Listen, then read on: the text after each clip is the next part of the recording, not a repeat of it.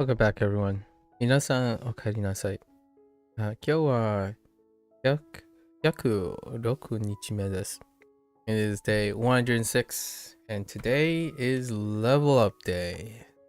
We have reached level 11. I'm pretty confident. This time we had more of a... Oh, there, Uni. So this time we have more of a half lesson thing. So yesterday we had some lessons, and today we have some lessons because we kind of had like a digression in staggered form before. So still, we're about like between 10 and 11 days, which is how it works with the schedule that WaniKani has set, the 4, 8, 12, and so on, right? Okay, we have two words today. So, I think the mnemonic, I have decided a little bit of tweak from what I said yesterday. So,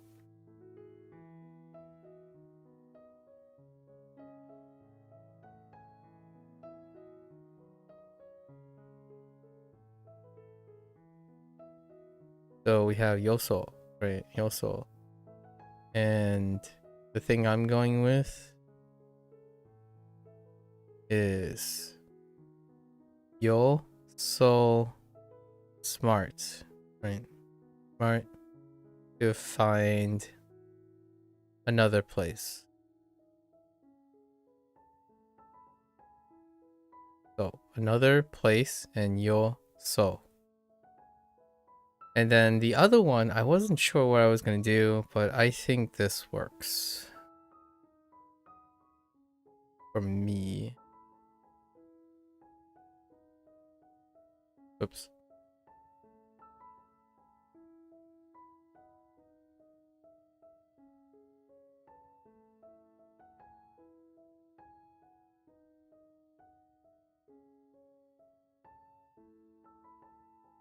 And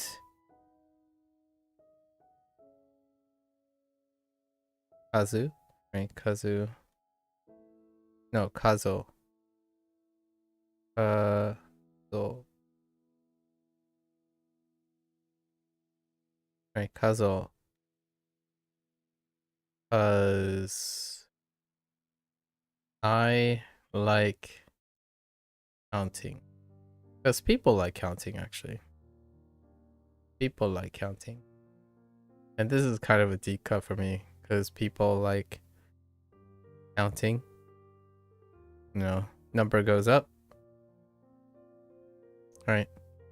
Equals good. So this was the original keyword for Kazu. Cause people like counting. We'll use that. It's a simplified form of that really exotically elaborate mnemonic that kind of goes outside of... You could kind of make like the scientist thing into mathematicians instead, but it kind of deviates a little too far away for Kaz. So Kazo, that's where we're gonna go with. All right, so let's see how this works out.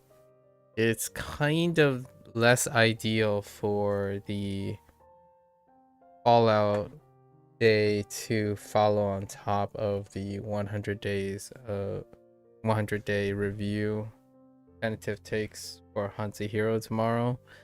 We'll see how well we negotiate the volume. Okay, let's get into our review and the lessons. See what we learn. What are our radicals and kanji for tomorrow? That we're gonna review for tomorrow.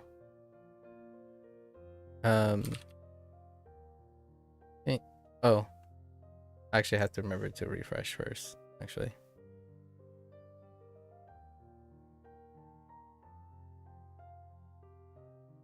There we go. Okay. 曲線 曲線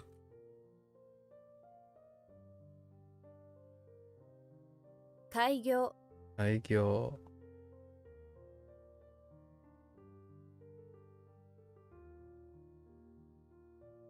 始める、始める、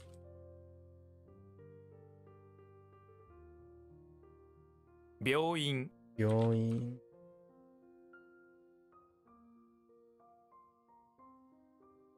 親切、親切、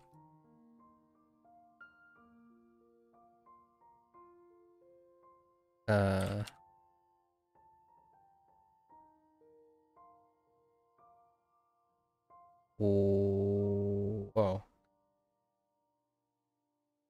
広げる、広げる。This is transitive. Okay.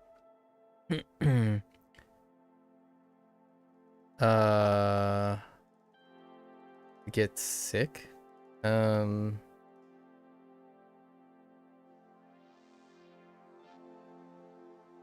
Yesterday to get sick.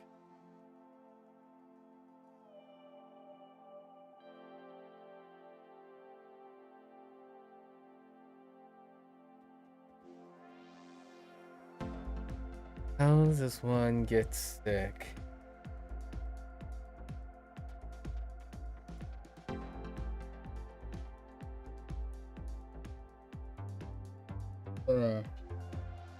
Because you're getting sick to avoid going to a Yankees game? 病む、 Yamu. Not the greatest. I mean, I don't usually think of baseball, but yeah is for Yankee. Consistent. 病人、 Yoni.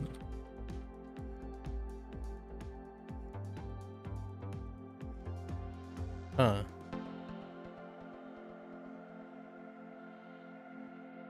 病、 Yo. Is he? 顔、 Oh. To gather, or let's see. So to collect, right? To gather. What am I gathering up?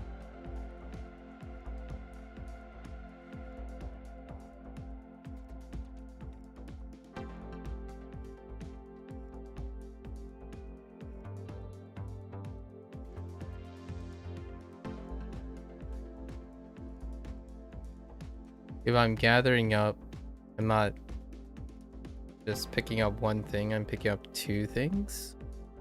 So atsumeru. Two things. 集める、 Atsumeru. That's fine.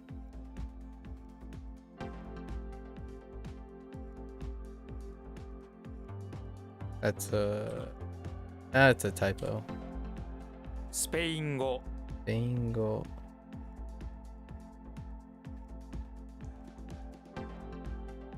親友、親友.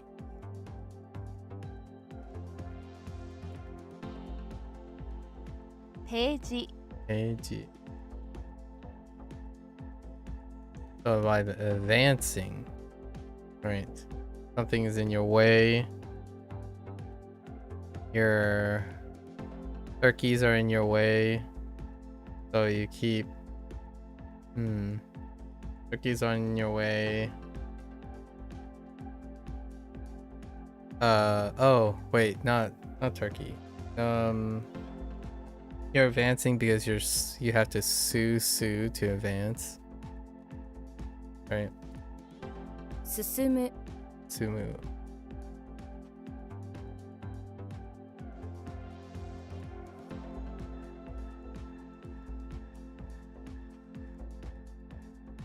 言語、 And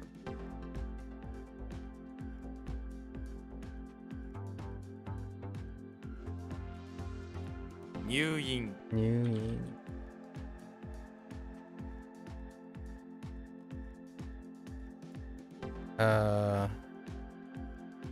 I immediately just want to say Sadu, but that's not it. Language. Kata. 語る Kataru.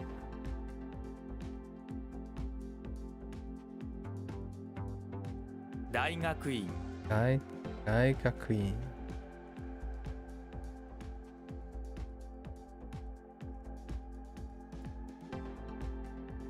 Oh, I just realized they're not in the back-to-back. It doesn't work anymore. That's fine. I just realized that they're not stacked on back-to-back.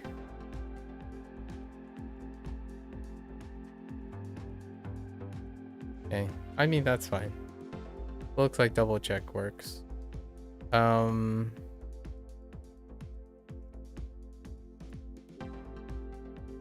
Oh, no, never mind. Back to back does work. It's just I refreshed after doing this. No, just kidding. It's coming back up because I had to refresh to make sure the scripts are working.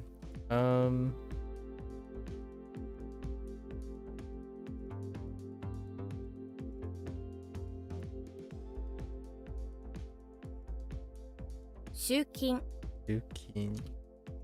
Chukin.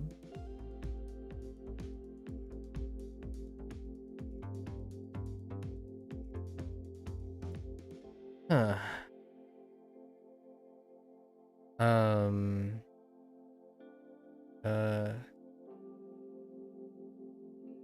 Uh-oh.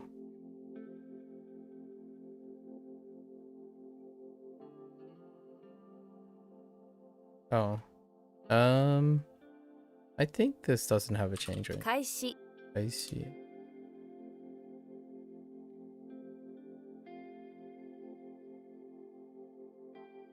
Okay. 顔つき顔つき。早い早い。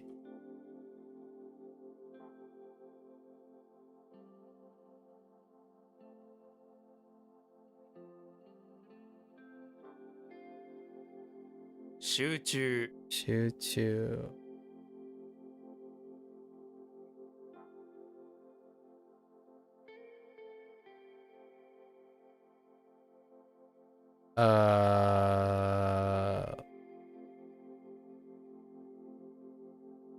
I want to say a loaf counter, but there's something else. But we'll just say loaf counter. It's a bread counter.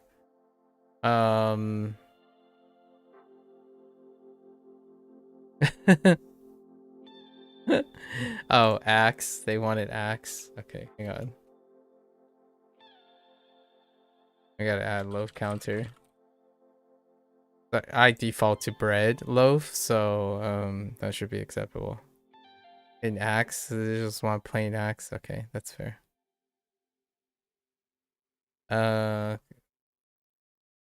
We didn't use axe as axe yet, which is weird, but that's fine. We used that as a loaf counter, so we're sticking with loaf counter for now. It's not every day that I get to use axe. Although I have seen axe here and there in like fantasy games. Still, I haven't been playing fantasy games in a while. No weapons. Or axe for like chopping wood. I don't have any situations that happens. Let's see.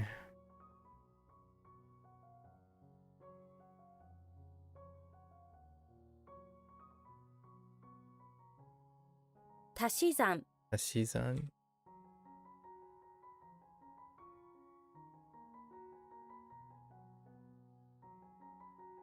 開ける Edu. How did the ah fit in this? Honestly, I have no idea why they have to open with ah. It's just ah. Huge screen comes out when you open the door. Huge screen comes out. Imagine a giant character flying. Oh. Guess that's as good as you're gonna get.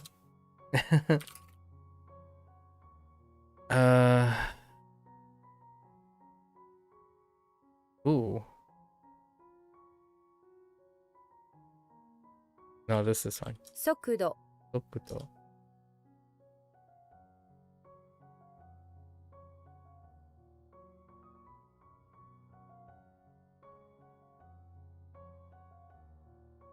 日本語 Nihongo.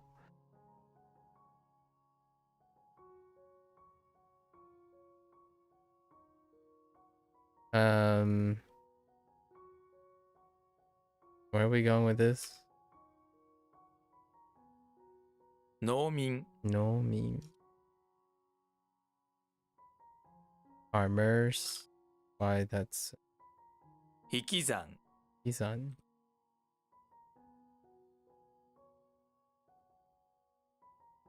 公開 Kokai.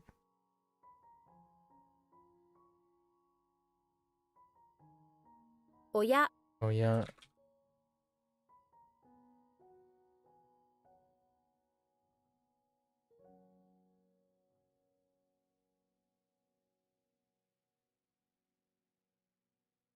Yeah.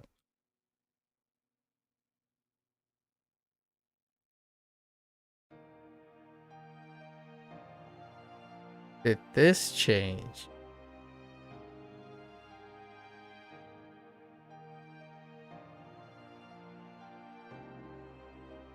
Yeah, I paused on this because I think this did change.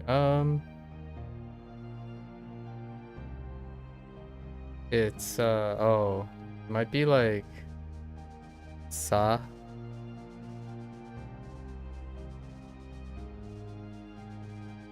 It's like sazoku.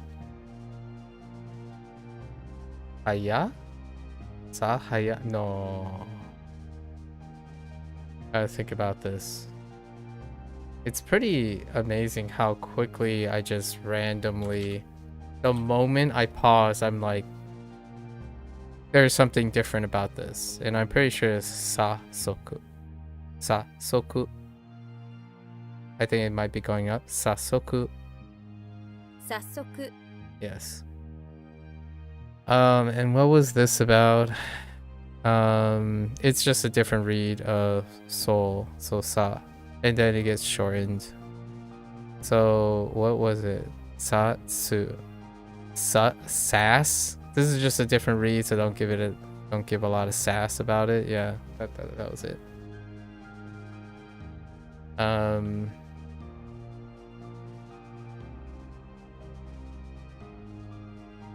And this reminds me of at once. The phrase at once has a lot of baggage with both Chinese and Japanese because there's so many other ways to say at once, but seems like for whatever reason that's the default prepositional phrase for this thinking of immediate. Interesting.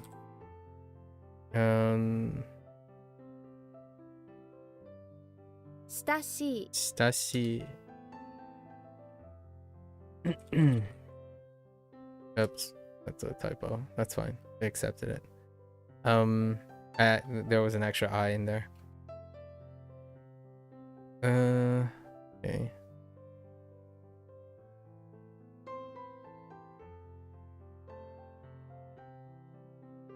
Stashi.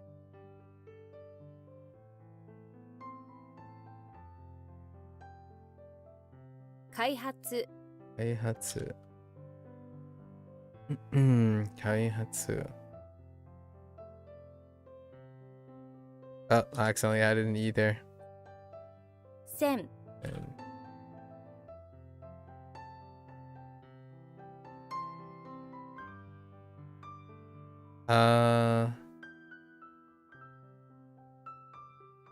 I think.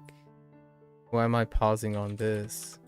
算数 No, I'm not pausing. Okay, sansu. Sansu.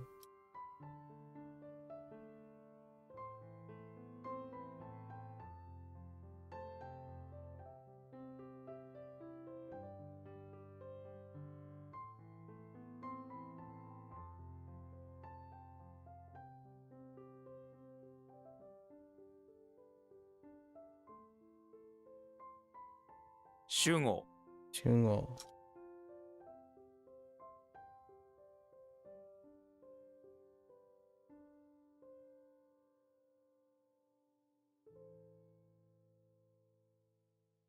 Shinka Shinka.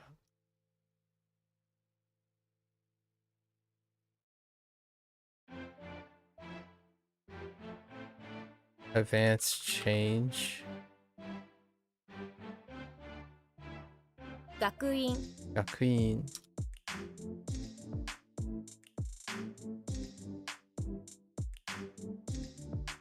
フランス語フランス語。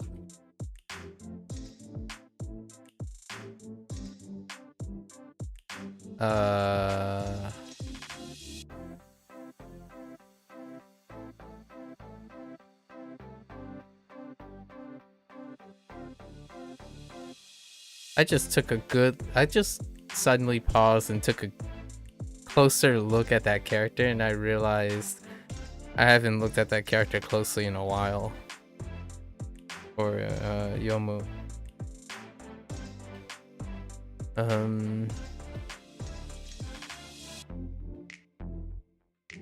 Advance, okay. Advance, go. Huh.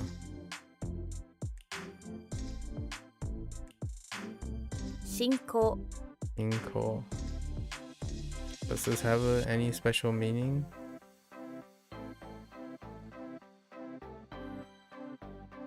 Not really. Is there anything else other than advancing or advanced progress? Okay, progress. Progress is kind of good.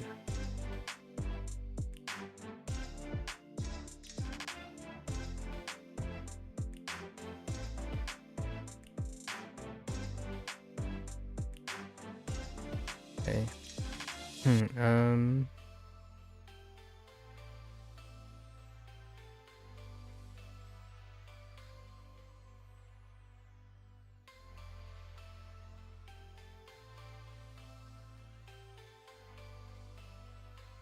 Let's get stuck on this, on the onyomi for this.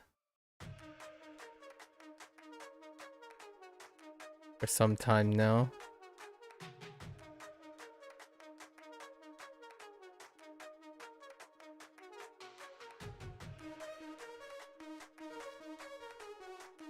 Nojo Mojo. Okay. 病気 Yoki.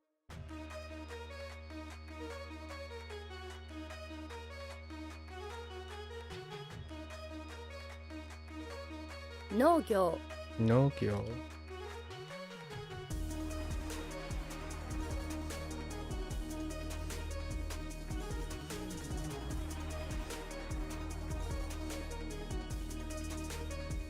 Alright. Dun, da, da, da, da, da, dun, da, da. Alright, let's do the other two first. We're level 11.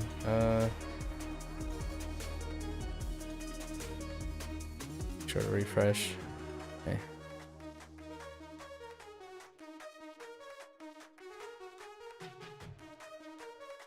Skau.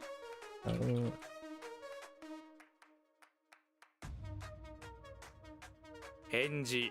NG.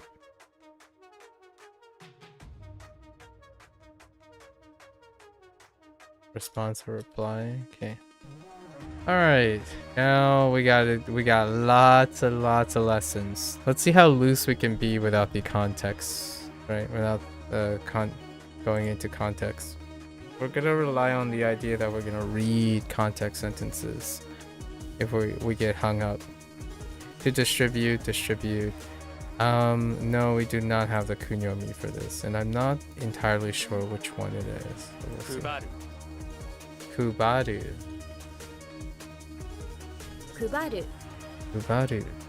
Kuba? Okay. I got you back there, Kuba. You're going to distribute flyers about your favorite country, Cuba. You're the biggest Kubabu. Oh my gosh, heckin' Kubabu there has ever been. So you're gladly stand out in the streets distributing flyers about Cuba all day long, right? No es verdad, but it's fine. Kubabu. Kubabu is pretty cute, actually. All right. I think we're okay with this. Kuba. So what are you distributing? Flyers of your favorite country, Cuba. I like it. That'll sit pretty well. Osake. This is my default. That's what took me so long for Shu. the onyomi for alcohol. Yeah. Osake. お酒 お酒 Doesn't even have a pitch accent for that because of the honorific in front. Osake. Alright. Next one. Dare? Oh, they might go straight to dare? Maybe? Because it's so... Oh, but this one's kind of common too. Who will say turkey? Who? Yeah, okay. Alright. No, they went straight to dare. Yeah, dare is so common that probably jumped to kunyomi right away. Yeah, dare. Alright, that's fine. Orders. Okay, you're gonna need to help me out here. The hat ground stamp. The hat ground stamp, okay, is on this envelope. That can only mean one thing. Orders from HQ. Imagine this stamp on some orders for you. Read the orders out loud to help yourself remember that this hat ground stamp means that stamp, which happens to be a TP, or honestly, it also happens to resemble TP. Stamp means orders. Okay, that can be a tough one because it's kind of like summons in HanziHero. Not the most thing on my top. So orders. Oh, but it's nice to have a kanji that also is gonna bank off that. I kind of like the if I had to do a comparative analysis, I like that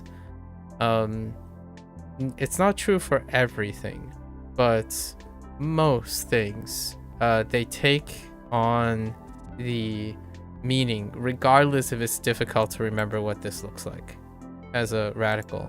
They take on, so that's what I used to, that's how I started Japanese, because that's how Duolingo does it, where Duolingo doesn't tell you about radicals and stuff. So you take, for myself, not really how Duolingo literally does it. Duolingo doesn't tell you anything on how you remember this.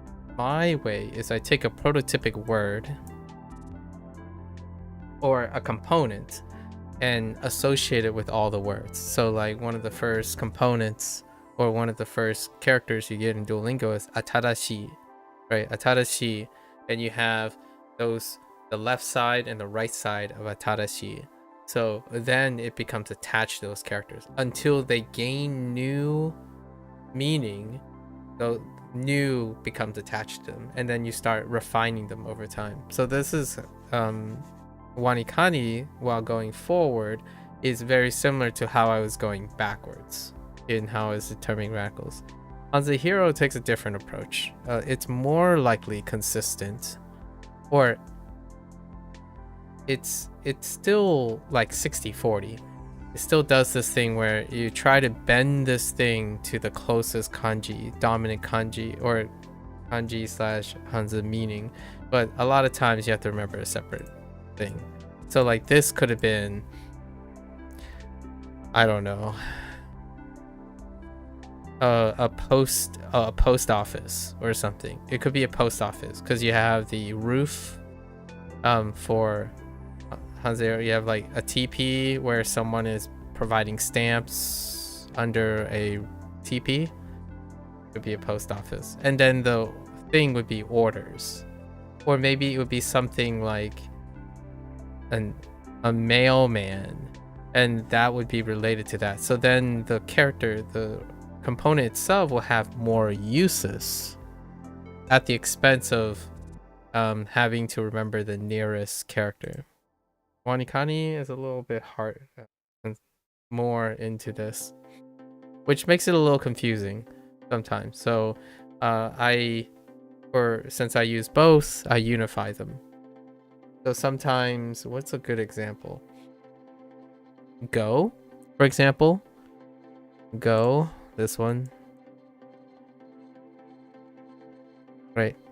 So this would be viewed as a singular component. However, WaniKani would go with go because the closest thing is go. And HanziHero will use sandals. And then know that the next thing is go. or okay. Right. And then the sandals then use are multi-purpose in using mnemonics for it, because in object it's easier to do than constantly saying go and okay. When this character shows up in different forms, like just the left side, right?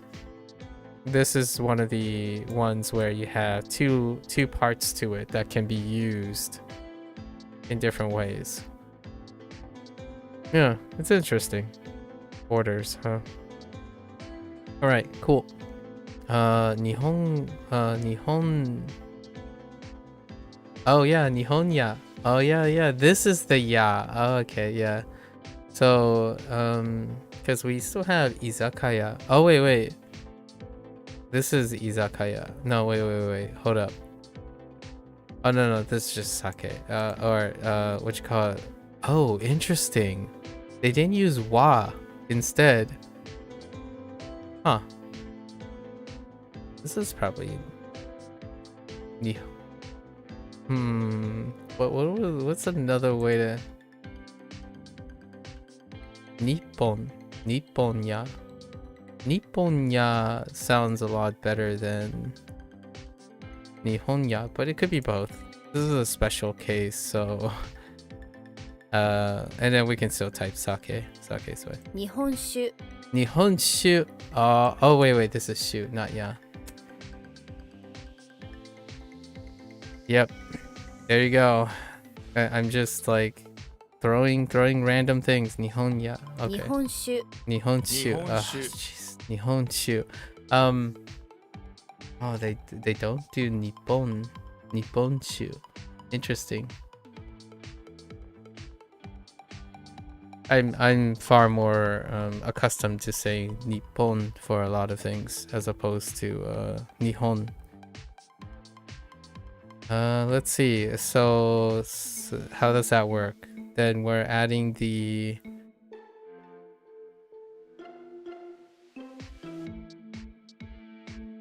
just onyomi across the board. The reading for this is just vocabulary Nihon, primary reading plus the onyomi. Yeah, well actually this is the primary reading. Nihon is a primary reading. It's not quite all onyomi like a jukugo.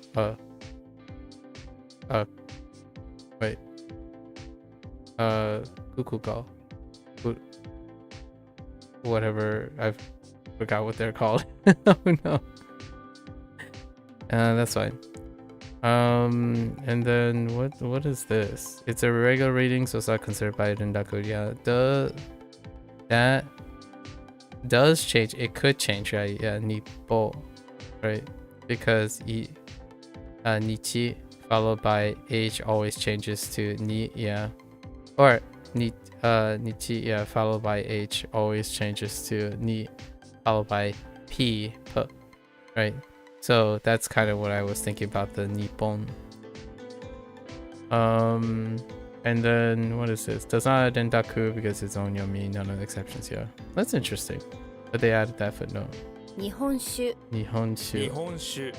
I have a feeling I'm gonna accidentally type ya for whatever reason.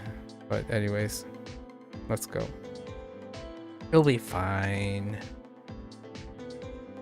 What am I distributing? Oops. Oh gosh, that typo. Kubaru.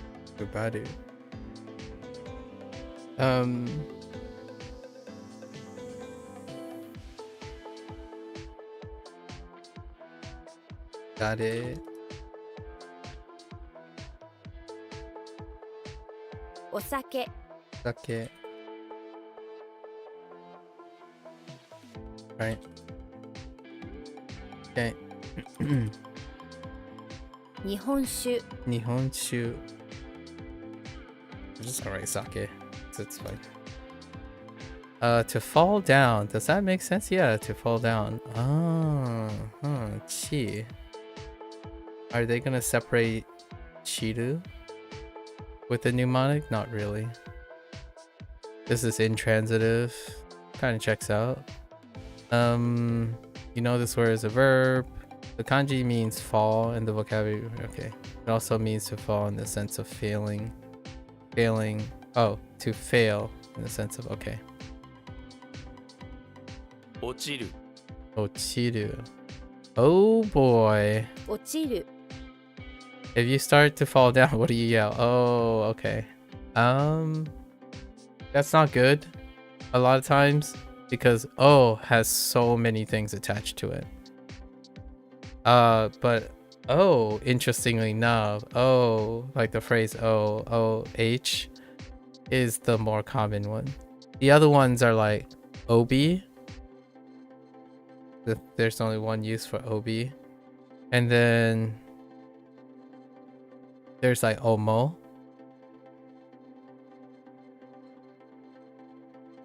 But still tracks to o. And there's one more, but I don't remember it right now. I think there are 3, but this is the most common one. Ochiru, I guess. I think we're good. We're fine. Fine. Ochiru. Shame, opportunity to use chi in the mnemonic. This is karui. Karui. And we learned the kunyomi Karui. as the first. 軽い Karui. Yeah. Moving right along. Humble. Oh, this is retroactive. We already have humble. And then we're retroactively learning it. Solidify the humble as a kanji before the radical. Which is another way they... the earlier thing I was talking about, how they commit to attaching the radical meaning to a kanji is more committed because they also do it in reverse in case. So this is the case of kyoku, right?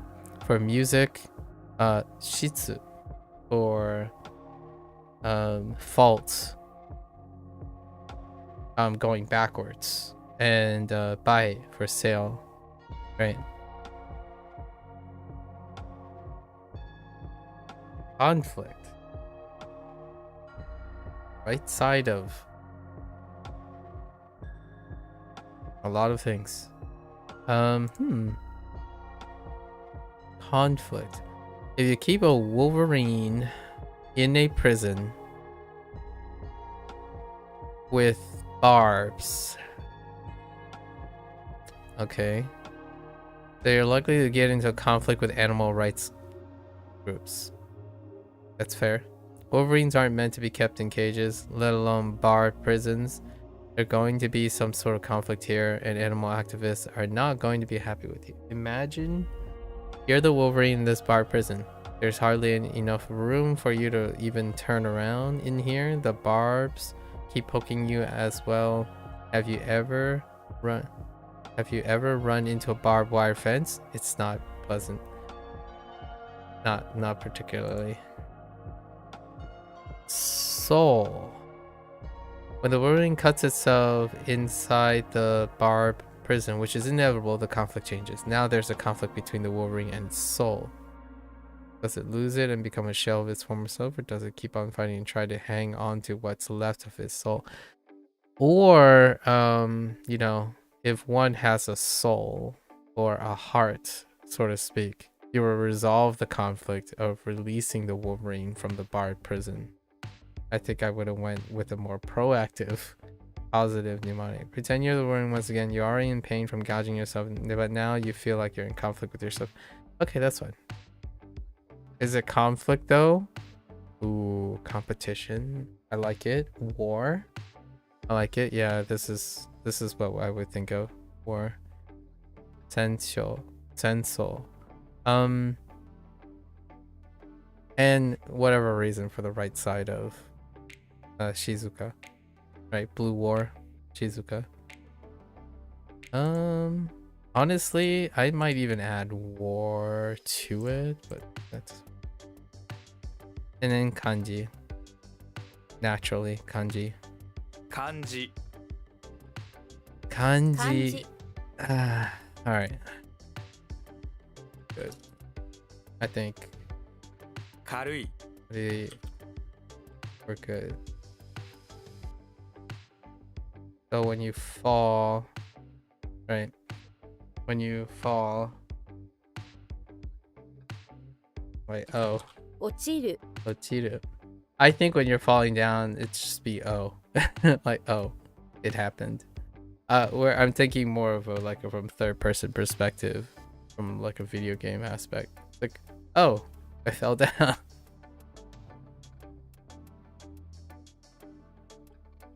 漢字 Hanji. Okay.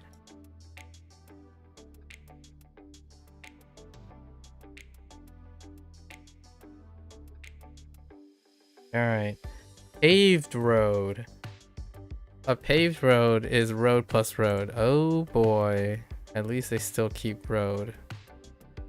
It's a double road after all. So what is the ultimate road? It is a paved road. A road plus a road.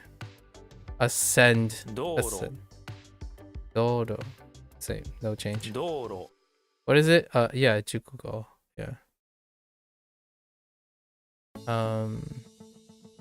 Okay. Dodo. 道路 That's fine. That's self-explanatory. Relationship. All right, you're gonna have to help me with this one. A leader in middle. Yeah, you're gonna have to.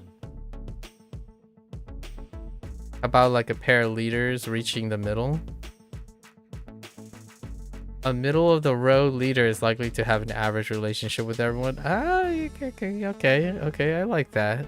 He doesn't really take sides in matters and just stays in the middle. Oh, I can really relate to that. That's a deep cut right there. Except for the average relationship with everyone. Usually a middle of the road leader is likely to have a more flexible relationship with everyone. That's usually what I would say. He doesn't really take sides in matters. Like a leader that is in the middle takes sides, but they take sides without like. This is more like a neutral leader. He doesn't really take sides in matters and just stays in the middle. This makes him seem like sort of a wishy-washy people pleaser. That's someone who stays neutral, as in someone who stays neutral. Now he's, oh man, this guy's combined. So Ko is combining two different things. Someone who adjusts, someone who is flexible and adjusts to decision making versus which can appear wishy-washy. Someone who's neutral is never wishy-washy. They are always neutral, as in they're in the middle. So like those are two different things. Neutrality is different from moderacy. And as such, his relationship with people are rarely anything more than average. That's also not true, obviously, because you can, neutral people can meet neutral people, so that's neutrality. And then a moderate person can be flexible with another moderate person. This is a very, how should I say, internet American, like an Americana internet perspective on what it looks like. So like if you're wondering things like when people talk and have long relationships, what do they look like? They actually look like this a lot of times. And then the stuff that are relevant, that are not neutral, you can still have neutral, you can still have non-flexible moderacy or underlying values. But yeah, that's interesting. I have a lot of things to say about this statement. I'm sure you've heard of flip-floppers in politics. I had a feeling this was going to be a political thing. Or people who try and take both sides of an issue. That's different too. Both sides of an issue is different from neutrality and from moderacy. Because you're not taking both sides at once. You're taking sides on a case-by-case basis. So moderacy is not playing both sides. It's playing one side when it's appropriate. It's picking the sides from case to case. When you lump them all together, then you have the act of playing both sides, which is one of the, in my opinion, one of the most prevailing and conventional layman misconceptions about politics. And in my opinion, politicians play to that in order to be more receptive or voter friendly, right? They lump and generalize their entire platform to represent one side. And then the internet exacerbates that because the internet is hyperbolic. So it's either one or zeros. So you might as well just switch all your things to one or switch all your things to zero so that you don't appear wishy-washy and a flip-flopper. And that resonates with the current generation because everything has to be, most things have to be clear-cut when it comes to important issues, as opposed to murky and requiring people to understand the nuance of things. It's kind of like learning a language, right? We're gonna wrap it back to language learning. When you say "hai," it can only mean yes, which is not true. "Hai" has nuances. If you say yes to a no, if you say yes to a negative, then you're actually saying no, not yes. If you're saying no to a no, it could be a yes, and everything in between. So this, in my opinion, highlights how I feel internet logic, like internet culture logic, and like information, hyper informative information, has clouded nuances in how information are interpreted by a human being. Always staying in the middle ground, that's neutrality, not moderacy. And never really taking a side, again, neutrality, not moderacy. The flip-floppers, the people that are viewed as flip-flopping and wishy-washy are moderacy, not neutral people. Imagine one of these people to represent this kanji. It's very fitting because that's how Japanese works. Japanese have nuance with their characters, not white and black. So it's kind of like asking, does daijoubu desu always mean it's okay? It doesn't always mean it's okay.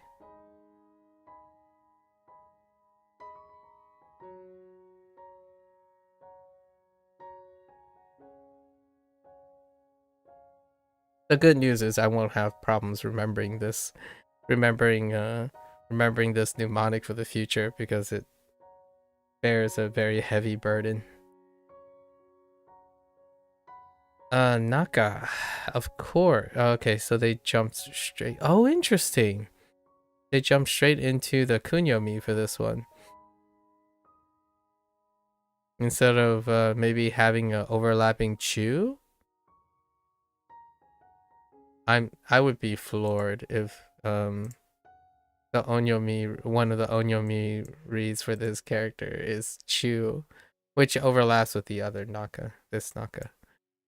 This kanji is pronounced exactly like the kanji naka. It's one of those kanji where you can figure out the reading from one of the radicals, yeah. Imagine your favorite flip-flopper from before. Now imagine that there's a naka on his forehead, and you get to knock that naka as hard as you like. Sounds like fun, doesn't it? Imagine yourself doing it.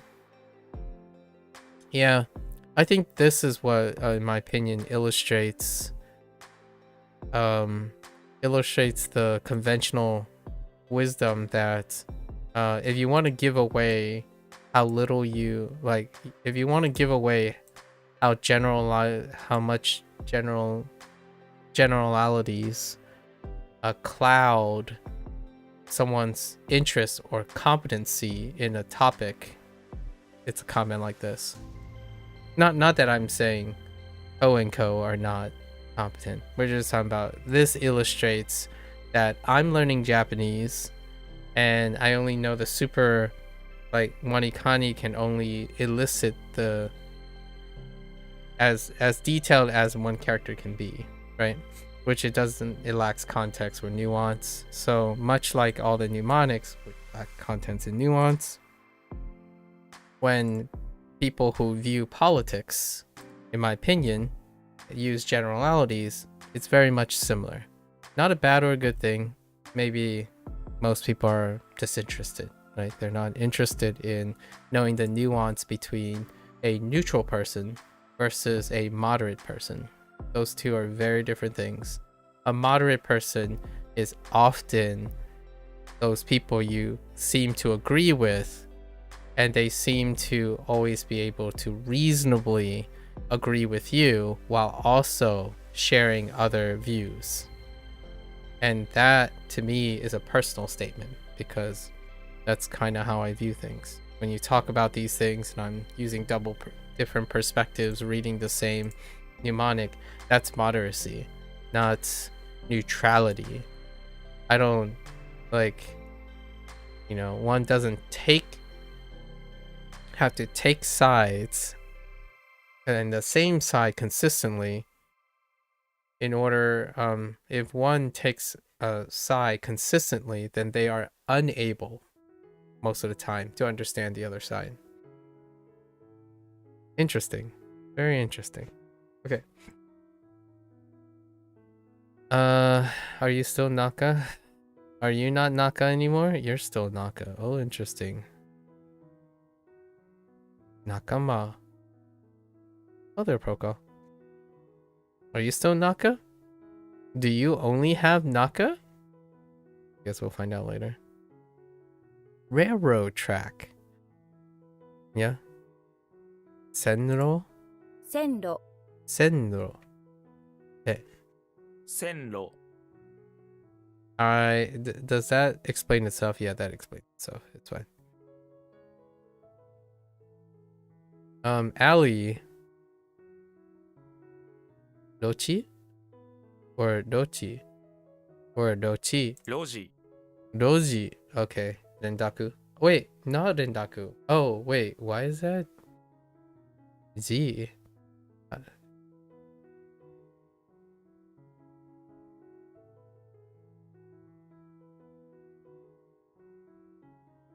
Oh, okay. Yeah, see, I don't like this. I'm not the biggest fan of, oh, it's not that read, but it's this read. So you already know it. But you have two reads for this. But just use this one. Sometimes these, they are vigilant at some points where there are two reads and you already know the two reads. So they'll help you choose which read it is with a mnemonic. But then there are these moments where like, oh yeah, you know both the reads, just pick this one. And which one did they pick? They picked the special one. Okay. Actually, that's not bad. That's not bad. They picked a Kiji, which is very special. This is the only read we have up to this moment that has Z.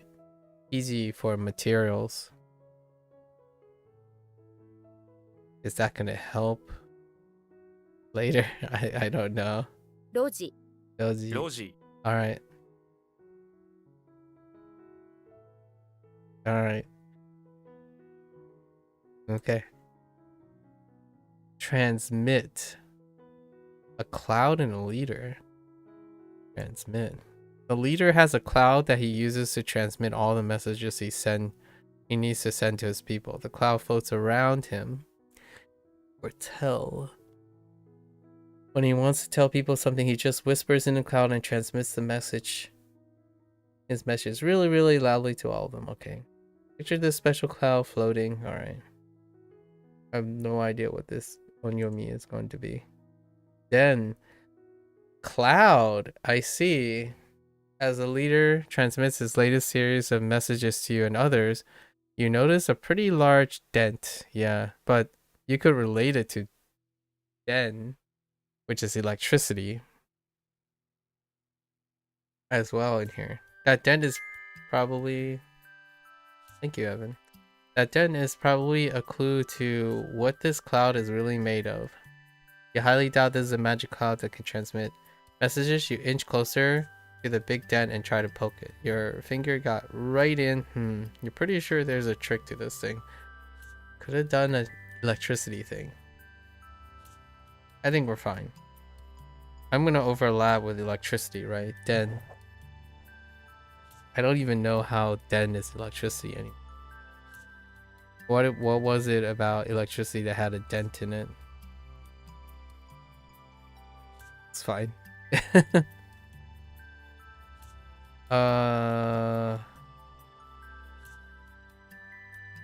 Of course, we don't have an example of den in any of these because I haven't seen this in a den form yet. These are all coons. Okay. Alright, that might be a little tough. Let's see. 道路 Dodo.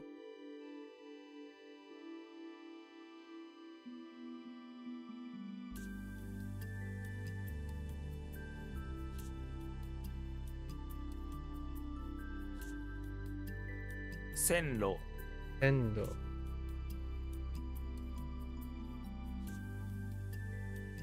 Hmm.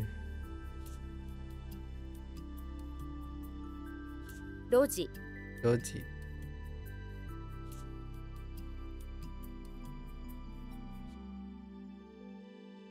Wait.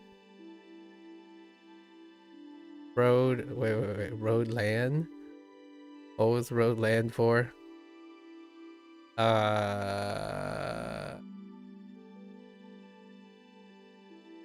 Material for I don't know.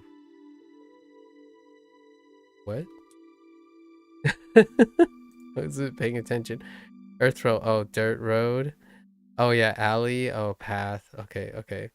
I guess we'll use dirt road. It's okay. An alley doesn't necessarily have to be a dirt road. Okay. Remember alley next time.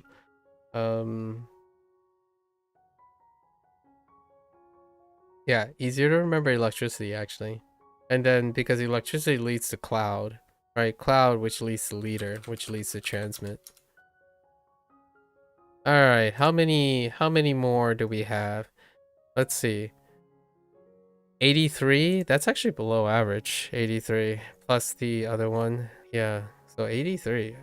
Oh, that's because we already had 10 the other day. It's about 110-ish. 100 to 110. Chikatetsu. Right. Yeah, chikatetsu. We're still encountering vocabulary that I obviously already know.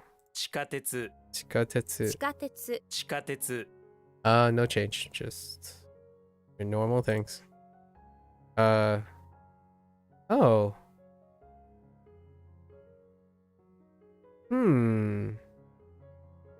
Nin or Jean? Iron. This is dealing strong. Trying to find like a strong Jean moment, right? Tetsujin. An Iron Chef. Oh yeah, that's pretty good actually. Iron Man, but Iron Man works. It's fine. 鉄人 Tetsujin. 鉄人 Solid jeans. 鉄人 Solid jeans. All right, let's keep going. Like. Yeah, because of ski, right? Well, women child, sure.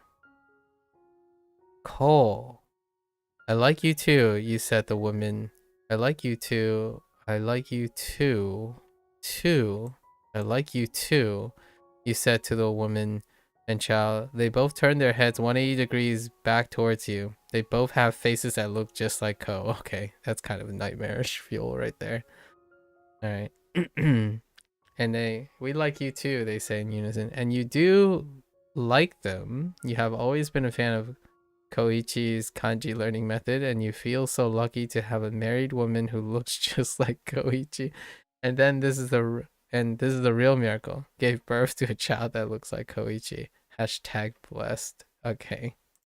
Alright. And ski. But we're going with Ko. Yuko. Friendship? As opposed to... Oh, yeah. As opposed to friendly. I guess this could also mean friendly in some when you're friendly with someone, you have a friendship with someone. Yuko. And then Sakesuki? Makes sense. Okay. Sakesuki. Alright. Oh, huh? Alright, cool. Oh, speaking of connecting this stuff. Dentetsu. Dentetsu? Maybe? Let's go. 電鉄 Dentetsu. 電鉄 Okay. Going up. Electric railway. The railway is electricity. Iron sounds scary, but if you think back to the day to where iron was used a lot, you probably think of railway systems. Big hunky pieces of iron on the ground. They can advance this by adding electricity instead of coal, creating an electric railway. Two-step process. Dentetsu. Alright. And then Yomu. 読む 読む Alright. Alright. Cool. 地下鉄 Chikatsu.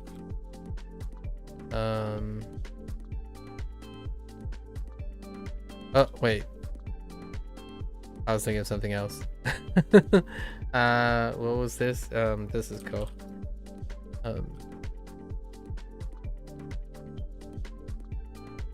鉄人 Tetsujin. Tetsujin.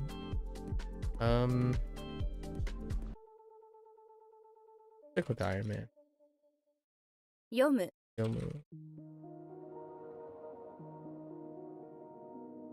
電鉄 Dentetsu.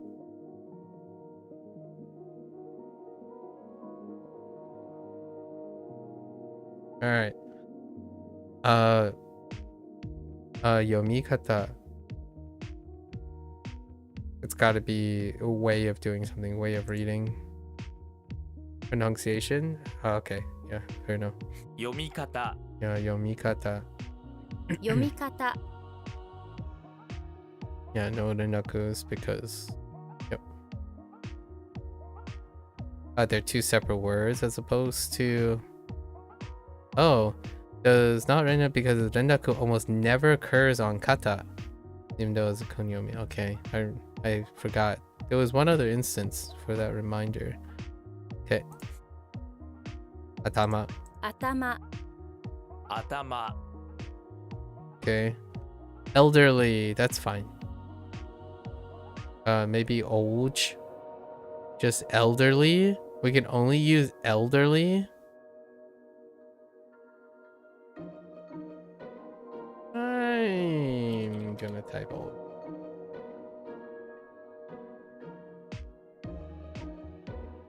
By the time you finish digging a coffin hole with nothing but a spoon, you'll be an old elderly person. Digging with nothing but a spoon takes a long time, especially when the hole needs to be big enough for a coffin. You might as well be digging it for yourself at this rate. Wow. By the time you finish, you'll be all wrinkled and elderly and just about to ready to kill over. Alright, we don't really need too much for this. No. Okay, do need this.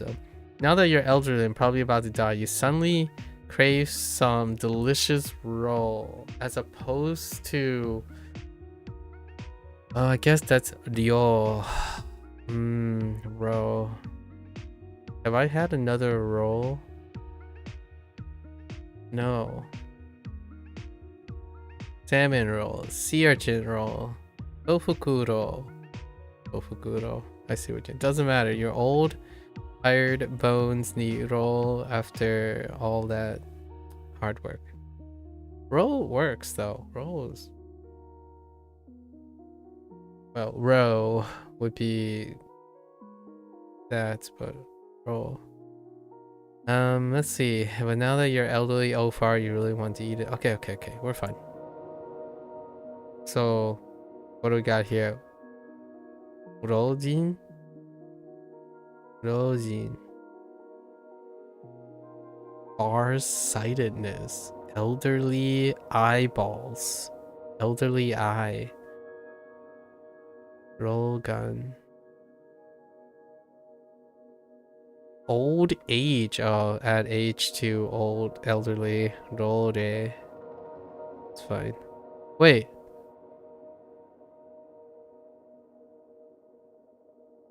Okay, I maybe not. Maybe not. That right character. A worry. What the heck? Heart distribute? A worry. I guess when you distribute your heart around, it's like your heart is everywhere at once, but not in your body. You feel frantic, you don't know what to do because your heart is out there. This represents a feeling you have when you have a worry or concern. Intriguing.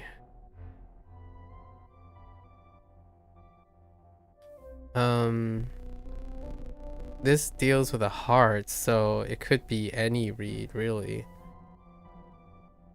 It could be like kokoro hai shinai de ne. It could be anything, unless they're going with shin. So, oh wait. Shinhai. Nah, that doesn't sound great. 心配 Shinpai. Oh yeah, the rendaku. Shinpai makes sense. Yes. Shinpai sounds a little bit better. Shinpai shinai de ne. 心配 心配 心配 Okay, Shinpai, does change to pa because H almost always changed to P after yeah, okay. Trying to keep track of all the Rendaku stuff. Or expose myself to the Rendaku stuff.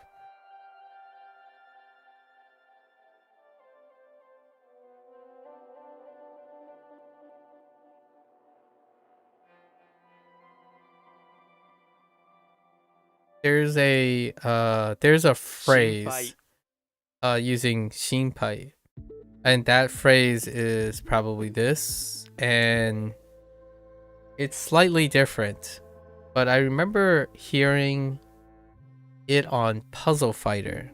It was Puzzle Fighter, and it was Donovan from Darkstalkers, and Donovan kept saying to the little girl to not worry, and that's where I remember hearing shinpai shinai de. That is so long ago. I think it's been over 20 years since I played Puzzle Fighters, but I kind of remember one of the sayings, especially like Capcom related things, was shinpai. 心配 Now the question is, am I gonna remember what that looks Shinpai. like? Maybe. Maybe, we'll see. Private railway. So we take the idea of railway from dentetsu, and then now we swap den for shi. Maybe like shitetsu.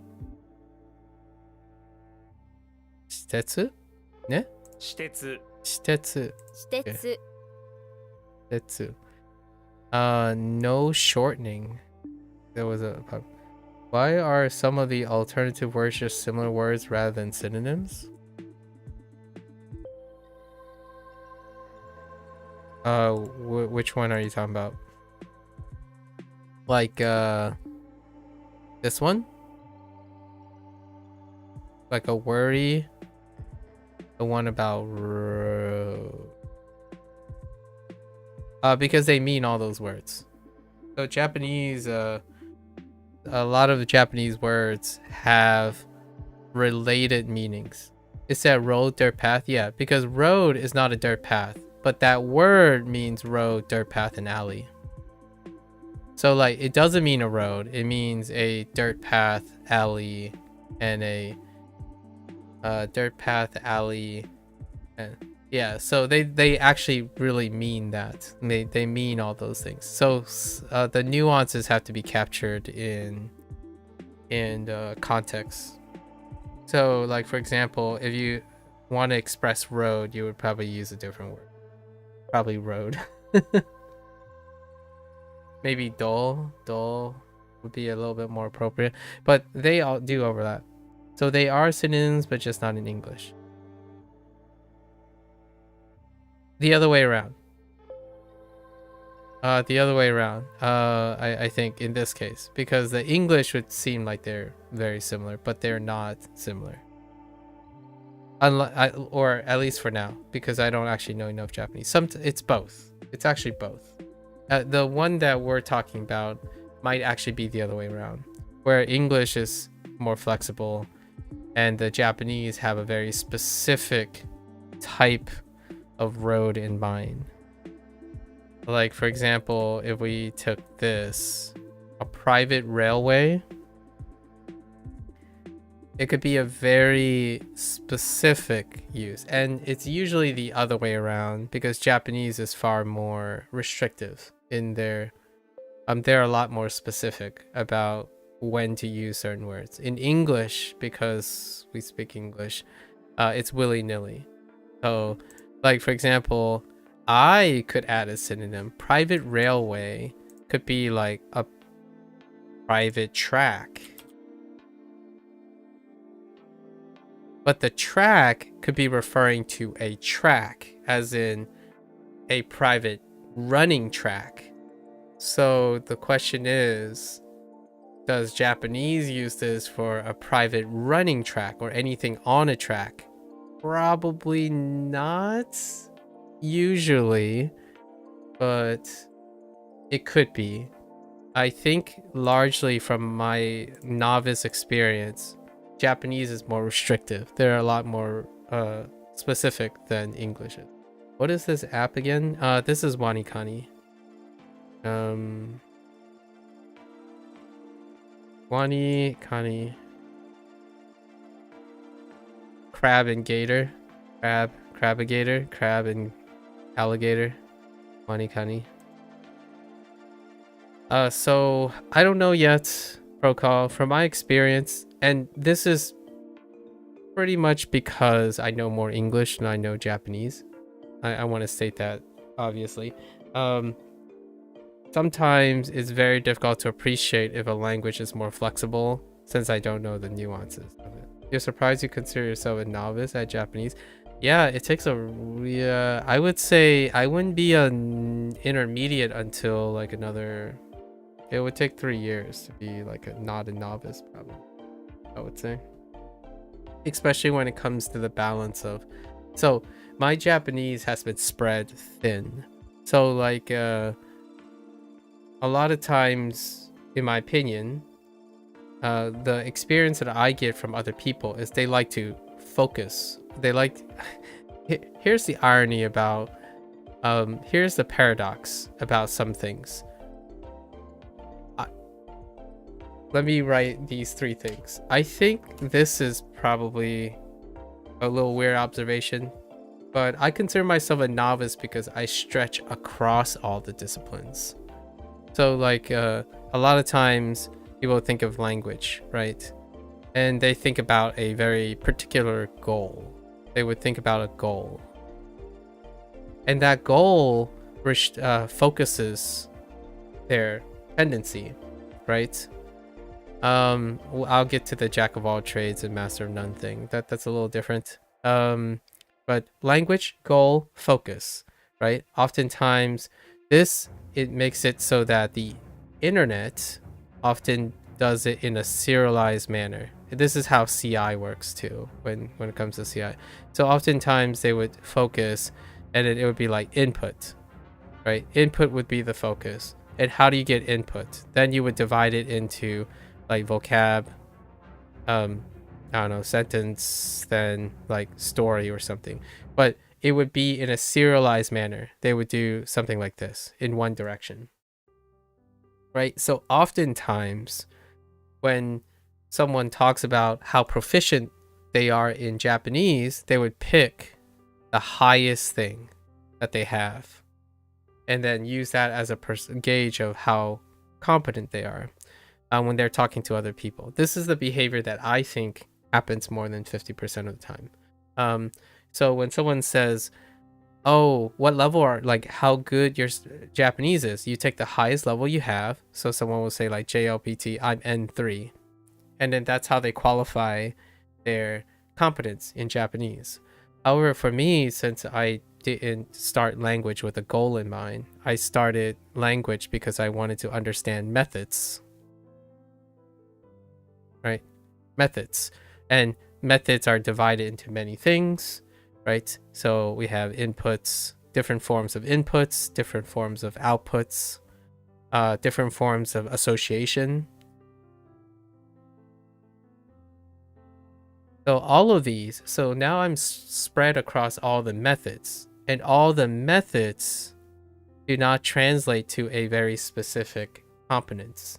So for me, it's very difficult to measure my specific competence because I wasn't measuring what it is, or how competent am I if I'm doing WaniKani and I'm level 11. Someone would say, oh, you're level 11, so you can't possibly know something past it. It's like, no, I do know JLPT things in N1 and N2. But it's because I was focused on methods. And the methods and output and association are not defined by levels. So it's very difficult to know how competent I am. When you say novice, when people say novice, it's a level progression system. So you go novice, intermediate, right? And then you go into advanced. However, if one focuses on methods, you can learn advanced stuff, intermediate stuff, and novice stuff willy-nilly all over the place. This is not curriculum. A lot of the things I do are not curriculum based. So that's where like CI comes in sometimes. CI is focused on just taking input and then you're learning basis on your interest. So in a way, CI's weakest thing, like theory, not a method, but the theory of applying CI to these methods. So there now CI is a theory that has so many different methods that can be used to apply. People would say, I'm learning Japanese. And oftentimes when I have people that I encounter that use CI, we just talk about what we know and then talk about what we don't know. And then usually it has a semblance of imposter syndrome where it's not that you're intentionally lowballing yourself, but it's very difficult to measure your own competence. It's one of the downsides of the theory of comprehensible input. One of the theories are you have to understand how competent you are, so it's kind of a struggle. I usually ballpark myself novice. Now in terms of the whole jack of all trade thing, so jack of all trade, I always like to emphasize that when you're thinking about master of none, it's a great contrast because master of none means you're not choosing a specialization. Instead of saying master of none is no specialization. So like for example, if you had 100 potential things, you have 100 potential resources, and you could choose to distribute it like this, where this is 80 and these are 10 and the rest are zeros, right? This would be a specialist. So in a way you could say this person is a master of this and occasionally have sub masteries, or somewhat like we'll say these are going to be proficiencies, supplementary proficiencies, right? And then jack of all trades would be something where you take the aspect of language, for example, and you would divide it like 5 parts. Let's just say 5 parts. So 20, 20, 20, 20, 20. And this would be a jack of all trades. Now the thing is, here's the master of none problem, right? Oftentimes when they're talking about master of none, it's relative, right? You're trying to compare it to something. So if a specialist is mastering something and their secondary skills are often in a population, we're not saying the language learning population is below the threshold of 20, then technically this jack of all trade is the higher average of 5 skills. So occasionally when you're comparing someone who seems like a jack of all trade, they could have an overall proficiency higher than most of the skills and appear like they are a specialist and not a jack of all trades. So that's kind of a psychology perspective problem. Like, for example, when you watch a content creator who's very famous for, let's say, geoguessing, I'll let you guess who that is. Geoguessing. And what makes that person a rounded person? Like, why is this person far more, quote unquote, popular and known as an expert? Is because while this person may have an exceptional, let's say, 50, right? Whatever the resources, his other skills are rounded out. So then the perception is this person's very good. They make them popular because his skills are rounded. And then obviously when you dig deeper, you realize that geoguessers can specialize. And when they specialize, they're not as popular, but they're very good at that one thing they do. And yet these people may still be viewed as experts comparatively on the outside to a person who's rounded. And that's one of my statements about jack of all trades. And I am, in language, I would have to look at frequency. I would have to look at frequency of what I do. I think there is a double standard. For example, if you're comparing output to input, lots of people think the more time you put into output, the worse you will be at input, right? And vice versa. If the time you spend outputting, you're not inputting. So these are exclusive. They're exclusive of each other. You can't do like both. So a lot of times I would call myself a jack, largely because I separate. I do output and input like this. It actually, to be really fair, I actually probably do more output than I do input. And most people would say, well, that means that you're learning less. You're learning less. And arguably, for myself, practicing more. And this is dealing with language progression. So language competence. And I agree. Like, I would seem like a novice. So this is where I get the whole qualification of novice. But this would look like not a jack of all trades. This would look like a specialist. So if you're looking at this distribution, I am outputting far more than I'm inputting. So I could end up appearing like, oh, I'm a specialist. I spend more time outputting than I do inputting. And that's true. But we had to step back because I am a jack, largely because I'm not focused on output and inputting. The thing I'm focusing on is division of methods. And what is a division of methods? It's whatever I'm deviating from. So we have duo, we have SRS. Duo is a representation of formal formal self-study. And then soon we're going to be dividing it up to LLM, right? Right now, this doesn't exist, but eventually I'll normalize the volume, right?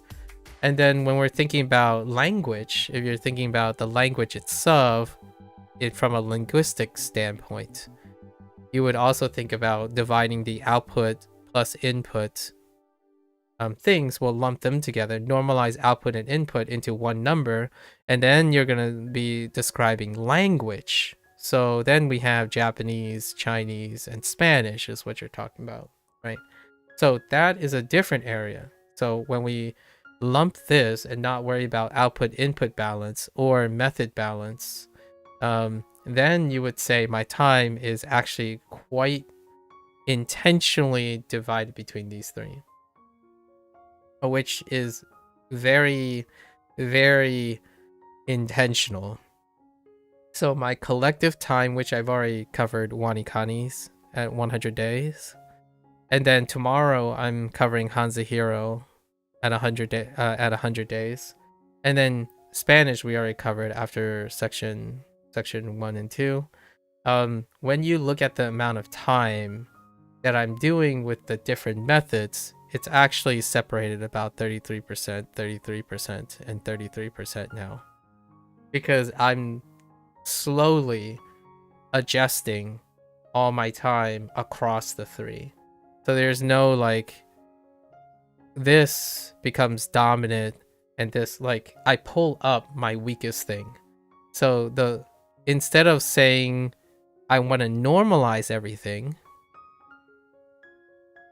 it starts with, if I start with Japanese, then it's 100%, right? That's where I started. It's 100%.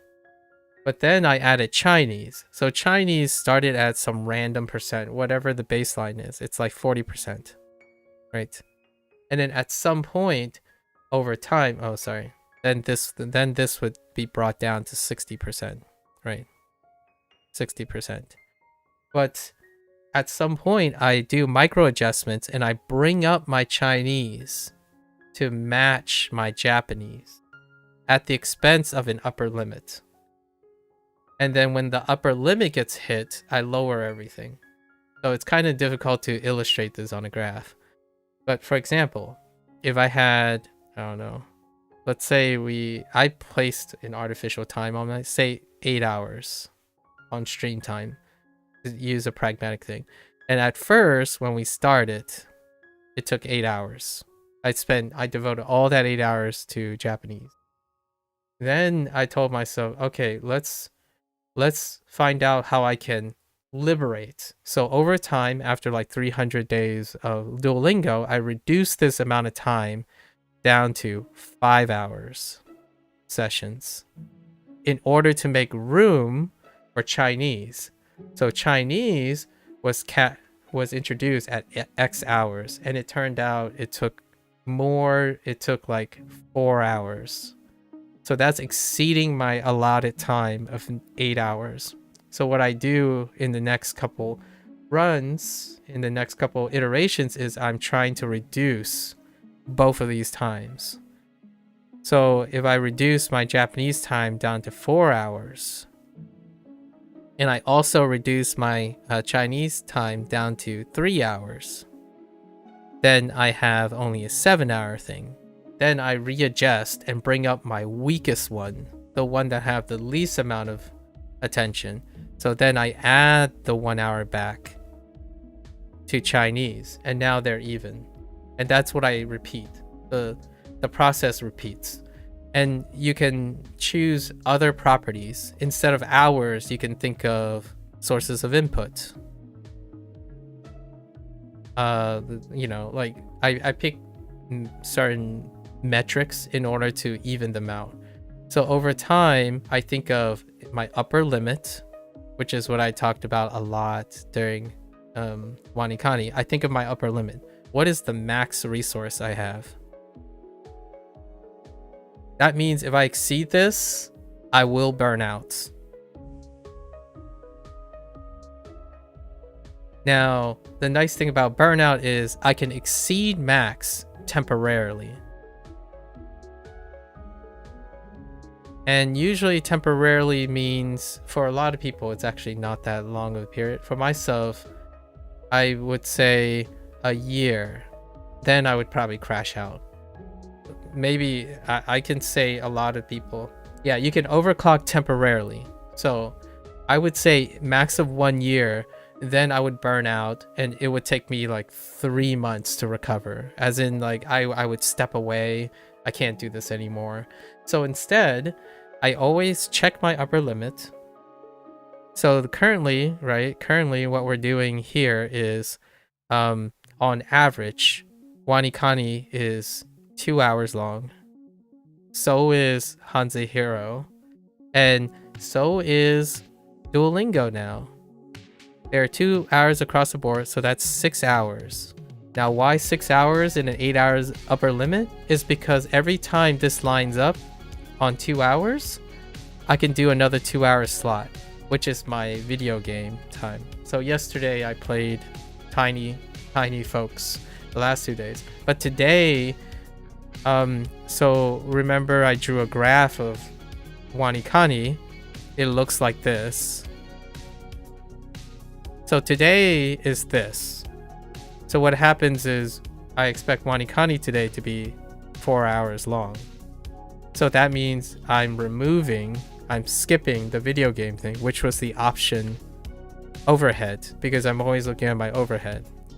And then tomorrow, WaniKani is going to probably still be a little high, so I'm a little worried because of fallout, because of the lesson. So WaniKani might actually be 3 hours tomorrow, but I have a review to do tomorrow for HanziHero, and then the lesson, so it's going to take 4 hours tomorrow. So that's 7 hours. So tomorrow I'm considering about skipping Duolingo Spanish for a day. Take a leap day in order to do a 4 hour prep for tomorrow. So that's kind of a way that I'm normalizing volume. And what does this look like in the long run when it comes to skills, right? What does it look like in the long run when it comes to skills? It's going to be separated across the board. And why do I do this? One of the biggest reasons why I do this is to starve off burnout.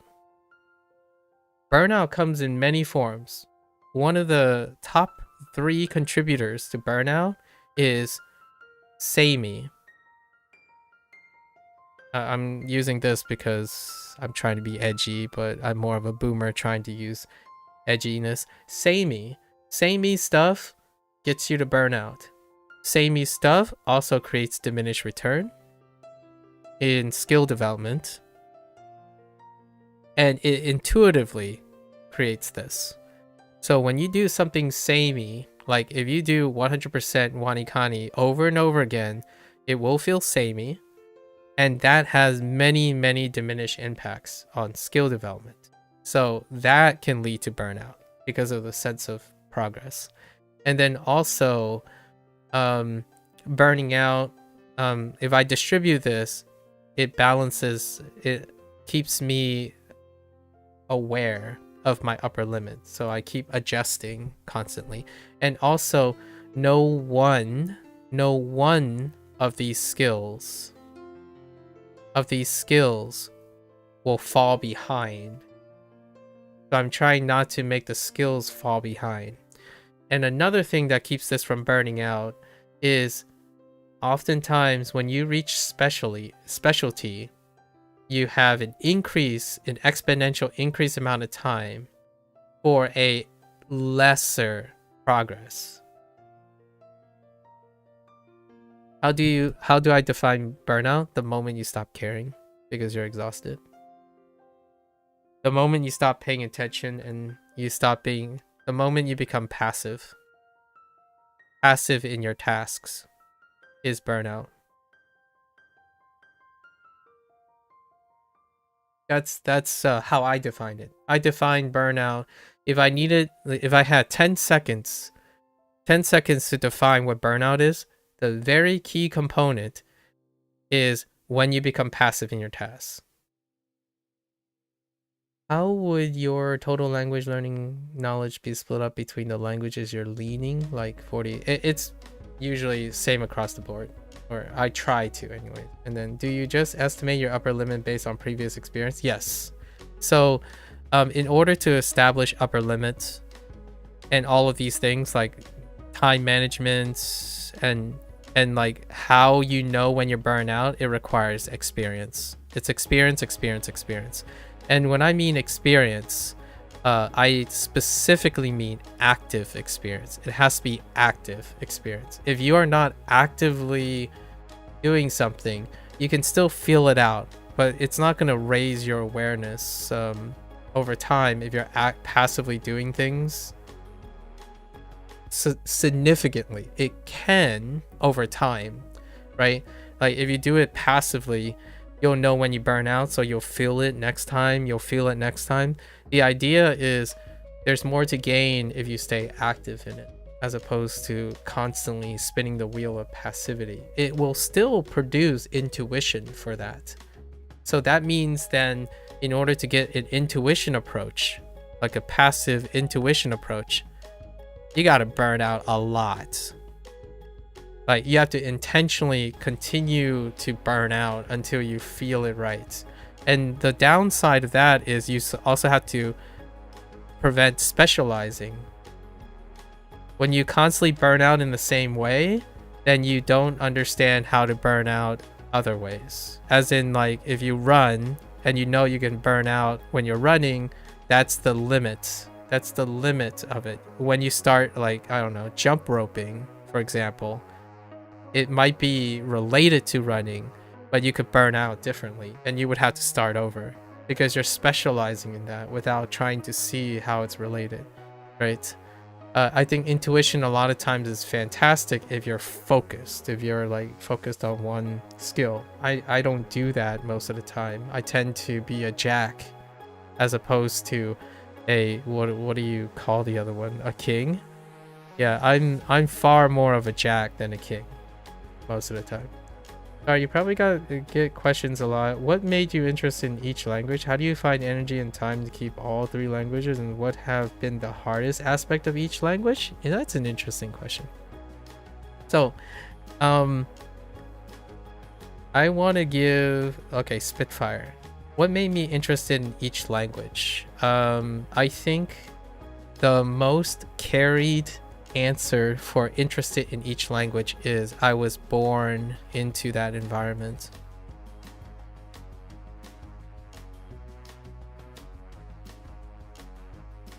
With a few nods. So or I was given that exposure. So my starting from birth, my parents are Chinese. So inherently, I would need to juggle two languages, at least. So I was always born into an environment of being interested in other languages, but you're saying specifically those three languages. I'm an American, so I typically hear Spanish a lot. So Latina Spanish. So that was my interest already. And in high school, that was the language I ended up picking. And then in Chinese, my parents have been the source for Chinese since I was born. And then how does Japanese fit into the category? When I was 5 years old, I started gaming, or my parents started gaming, or like my parents started me on gaming, I suppose, my father. And this exposed me to Japanese since I was 5. So all the three things have been relevant in my life up to this. So my interests have existed. And then that'll answer what made me interested in each language, because the rest is history. Everything is on top of that. And then how do I find the energy and time to keep all three languages? Sorry, you might have just missed why, but how do I keep my energy and time for each is time management. I use self-evaluation, so I use like output management. and output more like metrics. So like how much time I use up and whatnot, and I manage between them. And the idea is I'm 38 years old, and I've gone to school, and I've gone to graduate school, and because of all of that, whenever you think about time management, it's one of the successful, I would even say one of the sufficient skills that one must acquire in order to be successful in formal education. And that's sufficiency is time management. Because when you're going through grad school or even college, you'll probably, if you guys gone to college, you need to micromanage 5 classes at minimum. It's in my time, during the United States millennial period, many of the sufficient successful students juggle 5 classes and possibly 3 obligations. That's my average when I was in college. The moment in high school, it was still 5 classes and 3 obligations in a different manner. But in college, it's still 5. It's a different type of 5 classes, 3 obligations, and these classes are not related to each other in the way they're approached. They have different. I went to a liberal arts college, so they had different professors. The content might be related, but the approach is very different because you have different teachers. They often don't teach standardized because liberal arts do not typically have standardized approaches, so your professor varies substantially. So you're thinking in 5 different ways, and then your other obligations are like clubs, job. I have a side job, like a academic related job, tutoring, like side hustles. So I juggled far more than that. And one of the ideal skills you would have is time management.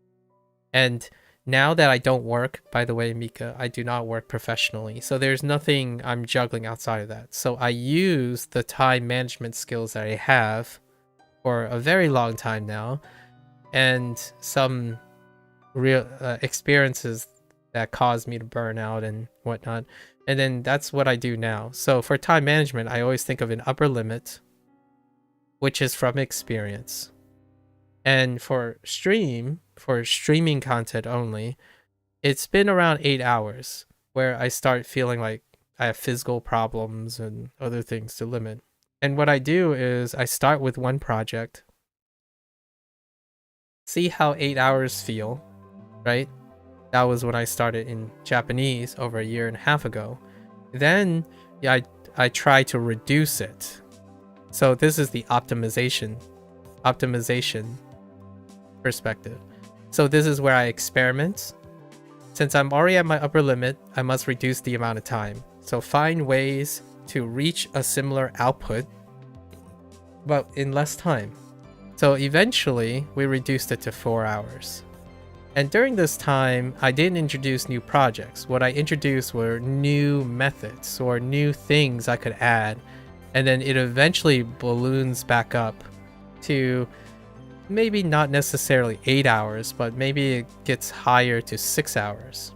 But that means now I'm doing more with my 4 hours, and I'm doing more with my 6 hours than I did with my 8 hours.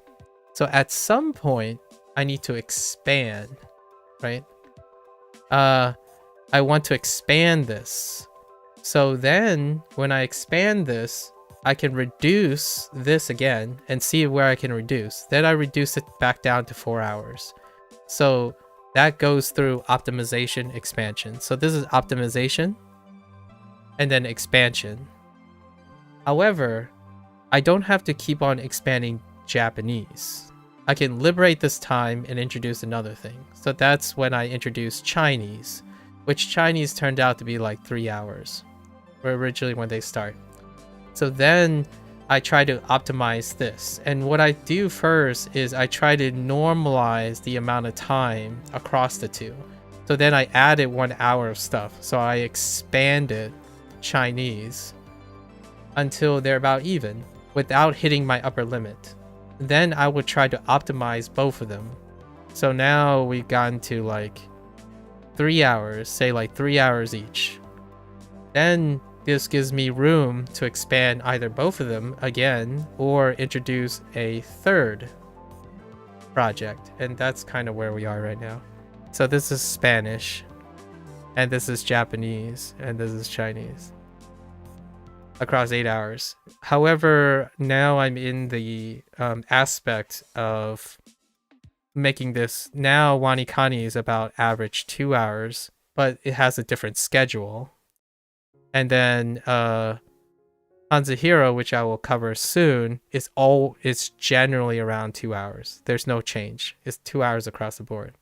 And then Spanish is across the board of 2 hours.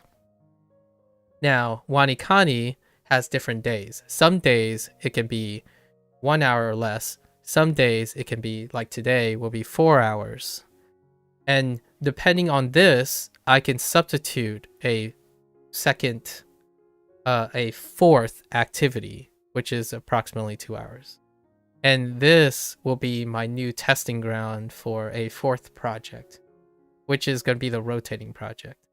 And this time slot, Spanish, is going to be on an alternating schedule with something else.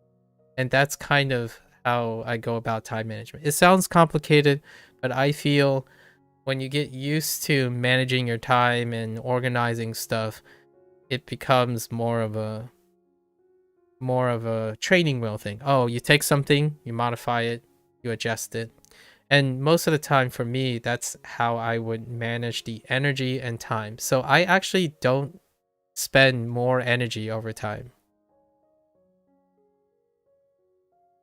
This keeps me from burning out by constantly spending more and more energy, which is what people with poor time management and poor self-evaluation will end up doing, right? If you set yourself a goal and say you want to learn 100 words, and then you say, oh yeah, I want to learn 500 words. I need to learn 500 words in the future. But you don't adjust your time management or performance, like your approach over time, then this 500 words mean it's also 5x the time. In fact, it's actually more than that. It's probably like 10x the time. Because as you're expanding, you're not becoming more efficient. You're staying the same efficiency once you've ironed out your same method, right? And then you choose not to improve it at all. So you didn't go through a period of optimization before you make room for scaling up. That, to me, sounds like your usual business as well, your startup. When you take a business model that works and you expand it without making it efficient so that you have a leeway or headspace to not overextend. And then once you expand, right, like a startup, and it collapses because you expand too quickly. And that's what I would call a burnout in the mind's eye. So slow time management in a very, very fast way to answer. And then what is the hardest aspect of each language? That I've encountered. Oh, wait, let me read the other thing. Off topic, but did you end up watching I watched all of Solo Level Season 2 3 days ago. It was great. Can you have mini burnouts after a long session of doing something? You can. As long as they are not consistent. You don't have I would say as long as they're not consistent. It's kind of like having a cheat day in your fitness, right? Occasionally you'll have down days. So and you wanted to apologize for leaving stream before without saying okay, no worries. I'm not sure protocols here anymore. So the hardest aspect of each language. I want to qualify what hard is to me. I do get these questions a lot, hard and easy. I usually think of hard and easy as inconsistent versus consistent. So instead of using the word hard or easy, I will give you the thing that I'm most inconsistent in. Versus and then not worry about consistency. And then also this stuff changes over time. So it can recur and it can go away and then it can come back. So that's why I like consistency. The reason why consistency is used instead is because it takes into account delta time. So it's never going, these things are never going to always be the same. So right now in Japanese, specifically in the aspect of the language is probably special reads in the context of WaniKani. So I'm currently using WaniKani for the stream aspect, right? So I'm not doing off-stream stuff. Off-stream stuff I'm usually practicing, so I'm not actually learning something. So another qualification, we're talking about learning consistency. Things that I need to learn to be consistent about. The things I'm already consistent about, they are neither hard nor easy because I know them. To me, the hardest things are the things I don't know, or choose not to know. As in, one of the hardest aspects of language, or one of the hardest languages that I'll ever have, are every language that I haven't learned. Those are the hardest things, without doubt. But among the ones that I chose, these are the aspects that are currently the most inconsistent. In Japanese, it's special reads in WaniKani. So that's like kome,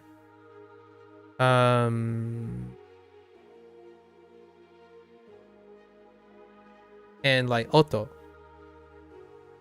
Because oftentimes the way this method is being used, it's very difficult for me to translate how I can recognize these things in isolation, and then in the sentence themselves, they are kind of isolated too. As in, when you're reading a sentence and you're trying to read this character and it stands alone and you don't have a way to reinforce what the read is, you can know the meaning of it, but you still can't read it, like pronounce the read. So that's Japanese for now. For Chinese, it's actually not this, because Chinese reads are consistent. So it's not that. And what is consistent, what is inconsistent about Chinese is synonyms.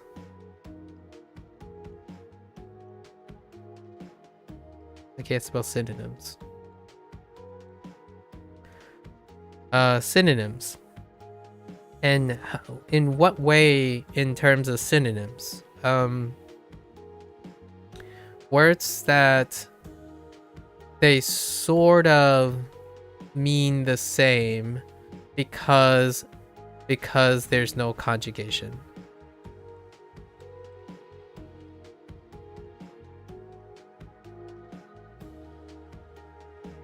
So like when you say a word that means driving, you could have 5 or 6 different ways to say driving, but one of them is kind of referring to the verb of driving in this context, and the other one is referring to the verbal noun of driving, and then the other one is referring to the activity of driving. So, and then it could be driving because you're talking about car driving versus driving as in driving someone insane, driving as in influencing something. So that's what Chinese has going for it. And the way I'm learning This thing is through HanziHero, and there's not enough context. Like, that's a mechanical deficit in terms of the approach. So these are my two main approaches for now. We're using SRS. So that's kind of that. And then for Spanish, hands down, without a contest, indefinite articles versus definite articles usage.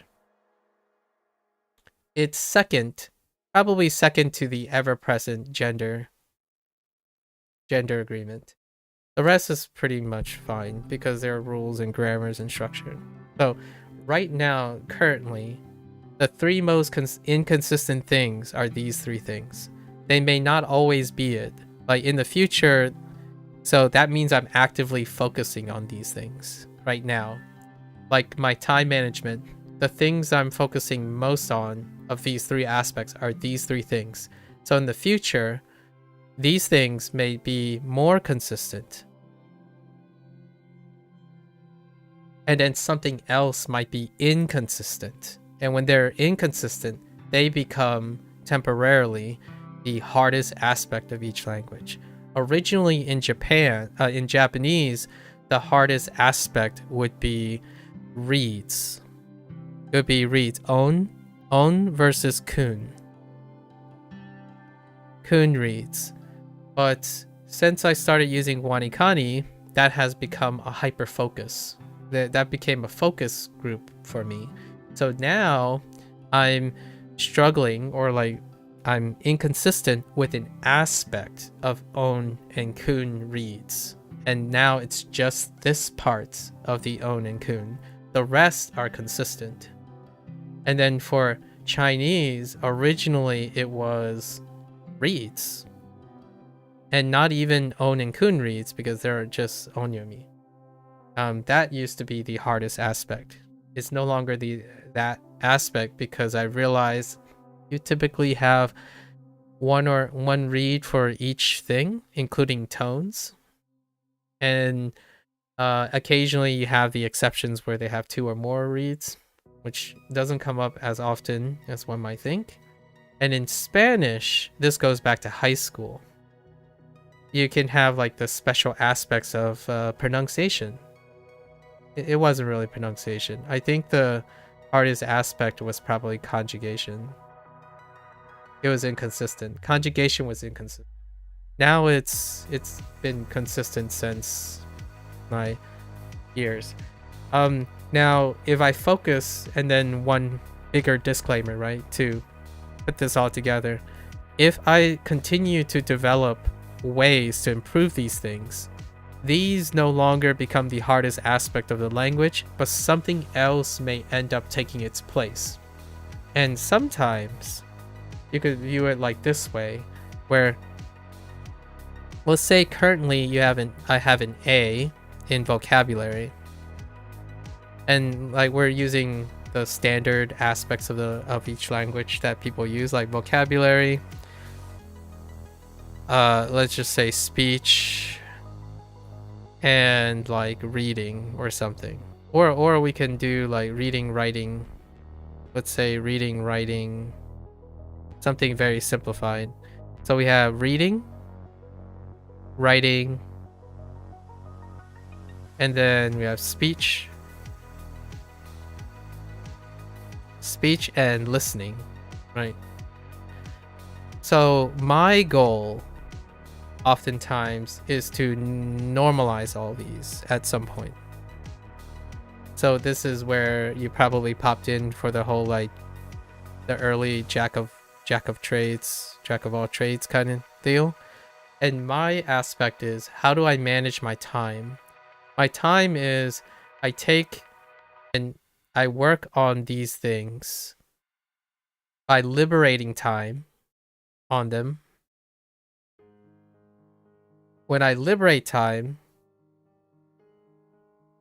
it allows me areas where I know that, okay, well, my listening skill is like a B+. My speech skill is like a C. My writing is a D. and my reading is an A. So when I end up optimizing my time within each language, I choose to focus on bringing up my lowest one over time. And it's not going to be like I drop everything to raise my lowest one. I ask myself, how do I improve this while doing the things I'm already doing? So we're not talking about because my overall goal is to understand how a device works. So for example, if WaniKani is making me deficient at special reads, for example, how do I do something about that without ditching WaniKani? So like, I'm not gonna ditch WaniKani because it has a weakness, which is what a lot of people do in this day and age, where they're looking for the best tool. They're not looking for multiple tools. And even on top of that, they're not necessarily looking to make the tool work by doing extra work to aid the tool. So for me, I am doing extra work. I'm implementing writing, thoughts, other ways to bolster special reads that is not present in WaniKani, and then I move forward with it. That's kind of how I normalize most things. So at some point, then investing in my weakest points liberates more time. So if I'm getting stuck on specials, it takes a lot of time away from me. So if I invest and bring it up, I liberate more time. And when I liberate more time, maybe this becomes so the hardest aspect of a language would be writing for now. Eventually, it might improve to a C+, right? With respect to everything else. So that means then speech becomes the hardest aspect. So then my attention gets drawn to speech. And eventually speech becomes, let's say speech becomes a C, becomes a B. Well then, if it becomes a B, then that means writing becomes the hardest aspect again. And instead of using writing and stuff, now we could think of it as a partition of, let's say I break it up to reads. So this would be the reading aspect. And in WaniKani, there are 3 groups that I've focused on in reading: special, kun, and on. And it can be broken up even more to on is a split of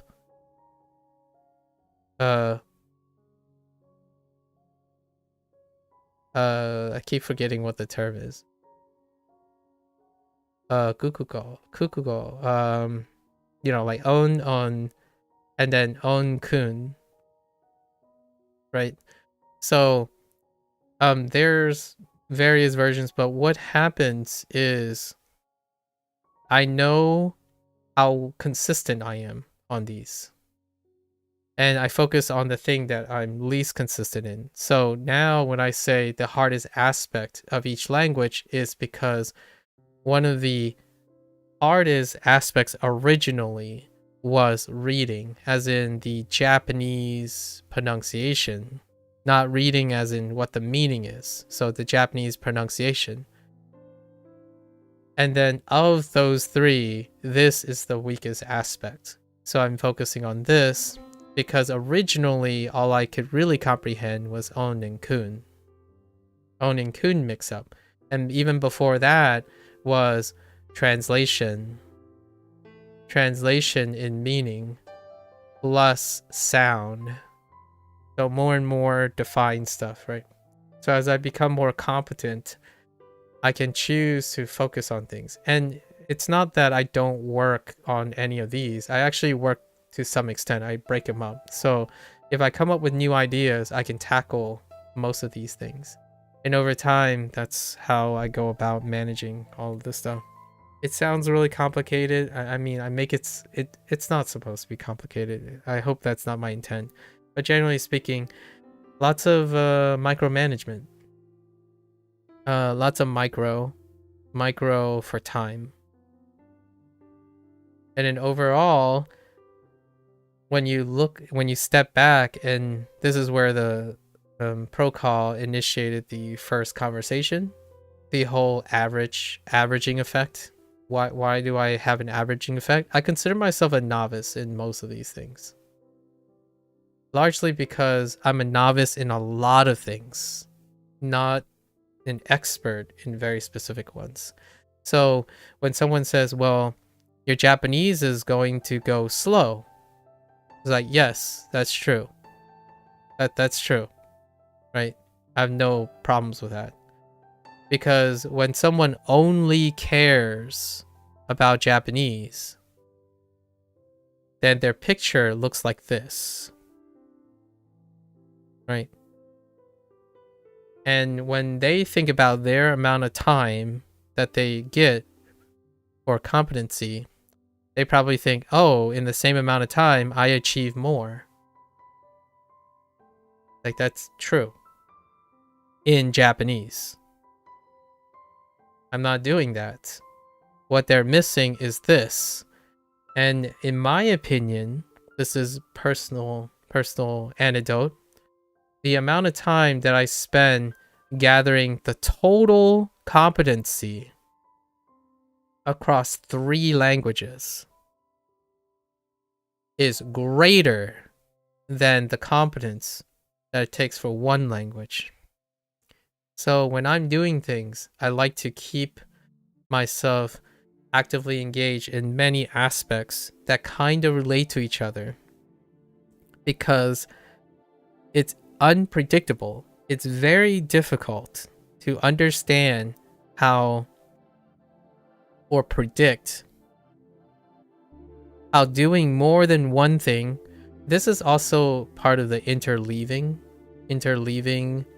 aspect. I'm not sure if people are familiar with this idea, but oftentimes they're talking about like very selective tasks. Like if you do one task and you intentionally do another task and then you balance them, you end up working harder, right? You're going to end up working harder. That slows you down, obviously, in one aspect, in a very specific aspect. But the combination of those 2 aspects causes you to work harder. But one of the nice things about doing it this way is because there is far more to gain at a lower level than it is to invest time at a higher level. And that might sound like, oh, well, I don't care about having a rounded low level thing. Then yes, this is for you. However, if you're going to compare me with other people, I say I'm a novice in Japanese, but I'm also a novice in Mandarin and a novice in Spanish. One day, probably around similar time because of the way I balance my time management, I will be intermediate in 3 languages when someone is trying to be advanced in Japanese. Not expert in Japanese, advanced in Japanese. There's a high chance that I would say, and if my goal was to rush Japanese and only care about Japanese, I would say to myself, not comparing to others, just to myself, the amount of time it takes me to get to advanced Japanese, I could be intermediate in Japanese, Chinese, and Spanish at the same time. So that's kind of how I think about the energy and time I'm investing. My energy is no more than how much I think I'm able to do. How efficient and way I manage it will come out to pay out a different outcome. And personally, when it comes to skill development, for myself, I like to overlay and interleave is the word I typically would kind of involve. I usually use the word crosstalk as well. And the reason why I like interleave and crosstalk is two things. Just like a really quick plug for this. Crosstalk and interleave. These are not classical terms that I'm using. So like some other people who use like linguistics and psychology would use this to mean different. Crosstalk and interleaving is to connect more than one skill and then change the context and or the approach sufficient enough that you're constantly working hard. Not working longer. It's a very different, it's not longer. So not longer. You're working harder. So you're always working harder, but not longer. And what you're also doing because of this is you're staying active instead of becoming passive. So going from Japanese, so eventually today, usually at 4 hours or something, I'll get a little tired. I'm like, okay, Japanese. Okay, let's keep going. And then afterwards, once I switch, it's different now. HanziHero, I do different things. I focus on different things. I'm doing a different task, but they're all involved in the same skill set. So for example, right now you saw the hardest aspect, right? I talked about my hardest aspect. Those are three very different aspects.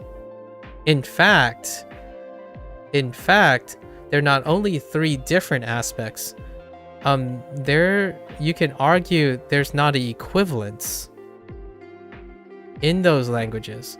Chinese doesn't conjugate, which leads to that thing. Japanese and Spanish do conjugate. And then Spanish, the articles and indefinite articles do not exist in Chinese and Japanese in the way Spanish does. And then the onyomi, kunyomi, and special reads do not exist in Chinese or Spanish in the way that it's presented. So the thing that I'm spending most of my time actively working on are not the same across three languages. So not only am I doing a different approach, a different tool, and a different aspect that leads to competency, they are three different dimensions. And just because they don't exist in three languages doesn't mean I can learn. So I can learn different skills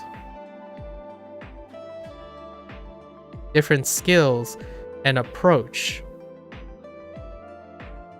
that I can then use to learn Japanese, Chinese, and Spanish. So now, while they don't literally exist in all three languages, the way I'm trying to problem solve and focus on them using different tools offers the chance. So there's a chance that these three things interact with each other. So when I'm learning Japanese now, I'm thinking in Spanish and Chinese. When I'm doing Chinese, I think about what I learned in Japanese and Spanish, and vice versa. And all the different things I take focus on, there's no guarantee. What if I have a problem in one of these languages that already came up in another language? Then I can use that immediately as a starting point to develop another plan for it. So eventually, it kind of just looks like if I had to not learn anything new, all of the three approaches will be somewhat similar, as in similar in the sense that I have transferable skills. So for example, what are transferable skills? Writing on screen, speaking out loud, right? Speaking out loud, explaining things, right? Explaining things. And then you can mass this all up into like content creation, right? And then content creation can be massed up into video games. Oh boy. Hold up. I got a Windows 11 upgrade reminder. Okay. And then so on. So that's kind of how I view this stuff. Great questions. Great questions. And all these digressions. It's pretty cool to see, in my opinion, over time. It's pretty cool to see over time that how much someone can grow. So I record myself. That's kind of how I'm reminding myself. So all of this stuff, don't worry about it. Like, you can ask all the time because I'm practicing something else. I'm practicing how to explain these things and whatnot, and I get better at it when I answer these questions over and over again. So no need to apologize if I keep getting lots of questions or even the same questions, because like language learning, there is room to improve when you practice something actively, not passively. So if you constantly see the same question and you're thinking, I'll just use the same answer again, that's passive. You're passively becoming more efficient at answering it. You could actively become more efficient at answering the question. So eventually all my longer answers become shorter. And then with that shorter answer, I will continue to improve and add more information to that answer and structure in a different way. So even answering the same question, I typically don't answer the question the same way each time. I use different anecdotes. I use different testimonies from other people, and I might be doing something different at the time. Right. Interesting stuff coming from someone that studies several languages and some for 10 years plus, currently studying 2 but never became much good at any. Time management doesn't exist personally. It's tricky. I see. So how do you go about it? Several years and 10 plus years currently studying 2 languages. 10 plus years. May I ask, do you have a degree in linguistics, or do you have a professional background in languages? I do not have a professional background in languages. This is me applying what I like to do, science, right? Intellectual curiosity and whatnot. And that's what keeps me motivated most of the time. I have a PhD in molecular biology. I'm 38 years old. I've been in formal education all the way up to the age of 33, something like that. And my primary focus is instruction, even for science. Like the skill that I probably specialize in is often time management, like management in the sense of skill development. So how to get students, right? How to get students to, I don't want to say the word maximize. I think maximize is a very myopic term.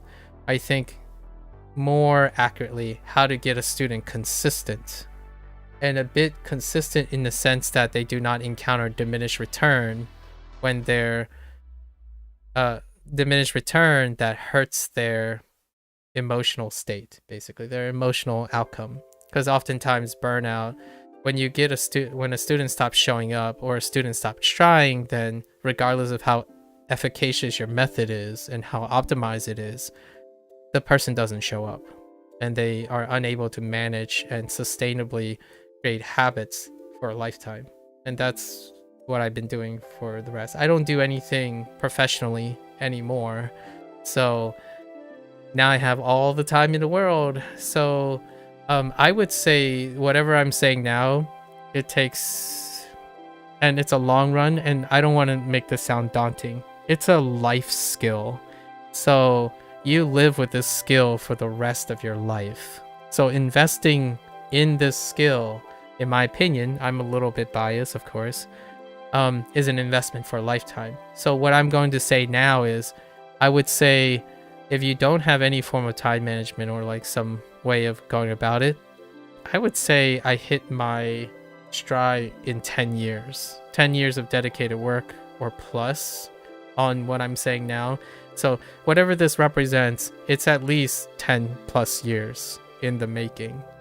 And I still got, maybe I'll have another healthy 30 years of life. So maybe we'll see how that pays out later. No degree or professional background. So you did French since you were young due to your father speaking several languages? Oh, a multilingual parent. Latin due to school for 3 years? Fair enough. Greek due to school for 1 year. And then Japanese for 1 year and ongoing. Oh, I see. You're still a student as of now, but aiming to get your Japanese fluent for personal life reasons and drop French. Okay. You never really had study habits through school or even for language studies? Yeah. So that's kind of a tough one. If one was not engaged in an environment, especially school, right? School tends to be the one where you're pushed to obligations to the point where you might inherently develop study habits or management skills. But I wouldn't say it's true for, I would actually even argue it's probably not true now for more people than it is before. I worked a job and I translated from my parents. My parents are not multilingual and they are not academically competent. So they do not have degrees and they are very, very low in education. But they are workers, they are laborers. Oh, they were laborers. And so I handled those obligations myself. I guess maybe that can play into the background, but generally time management, study habits from school can be a stimulant, like a stimuli for developing habits. However, if one can cruise through school, for example, if you do not get challenged in school and you maybe not engage or find it fun or something, then oftentimes, much like I would say in the United States, the vast majority of American students who graduate from high school do not have any challenge to form these things. And most of them are choosing not to go to college, which they might meet that challenge, or go to grad school, which they might meet that challenge. They usually meet that challenge when they have a professional background in something, because eventually as a professional, like in a job or something, and we're not talking about very specific jobs, we're excluding jobs in which they choose based on their existing skills, so that's kind of an exception. But a job that would challenge them intellectually and physically, where physically leads to intellectual maturity, right? So nowadays I would say I ask, do you have a professional background and or a formal education background? Because usually if you haven't been challenged, then you can lackadaisically circumvent any need for a habit formation, understanding your own personal habit formation, time management, and skill development. And that usually involves critical thinking and problem solving skills. But if you never have problems, if you never think, right? If you never think you have problems to solve, optimization, and or if the internet provides you with the optimal path to achieving your goals, then you don't necessarily require any form of the skills that I've mentioned today. Like, none of these skills are relevant. Time management, optimization, diminished return, understanding competency versus like diminished return and investing in a specialized skill. You don't require any of these things if you grew up in an environment where there's prescriptional paths that work, and they worked. Like, the thing you love happens to be the job that's in demand, which happens to be the job that everyone wants you to be doing, then you don't need any of these skills. So you can cruise through life, and I call that the luck aspect, right? There are a lot of skills that we may not have, and one of the skills, when someone is very lucky and or just happens things work out, is the thing I'm describing.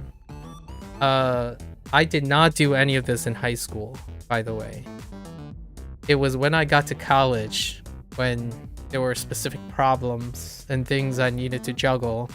And high school was like, everyone's about the same. High school is standardized in the United States, so everyone pretty much teaches to the exam. So you never really have to study differently. You don't have to learn something. When you learn one thing, it can be transcribed across the board in high school. So I was optimized the moment I landed in high school. It takes me like 2 weeks to adjust. And I moved between an impoverished, during my life, I moved between an impoverished, low socioeconomic academic system to a very affluent and advantageous academic system. And it took less than a year to catch up, being 2 years behind, to go from like still from a top student to still a top student. And it took very, very little time, largely because I don't think at an early age it is recommended, right? It's highly not recommended, in my opinion, still classically, to inundate without developing foundations. So oftentimes high school and early education systems, formal education systems, and even adult parenting, how they do it is they go through foundations. So you don't really have the chances of developing problem-solving skills and critical thinking skills go as far as can be limited and be smooth cruising until one recognizes that they have a problem to solve. So oftentimes, how would you get that in a kid or a younger person? You get them, you attempt to obligate them to do something that they need to solve. So you're still a student as of now, but okay, wait. No. You're essentially that one lazy person that gets stuff done sometimes but doesn't invest more than minimal time into anything. Yeah, that's pragmatic. If you can get away, if you can reach your goal, right, Mika? If you can reach your goal, I'm trying to speak as like empathetic as possible to this. If you can get to your goal with the minimum amount of effort, that's sufficient. You can cruise through life getting what you need if you can reach your goal with a minimum amount of effort. That is human condition. Like, humans love this. I love this. Now, there's one other aspect of human condition that does not obey. Pragmatism does not obey emotional intelligence. Like the emotional incentive. Well, how do I emotionally motivate myself to use all the other amount of time to elevate something? Pragmatism is what school drills a lot of times. Pragmatism is also what work, jobs, the Chinese culture, work ethic, work culture around universally, it focuses on the pragmatic human side of things. Most efficient, right? Least amount of effort to achieve your goals. The things that I've been talking about is process-oriented thinking. This is goal-oriented thinking. So you only invest the minimum amount of time to do anything because you know what your goals are. If your goal is to finish this assignment, then you'll find a way to optimize to finish the assignment with the least amount of time used. In a process-oriented thinking, you would think, how do I optimize every step of the way? And then how do I get more out of those steps? So in the long run, you might be developing a skill in the process of minimizing the goal. And that skill can be applicable in the future. Now, on top of this, you can leverage, in my opinion, one can leverage their emotional encouragement to develop skills for the future out of self-interest. But it usually doesn't go that far. Most people then would run out of time, or they would become complacent in doing so. So then they don't have the incentive anymore. I don't think people are inherently lazy. They become lazy. And I don't think they are inherently permanently lazy.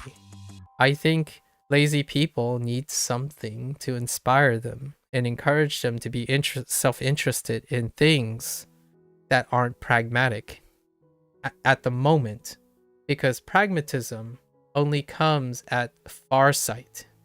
So it's pragmatic because you know what the goal is and how it contributes to that goal. When you're thinking about what you're doing in the middle and how it interests you, it's irrelevant whether it's pragmatic or not. And one day it might become pragmatic. So in high school and in college, I developed time management skills and stuff, not because I necessarily needed. It's because I thought it was interesting. And now I'm learning a language, and I've never self-studied language before. I started a year and a half ago, and this is how I apply all the skills I've learned without knowing that I would learn a language down the road. I didn't tell myself 2024 is the year that I'm decided to learn language. And then I didn't tell myself I was gonna, actually I did though in 2024, planned out that I would be doing 3 languages in this exact amount of time. So it's not because I suddenly had the ability to do this because I started learning language. It's largely because the last 30 years of my life was used to juggle many things. And nowadays, 2024, planning 5 years, that's not that challenging to me exactly. It's something that I do inherently. It's a habit that I form all the time. And reinforce. So you're essentially you're not from the US, okay, but it's fair to say that everyday things weren't exactly challenging. Most from here end up needing to develop study time management skills by the end of school though. Not you? Interesting. So what made it different for you? Why did it not, if most develop those skills by the end of school, what happened with you? Just didn't feel the motivation to do so? I want to say that I was saying US compared with previous US. I would make an argument that when you take any country and they're a developed country that uses the internet, so youth is using the internet, that youth have less study time management that they did before the internet, and they have less problem solving skills than they had before, because the advent of the internet is to remove the need to be able to do that.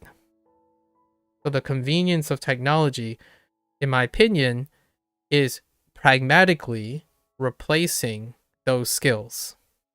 So I know you're trying to compare between countries, but the comment that I was making is comparing the United States now with what it was before. So I'm comparing myself as a representative of an older environment versus a newer environment that is still placed in the same cultural background.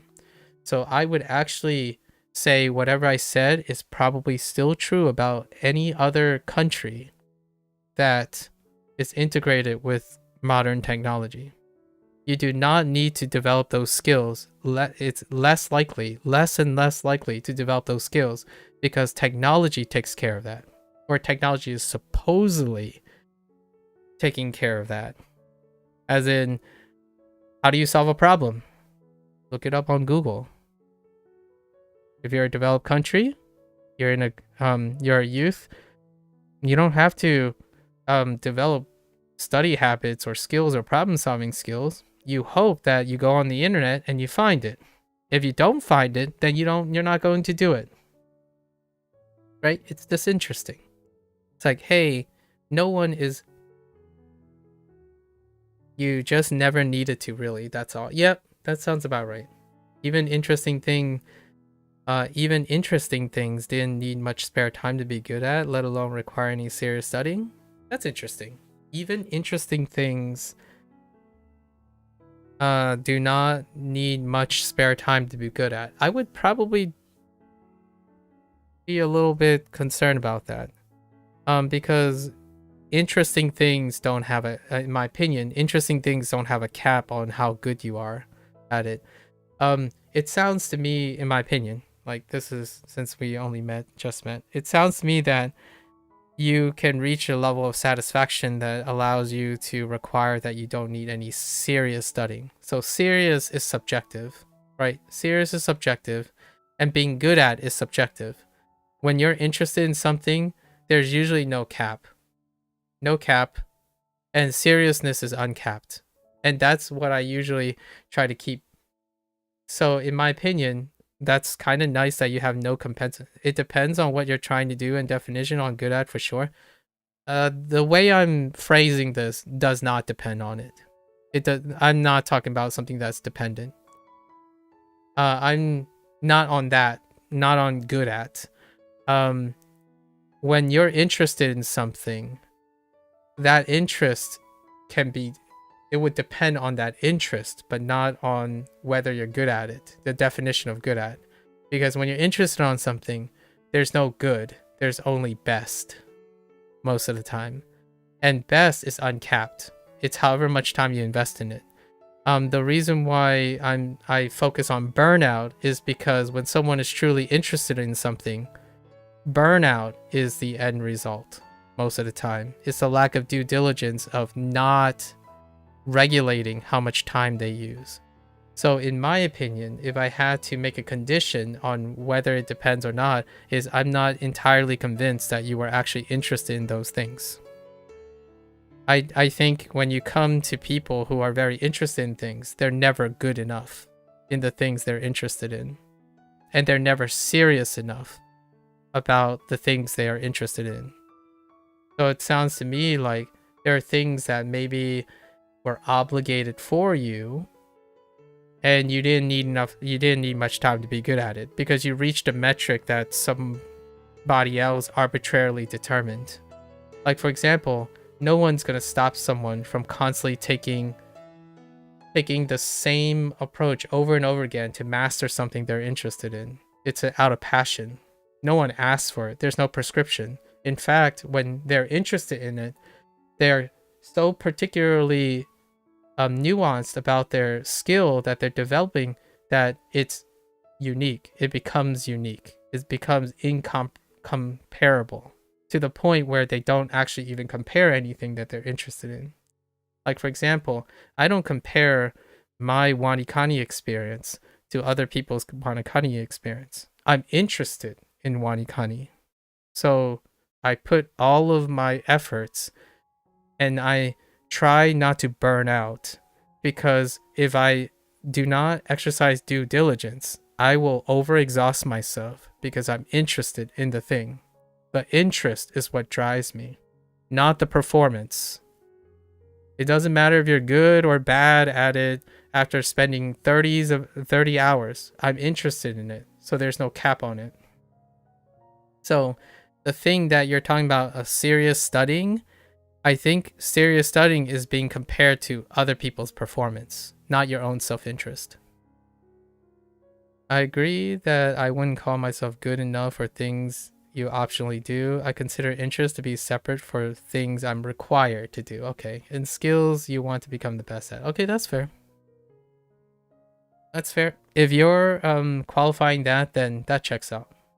So I don't know what I could possibly say that would you might find interesting. For myself, the things I've discussed is largely to keep myself from being overly interested. For example, how do I negotiate time management? It's because I'm usually very interested in learning. So I have so many things that I'm interested in. I'm going to run out of time. And it doesn't matter how good I am at it. I'm always getting better at it. Not arbitrarily comparing myself to someone. It's great, but I'm not required to do these things. So I forgot to make that disclaimer. The things that I'm talking about is I'm optionally doing these things, right? When you're choosing to optionally do these things, then You don't need time management if you don't care about it enough. Like if you're optionally doing it, you can quit at any time. You don't need time management. You just do it until your interest runs out. When you're required to do something, in my opinion, that screams to me that you haven't necessarily find the required thing that has capped your exhaustion. So hopefully in the future, if you go to like do something professionally or college, you expand, or whatever you're doing now, expand to a point where you might need to do the time management. It's just nice to see different perspectives of people trying to learn skills they want to improve at, even if they're not necessarily much to offer. It's helpful to even know what others do to learn. It is, and I totally agree. That's how I come up. That's how I come up with my empathy, right? My emotional intelligence for how other people go about their thing. I can earnestly tell you that's also how I comfortably say that you don't need these skills necessarily, right? Without different perspectives and different observations of how other people are successful, one cannot see the possibilities of permutations that would exist to be successful. Then you would have people going around saying, oh, you have to do this or else you're going to fail. You need to do these things or else you're going to regret it. This is the best method ever. You don't need any other method. That, to me, is a great example of someone who do not have an appreciation for other people's perspective on learning. And for me, I would like to argue, right, to those who think there's a best method and whatnot, goes around marketing things. When you look at a successful person, right, say you take all your content creators, you have like 10 or 12 content creators you really appreciate, and if your thought is, oh, I'm going to, if I interviewed all 12 of these people, they're all going to have the same approach and the same perspective on becoming successful, even without contextual variation, I think that is incredibly myopic. Now, there are very consistent themes that are potentially common between very productive and functional people.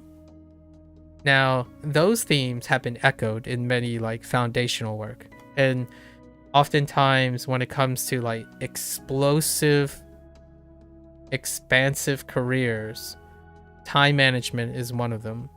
Now, they have variances of those time management, but usually one of the underlying foundations are time management, critical thinking, problem solving, self-improvement as in self-motivation, self-motivated self-improvement, and then creative curiosity.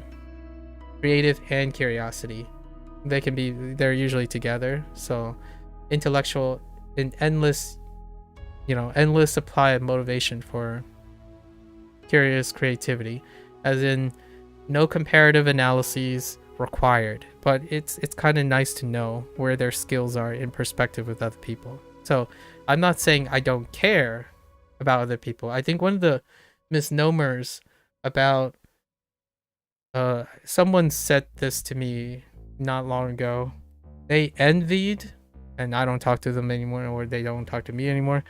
They envy that I do not compare myself. Like the comparing myself doesn't affect my perception of my skill.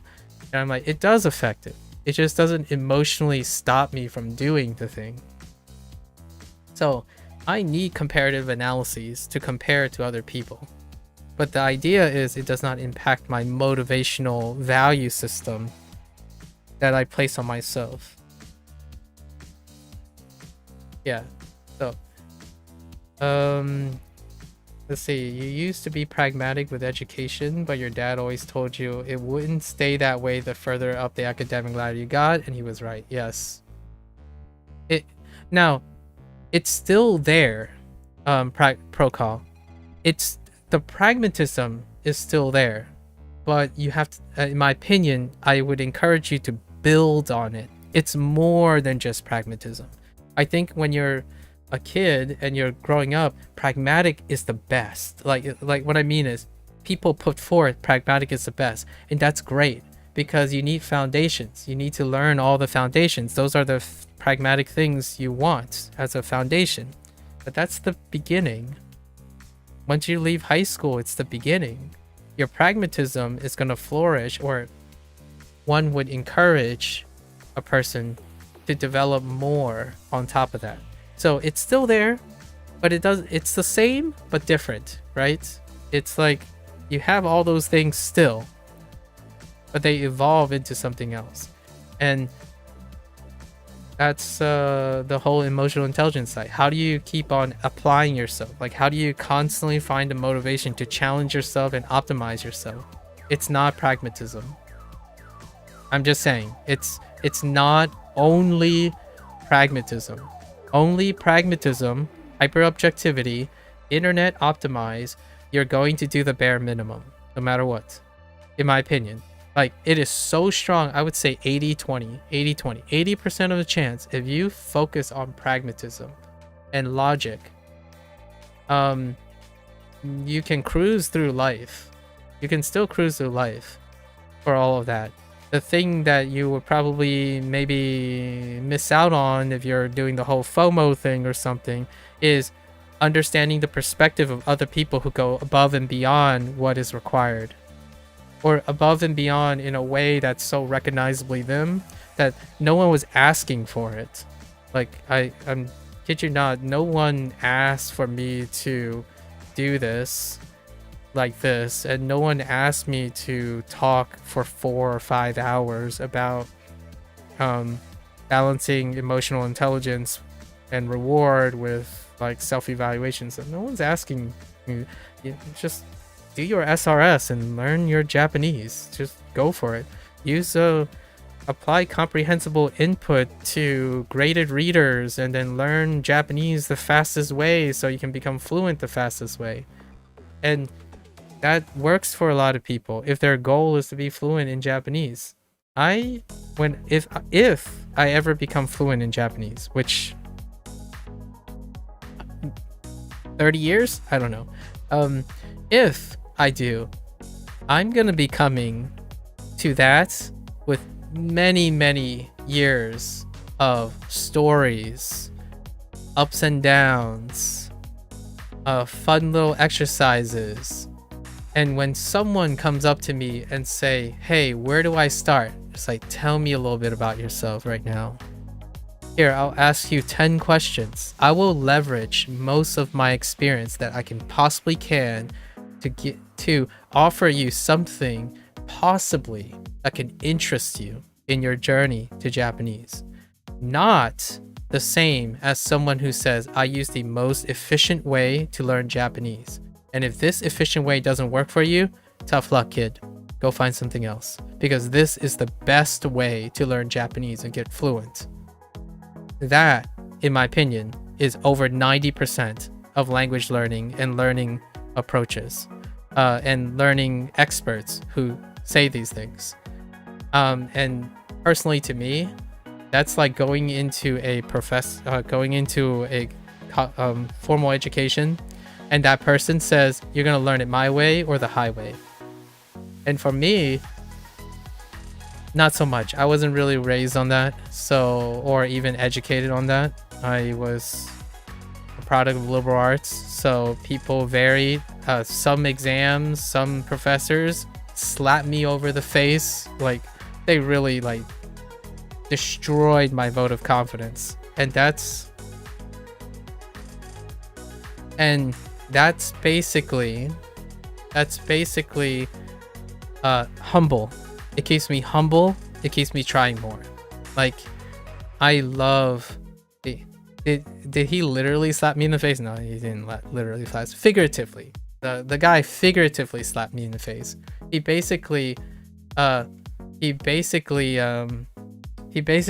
said, here's a 0 for going off the beaten path. Have I told you this example before?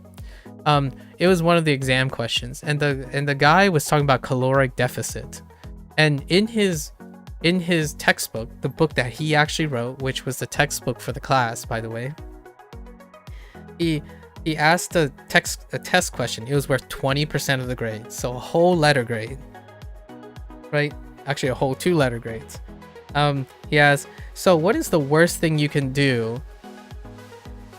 Knowing the respiration, the consequences of cellular respiration. So like when you eat food, you know, it changes energy. What is the worst thing you can do? And I was like, and then what's the best, and what can you do to fix it? So I went and talked about like, okay, so you should minimize calories. Like you should minimize calories, and then like, so there's less respiration leads to theoretically less reactive radicals, oxygen species in your body, which leads to less DNA damage, which leads to less like, or longer longevity, all that stuff, right? I weaved in as many concepts as I learned in class, but then I also took concepts outside of class and put it into my answer, and that instructor gave me a 0. That is the literal slap in the face. He's like, out of scope, outside of the scope, you did not apply, like there are easier ways, there's Occam's razor. So he slapped me in the face. Later on, I found out one of my classmates' answers were, you take a steak and you overcook it, char it to max, and then eat that. 20 points. Full credit. That is a humbling experience. That is a wake-up call to understanding that there are different approaches. There's the pragmatic approach, there's directs, there's Occam's razor, there's too informed, too nuanced, and then there's also outside the scope. As in, a lot of the things I've said is outside the scope of Mika's experience, and then most of the stuff that I'm trying to say may be relevant to Mika from my perspective, but that's kind of that's where pragmatism meets with I don't know, subjectivity, I guess. Pragmatism meets with subjectivity. Yeah, I read most of the messages pro call as I answered them. Yeah.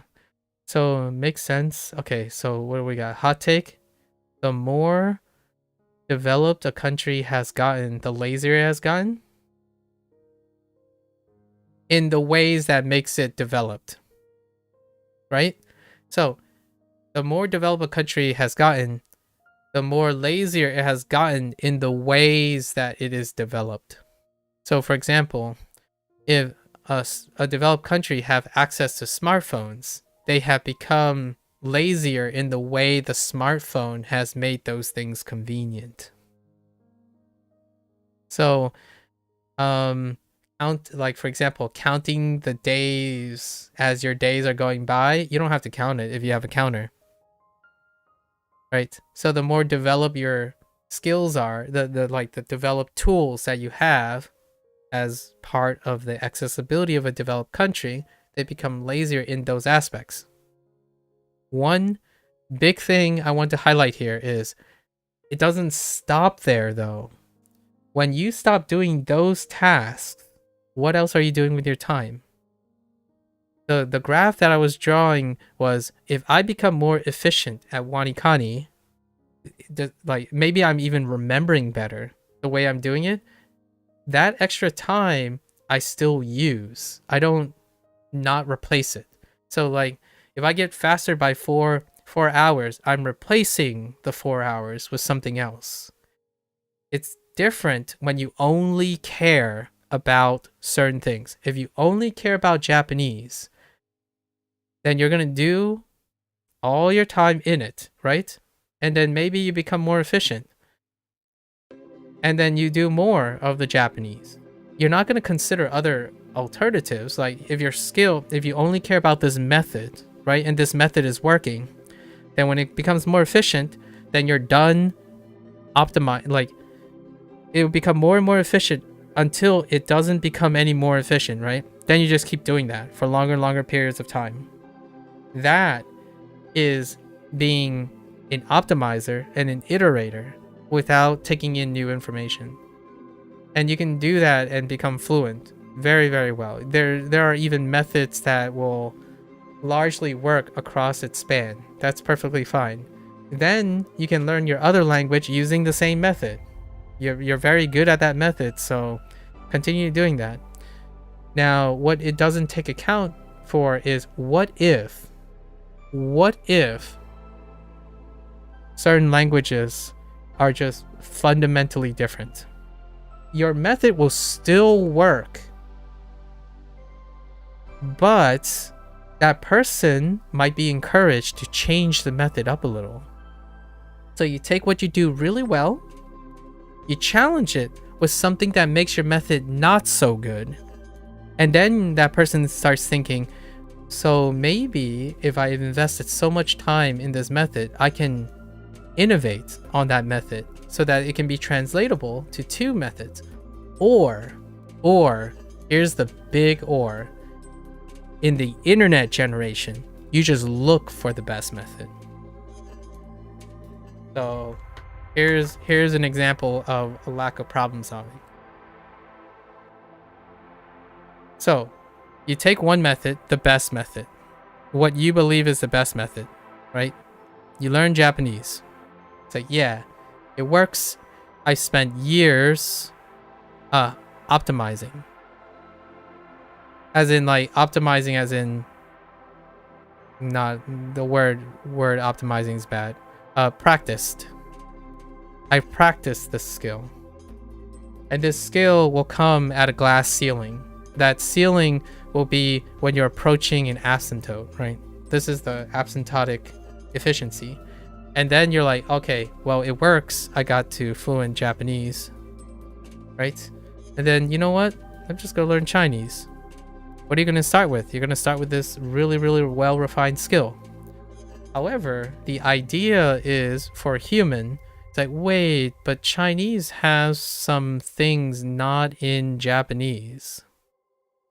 So the idea is, if you're someone who likes to optimize or consider other things, you might bring in something else and take out other things from Japanese in order to reach this again.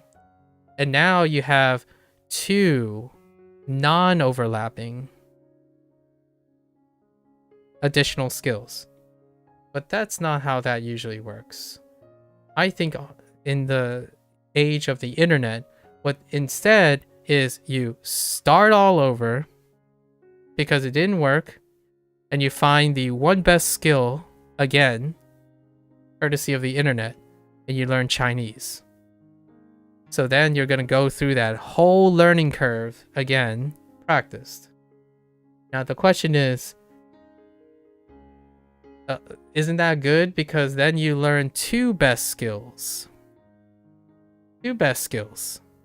One for Japanese and one for Chinese. Well, this deals with compartmentalization. And also memory. Time overlaps, like delta T. So what happens? Well, if you learned one skill and you decided to tell yourself you're dropping it because you're learning something else and you're developing this skill now, well, oftentimes this skill is not maintained. In fact, it's rarely ever seen that these 2 skills are interacting with each other. And that's not what that's quite the most extreme version of what I'm not doing. Most of my skills overlap. They're going to continuously overlap. The whole idea of doing this is to not think of it as 2 separate best skills. Is thinking about how each skill contributes to a bigger picture, a bigger skill. So what is the similarities between these 2? Use that, and then elevate what is different between all of them, and then exchange them. So I'm integrating the skills together. In the internet age, it's not the same anymore. The internet age, you have problem A. You have problem A, you look for solution A. If solution A fails, you look for solution B. Then you look for solution C. You do not problem solve. You do not problem solve and use critical thinking skills to know the relationship between solution A, solution B, and solution C in order to find a solution A plus B plus C plus so on. There's no incentive for that. You look for the best and you hope that the best solves this. So whenever your last solution, you're hoping on the internet, your last solution x minus x sub I, is a combination of all of these things because someone else already thought about it. Someone else already combined the nice things of A, the nice things of B, the nice things of C to provide you with the penultimate best solution. That you can do for the rest of your life, in my opinion, because the internet exists. And that is easily the most pragmatic way to go about solving a problem. Like, solving a problem. This is not the skill of problem solving. Those are two different things. You are not solving a problem. You are finding solutions. You are solving the problem by finding solutions. You are not engaged in the skill of problem solving. You did not come up with ideas. Like some people, I start with solution A and I form solution B. Sometimes in order to form solution B, I bring in what I know from solution C. So A and B contributed to A and C contributed to the formation of solution B. This is outside of the system. This is what I carry. So when someone says, "Oh, I used to have a skill and I forgot it," or "I learned Japanese, but I didn't practice. I didn't find ways to practice for 3 years, and now I'm going back to learning Japanese again." Yeah, because the Japanese you learn wasn't part of the picture anymore. You choose to separate them. You don't practice skills, then they get rusty. And that cycle is fine, because most people, when they do Japanese, for example, it's interesting. And then when it becomes not interesting, they drop it for another language, French or something, for example. And then when French is not in the picture anymore, they move on to the next one. Serial skill development. What I'm talking about now goes all the way back. Why am I interested in these languages? It goes all the way back to the beginning. There are things that start later down in my life, but they started near the beginning when it became relevant. My interest in the internet started when the internet started. It didn't just magically go away, unless it's purely optional. So most of the time when I'm investing skills, they are skills for life. And I invested in those skills most of my life. Time management is one of them. Right. Internet helps people solve things, not practice solving things.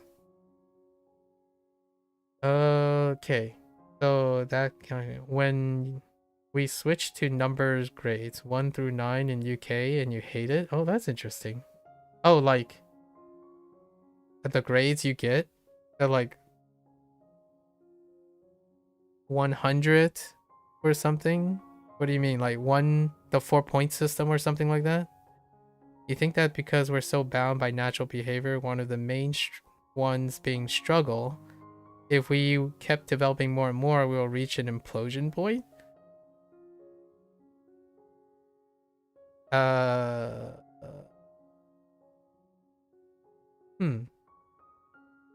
not sure about that. If someone tasked you to come up with a way to interact with the alien life, what would it be? Like pictures, pointing at stuff, then saying the name of it, anything like that? We could switch this to something else. Like if you're talking about alien life form, right? So we're talking about another intelligent life form.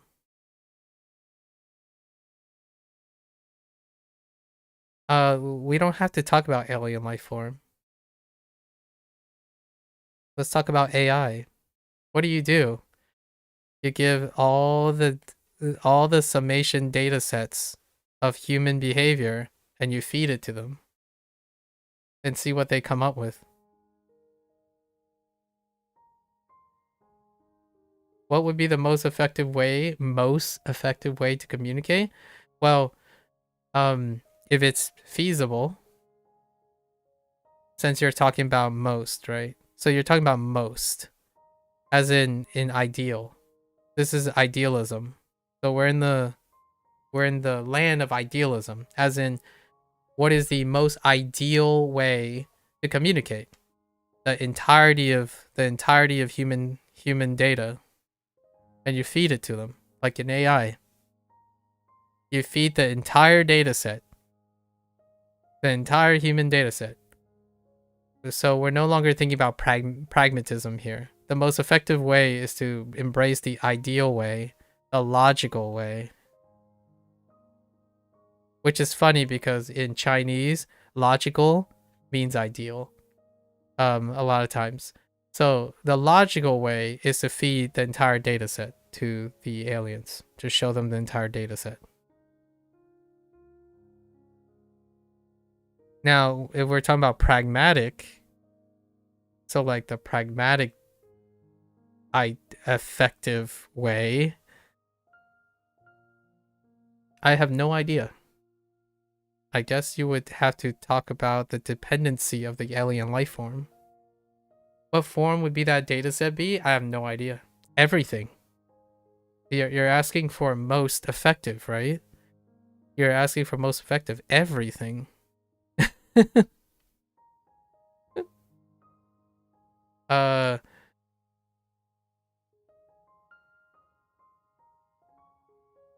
This is where Mika had the point of it's dependent on how the alien life form takes in information. So the ideal way, if we're talking about ideal ways, is the ideal way of giving the data set. Yeah, idealism, unfortunately, is a cyclic argument. And most of the answers are cyclic too. So if you're constantly asking like the best way, most way, the answer is usually the best and the most. So the best way to communicate with an alien life form is the best way to communicate to alien life form. It can't be everything though. That would include showing it visually all wavelengths of electromagnetic spectrum. You're making a counter argument now. So you said most effective way.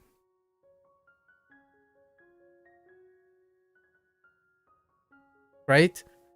So do you think most effective way is possible?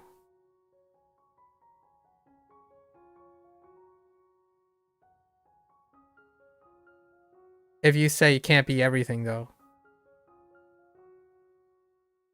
So in my opinion, I can't answer that question. I could give you a way.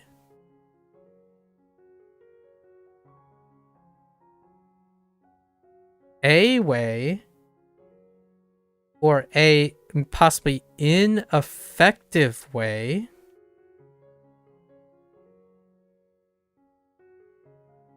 Yeah, I guess most effective makes it quite theoretical. Yeah, whenever you're thinking about ideal situations, the answers are ideal. Which is why theory stays theory. Isn't it funny? Because it's theoretical. Theories operate on idealism. So in an ideal situation, it is theoretical to have a most effective way of communicating with an alien life form. Don't know what that is. The realm that you're asking, in my opinion, what you're really asking is what is the practical way? And that is in the realm of pragmatism. And my honest thought about that is feed them YouTube and fingers crossed. Just give them YouTube. Fingers crossed. That's probably a pragmatic way. It's a way. It's an effective way. And kids do it. Right? Kids is another intelligent life form. Intelligent life form that needs to learn about what it's like to be humans. That would be a pragmatic, that would be a practical and pragmatic, logical reasoning for it, not an idealistic, logical reasoning for it. So if kids pop out, they don't know what it's like to be a human. How do they learn? Well, usually it's adults, other adults around them. But I mean, if you feed them YouTube in a curated way, that's kind of very approachable. So it can be a way, an effective way. What else do we do with kids? We offer them teachers. So let's throw some teachers at the intelligent life form, right? So now we're using practical pragmatism. We use kids as a surrogate. Kids don't have, but now hear us out. There's a wild card because an alien life form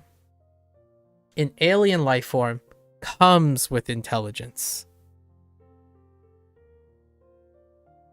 right? They come with intelligence, so ways of communicating and all that. The sky's the limit. That doesn't mean showing them YouTube isn't a way that can be effective. It might not be the most effective way. It actually could be a poor way of doing so, but it is still a way that could possibly change something. That is theoretics and theoretical stuff. Much like I'm gonna do a hot take here, much like saying CI is not a method. It is a theory. And a theory can be applied to many methods. So whenever you're looking at theory, when someone says, oh, CI is the most effective way to learn a language, the theory of comprehensible input is effectively being applied in many different methods. So in the long run, when someone treats a theory like a method, then they now have an ideal theory, an ideal method, and that ideal method does not exist. It doesn't exist yet. I'll say it doesn't exist yet. And goes back to that whole cyclic argument, like someone comes by, hears me drone on and on about SRS and crosstalk and interleaving, and then suddenly they just like, CI is the most effective method. I'm like, it's not a method, it's a theory. And the theory is applied in many methods. SRS uses comprehensible input.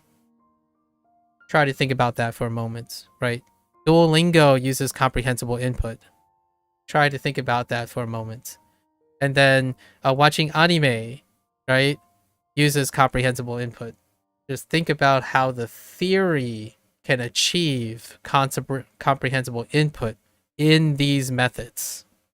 And that is why I agree with someone when they say comprehensible input is very efficacious. Because I use comprehensible input, or like at least the lowbrow version of comprehensible input. When I drew the graph about keeping my competence and my active active application and working hard, that's comprehensible input. I'm constantly pushing myself at an edge knife where there are things I must work hard in because I don't understand how they work.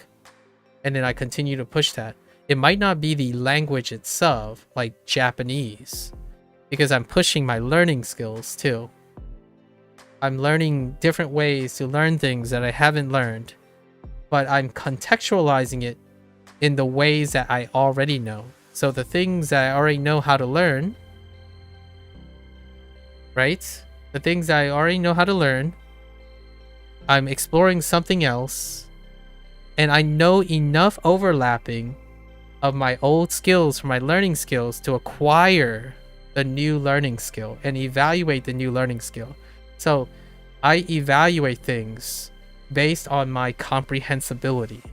I can comprehend how well SRS works because I know how formal education works. I don't choose to learn in a void. This is how people view language learning.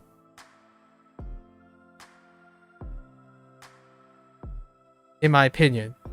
And it can still work. You don't have to understand how things interact. You can intuit all of this. This is how, in my opinion, how methods look like for people when it comes to language learning. If you're not doing SRS, Anki, then you should be doing CI, anime, or like podcast, or graded readers. And if you're not practicing speech to become fluent in pronunciation, right? Native content, then you can't get it from the other things. There's no way that these three things interact with each other at all. Like you can't take something from this to interact with this, to interact with this, and back and forth. They do not overlap. When in reality, in my opinion, even if we were to treat CI as a method,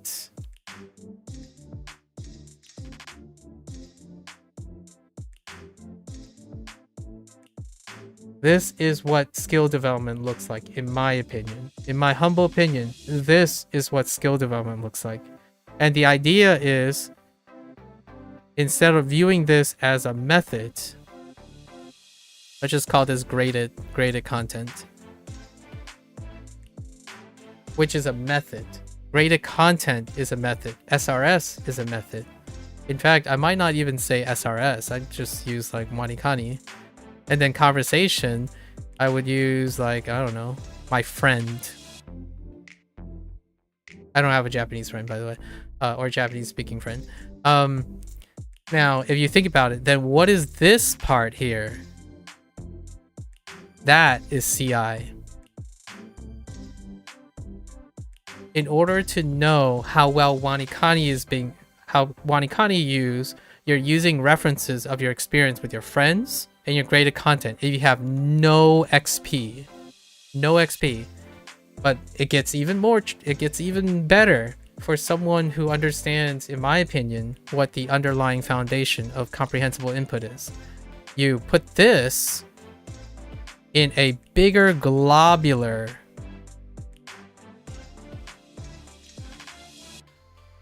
segment, and all this overlap that you see in this glob is your own experience. So it's everything else that may be relevant to the new methods that you are using. So WaniKani is a new method for me. Graded content is a new method for me. Even speaking to a Japanese friend, if I were to find a Japanese friend, is a new method for me, because I didn't learn Fujianese, you know. 我嘅擺做講胡椒話，但胡椒話因為我媽咪佢爸爸教我哋，我係聽伊講啦晒英文嘅，佢講話就擺做講 right 做講。So I didn't learn because my parents sat down and taught me it through like native speak as a friend. I didn't learn it through SRS. I didn't learn it through graded readers. I actually, my parents never read me anything in my life. In fact, Fujianese is not written. It's acquired spoken. So the closest thing is probably overlap with this friend thing. So I took all those and all those experiences and overlap with them. So this overlapping, that's comprehensible input. As in, if you're trying to evaluate, when someone says how well WaniKani works, the comprehensibility is that you're comparing it to something you already know. This is prior experience. That's how you comprehensively understand what WaniKani is doing. Now, you don't have to do that. Now, hear me out. You don't have to do any of this because someone else can explicitly tell you all of this. So then you don't need it. It's just this. It's just this. This person told you everything. So you don't need to figure it out in any way. So you do not need to exercise comprehensible input. This is gone when someone tells you what this is supposed to do, because you're not comparing it with anything. You're not learning a sentence because you know X, you don't know Y, you don't know this, and you know Z, right? Because you know X and you know Z, you know what Y is. So, X plus minus multiply divide by Z equals question mark. You have enough context to learn what's missing. That's not only a language learning thing. It's not an LLL thing. Comprehensible input, in my opinion, is a great theory, and I really love it because it forms the foundation of scientific thinking, in my opinion. But people don't call it comprehensible input. It's, in my opinion, it's called the scientific method, in a very reductive way. Because the scientific method, you keep everything consistent, so you have controls, right? Controls are based on what you know, and then you introduce a variable. That's the experiment. And with the controls, when you're comparing it to the experiment, you can interpret and learn something from it. Because it establishes what you know and then what changed about it. That is still very loosely, in a different way, applying comprehensible input. We frame the unknown with what is known in order to learn something. So if I was thinking, like, if someone says, Maku, how do you know that children today on the internet does not practice CI at all in a learning capacity, in not even in language, like it's just in learning? Like, how do you know when people do not problem solve anymore or use critical thinking skills?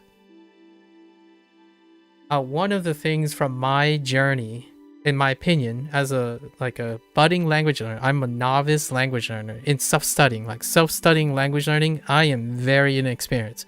But it only took a year and a half, in my opinion, to find out that people think this is novel, which is brilliantly written, by the way. The person, brilliant, because they spent most of their life looking at this. They have over 40 to 50 years, if not more. I don't know how old the person is. In experiencing comprehensible input, but that is not to say that that person isn't also a scientist at heart and an academic at heart, because the foundations of comprehensible input forms the foundations of problem solving and critical thinking. When you do something and you trust someone unconditionally. That is how, in my opinion, more than 50% of kids, are learning these days. That's how they learn and solve problems. They trust a system unconditionally without any comprehensible input. As in, this whole thing is new. Nothing about it is old. Nothing about it is comprehensible until they do it. And what can produce that, in my opinion, gilded appearance of competence? Competence is if it succeeds. If it succeeds, then you know you had some level of competence in this new thing. But you don't know how it works, why it works, nothing. Because it's not important. This is where it all starts.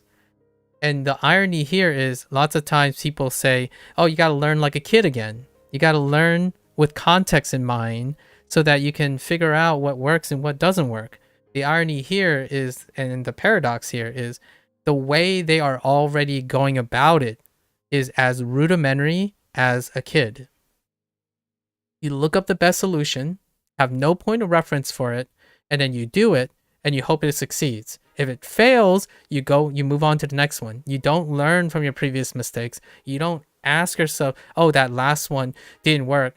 It's not my problem to figure that out. That person is at fault. That product didn't work for me because it obviously sucked. And that is also the basis of so many other types of misinformation. Nutrition, fitness, political agendas. So many of it refers to this unconditional trust in something without using comprehensibility. You do not comprehend the thing, you just trust the thing. And when you trust the thing and it works, then you are right. If it doesn't work, then it's wrong. And then you move on. You pretend like it doesn't exist. There's no learning capacity, no thing. And what happens when it fails? It is a waste of time. And this is one of the most classical, most common comment that people tell me whenever they see me use Duolingo. It is a waste of time. So then I ask them, so how is it a waste of time? And you know what they give me most of the time? It didn't work for me. It didn't work for my friend. My friend's been using this for 6 years and they still can't form a correct sentence. They can't even pronounce the words properly and they don't construct anything. It's like, okay, so I agree with you. If you use Duolingo and you expect to construct sentences out of active recall, you're not going to, because they did not understand why they failed in the goals they were looking at. Duolingo doesn't challenge you to actively recall something that much, especially in Japanese. There's barely any active recall. How did I learn that portion? I did it myself in the beginning of each Duolingo Japanese session because I knew that it was deficient in active recall. I already knew comprehensively that in order to construct sentences, you must actually construct sentences. Right? So the things that I focus on that Duolingo does do is the input part, the comprehensible input part. The input is when I know what it doesn't do and what I know it does do to the best of my ability in order to evaluate it. So maybe I'm completely giving way too much credit or overextending the theory of comprehensible input, but to me, when I read his work glossingly, I didn't like go over his methods or anything, right? It is like saying when someone says, oh my gosh, comprehensible input is the best theory that ever existed, right? Like that is the bee's knees for language learning. I hope. It doesn't matter if they're wrong or right, or they disagree with you or agree with me. I hope they take this and apply it to time management. So we're gonna wrap it all the way back to the original saying. I hope they apply it to time management, population statistics, because that's a very common one that people make decisions based off. Time management, population statistics, finance, right? Finance, hopefully things like nutrition, because you bring comprehensibility with you. Like if someone says, like, let's say you have a peanut allergy, right? And you're like, oh, this guy says, oh, peanuts are the best source of protein. And even people who have allergies, when you eat enough peanuts, your allergy goes away. And then this person just randomly like consumes peanuts and have an anaphylactic shock and dies. I hope that's not the case, because they would exercise comprehensible input. They would understand comprehensively that they have a peanut allergy, and they have known that peanut allergies do not go away like that, right?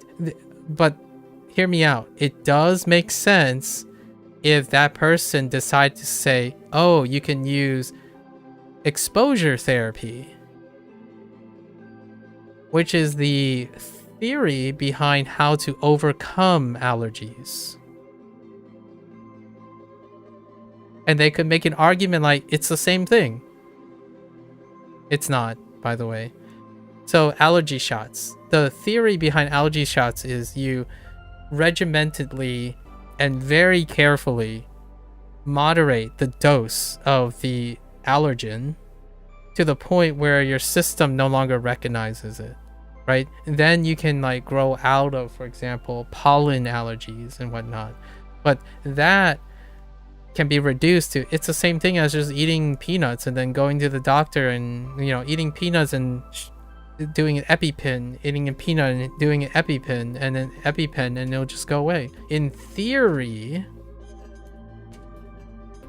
it could work, sort of, but you have comprehensible input.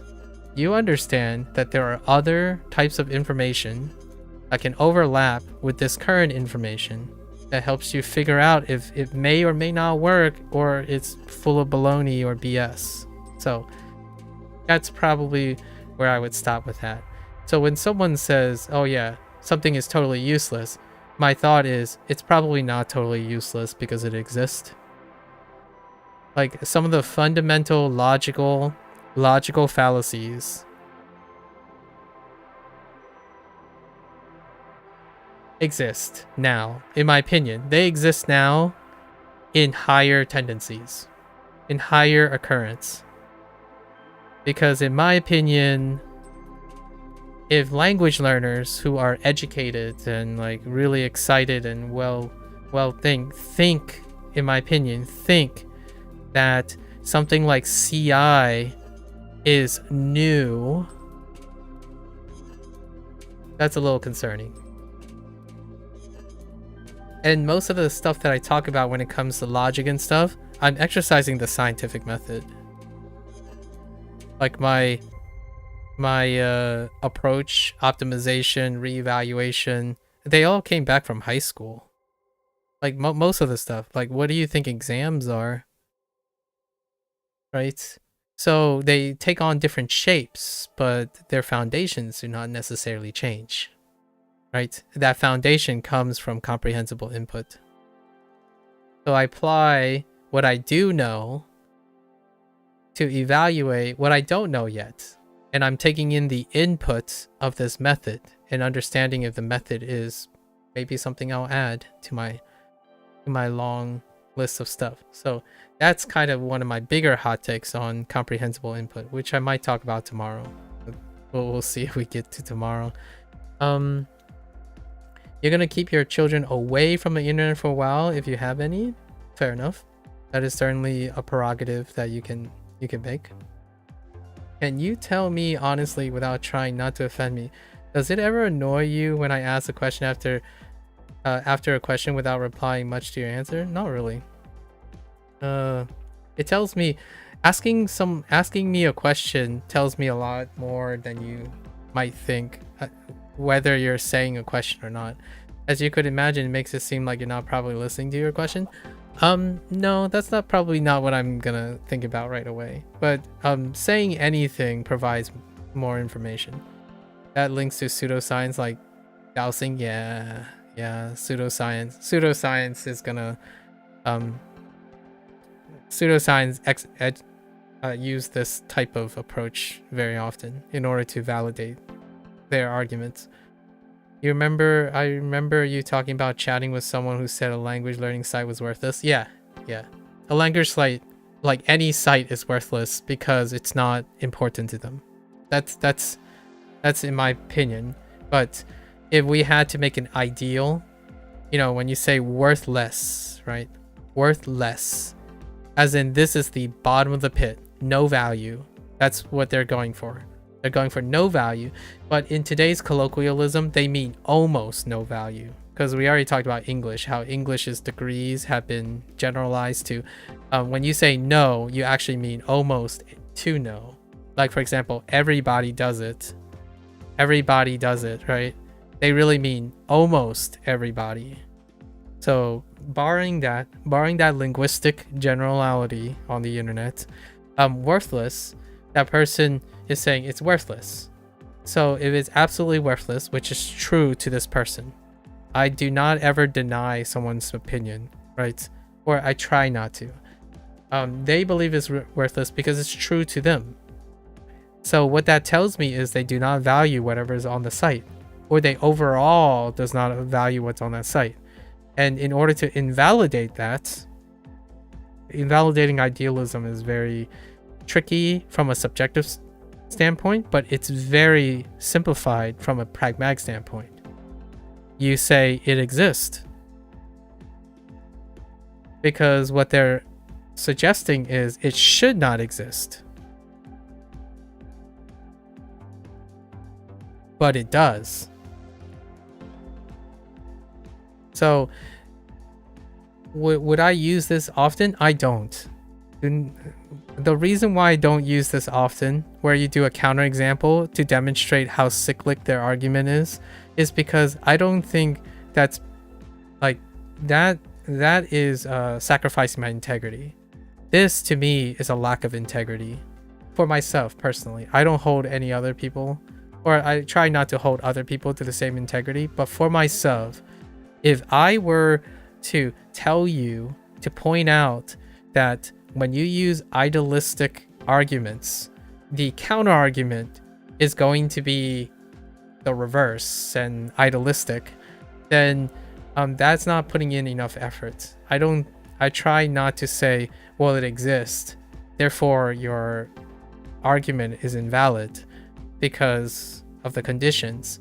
I would try something like, I would point out what's in the site, right? So what is there in Duolingo, for example? When someone says Duolingo is a worthless piece of crap and it doesn't have anything of value to them, well, I can demonstrate to them, at least I can list all the things that it did for me that are literally there on the site, and that's it. That's the best. That adheres minimally to my integrity, because I can demonstrate that I actually know what's there in the first place, which is evidence. That's evidence. It's objective evidence. What is there in Duolingo, right? And then they can say, oh, well, all of that stuff is worthless. Okay, well then, if you say knowing how to say hello in a language is worthless, I know who I'm talking to now. I can at least understand what they consider as worthless. So it's worthless to know how to say hello. It's worthless to know how to say, what do you want to eat? It's worthless to acquire vocabulary, and so on and so forth, right? And the reason why that's fantastic for me is because I at least know and get an idea of what they don't value anymore. But it doesn't end up being that way. The person will say, well, the way they teach is worthless.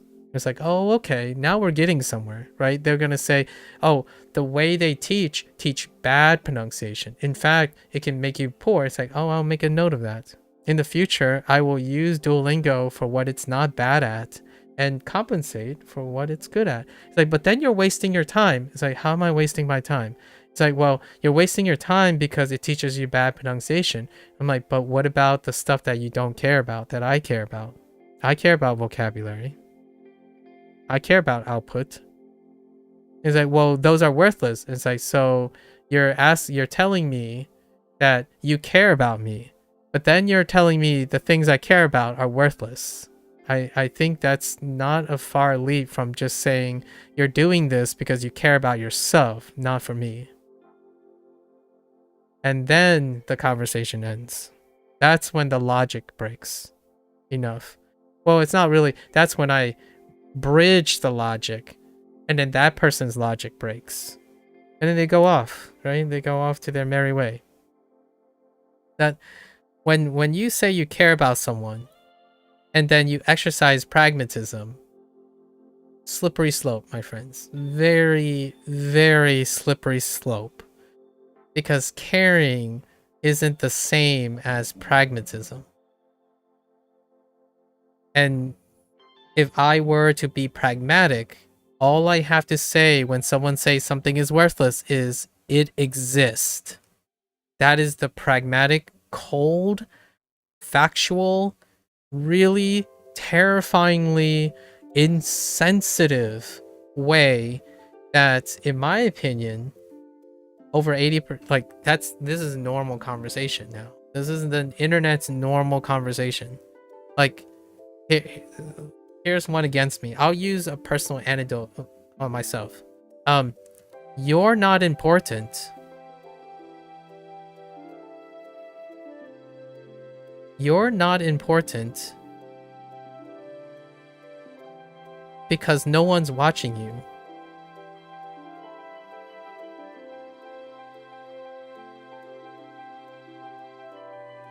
There's more. I am important. I am important to you because I'm the only one watching.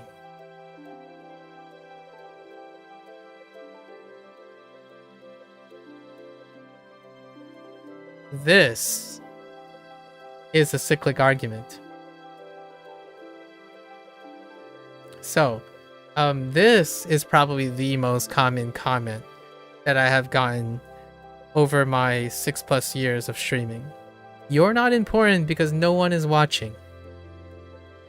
And that person who's saying it believe they are important to me because they are the only one watching. And you know what's even worse? You know what's even crazier than this?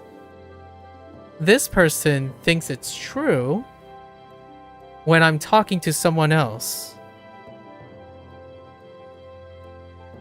Even after telling them that I'm talking to someone else, for example, this person would be on YouTube and I said, oh, sorry, I'm reading something from Twitch from someone. Like, nah, because you're just pretending.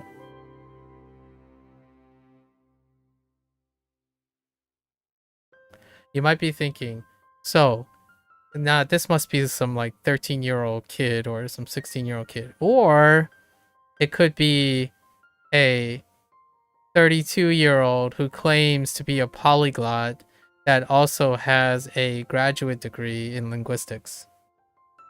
Or a 13-year-old kid, I don't know. But the idea is the amount of information that people spout in order to validate their credibility isn't typically concordant with their level of thinking.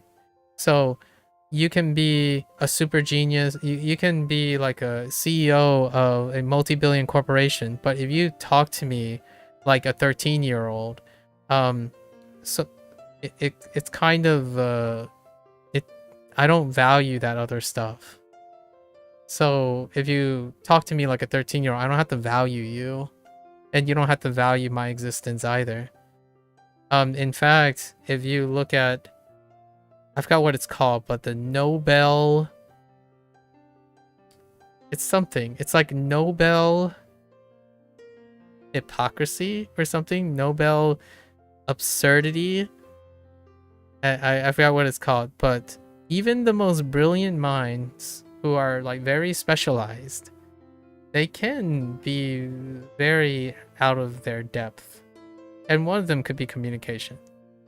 So when someone says, I learned a lot of languages and without even having like a mutual respect or interchange, I don't value any of that stuff.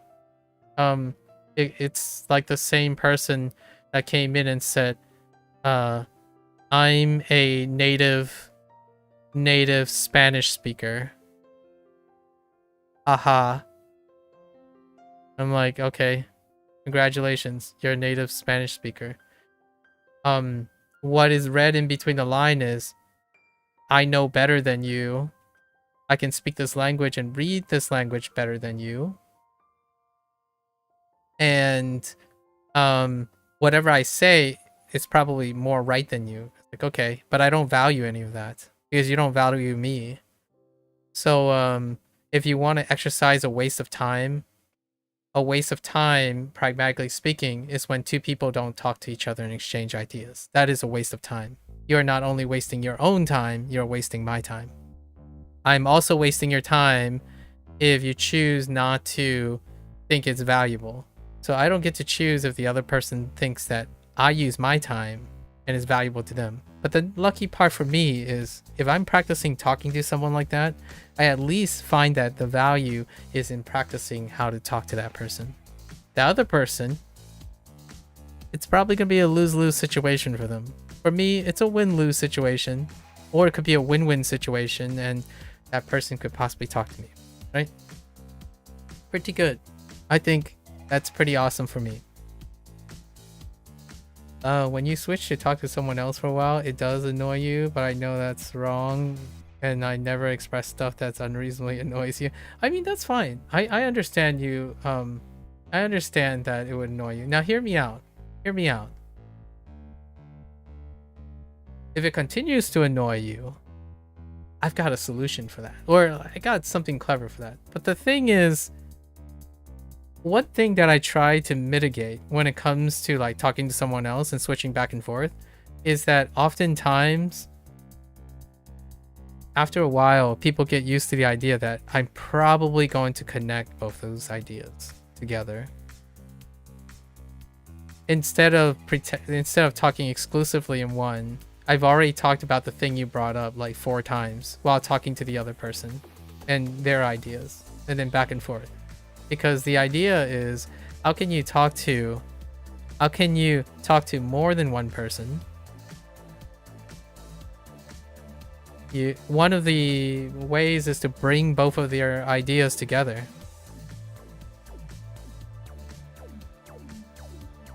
And it can be tough sometimes. It's you know, when someone says, keeping my children away from the internet for a while, if any, how does that connect to the things I talk about, my time management skills and whatnot? One thing the internet can possibly teach is how to manage time. Or something like that. Not that it has to be really in depth, but the idea is talking to multiple people, synthesizing all the information together is kind of a fun challenge, and sometimes I try to mitigate that. I think I already know that people get annoyed. Actually, it's a distinctive feeling. It's a distinctive feeling that I don't empathize with, unfortunately. Like, I can possibly sympathize with you, but generally speaking, the closest sympathy that I have for that feeling is, you know, the greater than 50% of people that talk at me most of the time. Basically, they would tell me, hey, can you stop rambling because no one cares, no one watches these videos anyways, and then they leave. Does that annoy me? Kind of.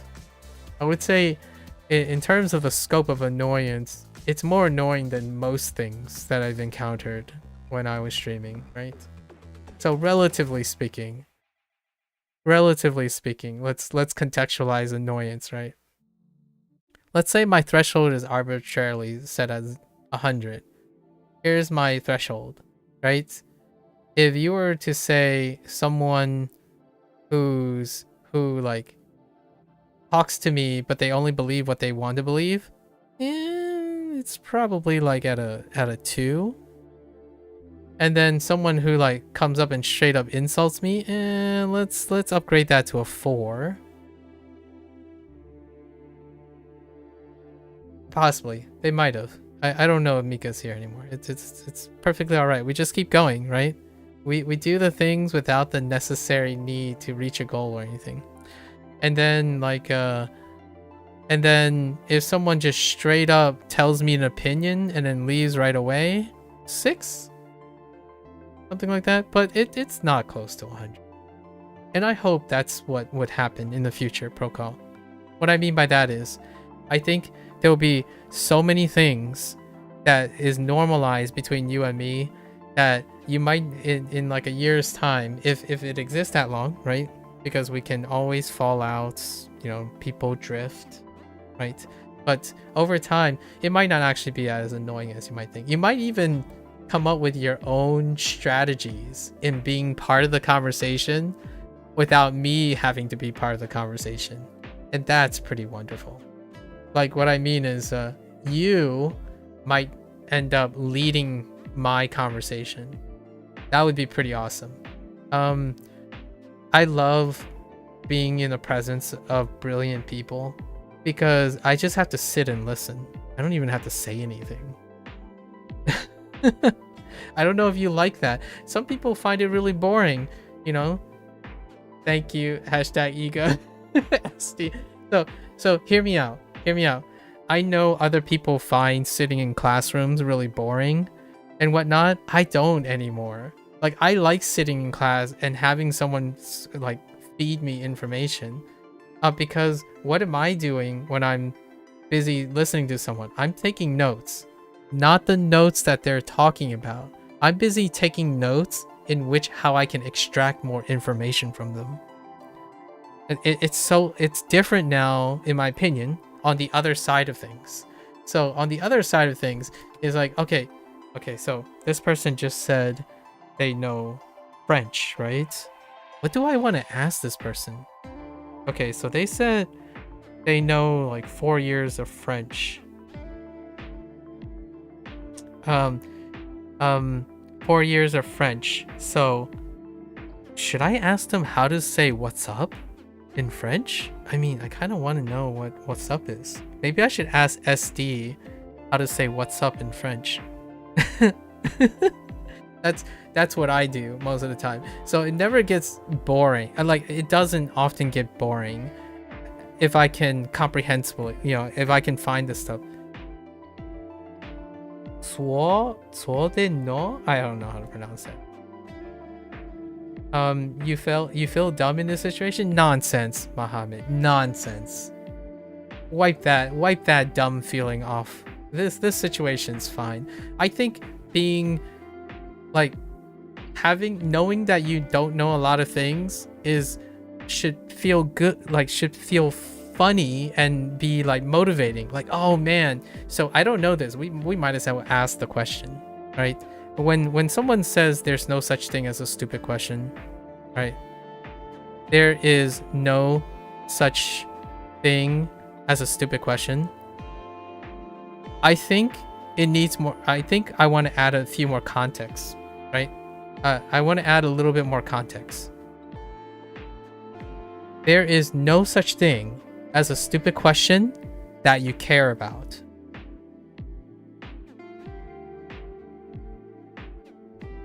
That, in my opinion, is what is implied here. So when you're sitting in class and you find it really, really boring, is because you don't care about anything that's going on. You either know the stuff and you don't care to learn anymore. You don't think that person's interesting. You don't think anything in that class is interesting. So you have no stupid questions that you care about, right? And the reason why I place stupid in here is because it could be smart. It could be unrelated question to them, but it could be related to you. So in the end of the day, if you're sitting in class or you're sitting here saying, wow, I don't have anything interesting to say, then I'm sure you do. But there's a different thing in play. It's the idea of feeling stupid. Like, as in, you feeling less important. And I hope I don't make people feel that they're less important. You guys are not less important. At least a stranger can't make you feel less important. Come on, like, if your friends and your family, people close to you, can make you feel less important, a stranger, in my opinion, logically should not be able to make you feel less important. They don't even know you, and they can't possibly know you enough, in my opinion. I'm not speaking for other content creators. I can't possibly know enough about you to know even if you are dumb or stupid or how you feel, because I don't know how much you know. And I can guarantee you, if we're talking right here, right now, you probably know something I don't know. So you don't have to feel stupid or dumb. Anyways, sorry. I had to react to Muhammad's comment. Could you think of any advice for you or critique of an aspect of you communicating just based on our chats? What do you mean, any advice? Like, what is your desired outcome? Like, what do you want?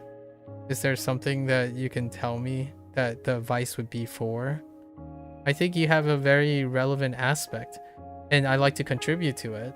So the type of contribution that I'm trying to make by example protocol is infuse as many different perspectives as possible, and then let you choose how you want to communicate it. I think an aspect of you when it comes to communicating is you're very conscientious about taking in other people's information after the fact. But before the fact, it's very clear that idealism runs in your life quite a lot. That's probably what I would say. Neuf would be more accurate, I see. Quoi de neuf? Quoi de neuf? Quoi de neuf? Okay, thank you, SD. Quoi de neuf? Interesting. What's up, huh? In French. Also, a lot of times you end up asking questions that seem disconnected from what you're talking about because you say something that makes me think of something else that then you ask about. No, we can connect it all back. No worries. You can choose to do that if you want. Like, actually, if you're able to explain the connections, I have to accept that typing is really tough. Like, on Twitch, I'm not kidding. Like, trying to like type all that stuff out and connect them, it's gonna be tough from my end. Right? But when you get the mic, like in the future, when you get the mic, if you can explain the connection of your thoughts, that's kind of where I'm going with a lot of this. We can connect as many conversations as possible. Like, I don't worry. Like, go anywhere you want. If I connect it back, I will connect it back. Basically, you worry sometimes that you have habits when you chat that might annoy me. I'm here to stay, Protocol. So, again, like, here's another thing. So if you annoy me, let's say you annoy me at a +2. At a +2. I can do something about it.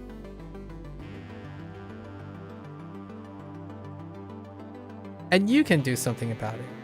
Or alternatively, we can also do something about it. And that's pretty cool that you're mentioning this already. Maybe I can be a little bit more transparent if something annoys me. But I'm pretty transparent when it comes to something that annoys me. So if I didn't say something annoys me, you're probably okay with saying it doesn't annoy me. But hear me out. I'm gonna contradict myself. If something annoys me, I usually try to find some way to do something with it. Because if it annoys me, it's telling me something I don't understand. Like, what I mean by this is self-defeating. It's a cyclic argument. If I find something that's annoying and I explain it to myself why it's annoying, the next time it happens, it becomes less annoying. Isn't that interesting? I think life is so funny. I think humans are so funny. Like, for example, let's not use annoy. Let's use something even, for lack of a better word. Let's use scary or fear. So a lot of times when you have fear and you understand it a little bit, it gets less, even less. For example, we'll use airplanes. I still have an irrational fear of like airplanes. Like, regardless of how much I can reduce this fear, it's gonna be pretty substantial when I get on a plane, right? You can do the stats thing. You can talk about how other people traveled. You might even have like friends and family who love it, that kind of thing. You can bring your friends and family. You can bring a I don't know, a service dog. So many things can lower this, but the idea is it probably doesn't reach a threshold for me. And if it doesn't reach a threshold, that means I can do something about it. I can tell you and you can do something about it. We can tell each other and we can both do something about it. Right? So that's probably how I would say you don't have to worry about annoying me. If I cross the threshold, you'll probably know. Like I make it pretty clear when someone crosses the threshold, but usually not when I'm streaming. Maybe if you like DM me and you're just like DMing me something about how I'm the worst human being alive or something over and over again, then I would probably do something about like report you, or like say, hey, if you don't cease and desist, I will contact authorities, create a full expose and dossier on your profile, and then get you like excommunicated or IP banned or something. But those are extreme cases. We're talking about you have to go pretty deep. For the record, if you're ever wondering if I've ever had life threats, I have encountered life threats on the internet. People have threatened my life before and my well-being. So yeah, that has happened. Actually, it has been in real life too. It's part of life. It's hard to avoid these things. So we have to be cognizant, try our best to be as reasonable as possible to avoid these things. I think that's a big reason there are so many conspiracy theories surrounding new technology, because it becomes more and more complex, so many people don't understand and therefore sometimes fear it. Yeah. Yep. The only thing you do that annoys me are the things I really respect in you, like committing to long form format. Having thorough. Oh, well, that's kind of Jesus, that's terrible. Sorry that happened to you. Oh no, it's perfectly all right. It's happened before. You know, like also when people see a different person when you're young, they threaten your life too, right? Or threaten your well-being because you're different, right? Discrimination has happened, and I want people not to take this out of context. I'm smiling because that's my defense mechanism. I confront and try to offer mutual respect.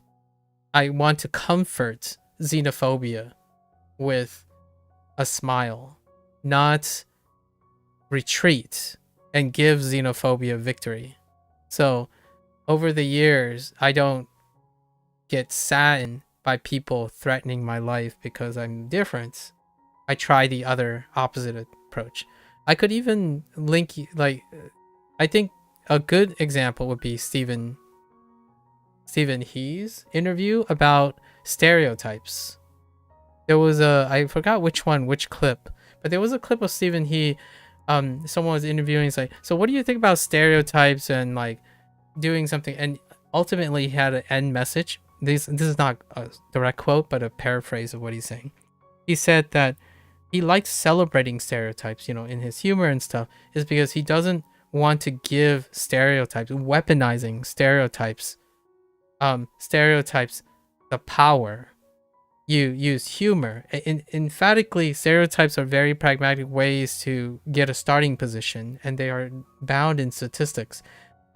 Understanding that and using it as a form of communication is weakening those who would weaponize stereotypes. And it was in regard to his comedy.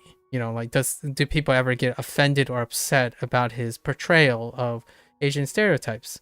And then, you know, there's other comments like, most of the people who are offended aren't actually Chinese, which that's pretty funny, because that's actually how that's how it checks out for a lot of diaspora. He's British, I believe, not American, but now I think he resides in the United States. I don't know for sure, but for me, yeah, most of the time I think the people who are offended are often offended for me. I'm usually not the one that's offended by the stuff, and that comes down with terror as well. I don't want terror. I don't want to weaponize and elevate terror. So when someone says, "Oh, I don't like you because you're different from me," I don't dislike you because you're different from me. Let's try to find some commonality and start there, right? Maybe I can get you to hate me less by showing you that I'm a little similar to you in some ways. I like food. Do you want food? Let's go and have a great hamburger together. Do you prefer beer or do you prefer coffee? Let's do both if you like both. That, in my opinion, weakens that xenophobia than supporting that xenophobia. So like when someone says you're ugly because you look a certain way, and I'm just like, well, you're ugly because you look a certain way, I think that only escalates. That's less likely to be successful. So you're behaving similar to it. The irony here is that's probably, if I was a third person, my only thought was, you two argue in the same way. Talk about it for a moment. Because if you think you two are different, you guys just did the same thing together. Like, talk about it. Why are you frustrated? Your problem with life is that you're thinking all the time that everyone is better than you. Yeah, that's a very common one. And doing better even your basic things in life, I hope you don't continue to think that. And sometimes you just want to give up and run away. Nihilism. Yeah, nihilism. And feel lost and not belong to anywhere. I'm sorry to hear that.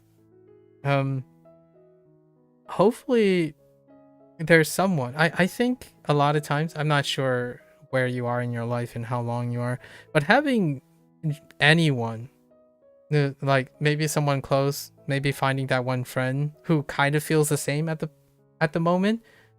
One of the things that is very nice about having another person, even if they feel the same way, is the existence of two people next to each other and communicating and acknowledging that they exist actually can help both individuals. So I hope you have like a friend that tells you, hey, that's pretty cool. I know there are other people on the internet that's better at this or something, but you're the only one that I know, for example, that can do this, and that makes you more important than the other person. So oftentimes trying to find one or two people who you spend time with, they can give you a level of value in your life, right? Because if you're feeling that way, like truly and utterly feeling that way, I would like to think that your parents are there for you, and like best friends and what the people that were there before you learned about everyone else. I think kids, especially younger people who gets exposed far too early to every possible thing out there, generates nihilism. It's to the point where you don't really want to do anything because there's always going to be someone who's ahead of you or advance ahead of you, or all the things that are important are all the things that other people already have. As opposed to having a friend and a parent who tells you, well, it doesn't matter how good they are. I want to know how good you become. If you can learn a language in Japanese, I prefer to hear your progress in Japanese. I don't care if that person learned Japanese in one day. That's not important to me. Your existence with another person is far more valuable most of the time through social connections than it is as a nondescript number to another person. So hopefully you have someone out there that you can provide that semblance of progress, right? Anyways, and like Daryl Davis. Which one's Daryl Davis? Wait, hold up. Daryl Davis. Oh, yes, Daryl Davis. Indeed. Exactly. That's a good one. I am not the greatest with names of activists. But yes, thank you for all the conversations. We kind of wrapped it all together in a way. All right, let's finish this and then we'll do our other stuff. I might have to cut some things for tomorrow. All right. So anyways, back to Japanese. I saw, wait, how long ago? Uni provided a time marker for how long the digression's gone. 2 hours? That's pretty solid. 2 hours. Because Uni typed, what is this? Shitetsu? Maybe? Shitetsu? 私鉄 Yeah. 私鉄 That's it. Okay. Alright. Has DailyBot come by yet? Yeah, they did. DailyBot was the first thing. Yeah, DailyBot was the first thing.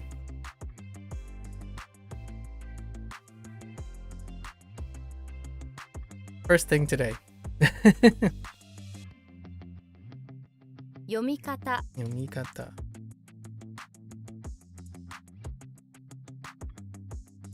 頭 Tama. Oh no. What's old?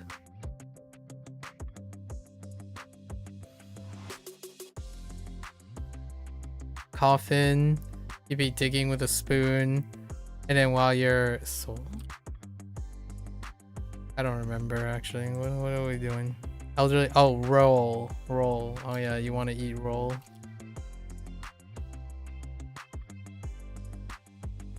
Roll.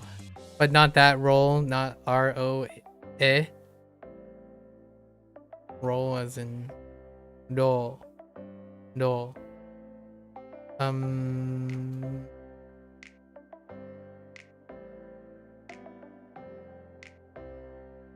Sheen. Did this change? I don't think this changed. Sheen,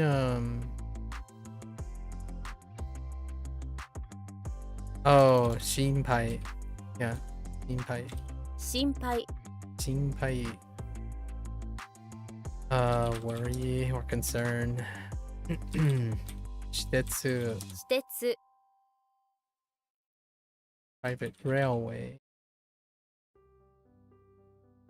Alright.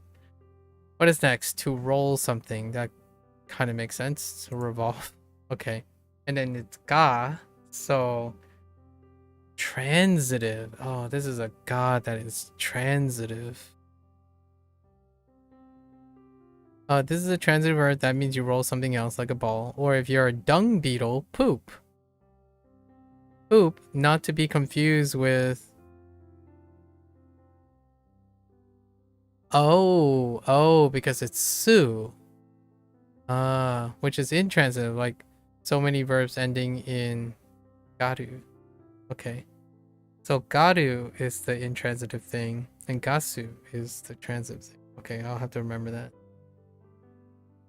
Would there be a time limit of chatting with viewers after which you would just not re-chat for a while? No, I would just end the stream. Assuming the chats are unrelated to your studies, I just end the stream.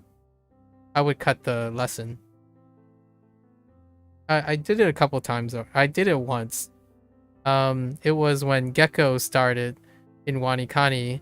Then you hung around for HanziHero, and then SD showed up for Duolingo, and then SD was the one that witnessed that I cut my Spanish lesson. I cut my Spanish portion and then caught up the next day. We just catch up the next day. Time management. Plenty of time management skills.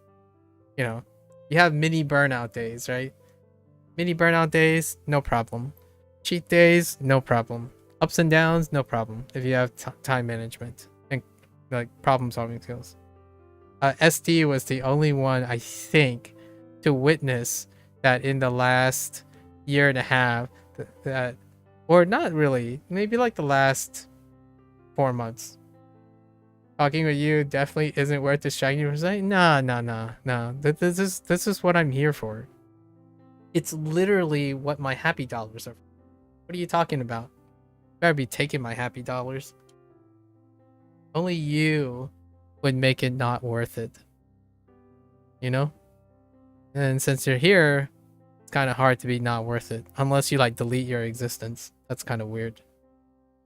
That's like, that was kind of dark actually, the way that came out. Like, if somehow my memory just lost all instance of our conversation, then it would be not worth it. I stick to what I said before, where I said that I typically do not regret my choices. My choices are, for lack of a better word, they are often incredibly intentional and calculated. What becomes of the actions are not calculated, but the investments, like my choice to do it, is calculated. I choose to stream, therefore they have calculated cost and return. So when someone says, I'm getting on stream, and says, I don't want to talk to people, then that is a conditional impasse of understanding what is streaming, right? They can choose to do so though, right? By clarifying. It's like, hey guys, I'm a streamer. I do no commentary let's plays. Fair enough. You're not bamboozling anyone, right? I did not make any of those conditions. In fact, I need to make a condition in which I'm not always playing or on task. Especially ironic when you take into consideration how many people tell me they have ADHD and can't stay on task. Right? What does that look like? Yeah, I was gonna make a joke saying thanks, I'm going to delete my existence, but I thought that yeah, no, we can't. I was thinking like a processing, like, so I was thinking like computer data, you know, like if you delete the file. But then I started thinking, man, that's really dark. Like that's one of those like comedy stand-up punchlines that you would have only in that context because everyone's ready for the joke. But that taking out of context can sound very, very dark. So I'm happy that to hear that you feel the same way. It's like, yeah, unless like somehow I have amnesia and lost all that time, it's not a waste of time. You know, it's always worth it. You know, okay, maybe I like to give a fair shake. So a question would be then, what do you think is a waste of time? Right?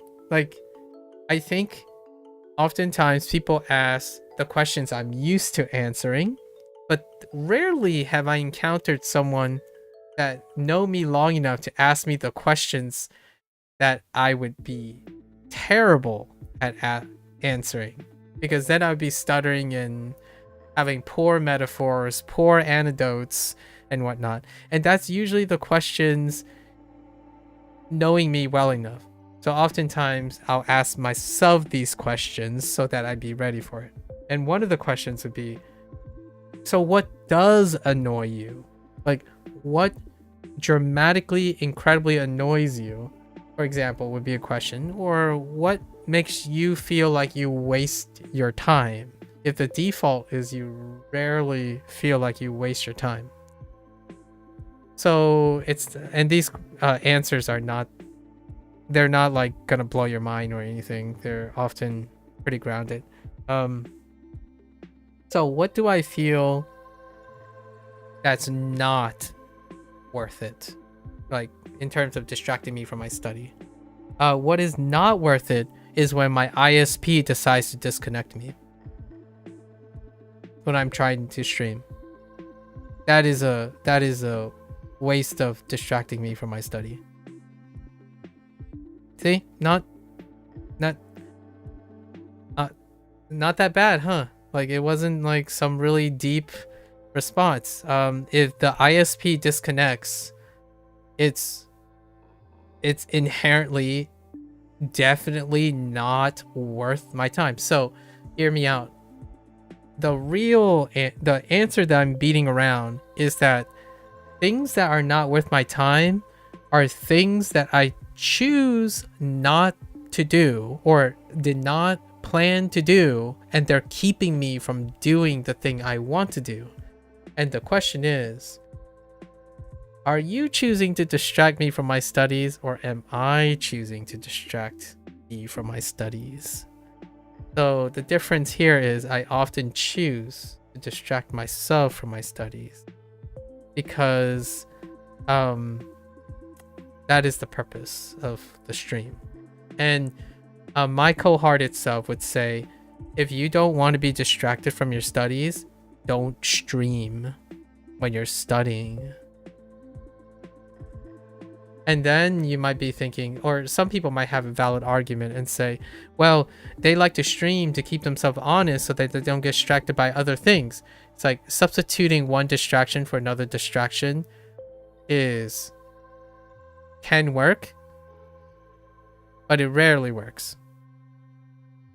So like someone could argue, oh, if I'm streaming, I'm more pressured to stay on task, despite knowing that you would be distracted by anyone who like comes in.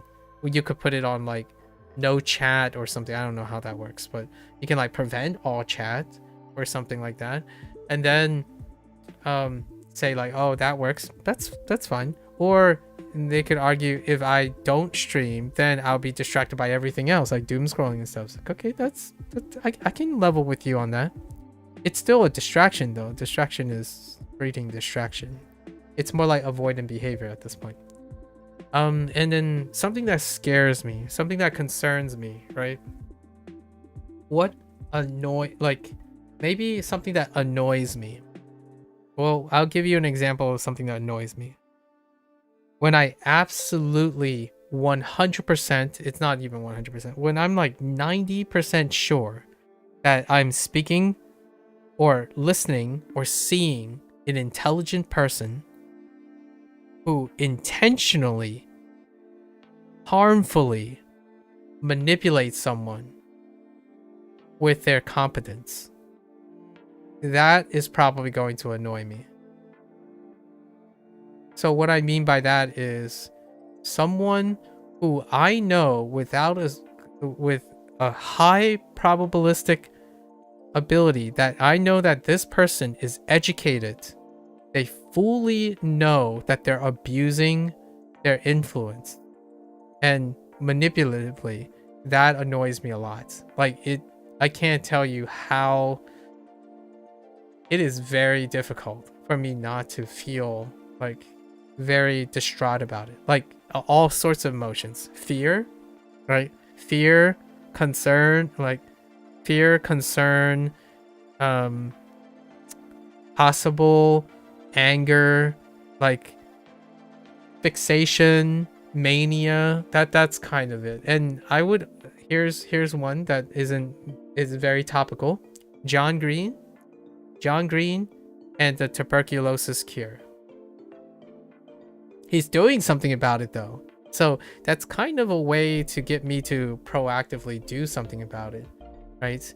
But John Green has able to channel that John Green is doing his battle against TB, in developing countries. That's probably one of them. Like his frustration that he often communicates when it comes to knowing that TB is still on this planet with human carriers, knowing that it is curable is something that he can communicate that's frustrating. And I have those things too.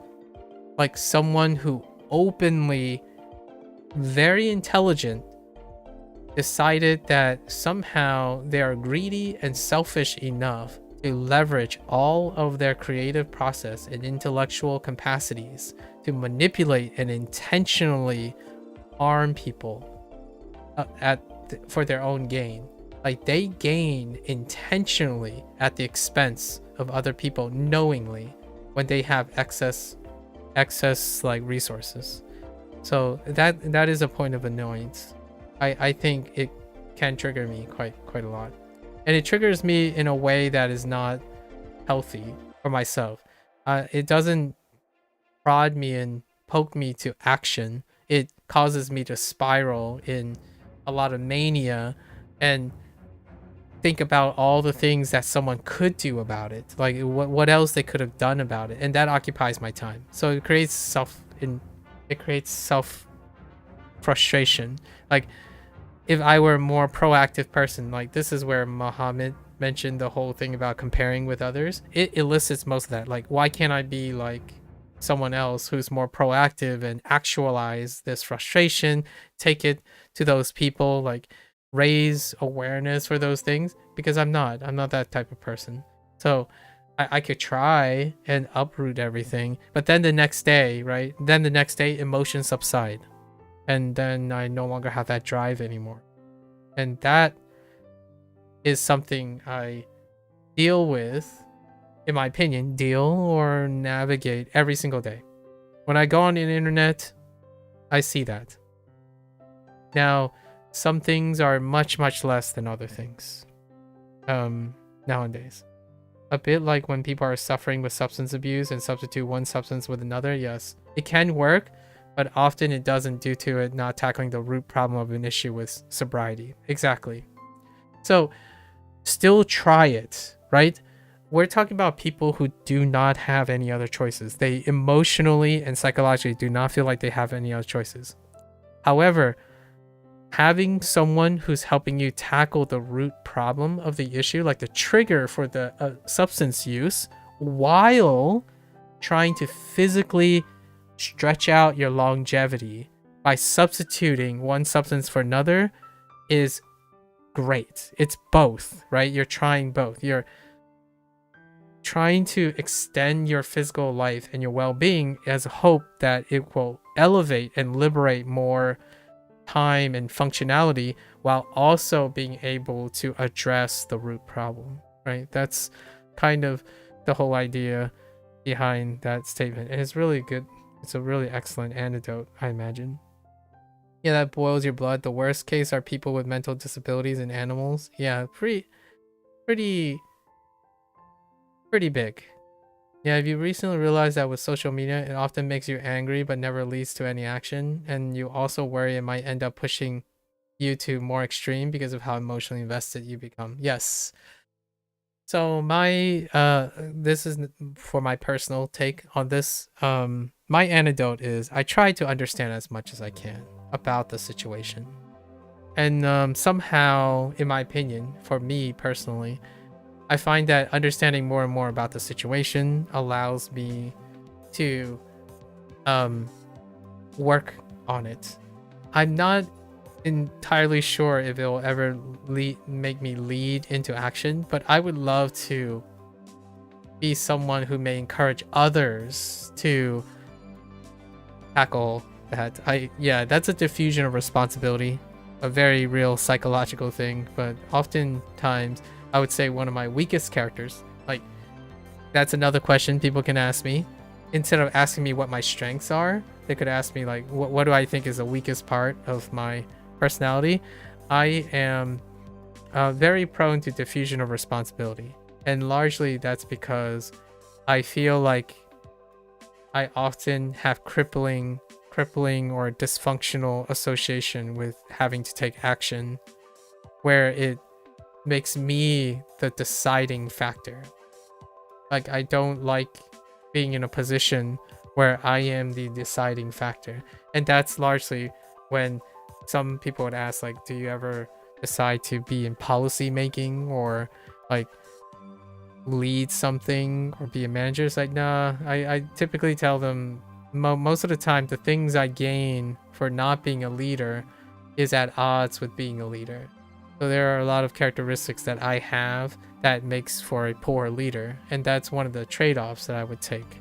So conversations like this, generally not the greatest for leading. When you go around saying like, oh, everyone has a valid point, or I'm trying to see the validity of everyone's point, and then, you know, all your people who are following you and whatnot is like, wait, are you telling us to do this or not to do this? Are you telling us like this is good or is it slightly bad, or what are you saying? It's like, I have no idea. Don't make me a leader. That kind of thing. That's usually how I would thinkers. I'm not saying thinkers can't be leaders, but boy howdy, it takes a very special someone to lead with that.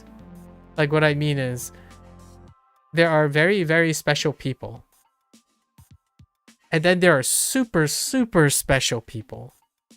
Now, the special people have specialized skills that allow them to operate in a certain field, neglecting other things. Then there are the super, super, super special people, which somehow they specialize in multiple skills that contradict each other or need to be negotiated with each other, and they still make it work.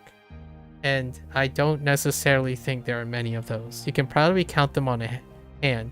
Like, for example, maybe this is a little hot take, but Gandhi would be kind of one. And there's a reason why when I say Gandhi, historically, you can probably pinpoint everyone's knowledge of that person. Largely because they are incredibly super special people. And I am not arrogant enough to think that I am that special. Now, I don't want to reinforce Muhammad's nihilism, right? Hopefully we can all feel that we are valuable and special to someone within a sphere of influence, be it your friend, your brother, or your family. But yeah, those people that I'm thinking of, those are the special people, and I'm definitely not one of them.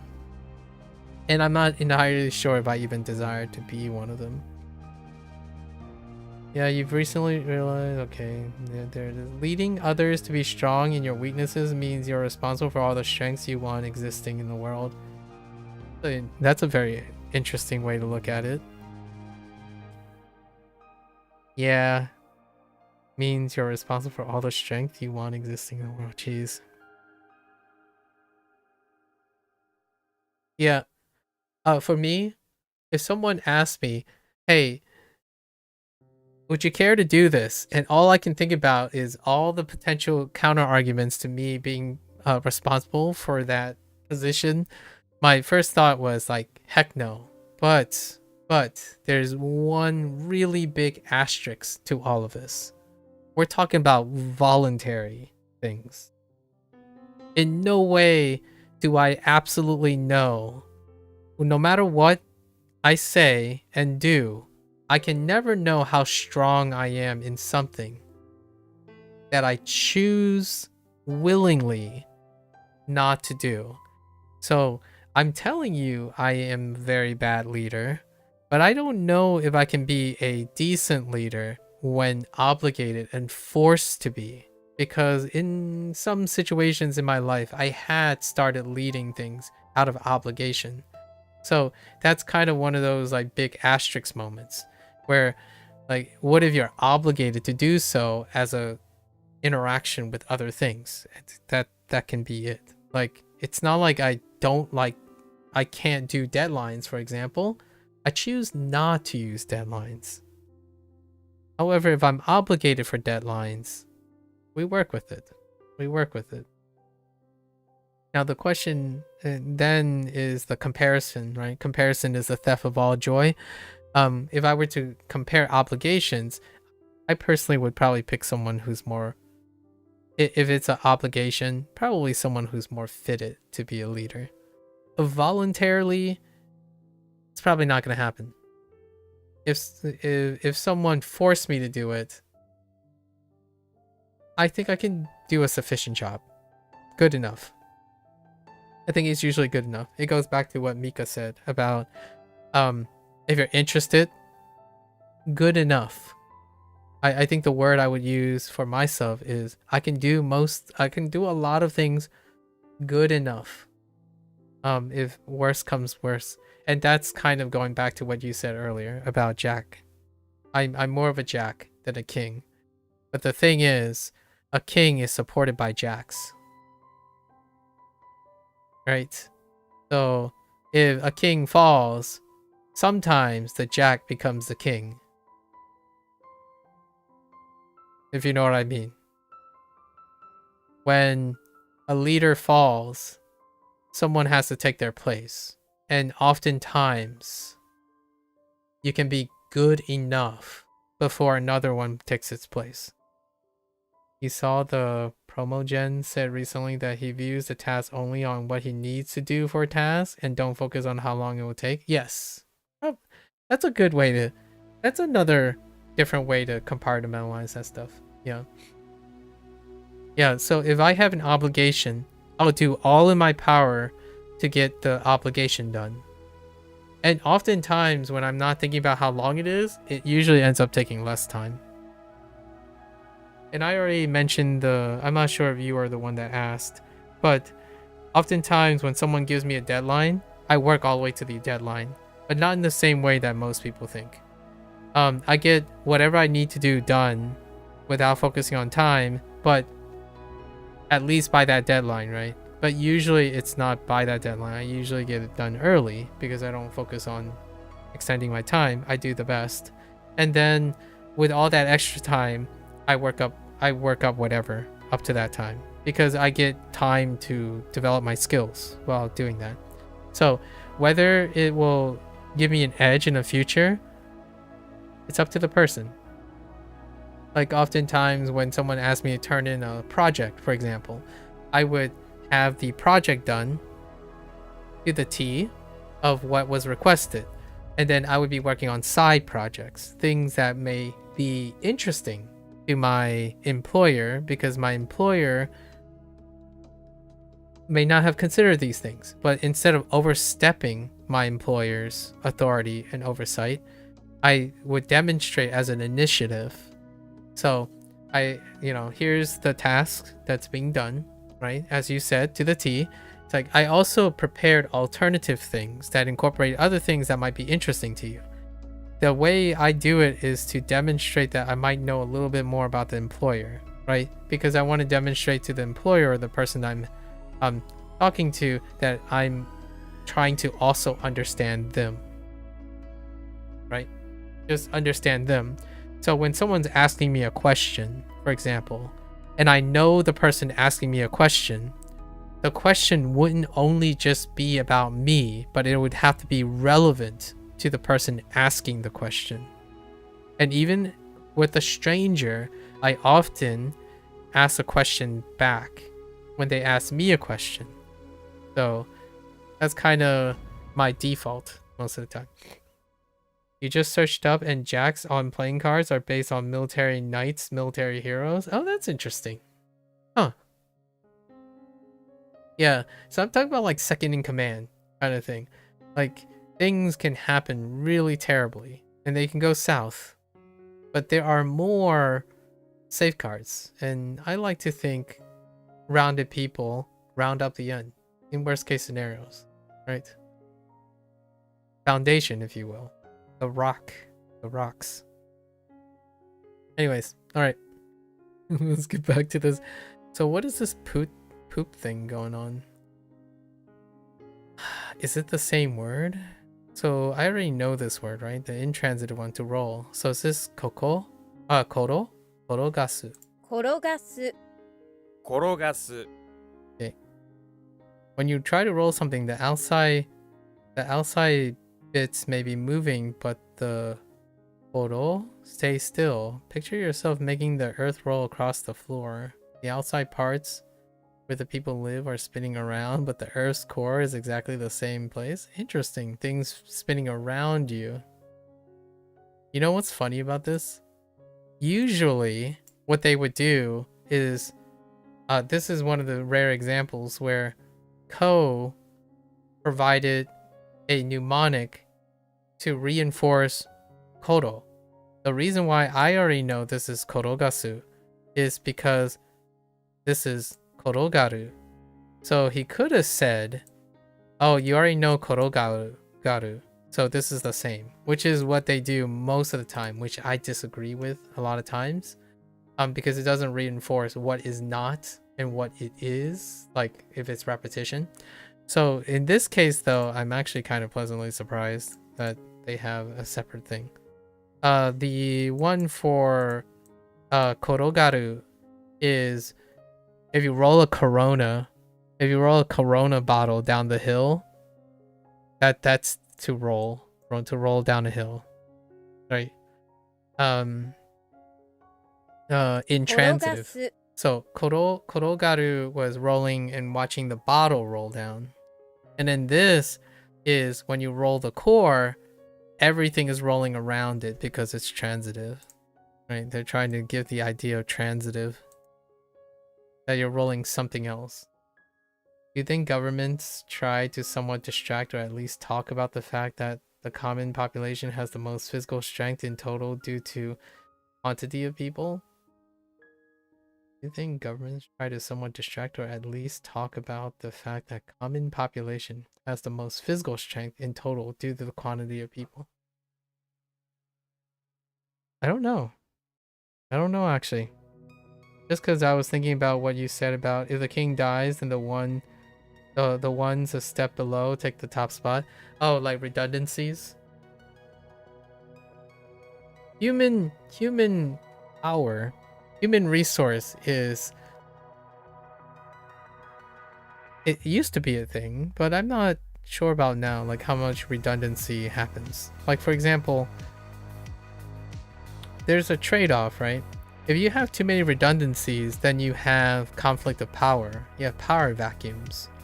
And oftentimes when you think about how much influence someone has, how can you fill those power vacuums?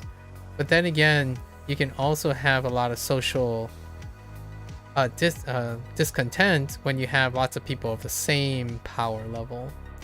So that's kind of the difference between like a monarchy, a dictatorship versus like a democracy, right?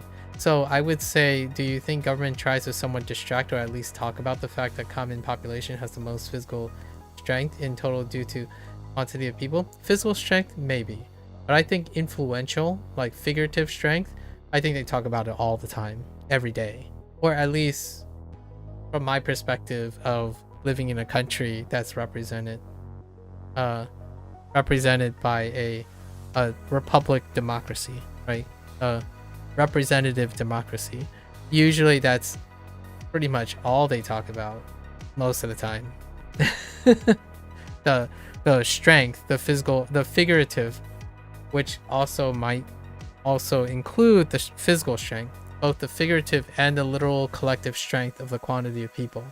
In fact, most of the voting systems are proportionalized to the quantity of people through representation, right?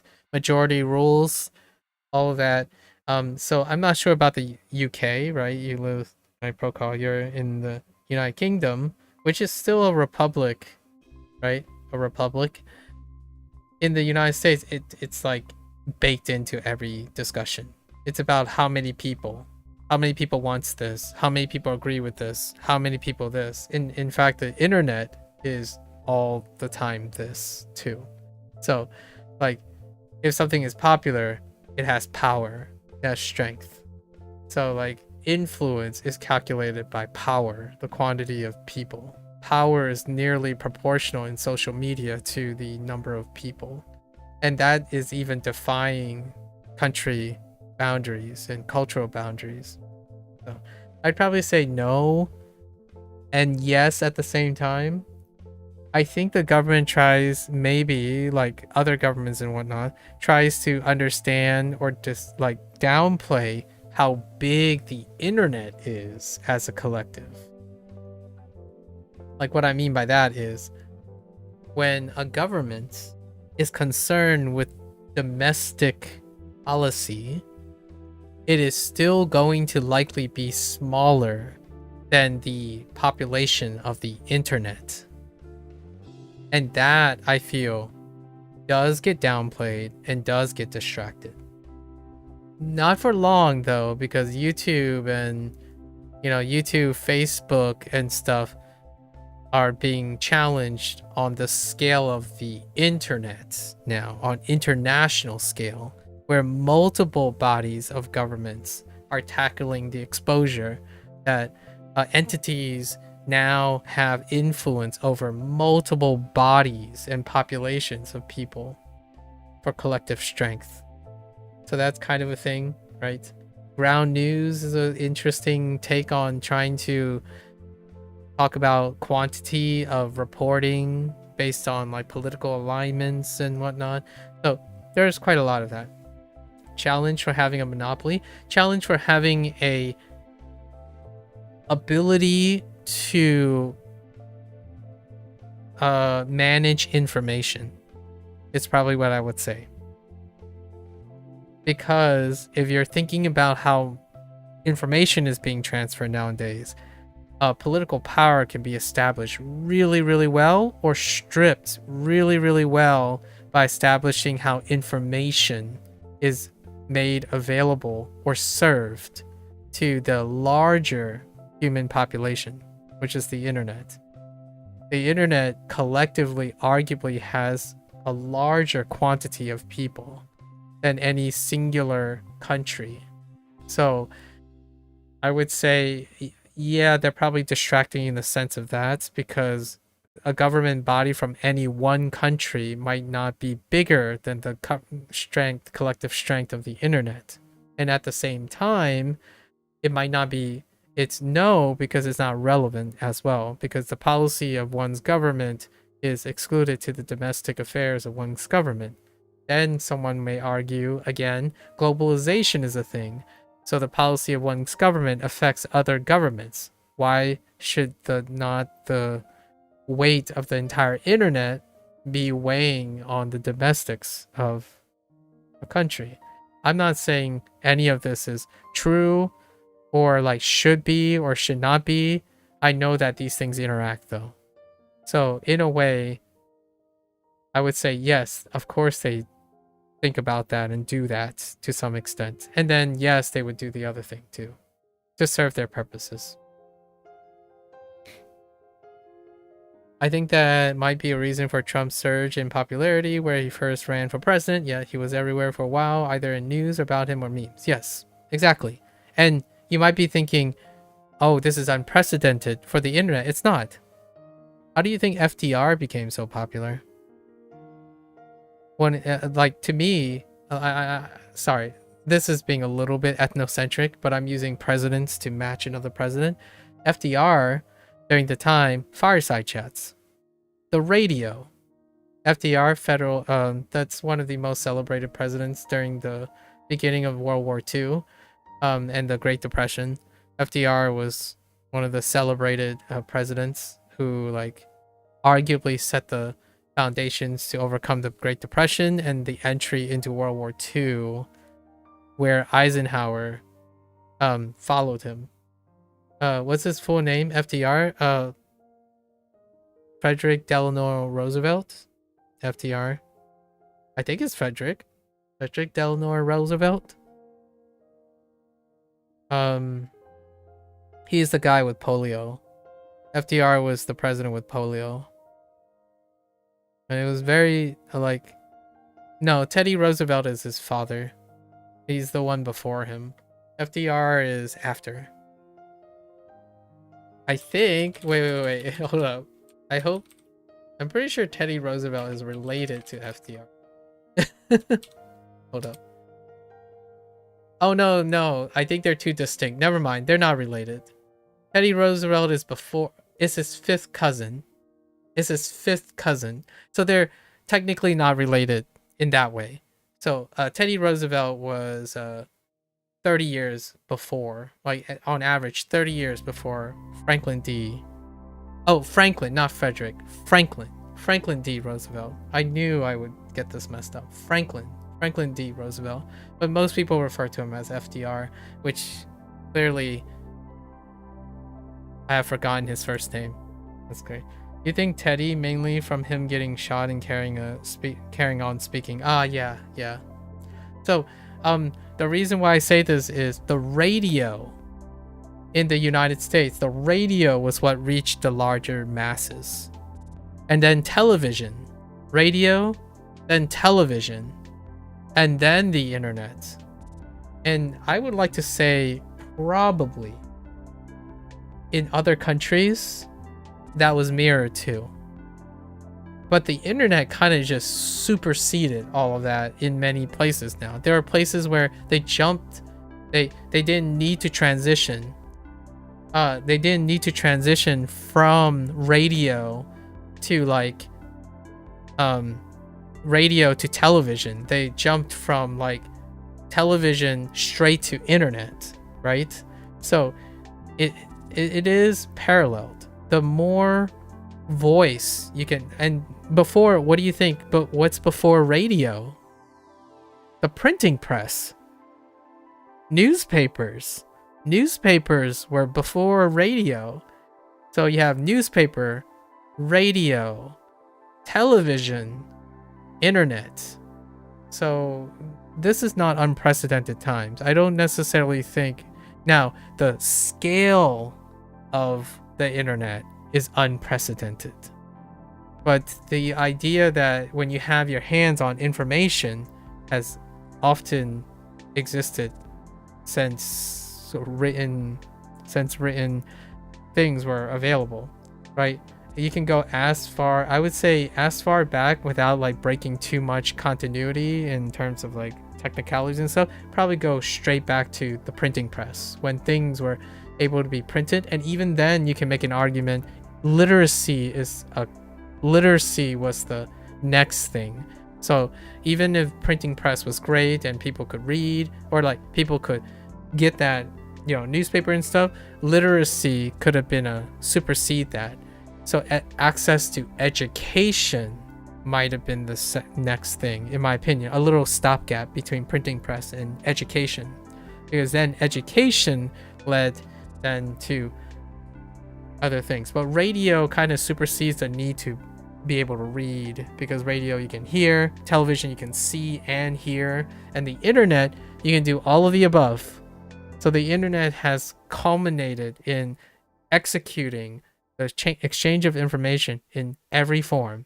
And what's even more direly interesting is all that information can be manipulated just as much as newspapers, radio, television. But now the internet, with all of its form of information, all of it can also be manipulated in the way that newspaper, propaganda, and like all that form of propaganda can still exist. Now the internet has a culmination of all of that. So you could kind of say it's an unprecedented time. The scale is incredible. So when you're talking about like popularity and presidents, I was like, yes, absolutely. In fact, the previous president, Obama, not Biden, like what I mean, like during the Trump, like the period that you're talking about, the Trump surge to popularity thing, Obama was incredibly popular, and he is arguably just as popular on the internet, like in a very positive light. So presidents, yeah, the United States presidents are very, very much well aware of internet exposure. Do you get more longer interacting chatters on YouTube over Twitch just because you rarely see the other chatters that chat for a while now?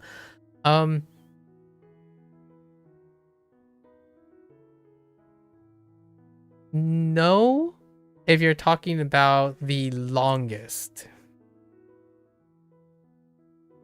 So, okay. Last one. Last one. I think we're gonna cut our Duolingo Spanish lesson for today. Sorry, SD. Let's see. Here we. So, if you're talking about, let's use box and whisker plots, right? So YouTube, Twitch, box and whisker plot, time of interacting. Okay, so we have YouTube, right? I would say the average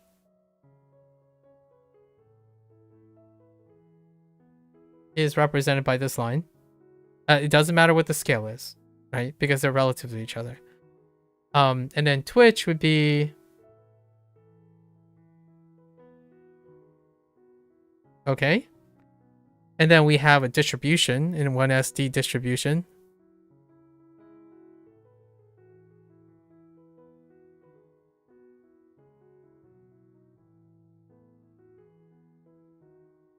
And then for Twitch,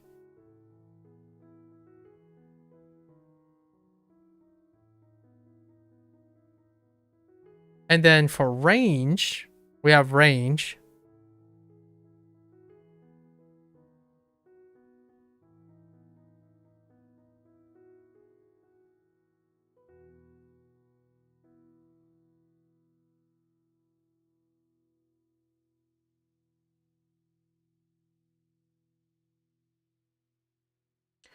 You spend more time talking to YouTube chatters than chatting to someone else on Twitch when you've been watching. That's mainly why I asked. Yeah, because you chat at a different time than I would chat with a YouTuber on the YouTube side of things. Gecko and I chat for as long as possible, and then SD then chats arguably as long as you, but then I chat to other people. So it's what I'm saying is, there's probably a slight increase average in Twitch conversation. And this is due to sampling as well. There's a limit of sampling, but it's slight average.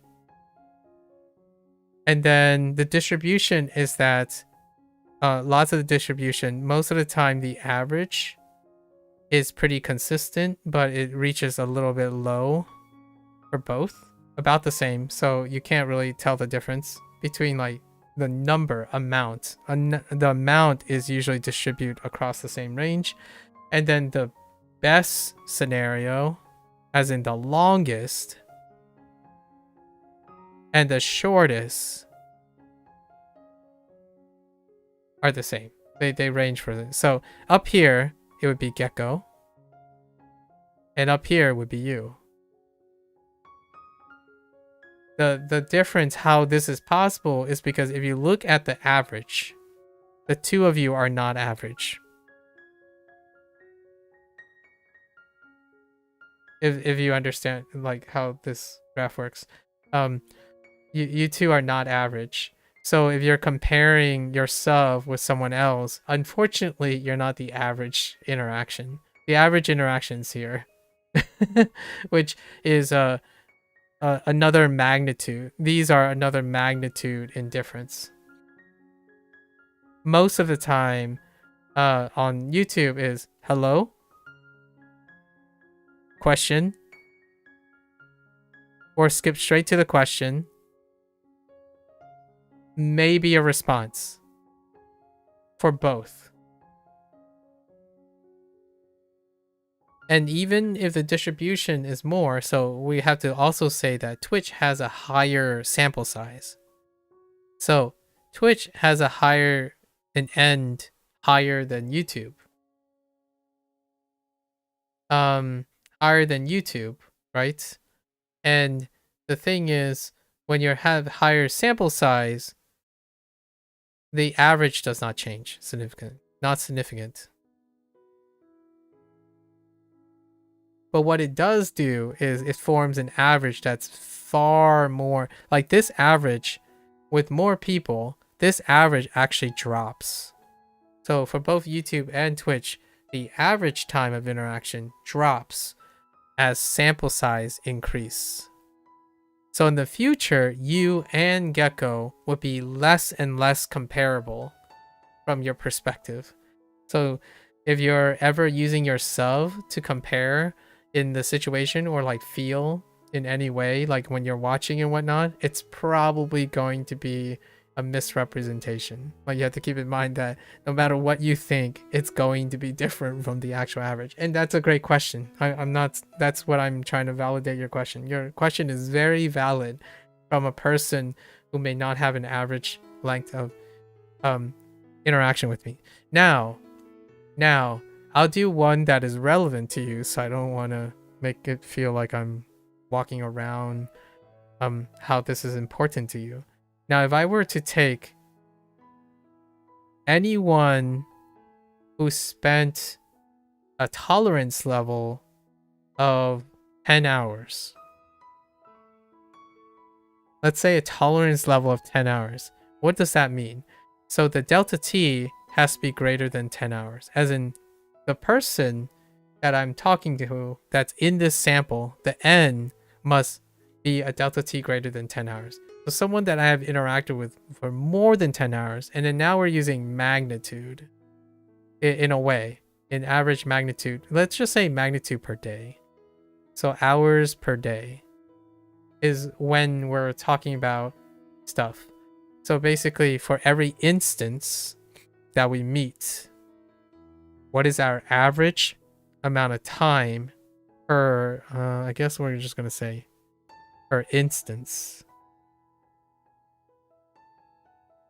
So like for today, what is our average conversation time when I'm talking to someone who's vetted by greater than 10 hours?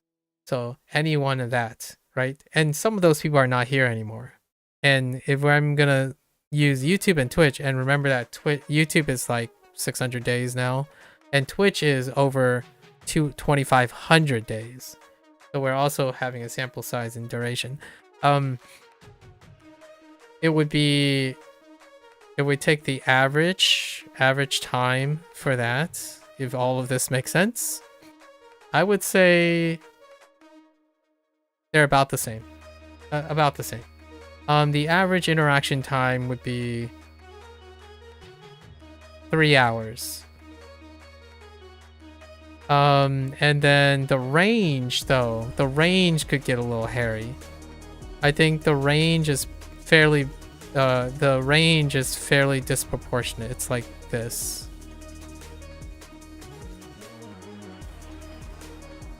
So most of the time, Procall, whenever Gecko shows up, probably be talking about 3 hours. Whenever you show up, probably about 3 hours. Whenever SD shows up, probably about 3 hours. And then at some point, you guys don't, like, maybe some of us move on, or like I still continue streaming, but people move on, they no longer talk, right? They're no longer there, but it's per instance. So now we're normalizing per instance. Usually the people who have stayed, who've talked more than 10 hours, the average is about 3 hours. And why is it 3 hours? I have no idea. Nothing's stopping us from talking more. It just happens to be 3 hours. It's around there. Our upper limit, though, this is why I mean by there's not an upper limit, because one time Gecko has an upper limit. Actually, you know what? If we're using Gecko as an upper limit for YouTube, this is usually lower because he has to leave. So there's also time zone effects. But the thing is, you and Gecko share about the same thing because both of you have time limits a lot of times. And SD is from a different time zone, but SD also has a time zone limit because my stream ends by then too. I have a time zone limit on SD because SD and I share the same time zone.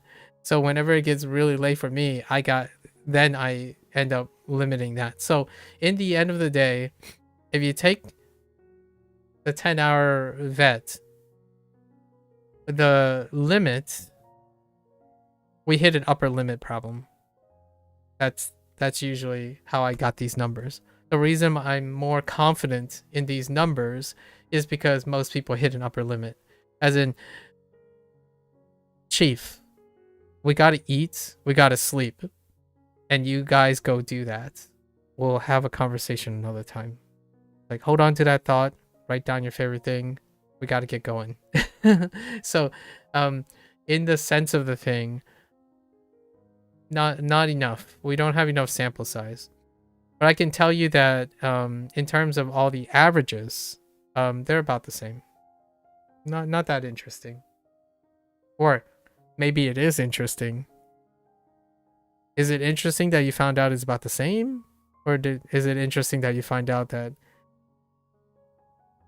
you thought it might be different?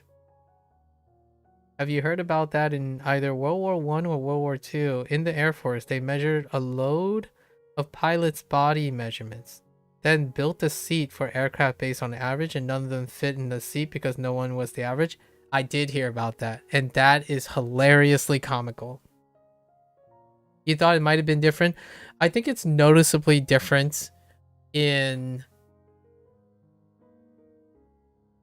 other ways, but not that one, unfortunately. Isn't it interesting that human attention span doesn't change? I'm kidding. This is not like it's not like their capacity for attention span, but the approach is the same. Like the retention and whatnot is very interesting, and it might be me, by the way. So there is a common factor, right, that we must consider. Me. I know this might sound like a little ego. I'm on an ego trip now. Here's my big head. All right, my head is growing bigger. I think the normalizing factor is largely based on my willingness to talk to the person. So the reason why I'm reaching an upper limit, and also there's not very much difference, is largely because I will talk until the person leaves. And unless that person is incredibly dependent on me, which those people don't stay around for very long. The people who are not dependent on me are usually the people who have upper limits. So they know when to leave. At least I hope. Like when you were apologizing for like stepping away, I hope that you know when you step away, I know. It's like, that's okay. You shouldn't ever have to apologize on this, like a platform like this, or like YouTube or something where you step away. Like I still have kids, like younger people who say like, oh, sorry I couldn't make this stream, or oh, sorry I haven't been around because you had a life. Like that's great. That's what I mean by being really cold about that. Like, you're apologizing for having a life. I know what they meant. Like, I appreciate it. I usually say, well, thanks. Like, thanks for keeping me in mind. But really though, if you could do me any favors, knowing that you're too busy and you're having a time in your life, or even showing me what you do with that time, that's a win-win. So I think there's a problem with selection through me, where if you're asking about how long people get retained, usually the people who are retained know when they leave and know when they can stay. And it's usually dependent on an upper limit, how long they can stay. And they talk mostly for that time, interestingly enough. Most of the time. So, I already told you you're not average, but you're also average when you take into account all the people who are not average, if that makes sense. But the problem is sample size. Whenever I have 100 people who are around average, right? Around average, there are much less, like a sample size of 10 at any given time, where their average is pretty average too. It's like and I would say the problem, the thing that's confounding is I'm the streamer.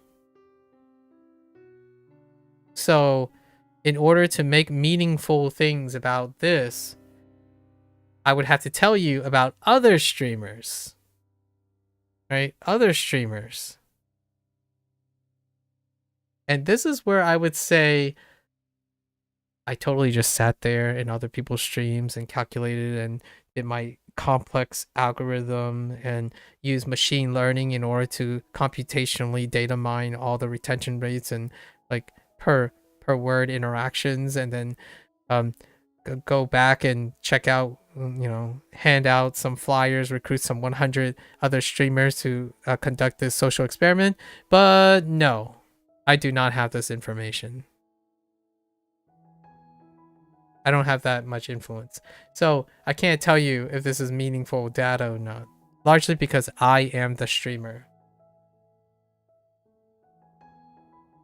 And other streamers, you would need the other streamers in order to understand if Twitch people speak or not. You often say you're going to stop chatting for a while, but because you're giving thorough, well-thought answers, you usually end up thinking of something else to ask or say at the point. You tell yourself is what I mean by say. Yeah. That's kind of how it goes. I would be lying if I told you I wasn't trying to do that. That's a triple negative. An easier way to say what I just said instead of saying a triple negative like a normal English person, I'm going to say it like an abnormal English person. It is my intent for that to happen. In order for someone to be interested in your discussion, you must provide enough information in order for that person to be interested. Otherwise, if you say, yep, that it's the same but different, conversation ends. Unless that person is really, really have an agenda in mind. When you say same but different, it's done. So again, emphasizing that I am the streamer. So it's terrible. Like I can't tell you.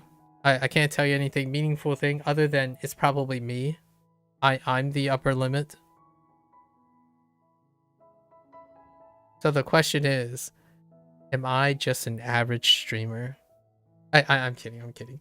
I'm an atypical streamer, but with a consistent behavioral intent. So it also means that which I find very humbling in a way is that many people want to talk at their upper limit when interacting with me. I think that's super humbling. A little sobering discovery about all these years is knowing that most people do not want to talk.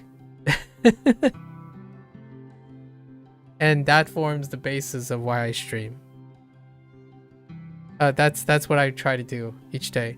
For every 100, there might be one. So the sobering aspect is the vast majority of people don't want to talk about what they are thinking with me, or have even any time willing to listen to me to find something that it's interesting to talk about, or tell me something enough so that I have something interesting to talk to them about. That's the sobering thing. But the humbling experience is, if you keep trying, there's going to be one. And at any time, I feel like there's roughly about 3 to 5 people. And they turn over. So these people turn over. A year ago, the same 5, which includes you, were not those same 5. No one knows me that talk on stream and chat knows me for more than 1 year. Consecutively in 1 year. Now, these people may occasionally drop by every like 2 years or 6-month periods to say like 1 or 2, but they're not the people who fit the 10-hour vetting process. So for the most part, I have rotated 3 or 5 people every 1.5 to 2 years. They don't, and it's not because we had some sort of disagreement.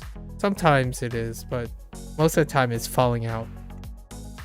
Like a falling out of interest because life takes a very long time, obviously. Right? Things happen at very slow paces. So you kind of just run out of things to talk about and you drift. When I say you kind of, 2 people thing.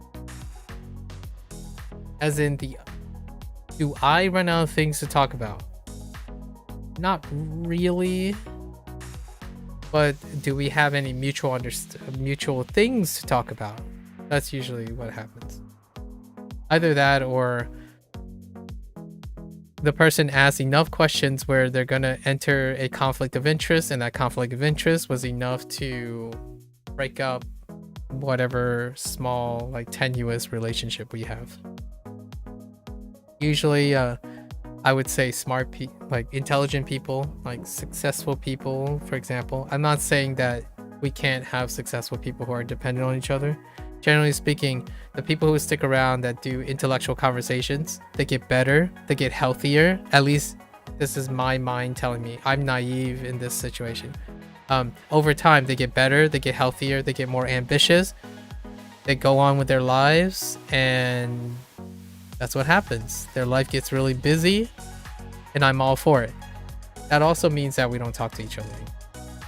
Right? Like, what I mean is, we talk to each other to catch up, but we don't talk to each other on a regular basis in the form of, like, chatting or something. So, I often expect this within the 1 or 2 years situation. The people I talk to, they'll become healthy, or they got something really busy, they go on and do that, and then every once in a while they come back and we catch up and then go on with our business. So is this in no way am I saying this is a measure for dependency. It's something I observe, but it's only correlation, right? There's no causal link between suggesting that if you stayed and talked to me for more than 2 or 3 years, that also means your life hasn't changed and we have become dependent on each other's company or something like that. That's not suggesting that. Largely, what happened by coincidence is that the vast majority of the people that I have come to know, they all moved on at some point. And occasionally you might bump into them again within the 3 years or something, and then they obviously would do the thing, oh, you're still doing this, that's cool, keep up the grind, that kind of thing. And I'm here, I'm not going anywhere, really. My health might take me somewhere at some point. Yeah, always feel free to come by. Yeah. Okay. Poop, right? 転がす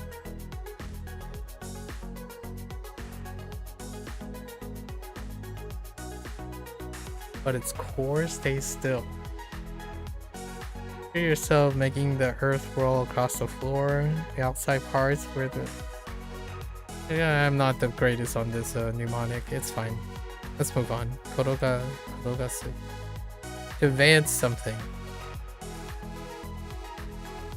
Do I already know a read for this? This might actually be... I swear this is Hajimeru as well. No, it's not Hajimeru. I don't think I have... This is transitive for me. Okay. 進める Oh, wait, I do have Susumeru. I have Susumu. To pass, to advance. But this is to act on something. Advance something. Transitive. 進める And Susumu is intransitive. Yes. You are moving your lawsuit forward against Sue, but now she says that you're the problem. Susume. Oh, that's kind of cute. It relates to the Susumu. You have to sue to get through, to advance. And now Sue is suing me. Susume. Alright. I got you. I got you. A rank. What was Wei?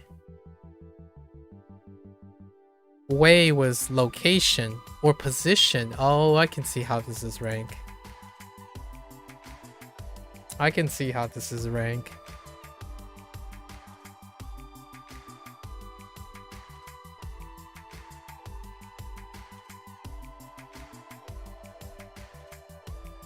Yeah, for the sake of my sanity, I think we're gonna take 2 bye days for Duolingo Spanish. Probably. Yeah, today and tomorrow, because we have to summarize, we have to do a tentative takes thing for HanziHero. Eagle. This great leader is actually the leader. Alright, how does this work? A leader stands at the highest rank in an organization. The leader is the highest rank and stands above all others. Picture the great leader. Imagine him actually standing on the shoulders of his supporters who are lower rank. This is such a coincidence. A lower rank than he is. He's standing on top this great pyramid as a fearless leader. This great leader is actually the leader of the Boy Scouts. And as we all know, the highest rank in Boy Scouts is the rank of Eagles. I actually didn't know that. I know the Eagle Scouts is a thing in the United States, but I was not a scout. Sorry. This great leader has attained the rank of Eagle Scout and stands above all other scouts. Picture the same ranking pyramid from above. Only all the members are Boy Scouts and the leader at the top. Okay. I'm okay with this. I got it. A slice of Americana. Okay. Oh, this is Hajime ni. Okay, Hajime ni, which is to begin with, or in the beginning. Okay, remember how Hajimeru means to begin something? Hajime is the noun version and means beginning, and as in part of an action or process, and ni marks a point in time. Yes. So Hajime ni means in the beginning. Hajime ni can also mean to begin with or start with. Yes, yes. When introducing an action, opening action. Indeed. はじめに Hajime ni. はじめに That's fine. We're good. I think. Alright. Just right. Oh, that makes sense. Just right is just right. This together is still just right. Or exactly. Exactly. So when you make exactly an adjective, still the same. Is exactly right. Yeah, if this means exactly, then exactly good is just right. Okay. It's still exactly, but I guess they want the right part. And I know this, right? Oh, does it preserve? I'm guessing this is 2 separate. Oh, don't be a different read, please. Chodo.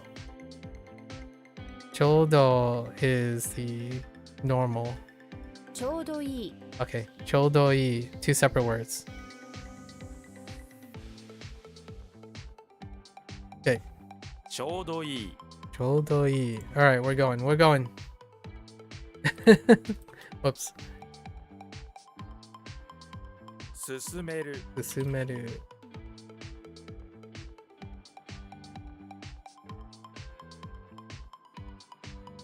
転がす Korogasu. Oh, why is that so much louder? What the heck?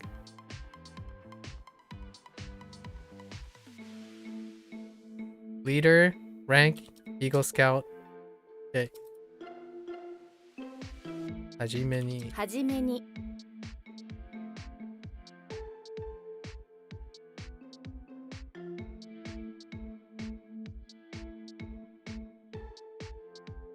ちょうどいい Chodoi. Yeah, we still got we still got 70 lessons to go. It's fine. It's fine. Spanish will just have to wait. Amount sold.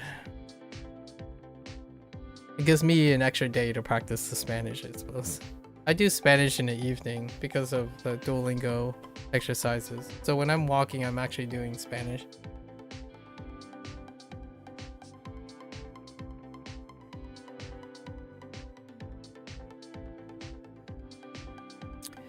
Amount sold. So how do we get amount here? I got sold above get age. So it's like as much as this. What time of day do you usually start Japanese and Chinese? When I start Japanese, I usually start like 5.5 hours ago. So whatever 5.5 hours ago for you is when I start Japanese. And I already I made that graph. It's usually average 2 hours for Japanese, and then Chinese is average 2 hours as well. So I was supposed to start Chinese like 3 hours ago, but today's a little exception. I'm supposed to start Chinese an hour and a half ago because WaniKani's schedule is a little weird. Some days it gets as low as 30 minutes and it gets as high as 4 hours. Today is the 4-hour one.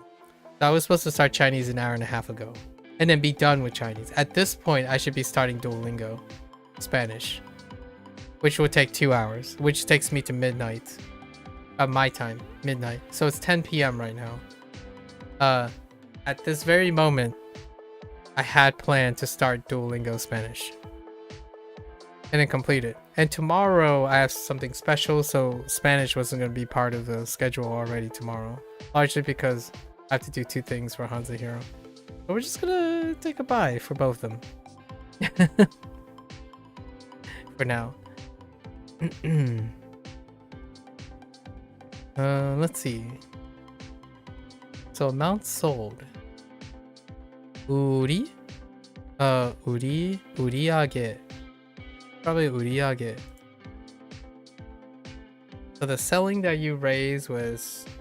The selling that you raised, like ageru, is the amount sold, or the number of sales. Think of a graph going upward where it raises the amount of sale. Okay. Fair enough. 売上 Uriage. Yep. 売上 売上 Very nice. 2 separate things. We're good. Real thing. A real thing is honbutsu? The real thing is a real thing? Oh, because they're using real. Yeah, okay. That's fine. Or main, or real. Yeah. Main. If you learn hon as book, you can also think of the word as the book thing. What is this book thing? Is the real version of book? Is the real thing? If so, you'll pay. Yeah, this is also real. Can you think of a place or situation in Japan that you would have the least confident talking to a native person about?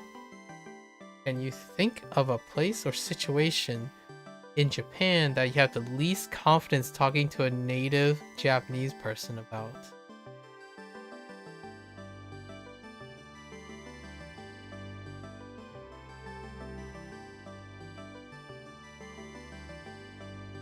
That's a lot.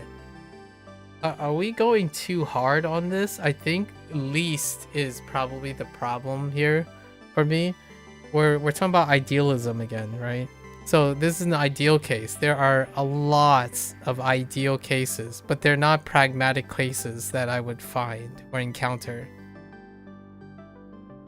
Do you want to hear an example to illustrate the point? I could think of something maybe slightly pragmatic. I'll give you a slightly pragmatic place, but it's still highly unlikely unless a case happens. Bottom 5% then, or similar, something similar. Bottom 5%. I'm dying of food poisoning, and I have to talk to a Japanese doctor of how I feel.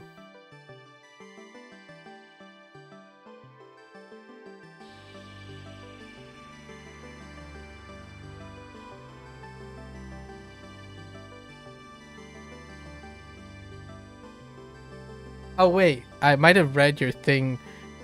Okay, can I think of a place or situation in Japan that I've had the least confidence talking to a native Japanese? Yeah.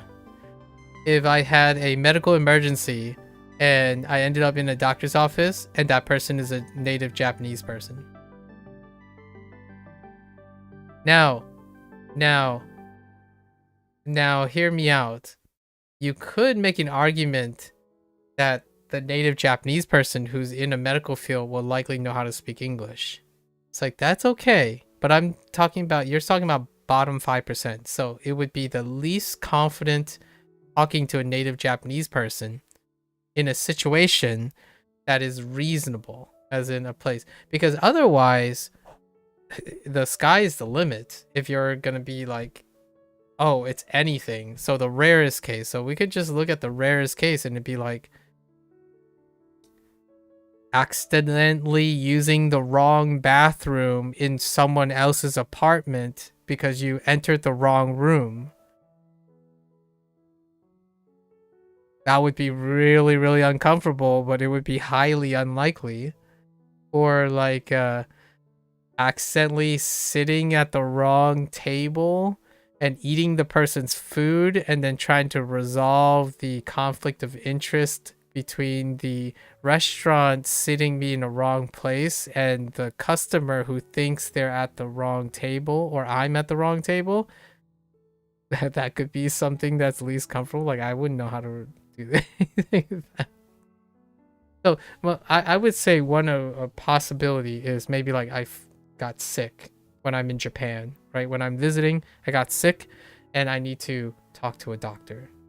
That's probably going to be a tough one. Like, other than saying, I'm sick.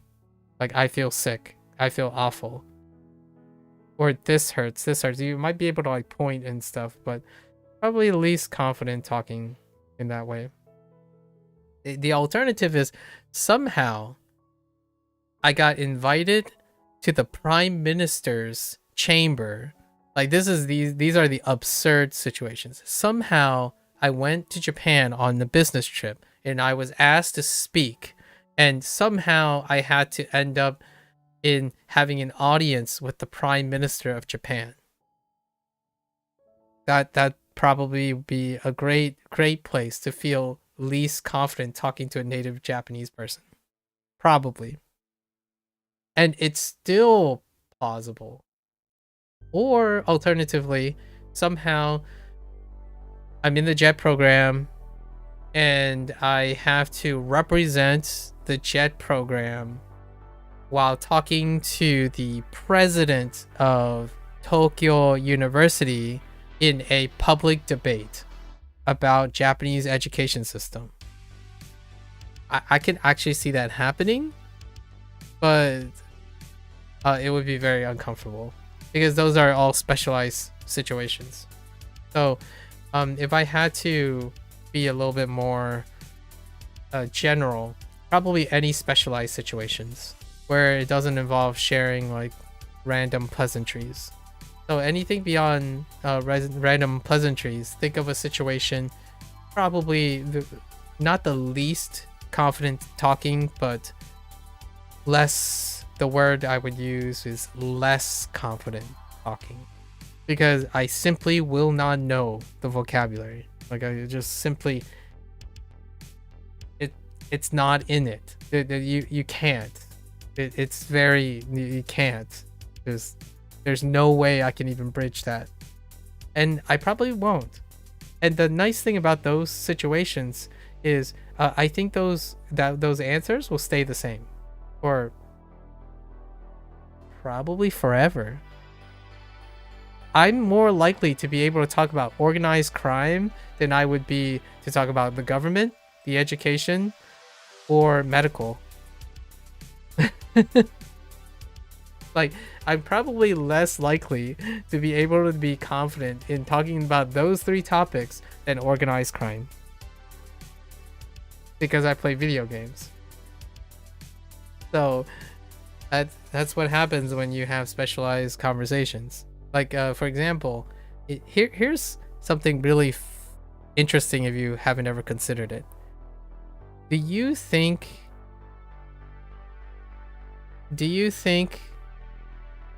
have you ever wondered if someone talked to me, if they know I had a PhD in molecular biology, would that prevent them from having less confidence to talk about science or not? Or it's me?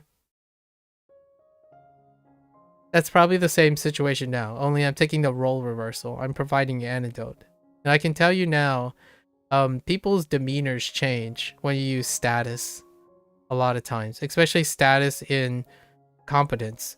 So I typically do not say that I'm a native English speaker, nor do I say that I have a PhD in molecular biology, or like not until after the fact. So oftentimes one of the root parts of that question is it's a native Japanese person, right? So if I had knowledge that is a native Japanese person, does that affect the way my confidence in it? Usually my answer is no, because it's dependent on the place and situation. However, the nature of your question also tells me that you are well aware and exposed to the idea, or maybe internalized for the idea, that when you know that someone has a difference in status, when you're gauging their output, it does significantly affect. I would say a vast majority does significantly. I do not find people intimidating. I find my own competence, my own competence intimidating. So when I meet someone, or when I'm in a situation, that person does not intimidate me. I intimidate myself based on my level of competence in situations. So I would feel far more or less confident because I know I'm not prepared for that situation. Not regardless, I would be not confident if I didn't know any medical things and talking to a doctor. I would feel less confident about talking about it. So it probably supersedes everything. It doesn't necessarily have to be in a different language. Oftentimes that's the thing that keeps me motivated in constantly learning.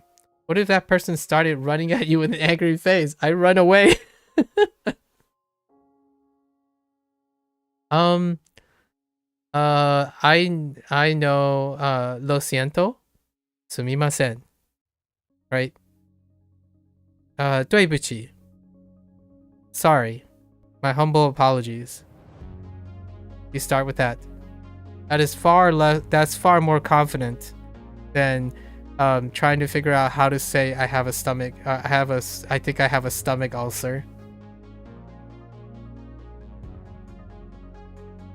Because it's pleasantries. You're talking about emotions. So the first thing you can do, especially a Japanese person, is you bow and say sumimasen.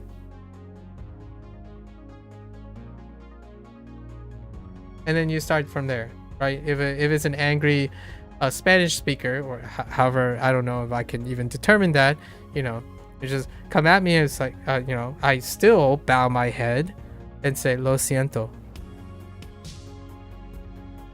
And then ask them, like, I'll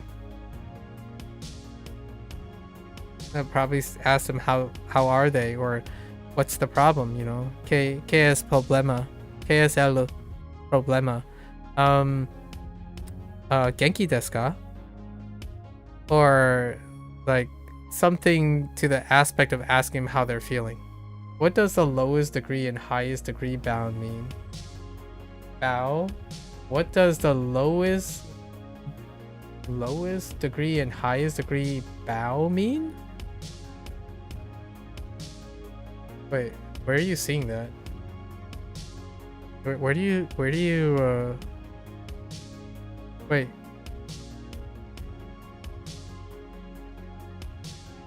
The lowest meaning least movements. As in barely bowing. Oh, I have no idea. Oh, you mean like in Japanese?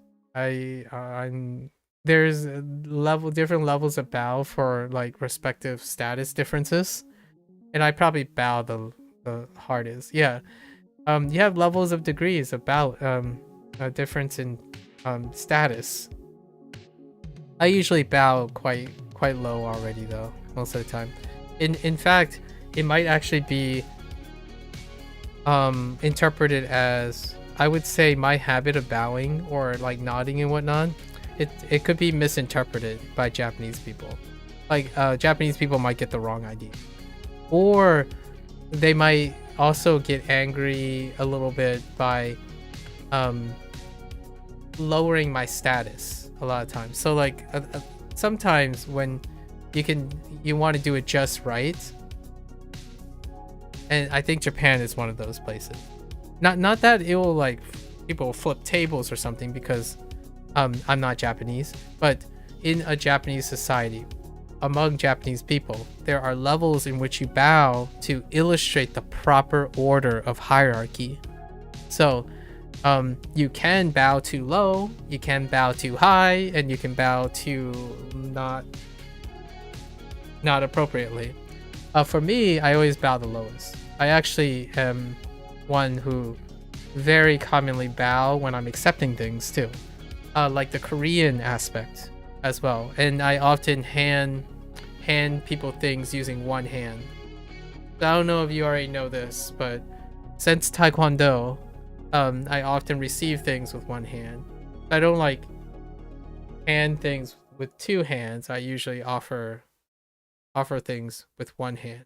And there's a historical meaning to that when you're offering it to a stranger, is because like back in the day, basically before like times where people like hold swords and stuff, when you're doing this is to make sure that your other hand isn't going to like just lunge at the person or something. So oftentimes, you offer with one hand. And I think Japanese have some form of that. Or occasionally when people aren't comfortable, like I would hold visibly both the hands and I would like offer them with a small head bow, right? So that happens a lot. I don't typically interact and hand things without having my head a bit lower. It's not probably, it can be misconstrued in Japan. Not that it would be a problem, of course, because it's pretty clear that I would be a gaikokujin, right? I would be a foreigner, not a Japanese person. So, but I imagine in Japan that would be kind of weird. Like if you're a Japanese person and you did something like that, it can cheapen your station as a person. So some people could see that as a disruptor. You're cheapening your station when it's inappropriate. You have to get it just right. That's kind of one of the elegance of Japanese tradition. Chinese would be very similar too. Like if your station is really high and you deliberately humble yourself, if you humble yourself too far, it's cheapening your station as a person. So then it would reflect poorly on other people of your station, right? You're not obeying rules. In the United States, it's individualism. So if I bow my head, it is attached to me as an individual. So I could be just seen as a very humble person, and that's okay. Or, other people's like, oh, wow, this person thinks they're never good enough. I wouldn't want to hang around someone who's never good enough. And that's perfectly fine because it's on an individual basis. But generally speaking, I can definitely see the thing that I'm describing, like the stuff about angry faces and stuff. You could also see that if someone apologizes immediately when another person comes at you in an angry face, that might not be the most appropriate place if your station is higher than the other person, or you don't think you're at fault, right? And oftentimes, I would say in a Japanese environment, it might be pretty obvious who's at fault and who's not. So knowing the rules and stuff, one is to hold their head out high and not apologize apologetically in advance. That can happen. I'm not saying it's like a common courtesy or something, but generally, because of my Americanized side and maybe a combination of the Chinese aspects, whenever someone's angry at me in public, the first thing you do is apologize. So inherently, I am very comfortable, regardless of pitch, accent, or pronunciation. I would know how to at least minimally know how to say sorry in the languages that I'm participating in. So no, hands down, must know how to apologize. And if I'm well dedicated enough, I would know how to apologize in 2 or 3 different degrees of apology, and then 2 or 3 degrees of familiarity on asking what's the problem and how do the other person feel, and even before saying hello, by the way, because if you can apologize while saying hello, it works as well, almost internationally, because you're humbling yourself most of the time. So like, for example, if you're saying what's sorry in Japanese, sumimasen. What's excuse me in Japanese, sumimasen. If you want to get someone's attention, sumimasen.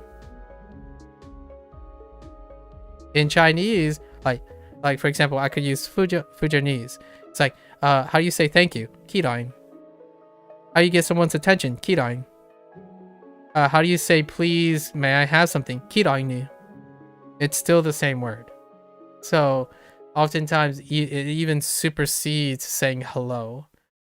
And that's kind of my take on what are the priorities of language. I usually take these first. So even hello is fairly optional compared to sorry. And I like that. And that's probably the whole angry thing. That's what prompted me. Like, if someone's running at me with an angry face, first thing I do, bow and say sorry. Probably because Chinese values, but Japanese values are very similar in that line. In public, if someone's angry at you, take the initiative, apologize. It doesn't matter if it's your fault or not. You step first. And though societies like Japanese society and Chinese society will see the bigger person, not that it reflects poorly on the other person. It reflects on you that you're humbling yourself by admitting that there was a problem and you were involved in it. Not necessarily whether it's your fault or not. And that's kind of a value system that I had growing up. And I take it to my American colleagues all the time. And that's what identifies me, right? Not only does that make me a foreigner in Japan, possibly, it also makes me a foreigner in the United States. Because it doesn't matter if I'm right or wrong. I apologize first if there was a conflict of interest. And in the United States, that actually works against you quite a bit sometimes. Because if you keep apologizing for things that you're not at fault for, people might actually think you're at fault for it.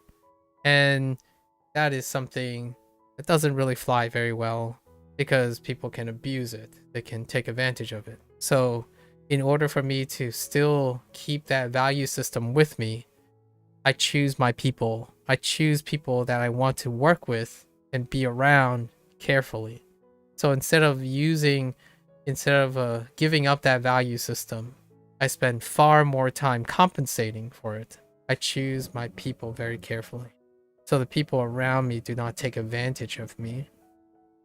It's not to say that the people who do take advantage of me are like malicious or mean people. I am more likely to say that people want to be helped when they don't need to ask for it. They can keep their integrity intact with someone who is more supportive without asking.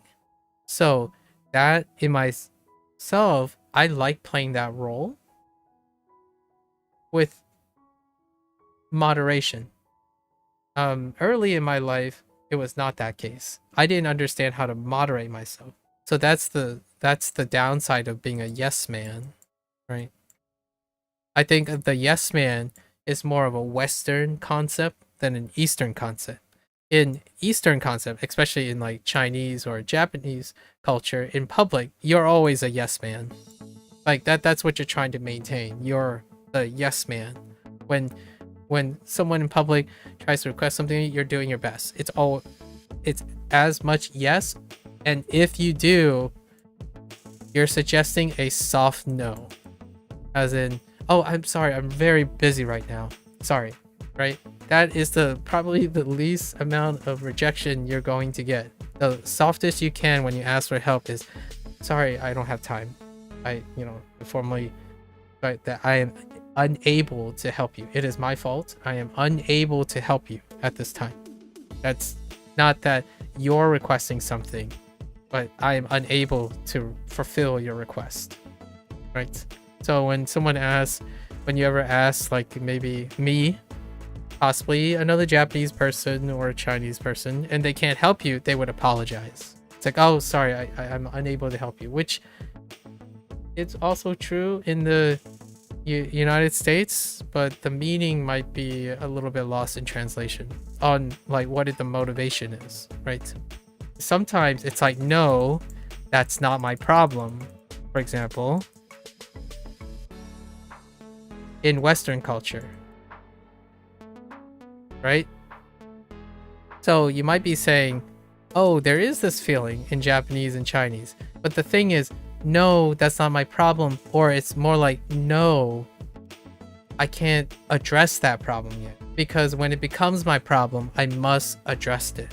So when you say, yes, I can help you, you sure as well be pretty confident that you can help that person, because it becomes your problem. It's not it's the difference between someone saying, yes, I will try to help you, but if I can't fix the problem, that's not my problem. I'll try to help you. So I've often negotiated this before. Whenever I was growing up, because when I say yes, I can help you, I really do mean I can help you. And if you don't sit there and let me help you, then you shouldn't ask for my help. Gosh darn it. I'm kidding. That was a little aggressive. But oftentimes when someone asks me a question, I want to answer it to the fullest of my ability, and that person goes off. That's the same thing. Not that it hurts my feelings anymore, because I'm 38. I've grown to learn how the different countries interact. But when you ask a question, be ready. I make sure I answer the question. Otherwise, I would tell you like, oh, I'm sorry, I don't have time to discuss this, but maybe we'll hold off the discussion for another time, which is my default to saying, hey, roll call, time's up. No, I'm kidding. And you're not going to find this in stream, obviously, because I already established that I would change the schedule as opposed to not completing a question. There are other things, obviously, I can't handle. My voice going out, I can't handle that. So that's probably one way in which I would excuse myself. Often I'm never under the weather. I can't use I'm sick most of the time, because I'm gonna be honest with you, I don't remember the last time I was sick. I have respiratory problems and like allergies and stuff. Like my nose is always constantly doing the thing, but I don't remember the last time I was sick. Like not necrotically sick, as in, oh, you can, of course you can make yourself sick. Just grab a salmonella infested chicken breast and then eat and then become sick. No, I mean like not incidentally recovering, like not alcohol poisoning, something like that, like drinking too much alcohol. But the last time, yeah, I don't even know what it's like to have the flu anymore. I think it's been like 30 years. I was told, my parents told me that I might have been sick once when I was younger, which of course I don't recall. But yeah, always here, always ready. 本物 Omono. Oh, interesting. It's a special one. Oh, I guess this is kind of like the other stuff, like tabemono and whatnot. Although tabe has be in it. Okay. Omono. 本物 本物 If an angry person starts running at me, you bow. You say you're sorry. What would you do if an angry person's running at you? You know, I would combine the two. I would run and apologize at the same time. Like, if it was an angry person who's like about to like deck me, I would run and say sorry at the same time. Maybe like run enough distance in which they can hear me say I'm sorry.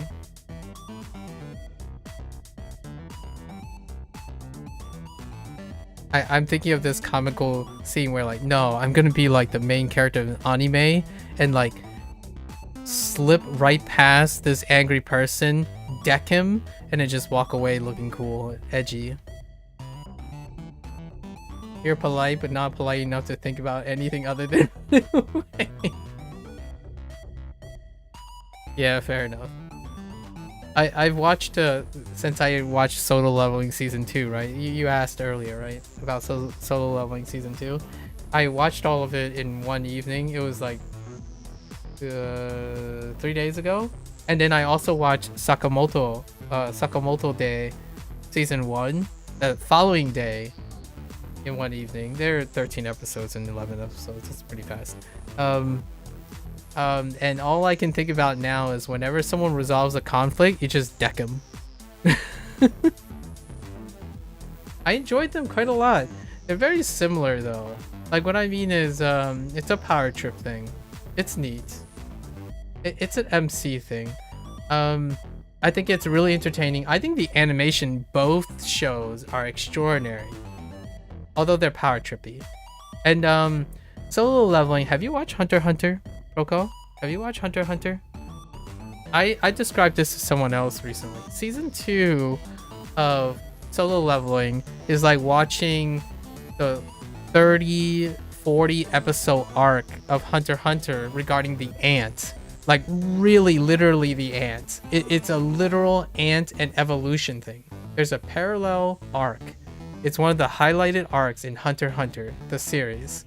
And Solo Leveling, what they did was made it super streamlined for a mainstream audience.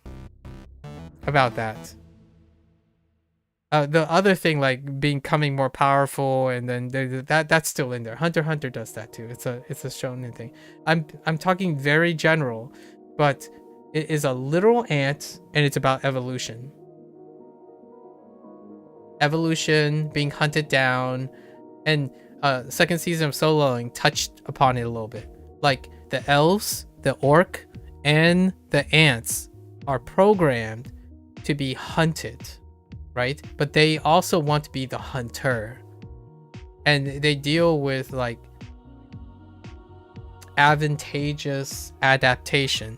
And the main character represents advantageous adaptation when everything else is static, right? And Hunter x Hunter touches upon that very, very heavily in one of its arcs. And I think it's like 30 to 40 episodes of Hunter x Hunter. So that's how I felt about that. It was great. The animation's absolutely wonderful. And I actually love the American, the English song, Songwoo. However, since I was watching the English one for so long, the cast around it is like okay. They're okay. And then for Sakamoto Day, I was also watching the English version. That's why it was really fast. Because Matt Mercer is Sakamoto. It is a Netflix dub. In fact, nowadays they distinguish between who is doing the dub, and when it says Netflix dub, it's usually voice actors that I've been following for some time, and Matt Mercer is one of them, because Matt Mercer is also the voice of Majima in the most recent Like a Dragon game. So it was interesting. That part was super cool. Sakamoto, that type of genre has been done a couple times. there is another show called Sakamoto-san, which it's a teacher who's super good at doing things because of their previous past. And Sakamoto Days, by coincidence, is a ex-assassin who wants to do regular life, and he's really good at doing that thing.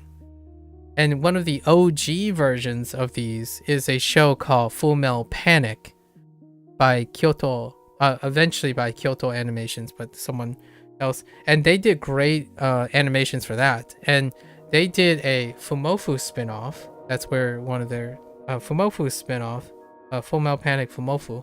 And that main character is a military trained guy who's stuck into a slice of life things. And he's good at doing things, but not particularly at the slice of life thing, which is kind of, again, Sakamoto Day and whatnot. So I like those out of time, out of place type of anachronistic shows. The MC does that a little bit in Solo Leveling too. You know, like when he's doing like normal things that people are doing, popularity things, the intersection of like money, politics, rank, and then there's this guy. And this guy just does everything well. So pretty much power trip stuff. There was one that I watched that was like, it was okay, but people liked it. It was The Eminence in the Dark or something. That's a power trip one too. Takes place in fantasy. It's something Eminence in the Dark. And again, Sakamoto Day Solo Leveling. What you get is One Punch Man. One Punch Man is also, again, that same deal.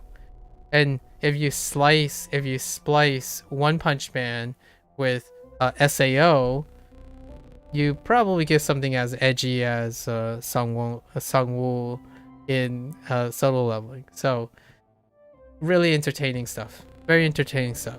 What really captivated me was the little bits of existentialism that was thrown in Solo Leveling. Sakamoto Day ended up taking the Batman approach. You know, the Batman approach. Love, familial, dedication, turning one's asset that was despicable to one that love become the essence of protection. And I love that too. I'm a sucker for wielding power to protect. It's one of the it's far more difficult than wielding the power to destroy, right? Largely because it kind of goes somewhat more conflicted against human condition than it is the other way around. Like, human condition does include both protection and destruction. However, destruction is self-serving and protection is selfless, which actually tend to go against human condition. So Sakamoto as a character, beautiful. It's a great thing to see someone who's incredibly skilled become humbled by their humanity. And the Solo Leveling guy is the same way. He did everything, even despite all his strengths and his ability to manipulate everything and succeed. He's motivated by his mother's health, and now it's over. Like the health is his mother's health is health. Sorry, spoilers. I forgot to say spoilers because technically Solo Leveling hasn't been several months old, but that's cool. And now there's other human aspects of the character that they can explore.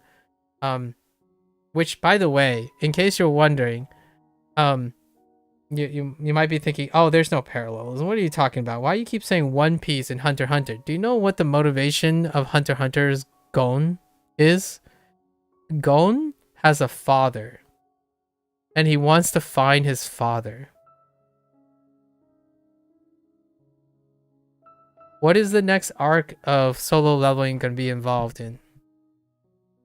Finding out that his father is still alive. And that his father is the key to everything about him. And all the travesties and all the stuff. Like, and then, okay, well, what else? One Piece.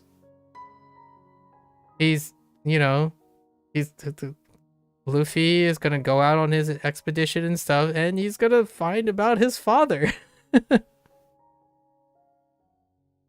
So, this stuff is painted on the walls, but I love the process. I love the animation. Animation is such a wonderful thing to offset. Like, the process is so much more interesting. So I would say very, very entertaining.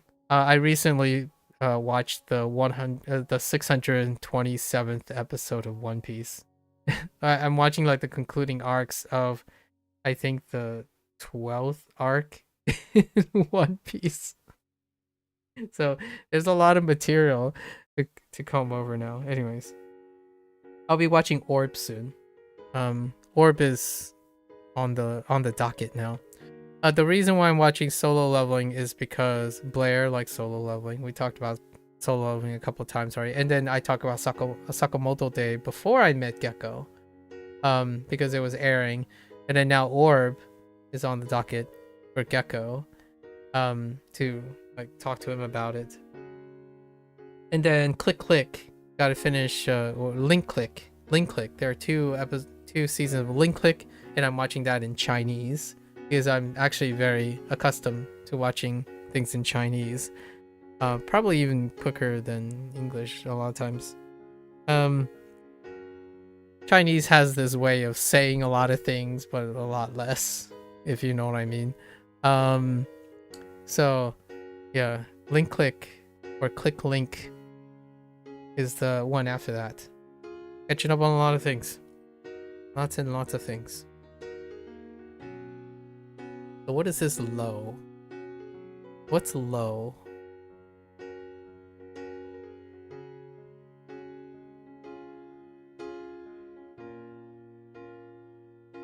Did I use low? Oh no.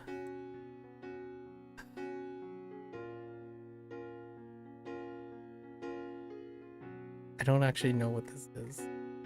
What up? Wait, wasn't I on a lesson? Wait, I could have sworn I was on a lesson. Why is this here?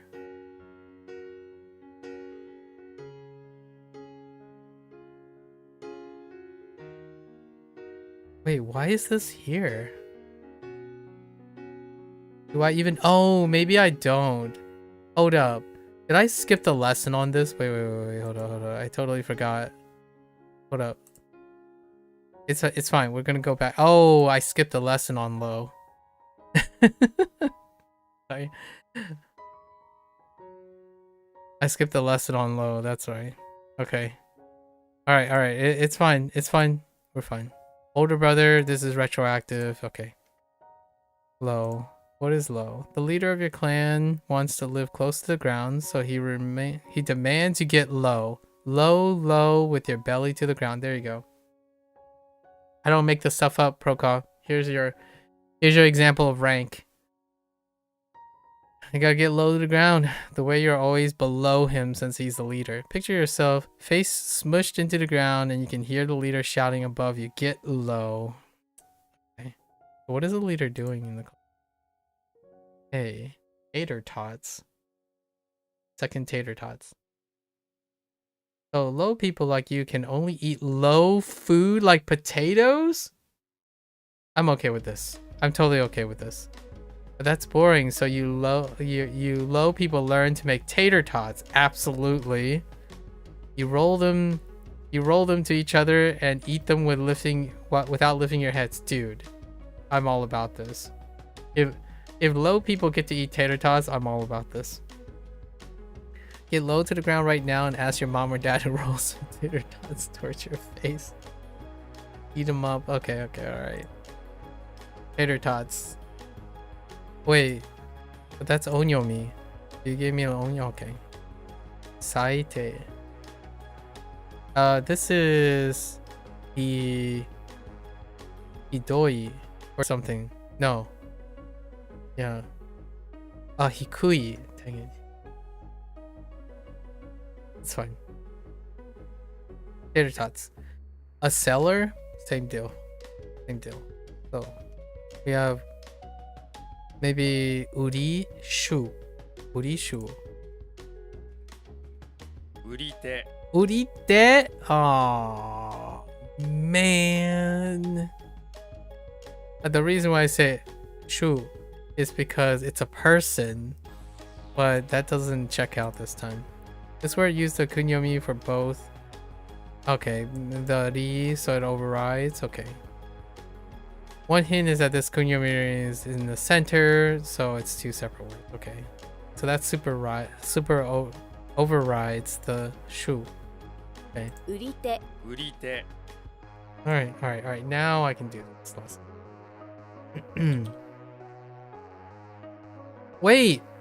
I didn't get this, but it is urikire, 売 right? り切れ Let me see if I can guess the meaning of this. I skipped this too.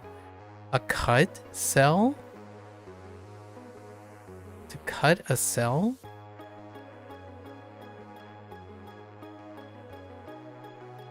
A discount? A discount? No, I didn't read the lesson. Oh, sold out. When the selling is cut, that means something is sold out. You'll see it. Oh, okay. And look out for you. Okay. And then Ire unexpectedly does not have a rendaku. Oh, you might think it would be rendaku because kire, gire, yeah, and none of the. Oh, okay. So this is an exception as well for the kire thing. Okay, but anyways, to cut the selling solo. Got you. I skipped another lesson. It's fine. We're good. 売り上げ Uriage.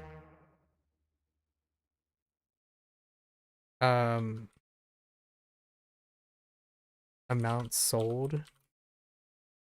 Okay. 売り手 Urite.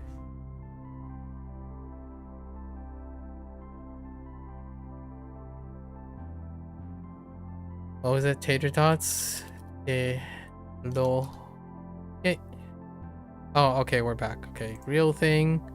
Oh, I remember now. If I come back and come in, they swap up. They jumble the things. So we got real thing already.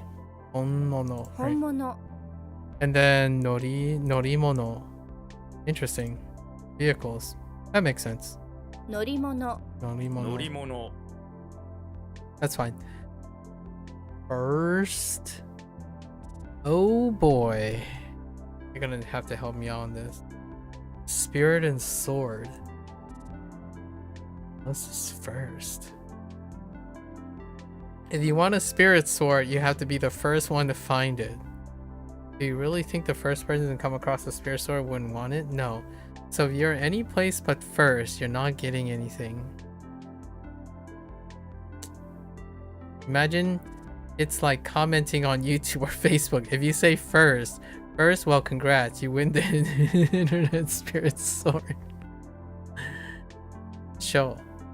If you were lucky known to be the first to find the spirit sword, you should open up a small show to show it off, and then you can make yourself the first in line every day to see the show.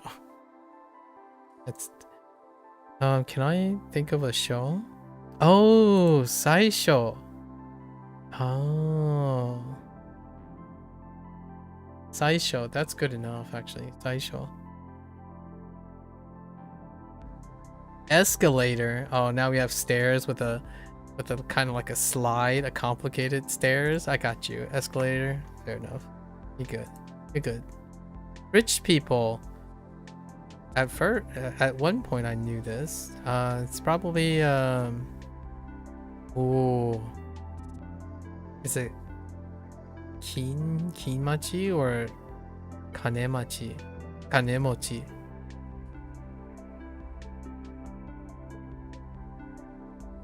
Might be Kimochi, but it sounds very weird. 金持ち Kanemochi, of course. 金持ち 金持ち Of course, it's Kanemochi. So combine Kane with okay, alright, fine. Works. We gotta get going. Onmono. 本物 Real thing, sure. Norimono. 乗り物 Vehicles. These are self-explanatory. Except for this one. Spirit sword. First, the spirit sword starts the show. Right? Okay. Escalator. This one's pretty good. Escalator's pretty funny. Kanemochi. 金持ち Have money, so rich. Checks out with Chinese. Alright. Kimochi? Yeah, kimochi feeling. How do you... The energy you hold in your body is your feelings. And take the form... Kimochi... Kimochi means a lot of things, though. Like, it means a lot of things. Like, informally. So, that's kind of tough. 気持ち Kimochi. 気持ち Yeah. Ki is an onyomi, yeah. And you learn that with a kanji, okay. Mochi, though, is kunyomi, which you learn the word motsu. One of those weird exception readings, but chi on the end of chi is a clue that is using kun. That's fine. Kimochi is fine.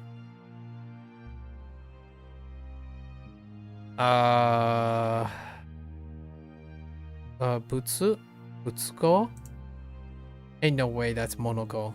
Monogo sounds awful. Butsuko? Oh, it could be a different reading. We'll see. A tale. Interesting.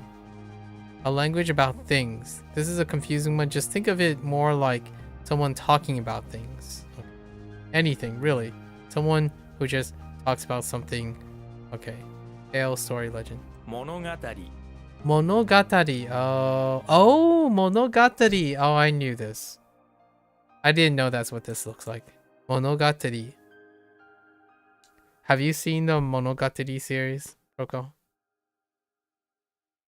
My friend, but my buddies and I, we watched the entire Monogatari Super Universe together. Can't believe we did that.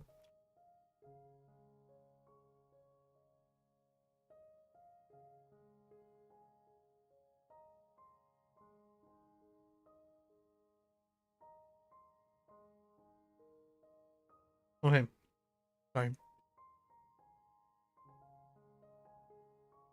So they both use kun here. Oh, we didn't get the reading for Gatari yet, right? Mono, which you learned with the vocabulary mono. You learned the kunyomi for go? Really?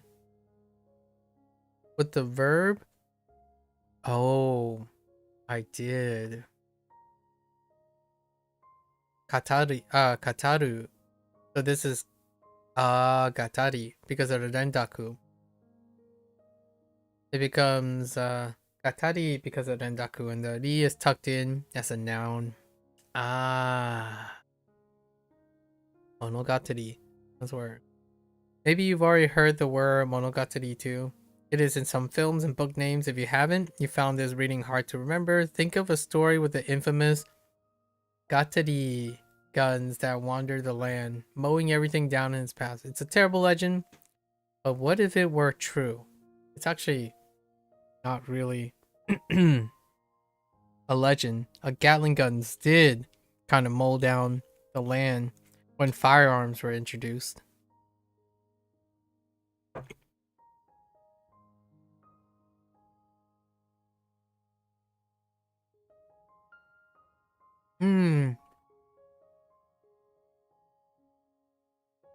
It's an irregular reading, so it's not considered by the... That's kind of funny. Not considered by the Rendaku script. Yeah, I would probably consider it a Rendaku. Yeah, Monogatari. No worries. I got you. Separate. Yeah? Yeah, it's separate? Oh, maybe that's... Yeah. In your mouth, you put a sword and a knife. Go on. Now that you have them in there, you have to make them separate from each other. Separate from each other.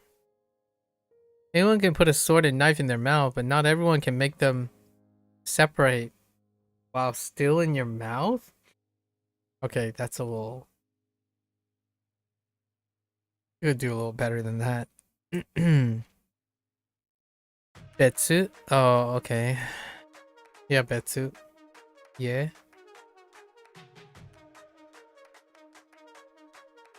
Why are you trying to make a sword and knife separate in your mouth? Because someone bets Betsu, you can't do it. I betsu you can't separate the sword and knife, they say in an annoying voice. Alright, time for you to show them. Okay. Separate sword and knife. Got it, alright. I only remember like betsu ni, but that's not the same betsu. Betsujin. Yeah. Different person. Like other. It would be like other.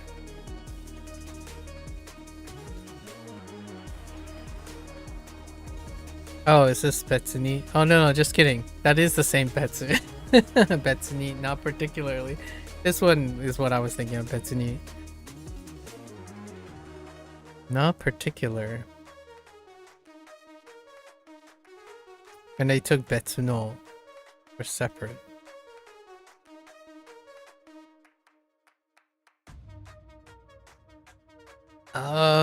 I'm gonna add alternative and other because that's kind of how that works.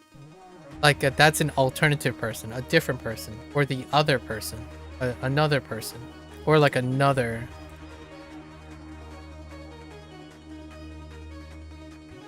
And not particular because it's another thing. It's not anything particular, it's another thing. Not particularly. But we'll try separate. As far as we can. A drunkard. Oh no, what is that? A hellbird? A halberd? A halberd turned into a drunkard? Oh no. Or is that a spear?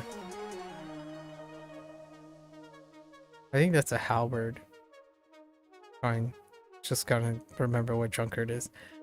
So the ceremony radical fell down a slide with a slide radical. Why would a ceremony need a slide? For drunkards, of course. People love to drink at ceremonies, and when they had too much, those drunkards like to go down slides. If your ceremony has a slide, the drunkard will be happy. How does this fit into drunkards? Alright, that's fine. Do without lacking kasu. We have kus before for kasu, and we also had the observation that this is probably going to be transitive. Remember how yes means ji? No, ketsu. Ketsu means lack. This verb is related. The thing form is a little tricky, but it's sort of like you're causing yourself to lack something. Okay, I see. So it seems to do without. Depending on the context, it also means to miss an event. Okay. So you're lacking attendance at the event, or you're lacking to do something. Okay, just keep in mind this word is most often used in the negative, like things you can't do without.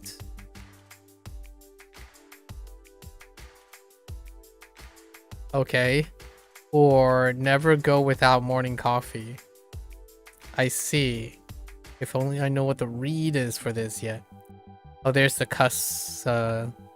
You can remember this way since you cause yourself to lack something with this word. It's all your fault. That's why you want to cuss. You made yourself miss out on something. Well, crap. Or you can just be lacking cuss words. You know?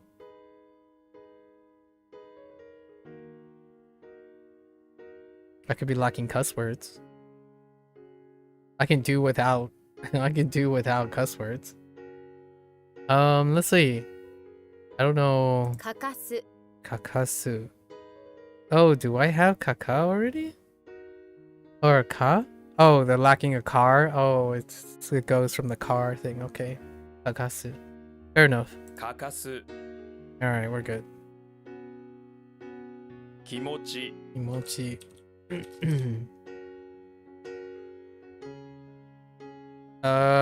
Yeah. Monogatari. 物語 Monogatari. This is fine. Anime to the rescue. Animus. Separate. What was it? Separate Betsu.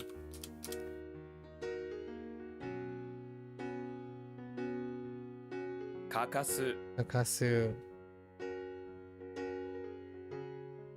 To do without. Sorry, my bad. To do without. Dunker. Alright, we gotta book it. Book it. New Joe. Ne? Yeah, New Joe. Wait, it might just be New Joe.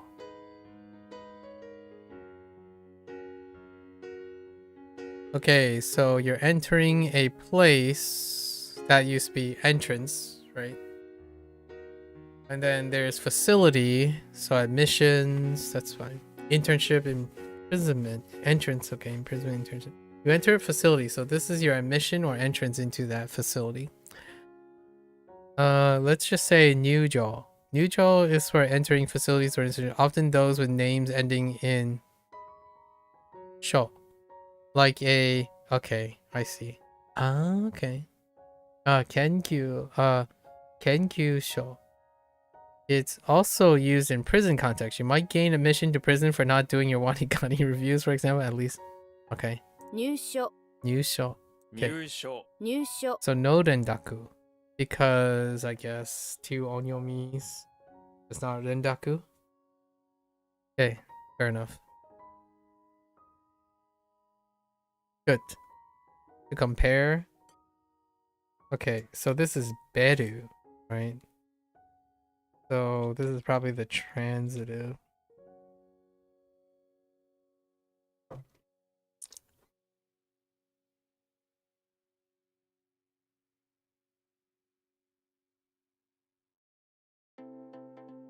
Okay. 比べる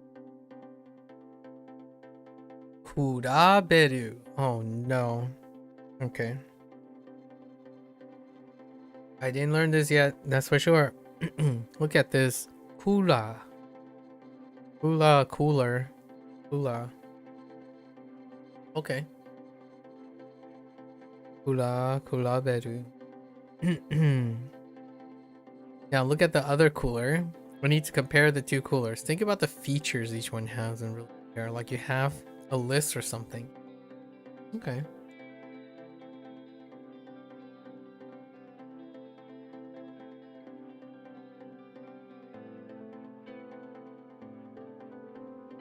Kulaberu. Okay, give me. Oh, it's Ri. Oh, that's fine. Li translates really well with Li. This is Li, and it's still profit. Yep, cut grains with a knife, sell them for great profit. That's exactly the same. That's the same mnemonic for Li. But this is Li because there's no Li. To make an even better profit, you decide to cut up reeds too. Okay. You stuff the grains in the reeds and sell that as self-cooking sets. Okay. Okay, that's fine. Yeah, Bendy. Bendy. I don't know how Bendy is gonna fit profit into it, but that's fine. Oh, and interest. It's the same same characters. Is that the other one? It can't be. So it can't be she. Maybe it's shi. She. Nope. Soku. Soku. Okay, fine. This is Lisi. Lisi for interest as well. Money interest. Lisi.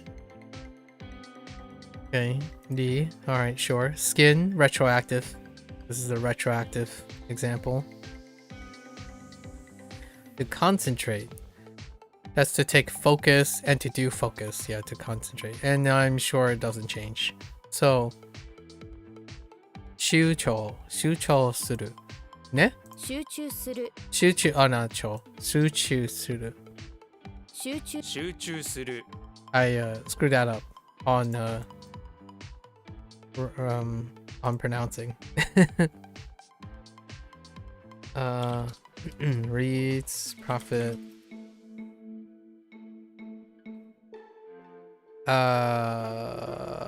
It's gone. It's gone.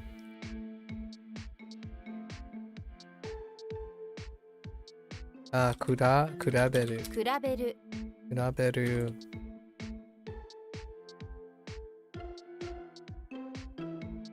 入所入所.「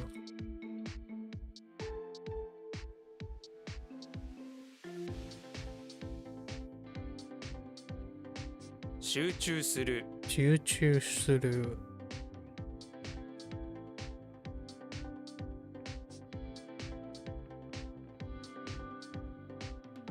Alright. Sell cheaply. Cheap sell. Okay, yeah, sell cheaply. Gotcha. I mean, it is also relaxed, but it's also cheap. When you sell something cheap, you're selling at a discount. Oh, that's what I kind of thought that other thing was, but it's sold out. You can remember this as sell cheaply or bargain sell. Okay, alright, got it. Are these two separate words? I mean, could go with like yasu? Yeah, yasuri. 安売り 安売り Fair enough, that checks out. Getting even. Oh, that getting even. Doing opposition things. Or doing return. Oh, interesting. Not opposition. Yeah. That's not anti, that's return. So getting back at someone. Getting back at someone. When you return the doing of another person, you're doing it to get even. Whether it's nice things or mean things. Yeah. Retaliation. Getting back at. Yeah. This would fit in on getting back at. So are they two separate words? Probably not, right? Oh yeah, that'd still be kun. So kun is... Wait, do I know the kun of this?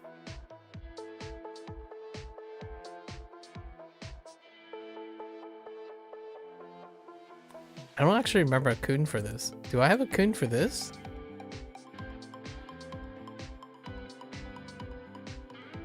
I'm not even sure. 仕返し仕返し. No. Wait. Oh no, I do have one. The reading is a bit weird here. Oh, this gets the onyomi read? Oh, okay. No, what the heck is the kun of this? Reading though. Gets the kun reading though. Which is reading you saw with a word. Oh. What is it? You allow someone to pass, right? You let Sue pass.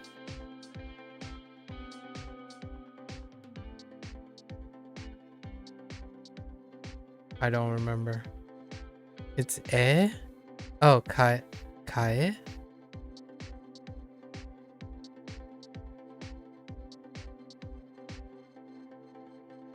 Kaesu. How did the kae work in kaesu? In the mnemonic.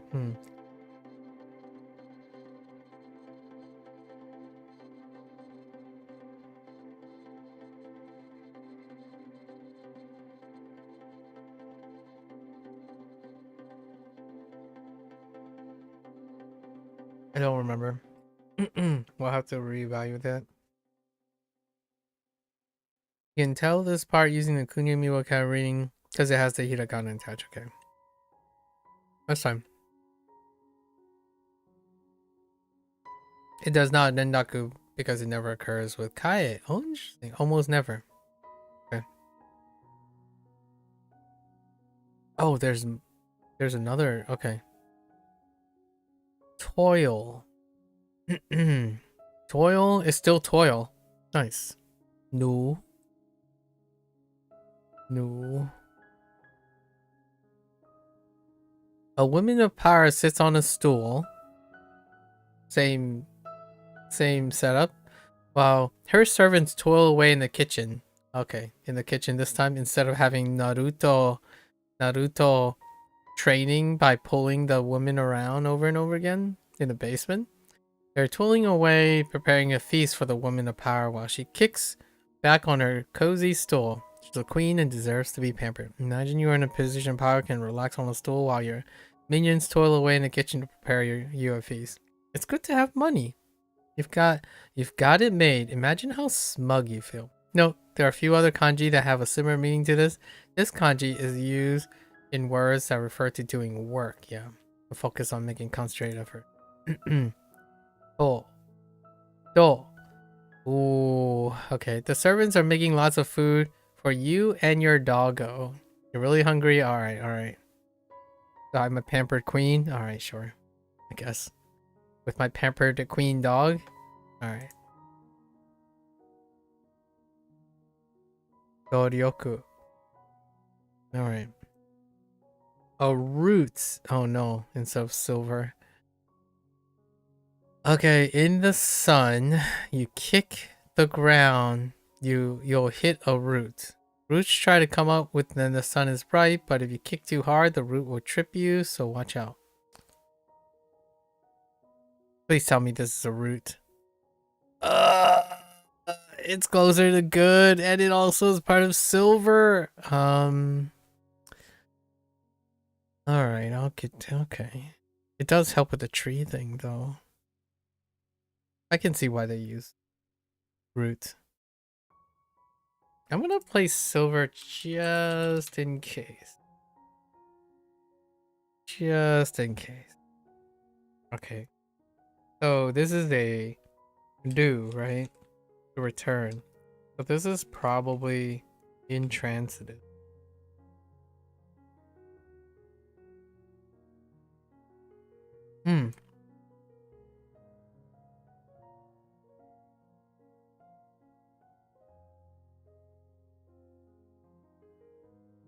You hopefully know the word yeah, kaisu. Which means to return as in you're doing the direct action. This word on the other hand is the version where something just returns and you're not doing the action.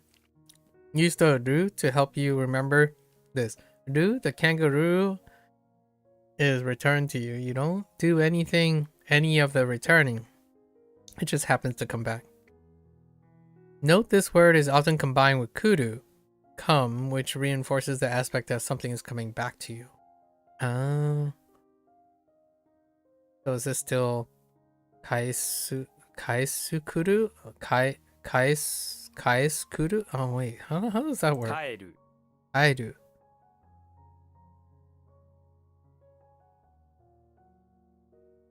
Where does kudu go? Does it go after or before? Guess we'll find out sooner or later. Wait, where is it? Do you have a kudu example? You do not. Weird. Yeah, kairu. To be returned. Kairu. Alright. I think we're fine.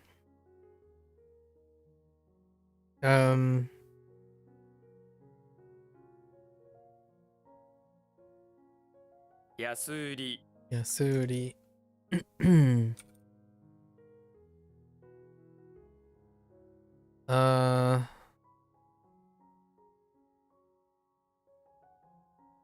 Shikaeshi. Shikaeshi.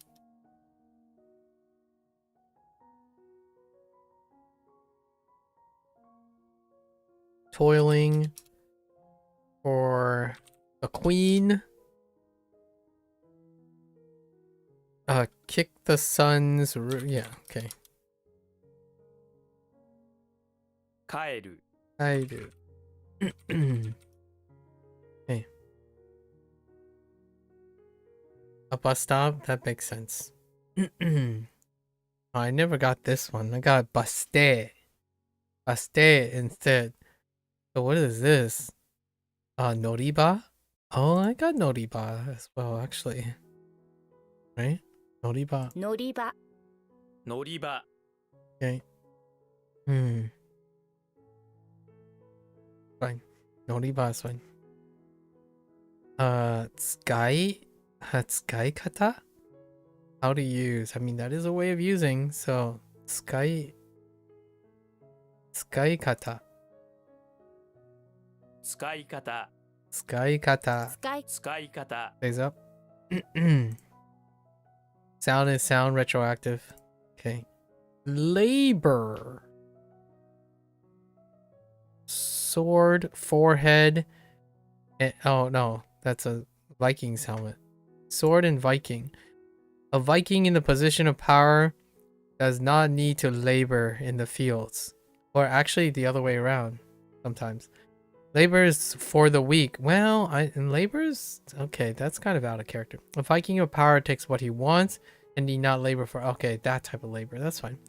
A powerful Viking plunders. All okay.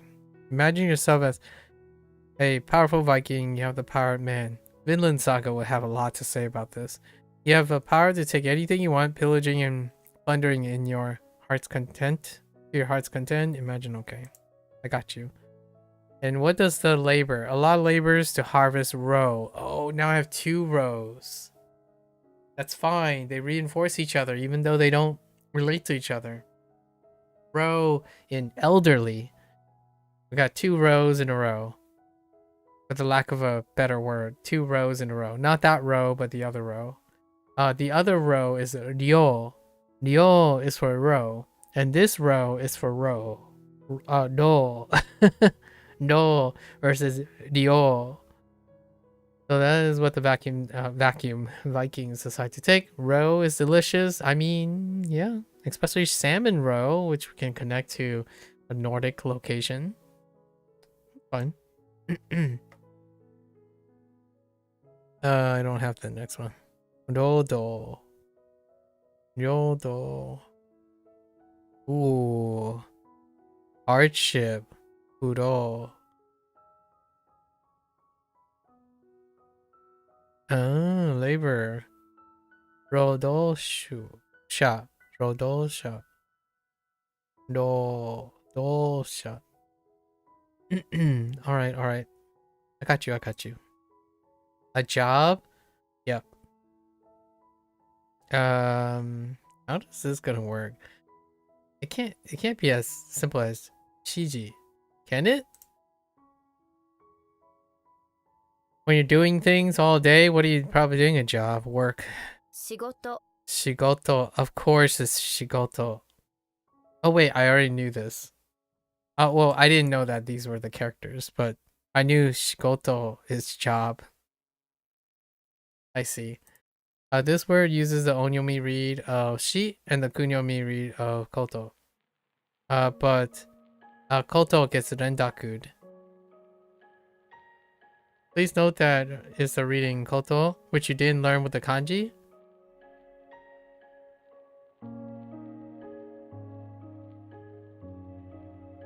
We did, but not the kanji, but we did as a standalone koto. But you have come across it once or twice by now, and because of why it rendaku, it's okay. It does rendaku because it's a kunyomi, and none. Okay. Okay, that's fine. Shigoto. We're fine.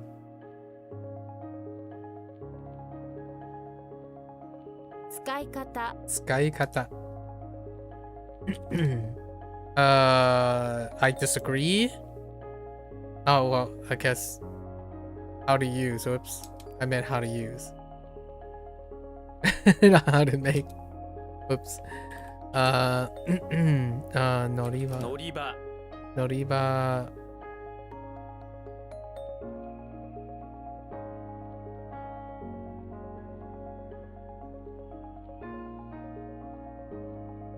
Wait. Shigoto. 仕事 Shigoto. Viking, power, done with labor. And then how does that convert from labor?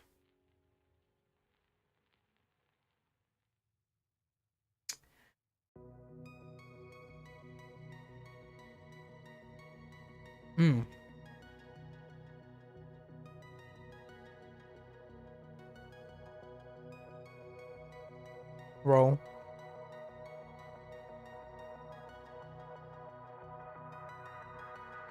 A loser?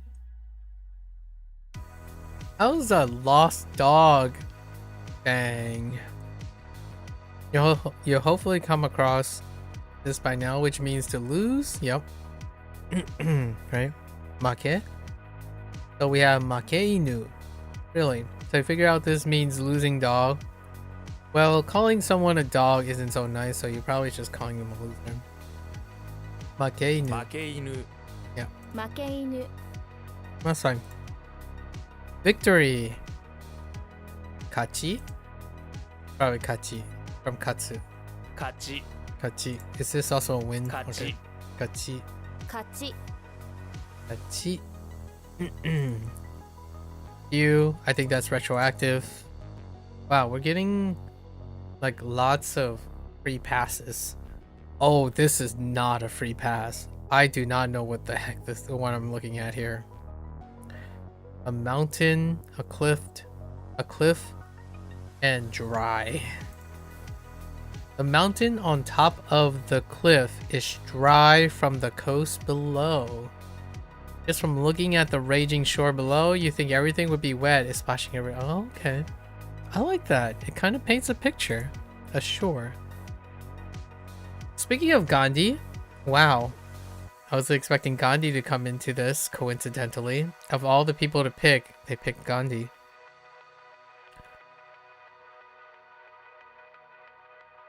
Sitting up there watching the coast with you is Gandhi.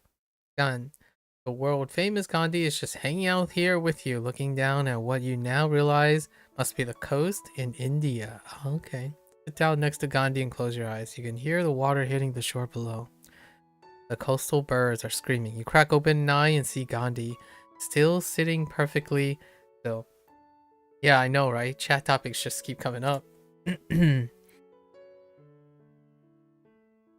A coast. I don't know these characters. Oh, this one I can do.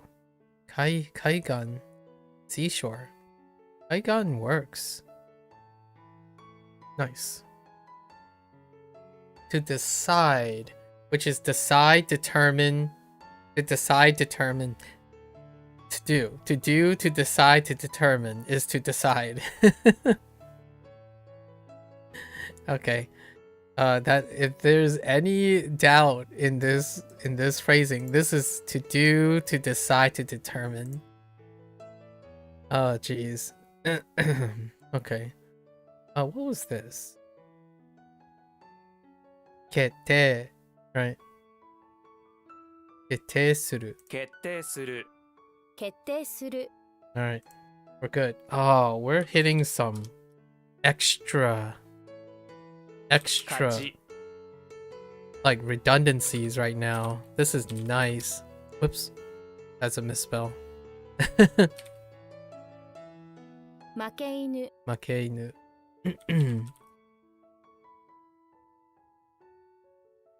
I like this picturesque image.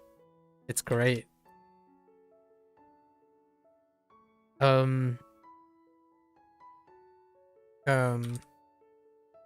Get it. 決定する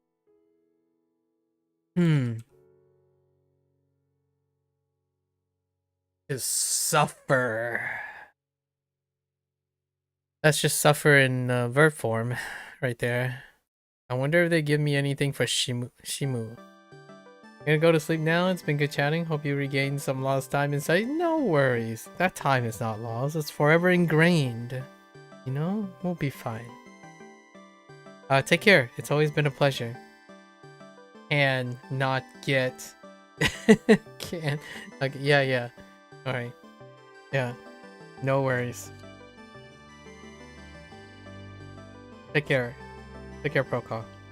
I'll talk to you later. Come back with more thoughts. Love the thoughts.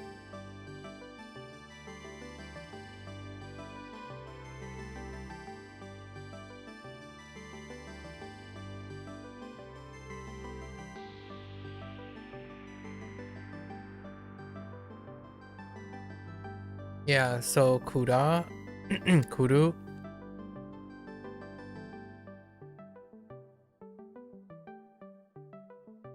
Cruel, right? Kurushi. That means painful or agonizing. So if you turn that into a verb, you have to suffer.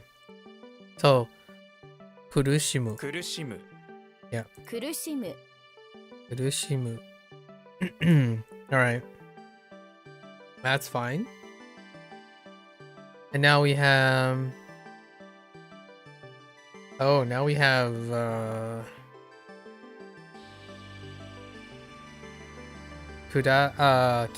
Kitsuku. Kitsuku.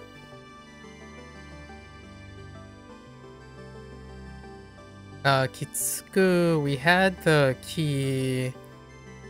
Kiyoskete. Right, Kiyoskete.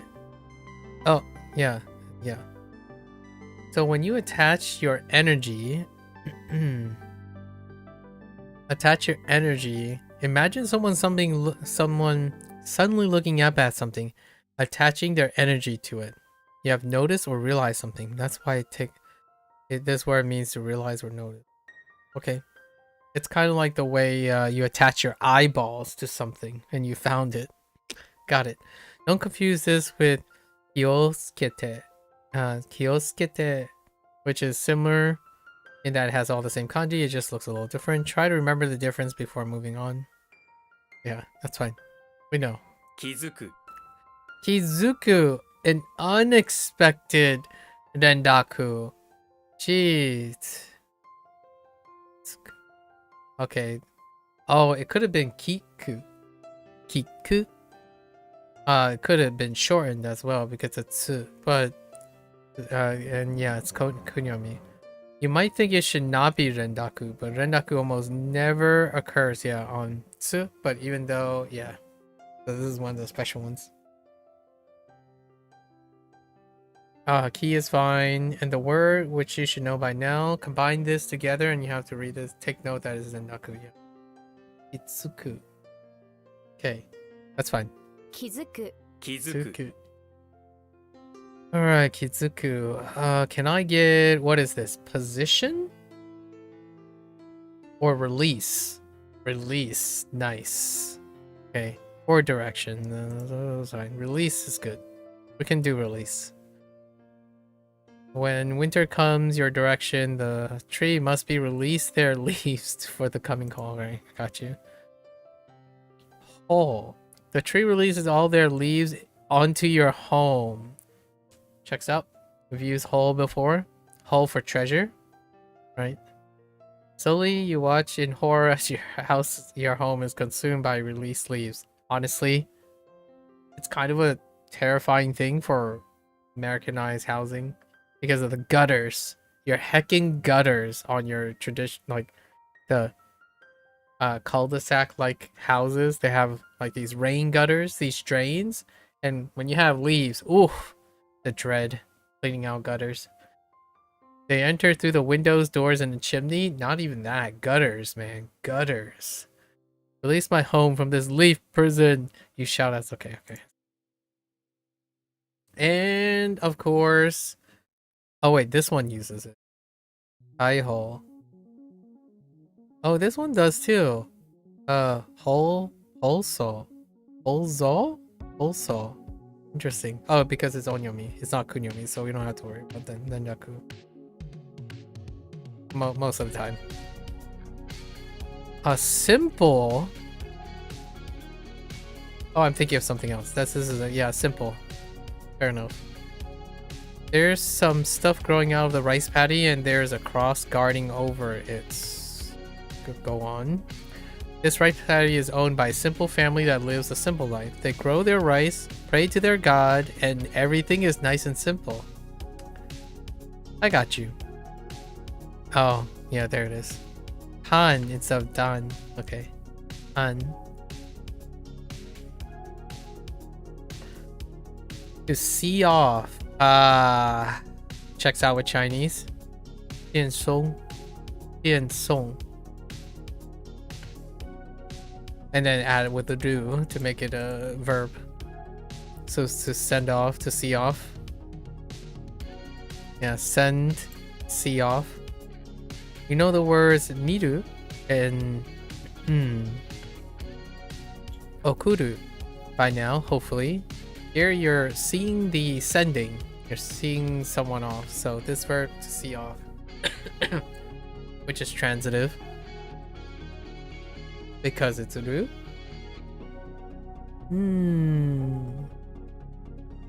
Not really.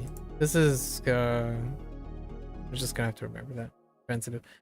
So what do we have? Miyokuru? Miyokuru. Miyokuru. 見送る Fair enough. Neat. Very neat. 苦しむ Kurushimu. To suffer. Okay. Release all the leaves, right? Release all the leaves into your home.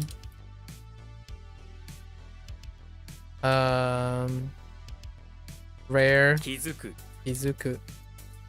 And Kizuku is to realize or notice. Attach the energy to things. And we have simple. Simple life. Cross. Plant. You farm. You pray. Got it. And then 見送る Myokuru. To see off. Alright. Side. Oh, I see. So this is this is one of the simplified characters now. This is simplified character or Bien. Bien, and I remember what Bien looks like now in traditional. Interesting. So side, okay. What are the chances that it's hen still? It's probably hen, right? Because it can rendaku to ben, which is close to bien. 変 Hen, yep, 変 fair enough. Self-explanatory. Toki doki. 時々 Yep, toki doki. 時々時々 Toki doki. Okay. Blackjack. Oh no. That blackjack and turf. Oh, this is 21, right? So they took the 20, which is up here. 20, which kind of looks like flour as well. But I think in WaniKani they don't connect it. They don't connect it. So then 20 plus 1 is blackjack. Yeah. I got you. I got you. I'm gonna write turf just because. Just because that might come up later by accident. If I don't think about it carefully. Or is this like Susugu or something? No. Susumu? I think they're doing pour off Susumu or something. The Tsunami and Master. The Tsunami Master has the power to pour water wherever he pleases. Okay. Tsunami Master are masters of the most powerful water force in the universe. The water force. So it makes sense that they have the ability to pour water at a lost opportunity to do water bending. For Avatar reference. I feel like Koichi might be before the Avatar thing. Nah. I doubt Koichi is as old as I am. Maybe. Nah, Avatar, come on. He's not too old for that. Although I do have to admit, I was in my 20s when I was watching Avatar. Best not take out the master unless you want a tsunami poured on your head. Picture yourself as a tsunami master. You're like, oh no, here it is. I'm like, how could you miss? Yo, no, never mind. Ko's got me covered. You're like a waterbender from Avatar, only more awesome. Feel the cold, wet water pouring out of your fingertips as you create water out of nothing. Oh, that's even stronger than a waterbender. You can create water. Imagine what it would be like to have this power. I know, right? Chewbacca. Oh. If Chewbacca was trying to attack you, you'll be able to defend yourself easily. Simply pour a tsunami on him and Chewbacca would surrender in a heartbeat. Chewbacca doesn't like having water poured on him, especially not all the water from a tsunami. Imagine Chewbacca soaking wet, all his fur is matted down, and he looks pretty depressed. He smells like a wet dog too. Smell this smell in your nostrils, as you mentioned. Okay. I could have done Susugu. No. Is it? Oh, it's Sosogu. Not Susu. Sosogu. I remember it was some sort of repeated thing with an S. Sosogu. But that's not what we're looking for. We're looking for something like this. Shumon. That doesn't help. Shu-i. That doesn't help. Alright, so we're stuck on the mnemonics for now. A receptionist. To accept attachment. Intriguing. So imagine someone accepting someone, then attaching something. Yeah. So I get it. We're in this mode of attaching things now. Imagine someone accepting something and attaching it. This person is a receptionist because they are accepting the call, writing down the information, then attaching said information in a sticky note for you to read. You said, "No, I'm not available."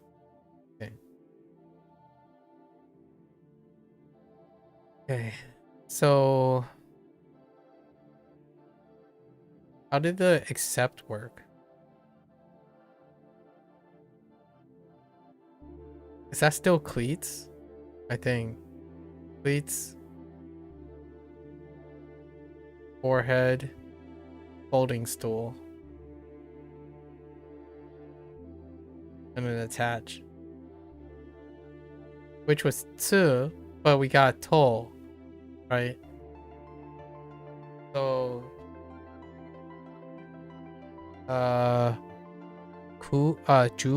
Juto?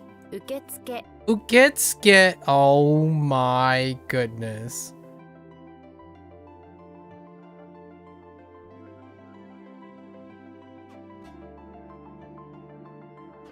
It's double truncated kun from their kuns. Okay, that's fine. For this reading, you have to think back to the verbs. Oh man, it's double verbs. It's a truncated double verb. I see. So we take the ukeru.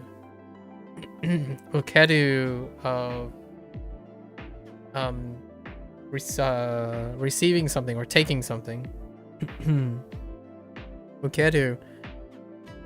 Receiving something, and then you take the receive and the attach to skeru, and then you truncate all of them. So you get uketsuke. Interesting, and they take on the ke. This is what a compound verb looks like. Now you know it. Yeah, it's a compound verb. Uketsuke. It's a regular rating. Uketsuke. 受付 Okay, uketsuke. Alright. That one's gonna be a problem. Not gonna lie.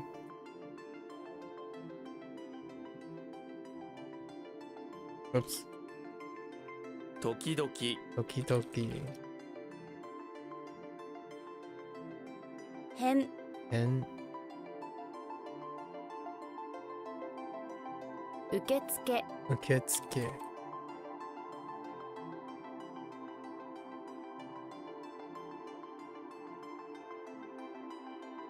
Alright.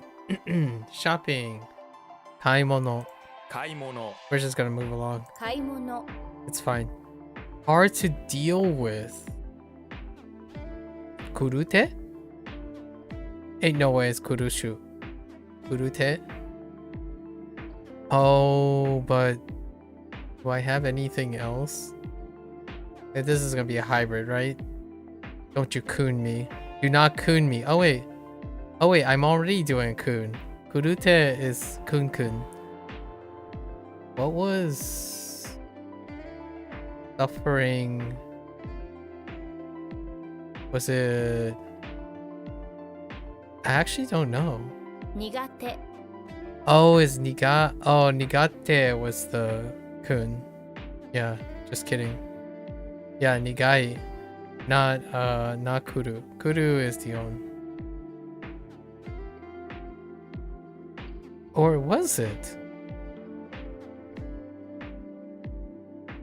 Is your bitter person the person who's hard to deal with, so it uses the same strange Nigai. Yeah, the bitter person. Nigai. Okay. Nigate.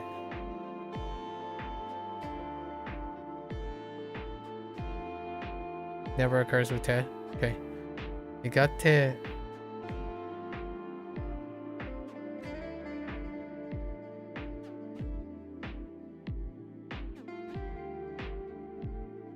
Let's look at this closely first. Both Kuru and Nigara are kun. So what the heck is ku? Do we have an example of ku? I don't think so. Do we? Are you serious right now? Wait, was Kuru taught as the first thing? It was. Ku was taught as the read, but all the first couple examples are kuns. That is weird. Okay, that would explain why I didn't think of it. Okay, that's fine. It helps us remember Nigai. Nice. 苦手 Nigate. Alright, so shin guards. Not shin guards. I mean elbow guards. It's a lid on top of an private. It's a private lid. So that kind of looks like a trash can. There's a lid on top of something you're trying to keep private. It's your trash. You don't want people going through your private trash? That's it's also illegal to look through someone's trash, so make sure you never do it. That's kind of a common misconception, but sort of.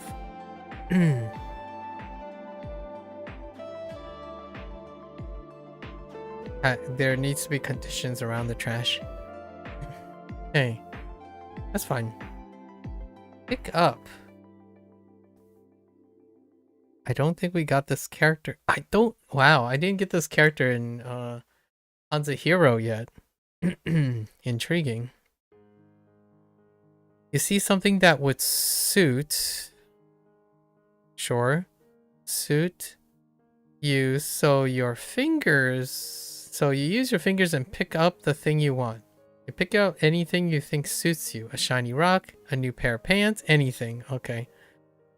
Brings a new definition to a 5-finger discount, huh? Imagine something that would suit your life and your style. Now pick that thing up, hold it in your fingers and feel in. Okay. Hiro. Which is kun probably. Yeah, Hiro. Oh, okay. This Hiro. You're walking around looking for something to pick up when you see a sword in a rock. Yes, this will suit you. You pick up the sword and people jump around you and tell you that you are the new hero. That's good. That's very good. Uh-oh, maybe you shouldn't have picked this up.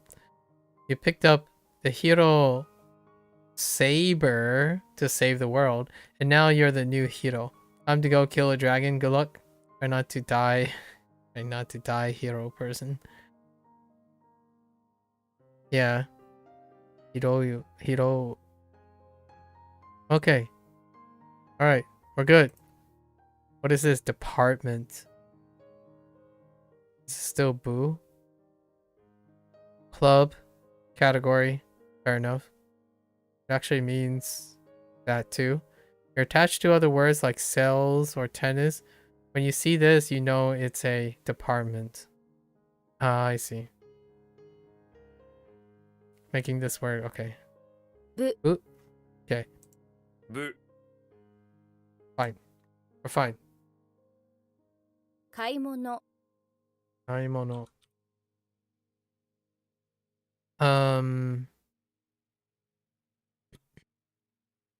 Nigate Nigate. Oh. Wait. It's not bitter person. That's what I'm hard to deal with. The bitter person is the person that it's hard to deal with. Right. Not very good at. Okay. Oh, nigate is also to be bad at something. Oh, this is the same nigate. Yeah, that's right.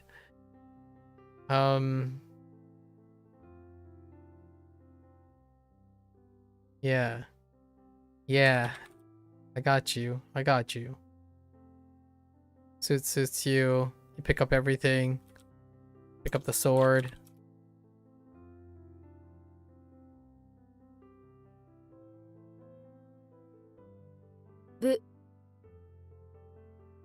Alright.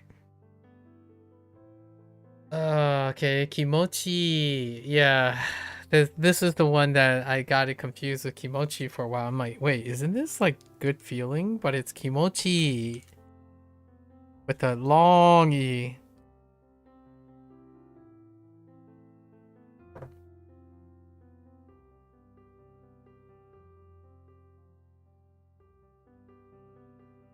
Kimochi. 気持ちいい That's fine. Trying. What was trying?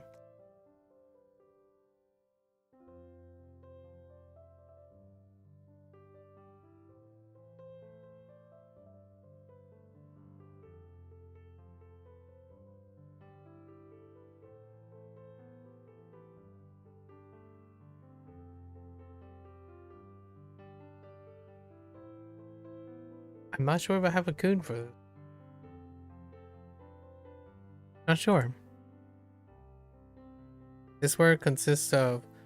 So this is su. Su is often transitive. The kanji sub means attempt or try. The verb version is to try something out. It's transitive, right? I'm still gonna write try for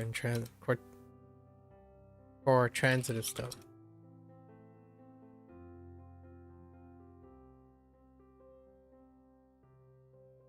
That's fine. You try something out. 試す Tamesu. Yeah, we don't have tamesu. Okay, you didn't learn the kun. Okay, here's the deal. We have this wild animal.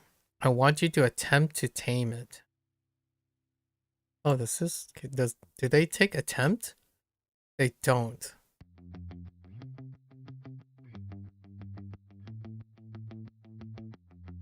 Tamesu. Tamesu. Tame. To tame it. Tame. And now imagine... Okay. Alright. Finger. A singular finger. I swear this meant something else too. Okay. Try to use your fingers to spoon out some of the sun, and you'll come back with just one finger. Look down on your finger and burn stumps where the rest of your finger used to be. It's hurt and you're sad, but at least you still have one finger. She. Don't worry, you aren't the only one out there with just one finger. She. Only have one finger too. I imagine they're whose, which are really just a strange animal finger. It's just one big and kind of flat. Oh boy. It's literally a finger. You beat. Cole, you beat. That doesn't help! None of these help! Okay. We're stuck with she for this. A bear. B for bear? Alright. I got you. But just in case. Dwarf. Just in case. B for bear, L for lion. Nyugaku. Nyugaku. Oh, entrance exam. Nice.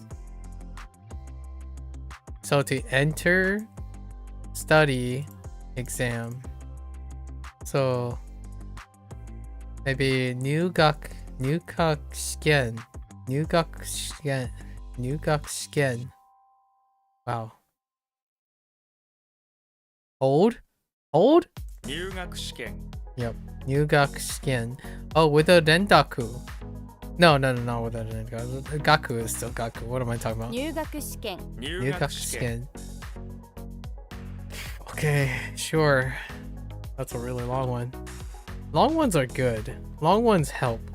There's so much context clues. It's kind of hard. It's kind of difficult for me to not know what it is. 気持ちいい Kimochi. We don't have a lot to work with when it comes to these things. What am I trying?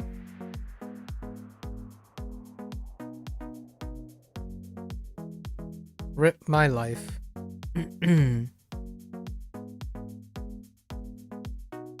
Wait, honestly, it's just completely blank. It's gone.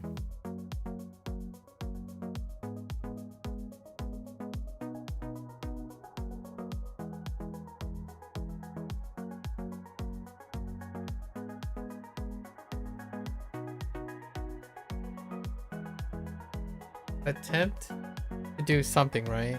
You're attempting. It's right next to it. It's right next to it. I can't remember the word. Oh, I miss it. 試す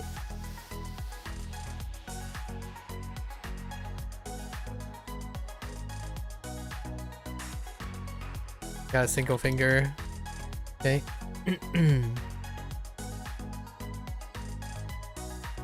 Nyugak Shiken. 入学試験 Nyugak Shiken.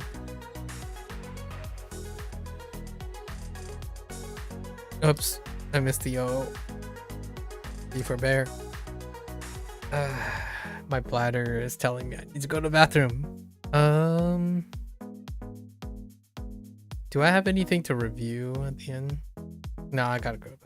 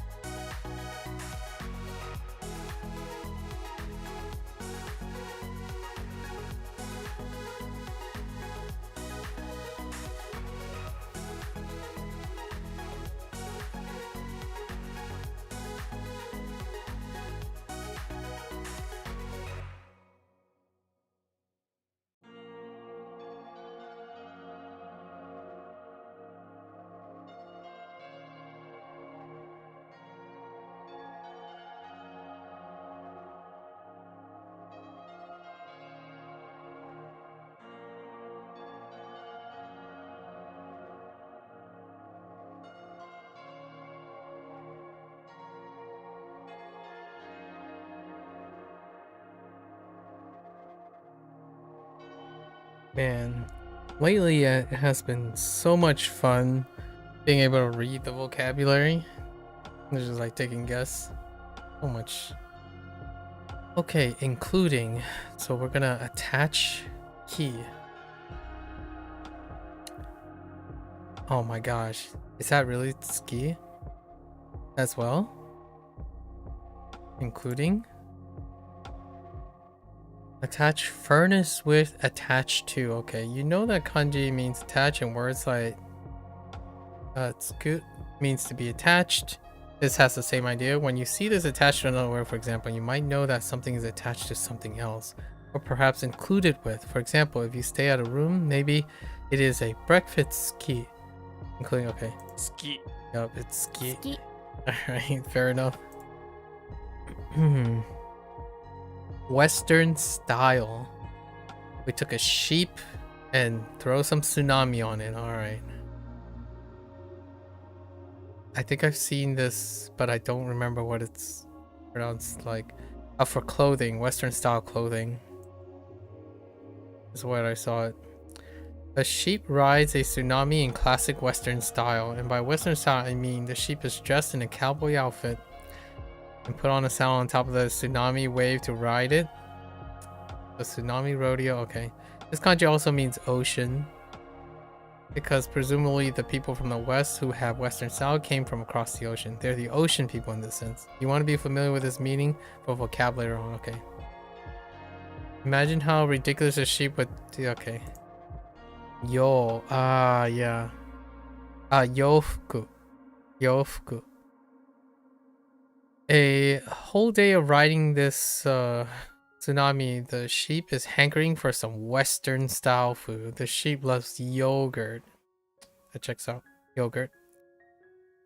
Another one with sheep and yogurt.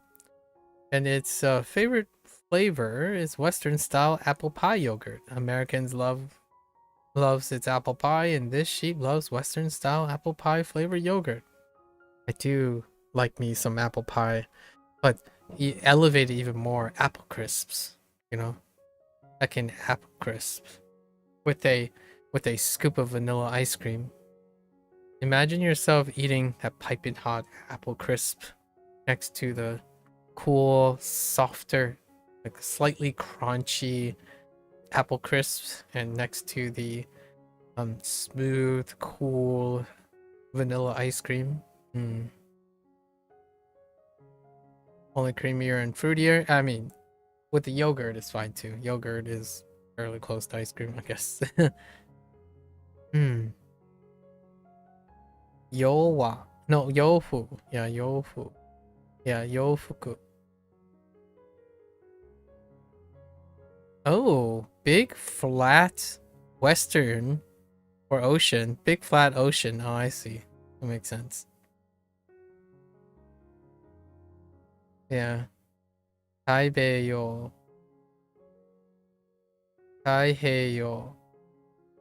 Okay. Fair enough. Now for sale. Departure. Sale. Oh yeah, and then that's still sale. And then middle. So this is sale middle. So in the middle of sale, which is now available. In stores now. Oh, okay. Yeah, you have, which means for sale. Yep. What do we have for that? Atsubai. Right? Atsubai. And then you add chu, maybe naka. Atsubai naka. That's not that great. Hatsubai chu. Sounds a little bit better. Which is middle. An item that is in the middle of being for sale is now for sale, or in stores now, or in other words, now available. Yep. You'll see this for items which have recently released, or when a shopkeeper wants to let you know that they're selling something. Now, finally, whatever. 発売中 Hatsubai chu. Yep. 発売中発売中 Alright, that's fine. Tabemono. We're not gonna read this. It's fine. Achievements. Oh, really? Dang. WaniKani was ahead of HanziHero on this one. Ri? It might be Ri. Using your construction power. You built something great. A true achievement built for the achievement of making kanji learning faster. Just constructing this thing was an achievement. Feel proud like it was, well, an achievement. Okay. Nope, it's coal. Of course it's coal. Hecking coal.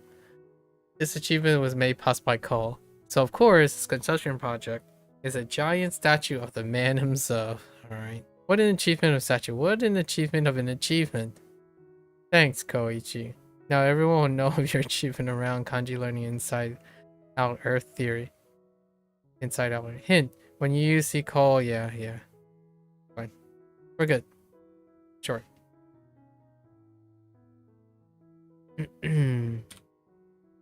Oops.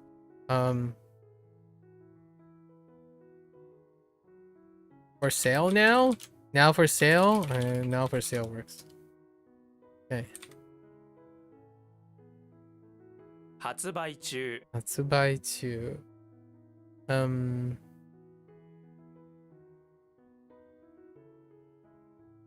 き Ski. I only got the attached to. But what was the other one? I don't know. Let's just use attached to, but including furnished with including. Sheep with a sheep tsunami riding on a tsunami. Ridiculous. But what else is ridiculous? They like yogurt.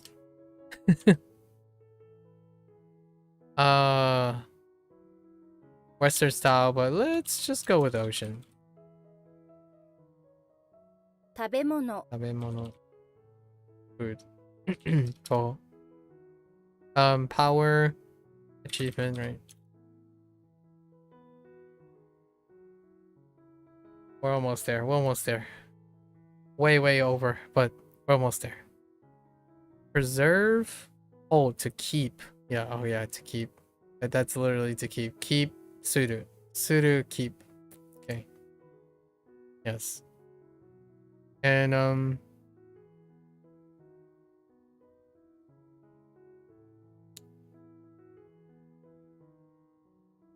what was it? Oji. Oji suru. 保持する。保持する Oji suru. Okay. Fair enough. Special. Oh, te? Oh, we just got te. Nice. Alright. Still the same. It's special. The cow temple is special. This cow must have been very important to have an entire... Yeah. Especially the one in the bathroom of the electricity plant. Where Tarzan found it. Okay. This cow is special because it belongs to Tokugawa. And to Toku? Okay, Toku.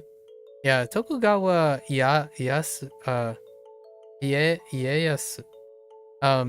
Tokugawa, there was this game called, like, what is it?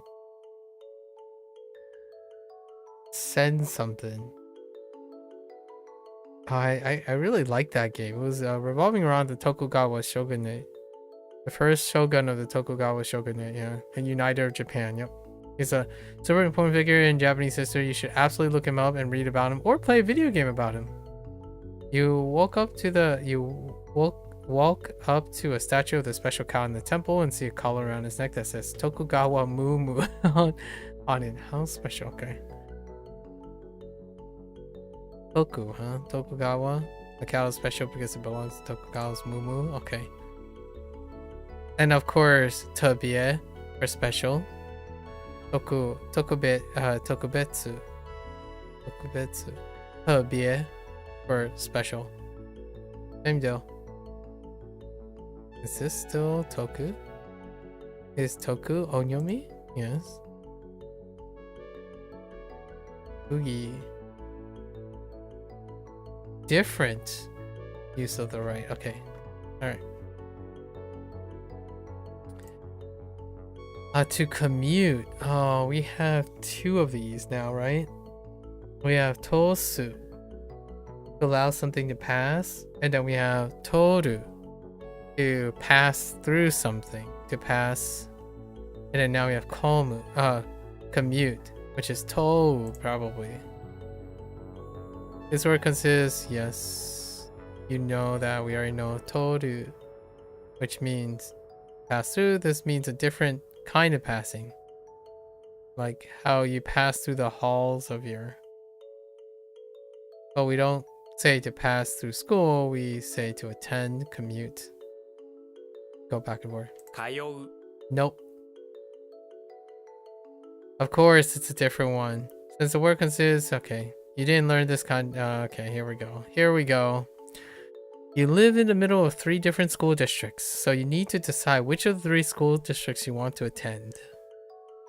You decide you don't mind that you have to commute to the farthest of the 3 because their mascot is a wild coyote. Coyote. Coyote, that's great. He's your favorite Looney Tune character because proper nouns work so well. Because they end up being very unique and stick out. He's your favorite Looney Tune because he always has the energy to go back and forth after that Roadrunner. Okay, that's fine. I got you. 通う Coyote. Got rooftop. Can I get rooftop?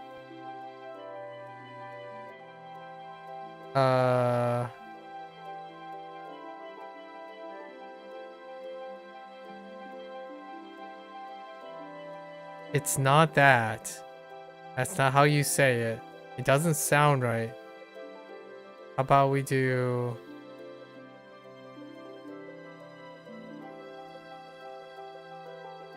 Nope.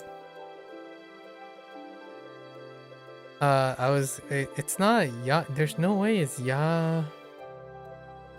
Yajo. No yajo. 屋上 Okujo, yeah. Because it's different. Oku. I didn't learn the meaning for oku yet. Which is the onyomi. One place is the world has more rooftops than anywhere else?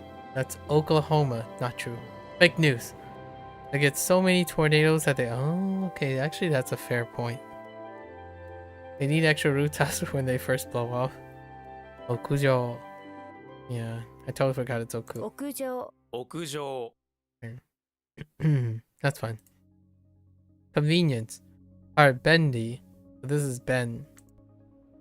A leader stands upon the ground of the rice paddy. She is searching for treasure. Where the heck is the treasure coming from? Wait. I don't see where the treasure is.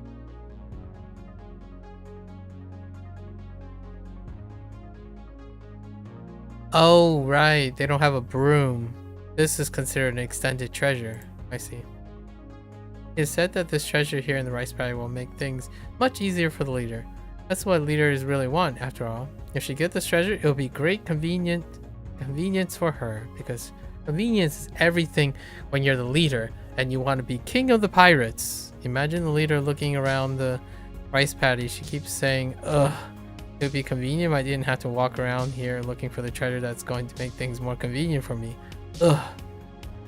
Go ahead and say this phrase out loud. You pretending to be leader in the rice paddy. Feel the cold and the wet, making it less convenient for you. It's Ben. Or Bean. Okay. She finds a place to dig in the ground. It looks like there's some fresh dirt here. Finally, the treasure of convenience that will make this leader's life so much easier. She digs into the ground and pulls out a box. When she opens it, she finds out it's a bento. Oh my gosh, she thinks. This really makes my life more convenient. A bento? Really? My people can take their lunches with them now instead of coming... What, you mean a bento box? Coming back to base. Okay. Bendy. Yeah, Bendy is fine. Oh, Fuben, that's right. Oh, Fuben as well. Bensho. Really? A benjo? A restroom? Not sure if I knew that. Okay.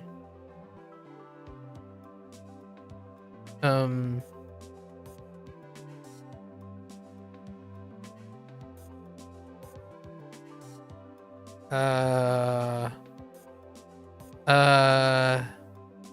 Panic. Special.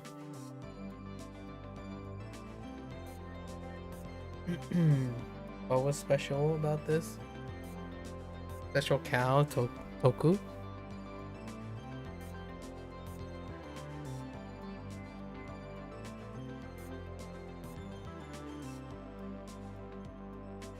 This is not, but it's to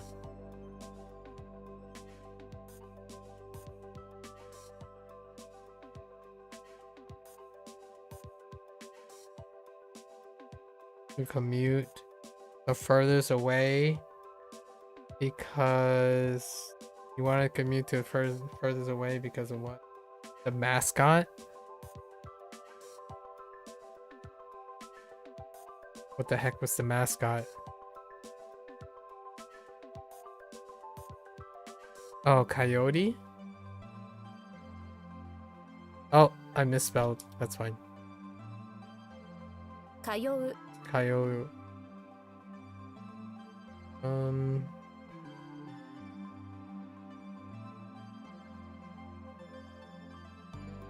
保持する。保持する。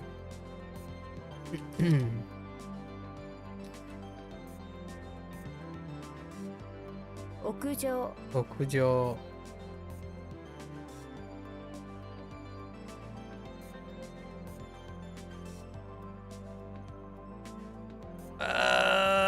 What happened to my brain?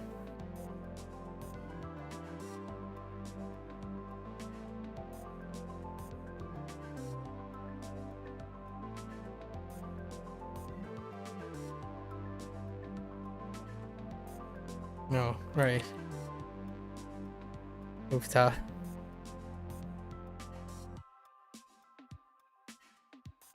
Oh, I can't spell convenient. Sightseeing. Oh. Wait, isn't this a little different now?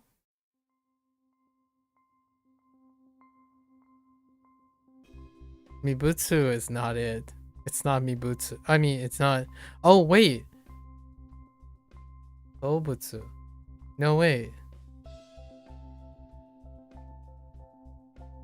I only have one other instance of using the onyomi of this. Ain't no way is Mimono. I have seen this before though. Sightseeing. Seeing stuff is sightseeing. Seeing or watching. 見物。 Kenbutsu. Oh yeah, it is Kenbutsu. The last time I used Ken was Ken. Ken for discovery. A reading you know mono and then you use the Ken is a reading you didn't learn with the kanji because it's much less useful, but we did have hot Ken a couple levels ago. Okay. 見物 見物。 That's fine. We'll get it. Beforehand, adjective. Me. Or noun. Or adverb. Oh, it's adverb. Okay. Yeah. Okay. Sure. So, are we doing yome? This could be different because it has kunyomi. あらかじめ Arakajime. Oh my goodness gracious, that kunyomi. Arakaji.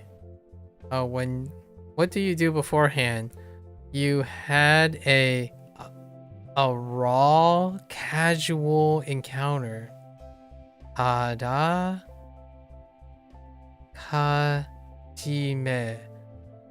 Ara casual encounter with a raw cage. Nick Cage.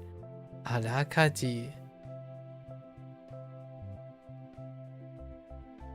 What the? Oh, Araka. And then they're just reinforcing with Araka again. Okay.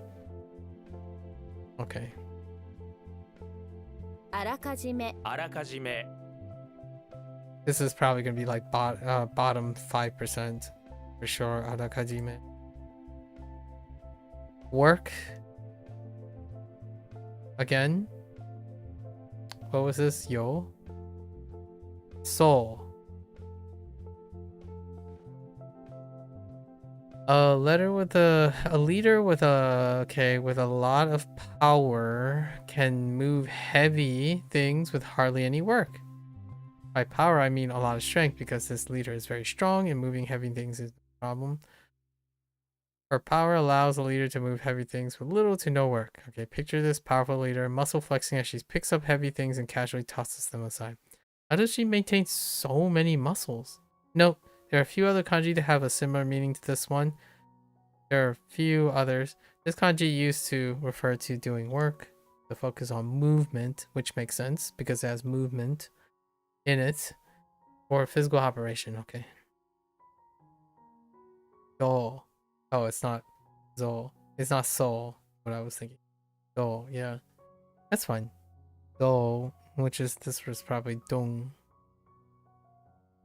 Where does the leader comes from? Where does the leader's power come from? Donuts, okay. She's nothing but donuts. She has a special crew of bakers that work for her in the castle. They work all day to make the donuts, okay. Very powerful leader who makes short work with her ultimate strength, powered by the power of cola donuts. They're imbued with many secret ingredients that give your leader the power to move around, move anything, no matter how heavy. Picture yourself eating one of these devil fruits. It's delicious. Donuts are fantastic. Taste the fresh dodo fruit in your mouth as it crumbles and melts. Okay, donut. All right, we got it. Hirakana. How the heck did you get hirakana from? There's na.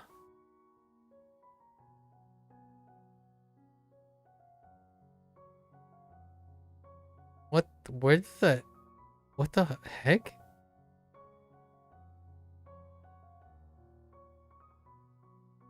Opposing leader. Return leader. Oh, that's the Dendaku from Ka. And then this is Hira. Where am I getting Hira from? I don't know where the Hira's coming from. Hiragana. Hiragana, yeah. Hiragana. I should know all the reads? It's the same as the English reading? No, that's not helpful. Hiragana. Where do I get the Hira from? Alright, I gotta look at this.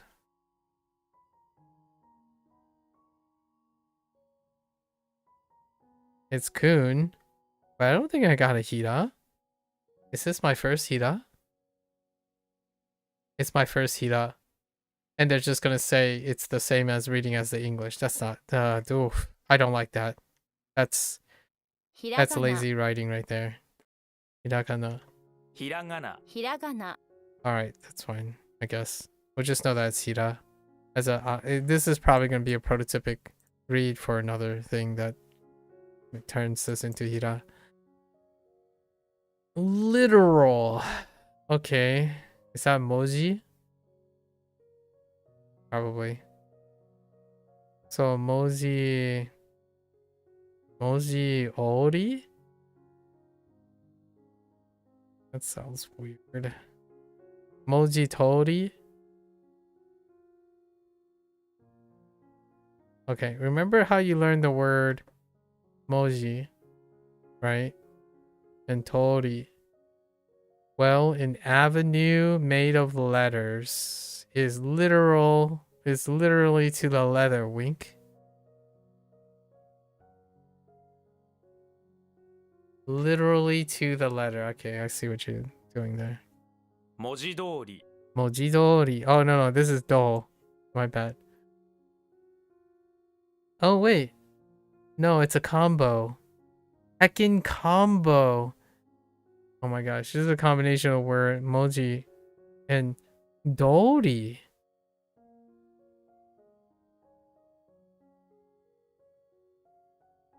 Am I getting this confused with something else? I am getting this confused with something else. I'm thinking of past. No, wait, I am.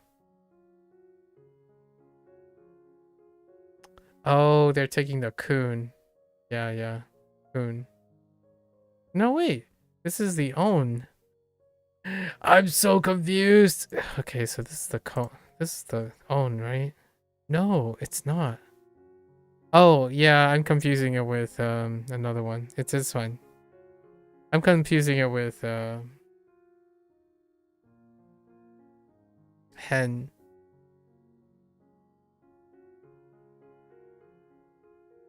Right?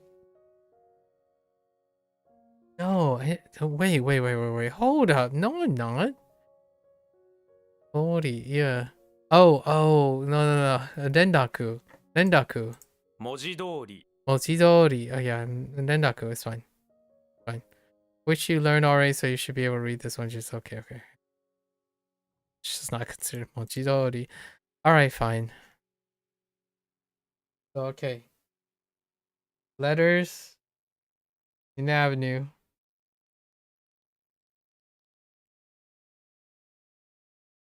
Okay. 文 I 字通り mean, it's not that great. I'm gonna have trouble with this tomorrow. I'm pretty tired now. Better keep going.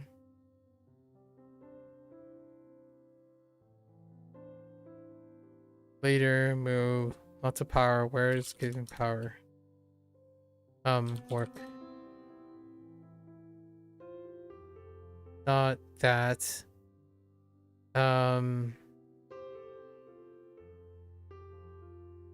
Oops. Kenbutsu. I'm doing 見物 Kenbutsu.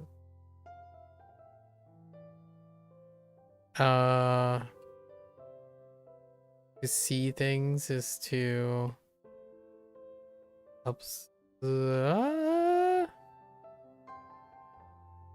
sightsee or sightseeing.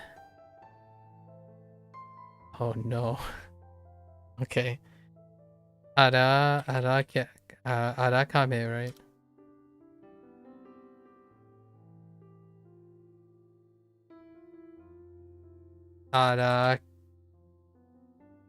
What? Arakajime? あらかじめ Oh, I missed the KG part. Arakajime. Okay. Arakajime. Man.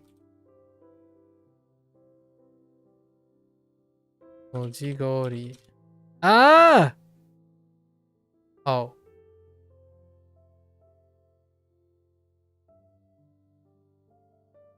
The flip?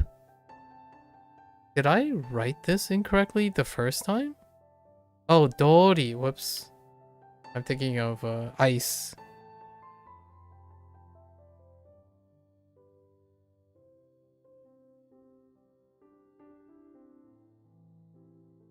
Mojidori. Mojidori.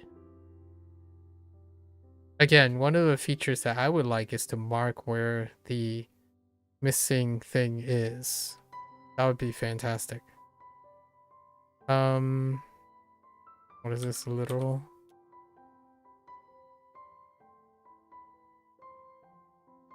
Hiragana. Hiragana. Our last set. Okay. New with a ta. So is this like an adverb? Adverb. Yes. We're getting used to picking up on adverbs. Let's see. New is new. So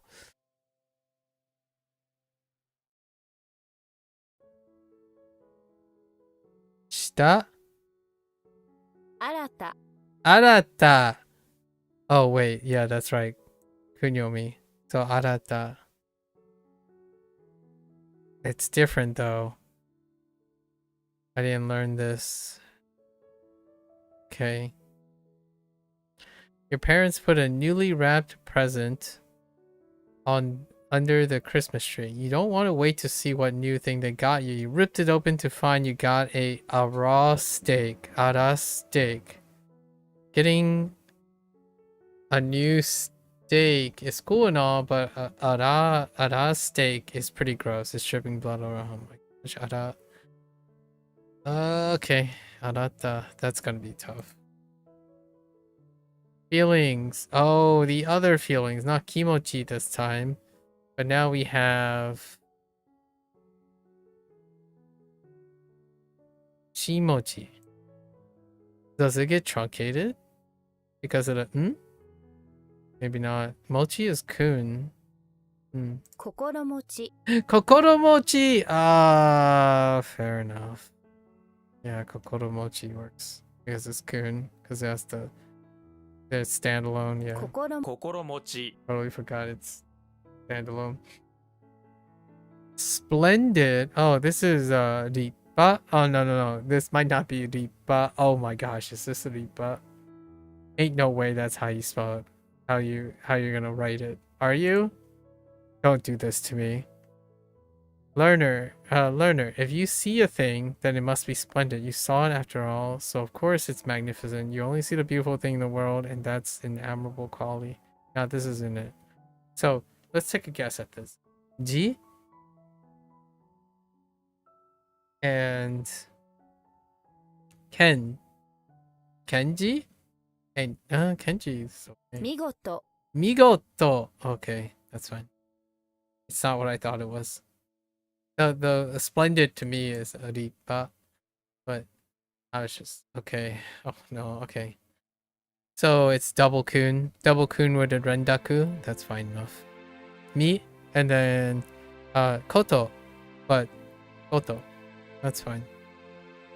Because this is a kun, it's probably a rendaku. So yeah. 見 Mikoto. 事 見事 Mikoto. That's fine. Flavor. I can get behind this. It's flavor or taste.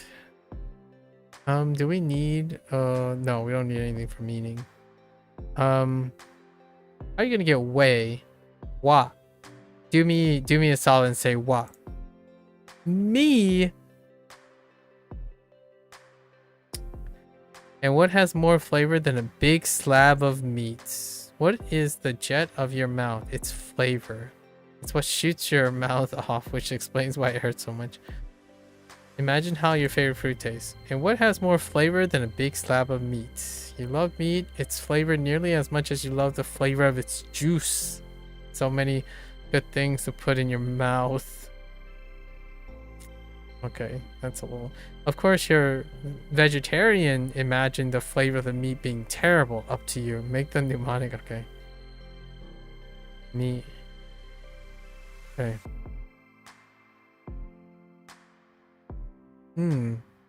Sure. Oh my goodness.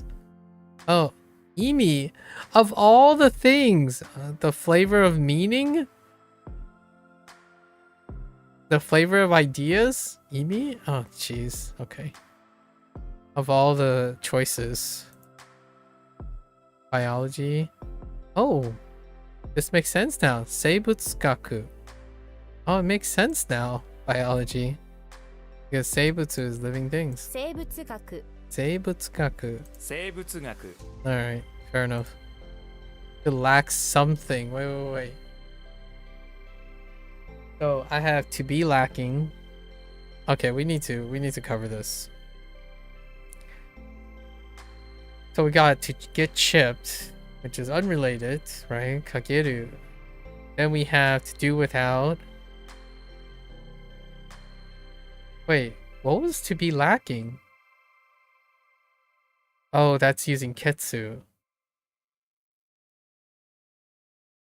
Son of a bee sting. Oh, this can get a little confusing. Alright. Oh no, not really.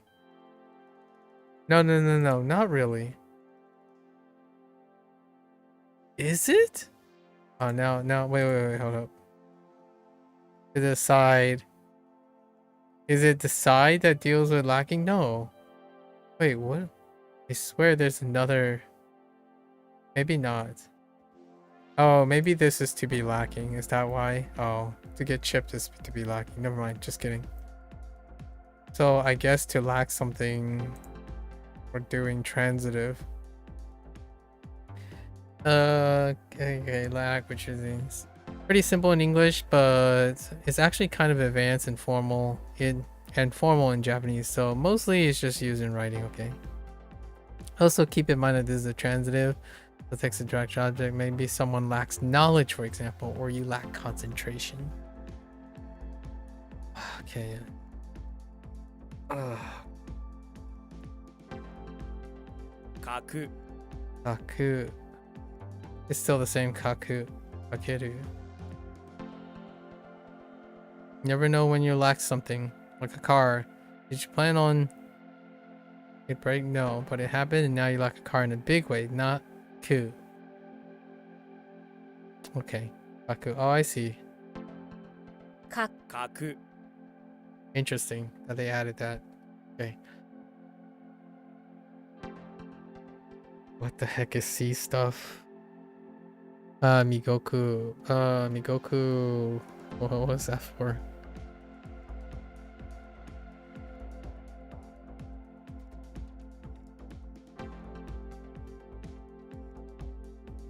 Oh. Wait. It is not sightseeing. It's splendid. Oh my gosh, this is gonna wreck me so hard. That one just doesn't help.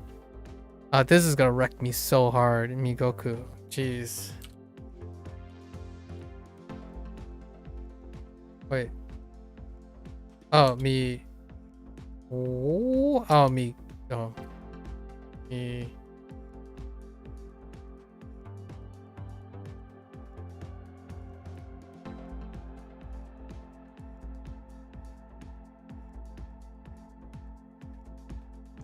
Goto, right? Migoto. Oh. 見事 Migoto. I wrote the wrong ending. It's fine. Goto. Splendid. This is gonna wreck me so hard for a while. Oh no. 心持ち Kokoro momochi. Oops. Okay. 新た Harata. What was this again? Hara, a raw steak. Harata.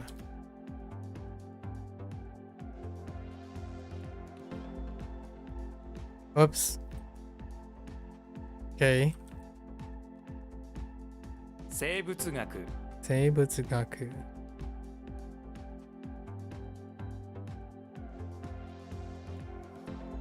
Kaku. Kaku.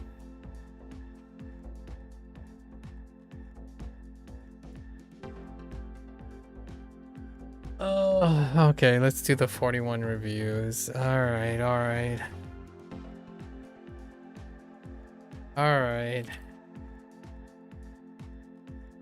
Oh yeah, it's been 4 hours since we started the lesson probably, and we're getting, oh okay. 読む Yomu. Probably, yeah.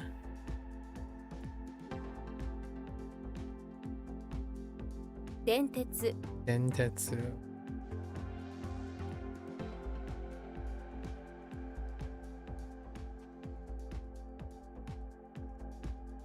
Byoin Yoin.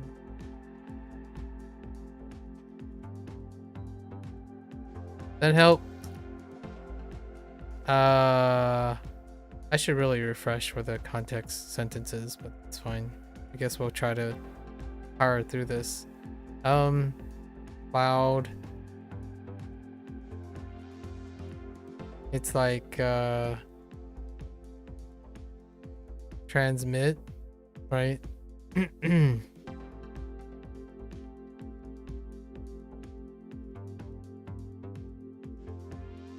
線路 Sendo.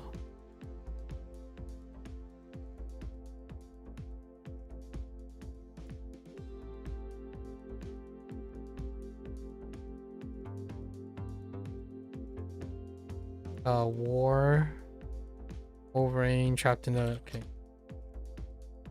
Ah!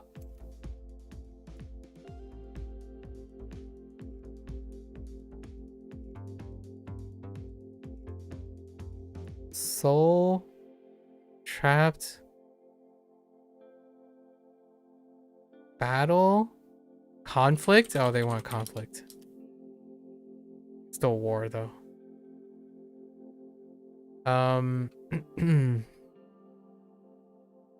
Okay. 顔 Oh. Okay. 道路 Doro.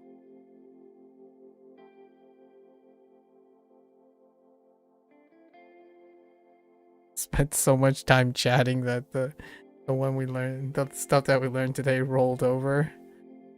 Oh boy.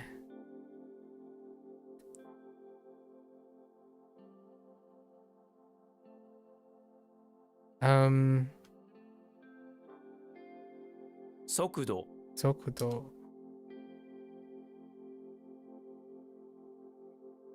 お酒 Osake. 秒 Yo.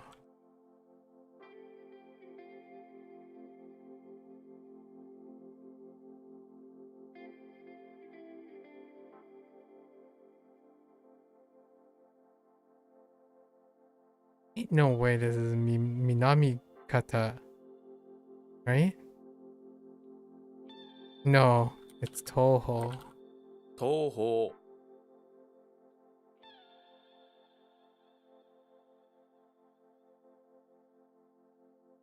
地下鉄 Gatetsu.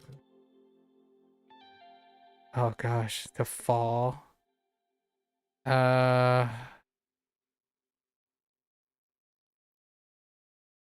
Falling. 落ちる Ochiru.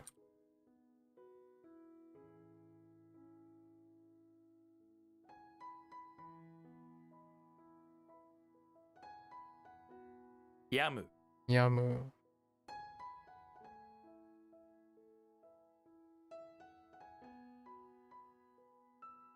農民 Nomin.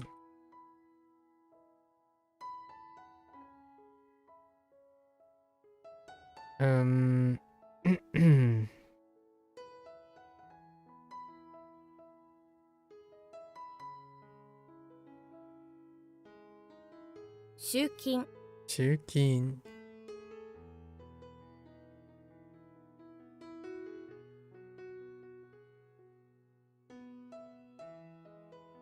鉄人 Teshijin.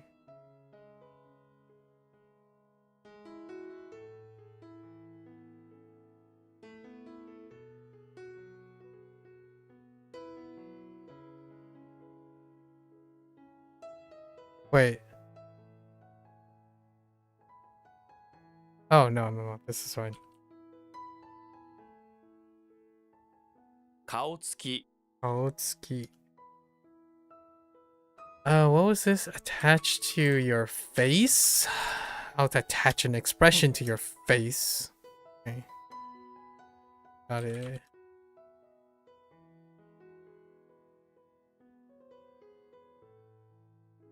What are we gathering? 4? Collect. What do I like to collect?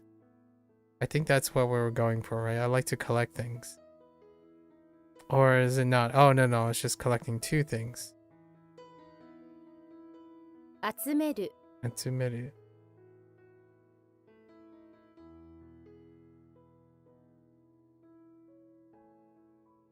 Orders. Nihon. 日本酒 Just gonna do sake.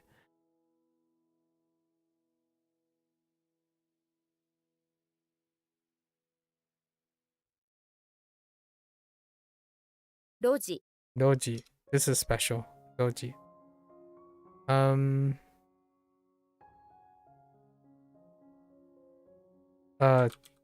Dirt road, I guess. Yeah, that's fine. 早い Ayai. Okay. Just gonna go.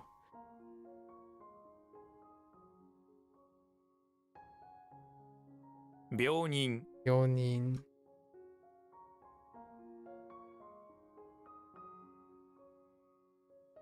ページ Eiji. Oh, this is my rant about neutrality and versus moderacy.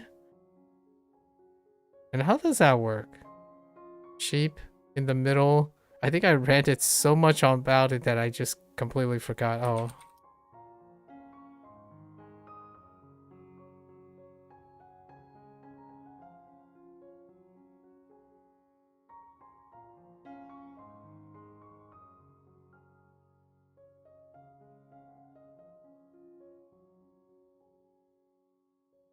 The heck was this supposed to be?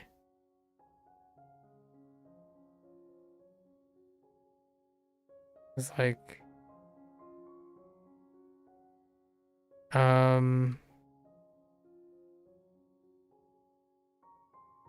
the heck is this supposed to be again? Hold up. Let me think.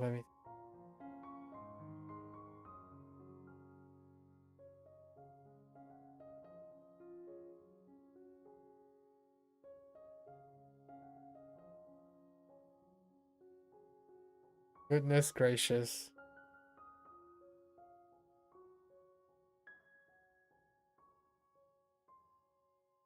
Oh, relationships, right?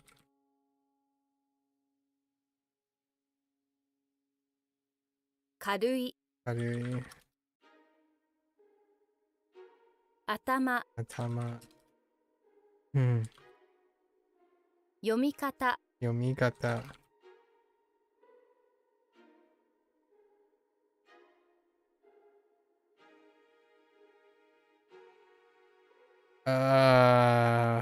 Like?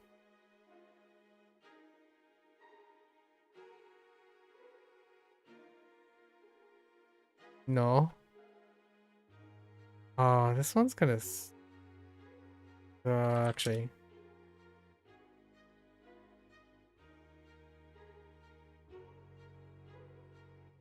What the heck do I like?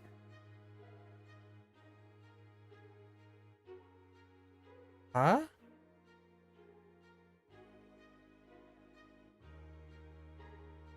Oh. This is the call thing. I can distribute. Oh no.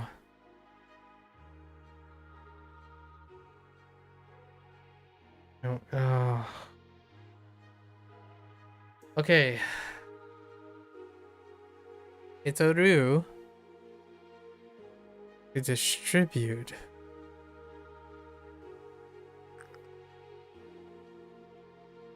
Or to be distributed.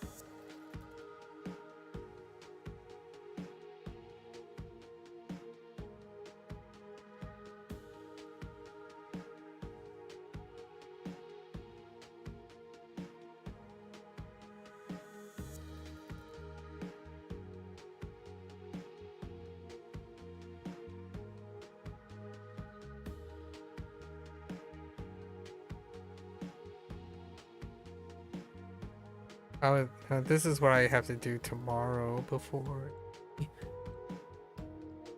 HanziHero review. Hopefully that doesn't exhaust me too.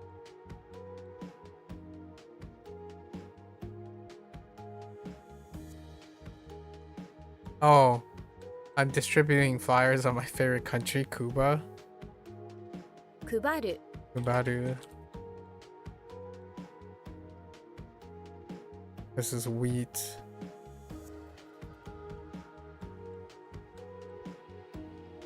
Okay. That's an error from earlier.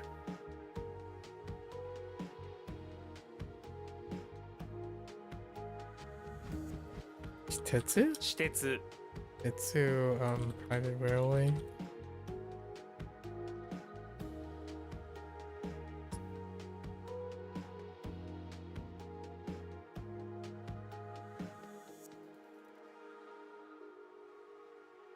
Choo-choo Choo choo.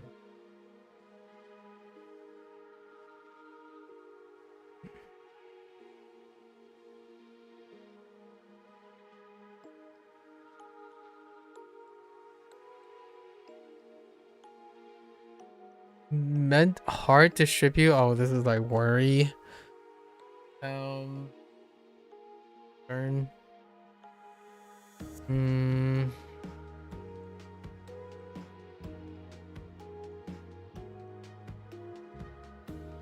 Oh, is this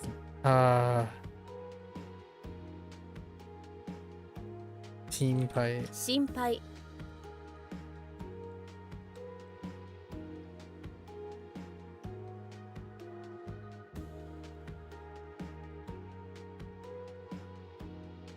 進む Susumu. 漢字 Kanji. Okay. It's tough. Tomorrow's gonna be tough. Yeah, we're not gonna reach Spanish today. Sorry, folks. Okay. Peak day is peak day and Fallout Day. Might actually even cut out Spanish deliberately on peak day and Fallout Day. Possibly. I think Spanish is in a nice spot. Alright, Monix. So we actually have to I can't believe this is overlapping. Okay. So orders. Humble. Retroactive. Older brother, retroactive.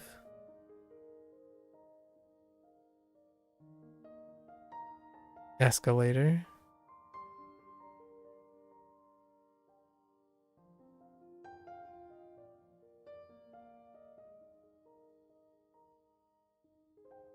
Son of a bee sting. Ceremony is like, oh, drunkard.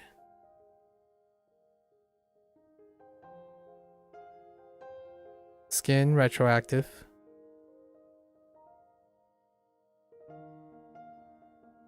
Root.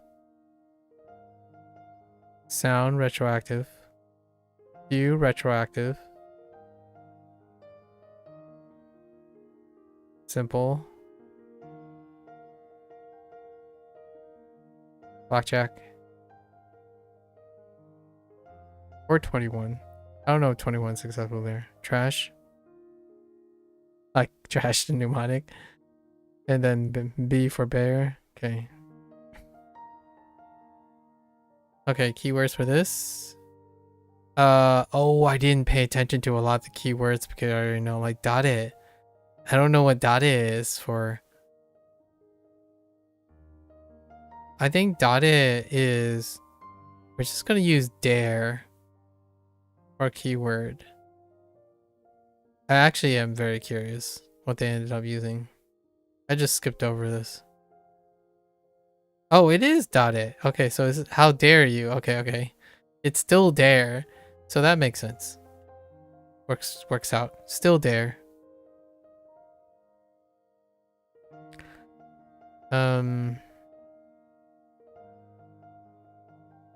Soul.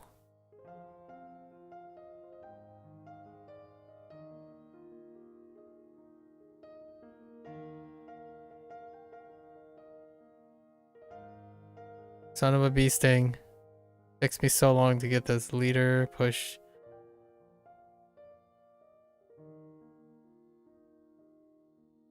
We'll skip that right now. Cloud leader. Transmit. Dent in the cloud. Must be some. Okay. Dent. Co.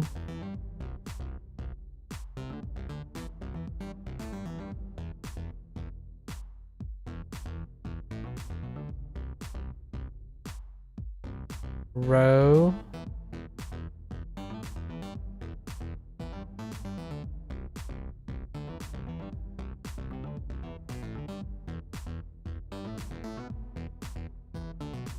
Leader standing. Oh my goodness, save me. Okay. Skipping that. Bow low.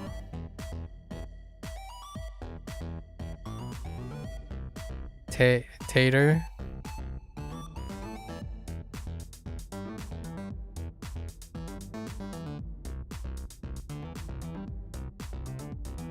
Hito. I mean hero.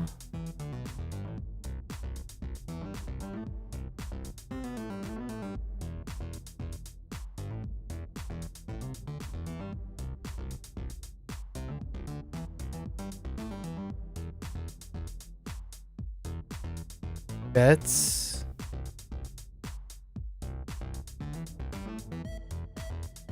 Read.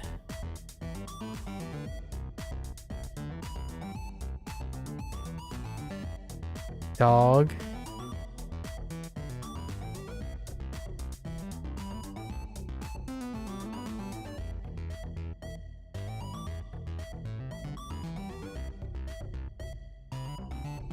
Row. Gandhi.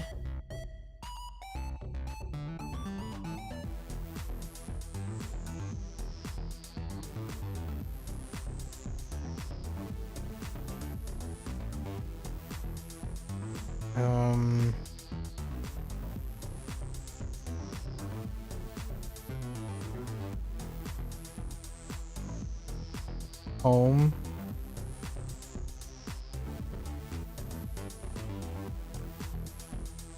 Chewbacca. So I was just gonna do chew.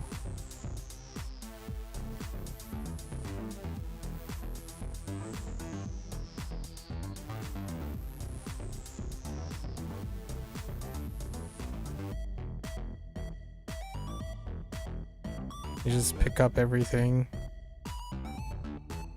Like the suit. Your fingers. It's a single finger. Sheep.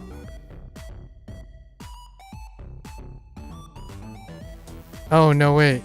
That's not sheep. The next one's sheep. Wait, is the next one sheep?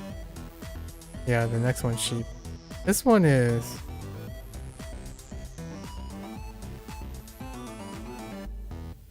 suit and fingers. Okay, we're gonna skip that. This is sheep.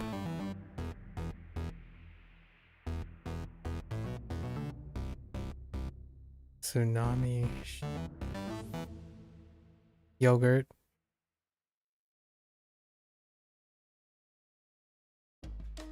Po.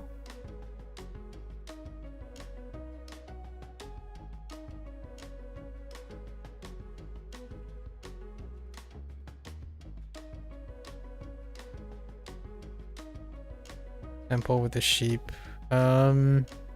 Special.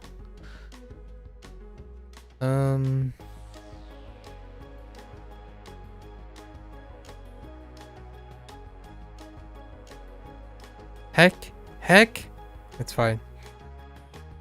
Oh, I don't actually... Wait. X marks the... Okay, wait. Something about a treasure. Leader. How does that have anything to do with Ben? Oh my goodness. Oh no. Alright, let's go over here. Let's just go work. Leader. Heavy. Power. They get power from donut.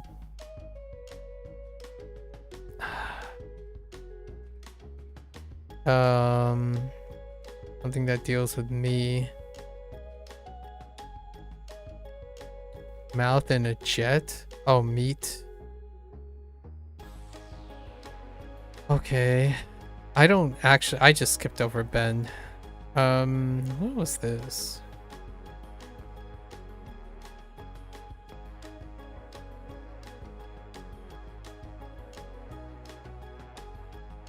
And leader standing.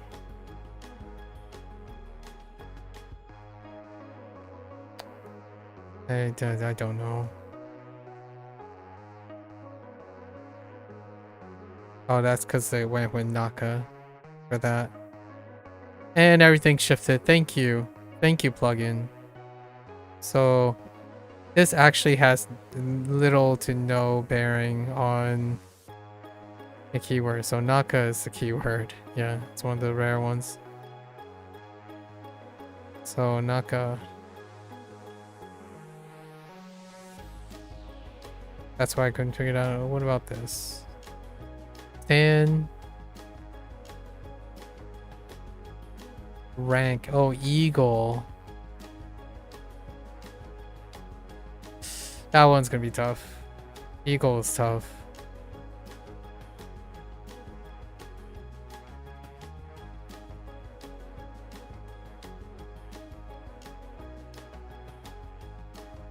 This is Ben, but I don't know what they do for Ben. Oh, the bento for convenience. Do I have another Ben? I'm not sure if I have another Ben.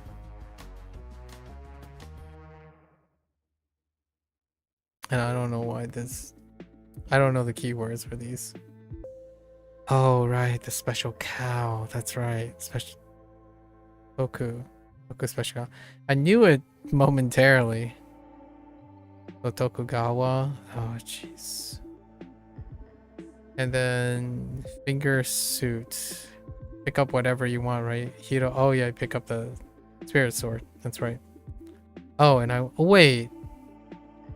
Oh, that explains it. This is wrong. So this is hero. We pick up everything. The sword and the spirit. What? What is this? Sword and spirit. First. Oh, you want to show it off. Oh, you were the first one to pick up the... I got both of them mixed up together. So you're the first. Pick up the spirit sword to show. Alright, let's do reads. Tomorrow's gonna be tough. Okay, so... Dare's gotta be good, right? Okay. Dare, soul, Naka's gotta be kun.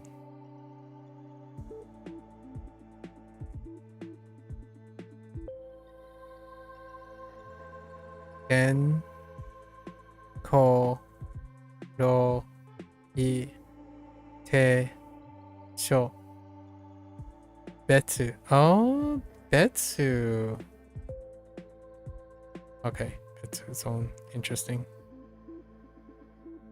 Betsu, ri, do, ro, gan, o,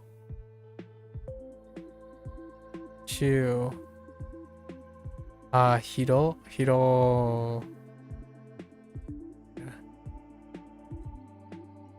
hiro kun, shi, yo, o, toku. Oh, they don't have any other reads. Interesting. Toku. Ben, do, mi. All right. So 8.5 hours. I wasn't expecting that. I didn't think I digressed for 4 hours, but I guess I did digress for 4 hours, huh? And what would we talk about? Lots of other stuff. Lots of skill learning, building, time management. I think time management was the highlight, right? Time management, some hypotheticals, lots of hypotheticals.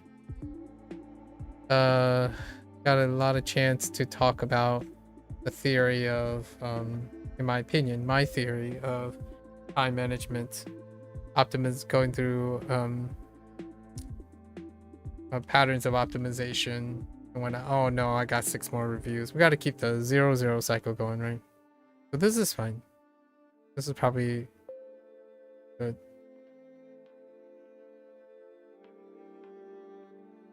Oh my gosh. Fine, we'll do this 6 and then move ahead here.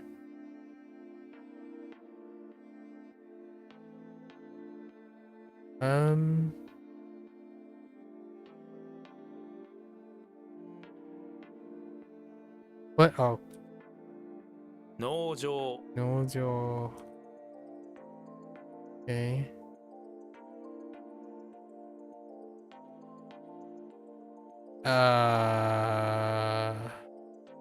This is definitely different.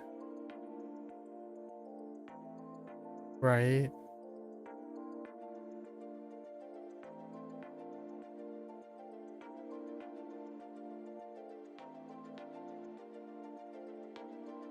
Yes, this is the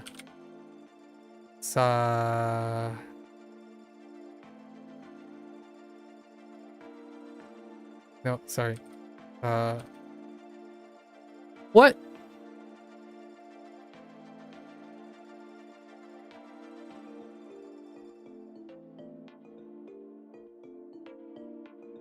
Or is it the Haya?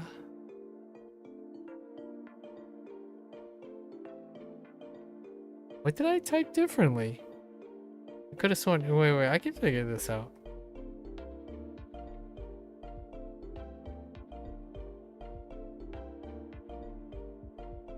So early.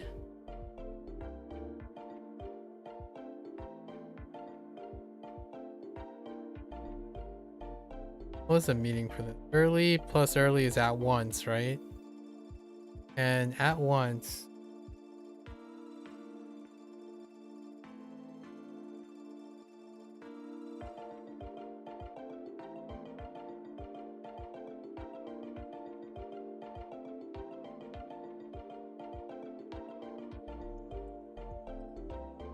Oh, I must have typed it in properly. There's no way. 早速 I typed soul as opposed to ku. Yeah, that was my bad. That's a mistake. That's a typo mistake. That's so cool. It's off the meaning. No 業 No kill.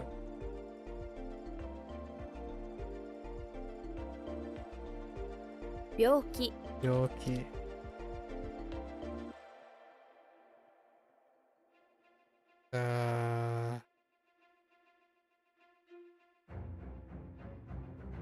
進化 Inca.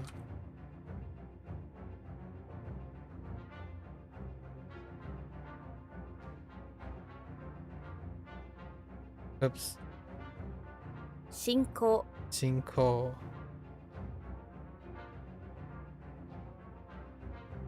Just advance. Okay. All right, we're good. Lots of things we talked about today, largely giving an opportunity about figuring out how to optimize like time management, right? The stepwise process of time management. I wish I could be more detailed, but generally speaking, maybe stay tuned tomorrow. HanziHero, when I'm doing the summary, I'm going to do the summary before the tentative takes before the lesson. It'll involve some of the more nitty-gritty things about how the process is broken down, I suppose, if anyone's interested. But generally speaking, even though I spent like 4 hours talking about that stuff, it's very hand wavy. And then I talked about how like comprehensible input, or like my interpretation of comprehensible input, how there's something bigger than comprehensible input. Like I think the concept of implicit learning is probably what I would think about. The concept of implicit learning, provided that a person has all the motivation and discipline and due diligence for structure, that structure allows one to apply the theory of implicit learning, in my opinion. I think it's more of a capture all kind of thing. So when your implicit learning is, you take all the things that are around you that's comprehensible, even variables and controls relatives and standardization, like control experiments and stuff, that is something that's comprehensible. And then testing and learning through implicit changing, right? Implicitly changing things. It's not quite the perfect analogy, but the idea is often you frame around things you know, you test them, and then you learn implicitly. And many of that, the theory of CI is applied to these methods. So like, what is WaniKani's method? When you learn after you found the foundation of kunyomi, onyomi, and rules, right? Rules, reads, and how reads vary with context, and then the mnemonics is the context. So the mnemonics form a foundation, and that foundation leads to implicit learning. Basically, when you make a guess at these characters and guess at the meaning, it's based on the context or the comprehensibility that you have grown to have through mnemonics. That applies the same to HanziHero's structure. So you take what you know to get to the answer. And then when you're presented with a new thing, there's a chance you'll remember it, or you'll get in new information or learn new information from the discovery process. But obviously, It's not the literal native thing to do, but you're still taking something that's comprehensible or establishing something that's comprehensible and then learning from implicit learning from the side. Duolingo does the same thing, actually.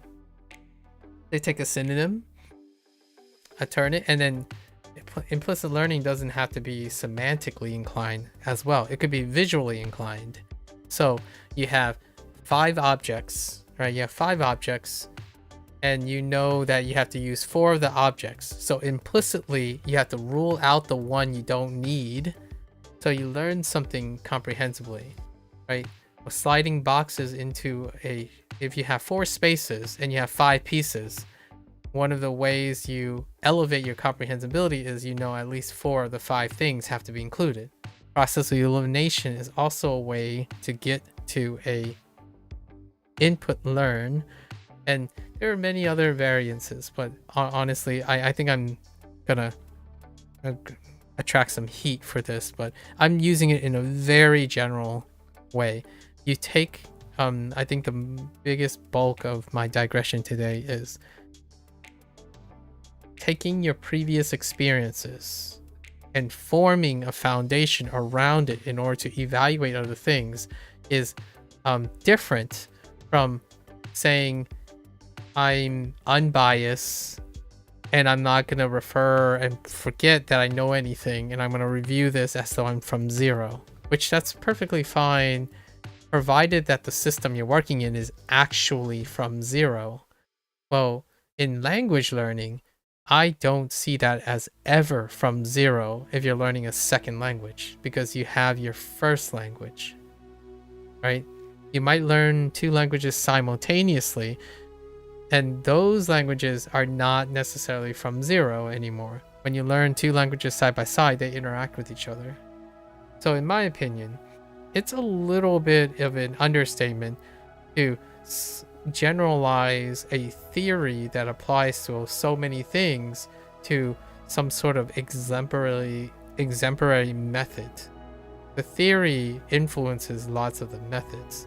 What makes the method so successful, or the theory so ubiquitous and, in my opinion, wonderfully cogently delivered in the context of language learning, is that I don't even see it when I read that thing. Maybe I'm talking way out my depth in terms of the specificity, but I don't see much of a revelation from understanding that, restricting that type of approach to just language learning.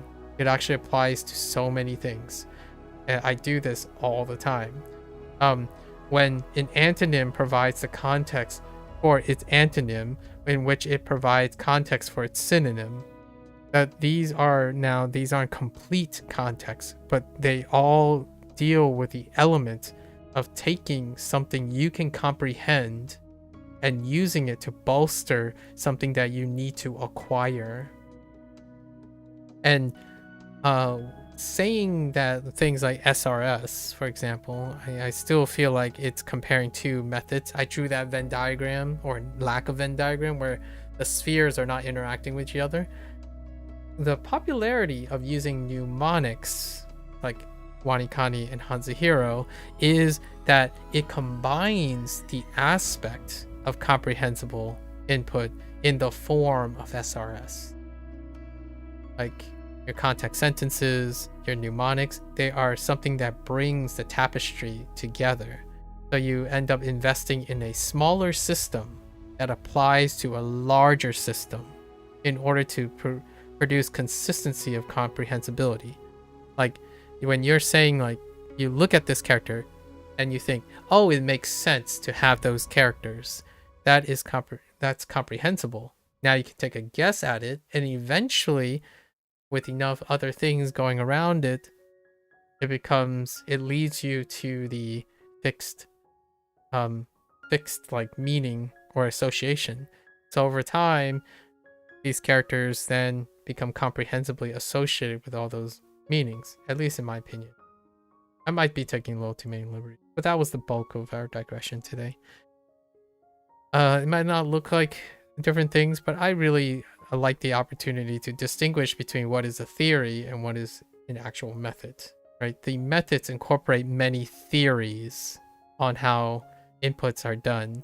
So how is this different? Having a mnemonic device on top of mnemonic device and system on top of trying to implicitly learning or rote memory through your vocabulary is a form of leveraging what you know. Like for me, I set this time and very noticeably over and over again. When you ascribe a person or a well-known name, book, author, television show, it provides far more context, comprehensible context for even the smallest elements. Like, if you put treasure and you attach One Piece to it, One Piece is your comprehensibility. When you see that character, you're thinking about One Piece, which is a treasure. That treasure is creating implicit natures to it. Now, does it literally have to provide that context? No, but you can imagine it. You're like, One Piece equals a character. How many characters do you have that mean treasure, right? There are actually a couple ones that link to treasure, or jewels, or riches, or value. It's not the perfect analogy, but these are theories. Theories involve overlapping, like theories apply to many applications. And one of the grandest application is association. You associate things you already know with the things you need to learn or need to know. And that hasn't ever changed about my approaches. Well, regardless of what the tool I'm using, however efficacious it is or however not efficacious it is, the downstream, the process that I rely on, which that's why I agree with most people's assessment, like, oh, it's very efficacious, is because that's how I think learning is most engaging and interesting. I learn things because it overlaps with most of the things that are important to me. The things that are most important to me are my memories, the things that I already know. So even if I took an abstraction of something and tie it to a memory that I have, that is its comprehensible context. It is comprehensible because I can attach it to something I already know. When you're reading in context, you are reading everything you know on the outside, like 80% or something, right? Wherever your comprehensibility limit is. And the thing you don't know, it's a framework to frame around it. You can infer what's missing by elevating what you already know. But this can also be done in a non-literal sense. It can be done in a figurative sense, abstractly, or even visually, or auditorily, or drawing.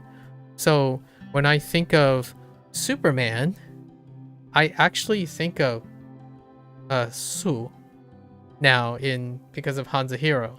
So what does Superman do? Superman does a lot of things.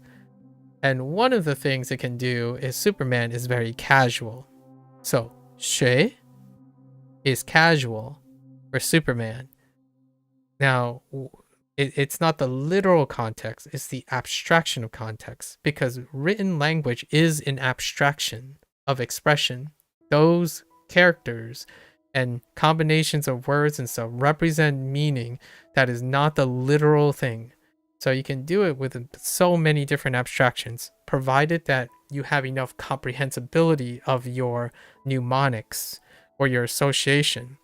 So if I had to remember Sui, which is S-U-I with the tone 2, I only need to remember how to write it, right? I have to get to know how to write it. S-U-I, second tone. So where do I get the second tone? Inside. So I have to imagine someone inside somewhere. And how do I get Superman? So Superman just has to be inside somewhere. And then the E is a functional placeholder for house in this context. So I imagine Superman. So if I draw Superman inside whatever house he has, right? Any particular, even a box, I can imagine what the situation is happening inside that. And that situation can get me to draw or write 水. And it's a really complicated one, actually. It's a pretty complicated one. Just to illustrate. So Superman comes into the house and he sees a hill, right? He sees a hill, which then split by a leftist. Oops.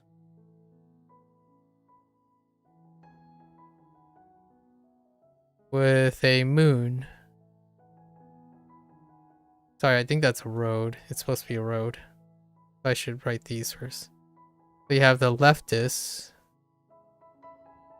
who's asking him to move a moon, right? Across a road. And that's how you get that character. This is Sui.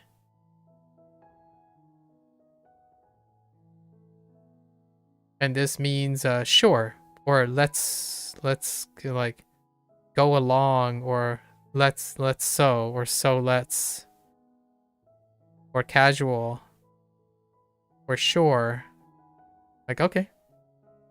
And that's how you get these.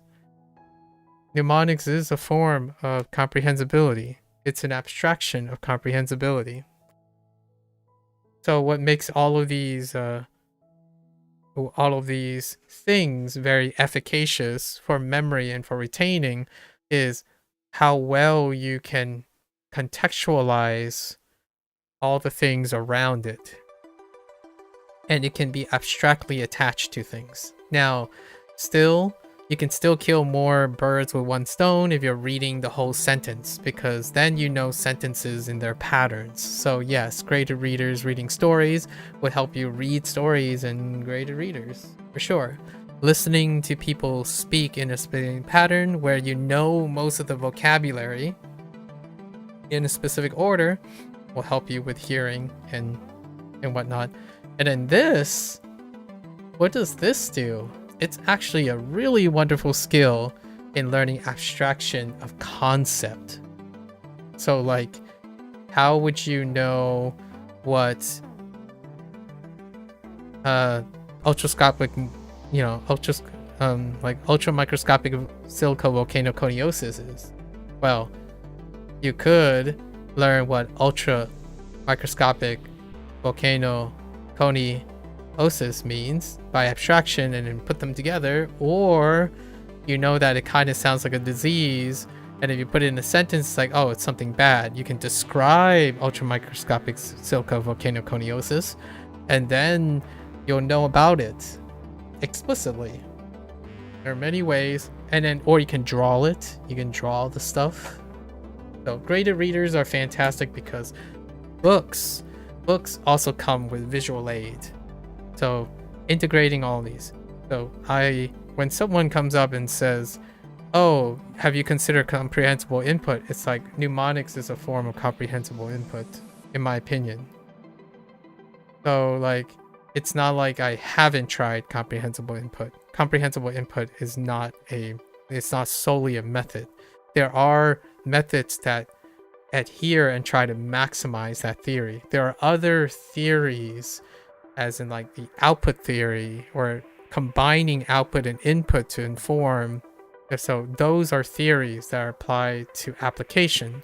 So I'm actually doing a lot of those types of application.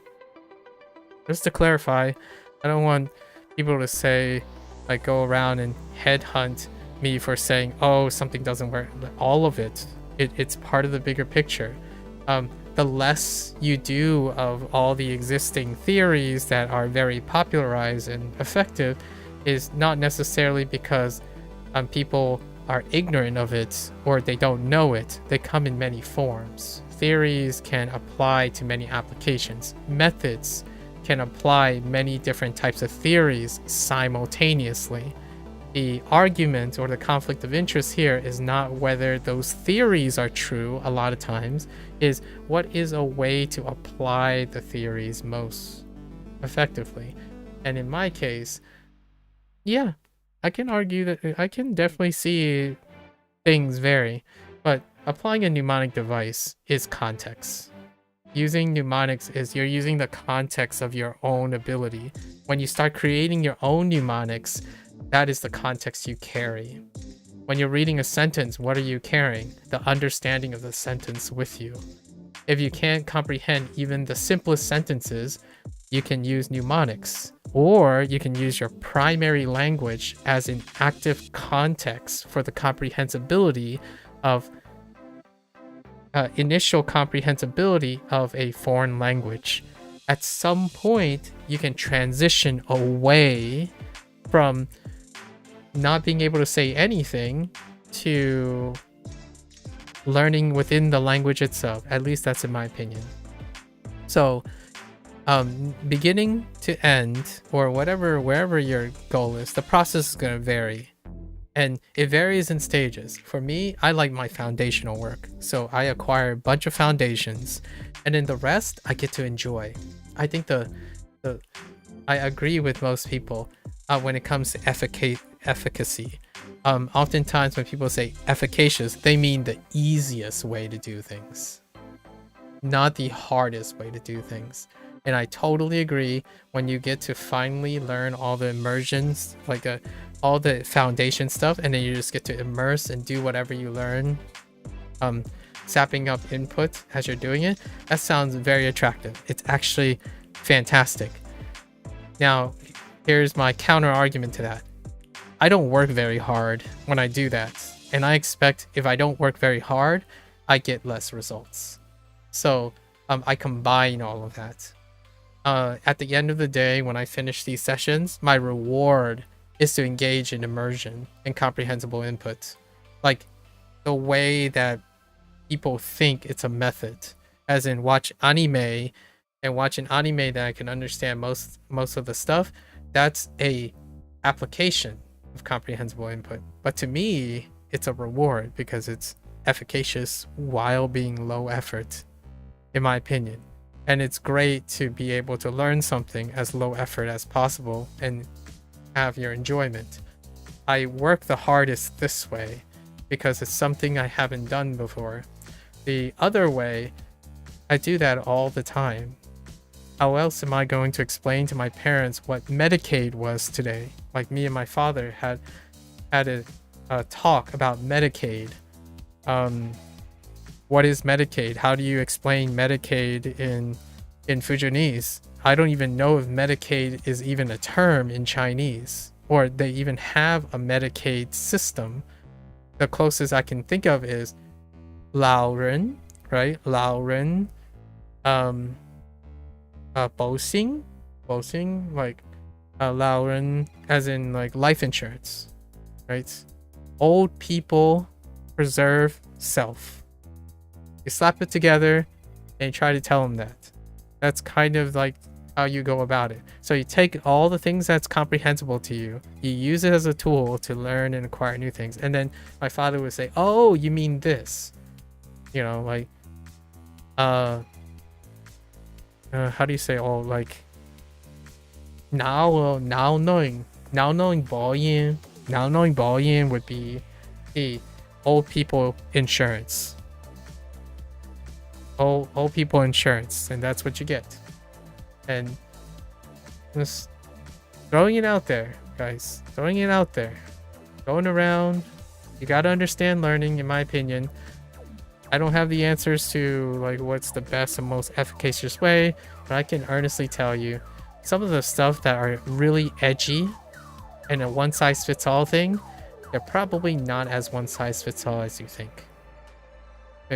There's a great reason why there's arguments, contentiousness, and differing opinions on these things. Oftentimes theories come with lots of applications, and those applications can make it murky as to what is a great way to apply theory into practice. And when I see WaniKani and HanziHero and mnemonic-based things, I see an application of comprehensibility in the form of input. Perhaps that's not what he was going for, but for me, that has earnestly been at the core of most of the things I talk about.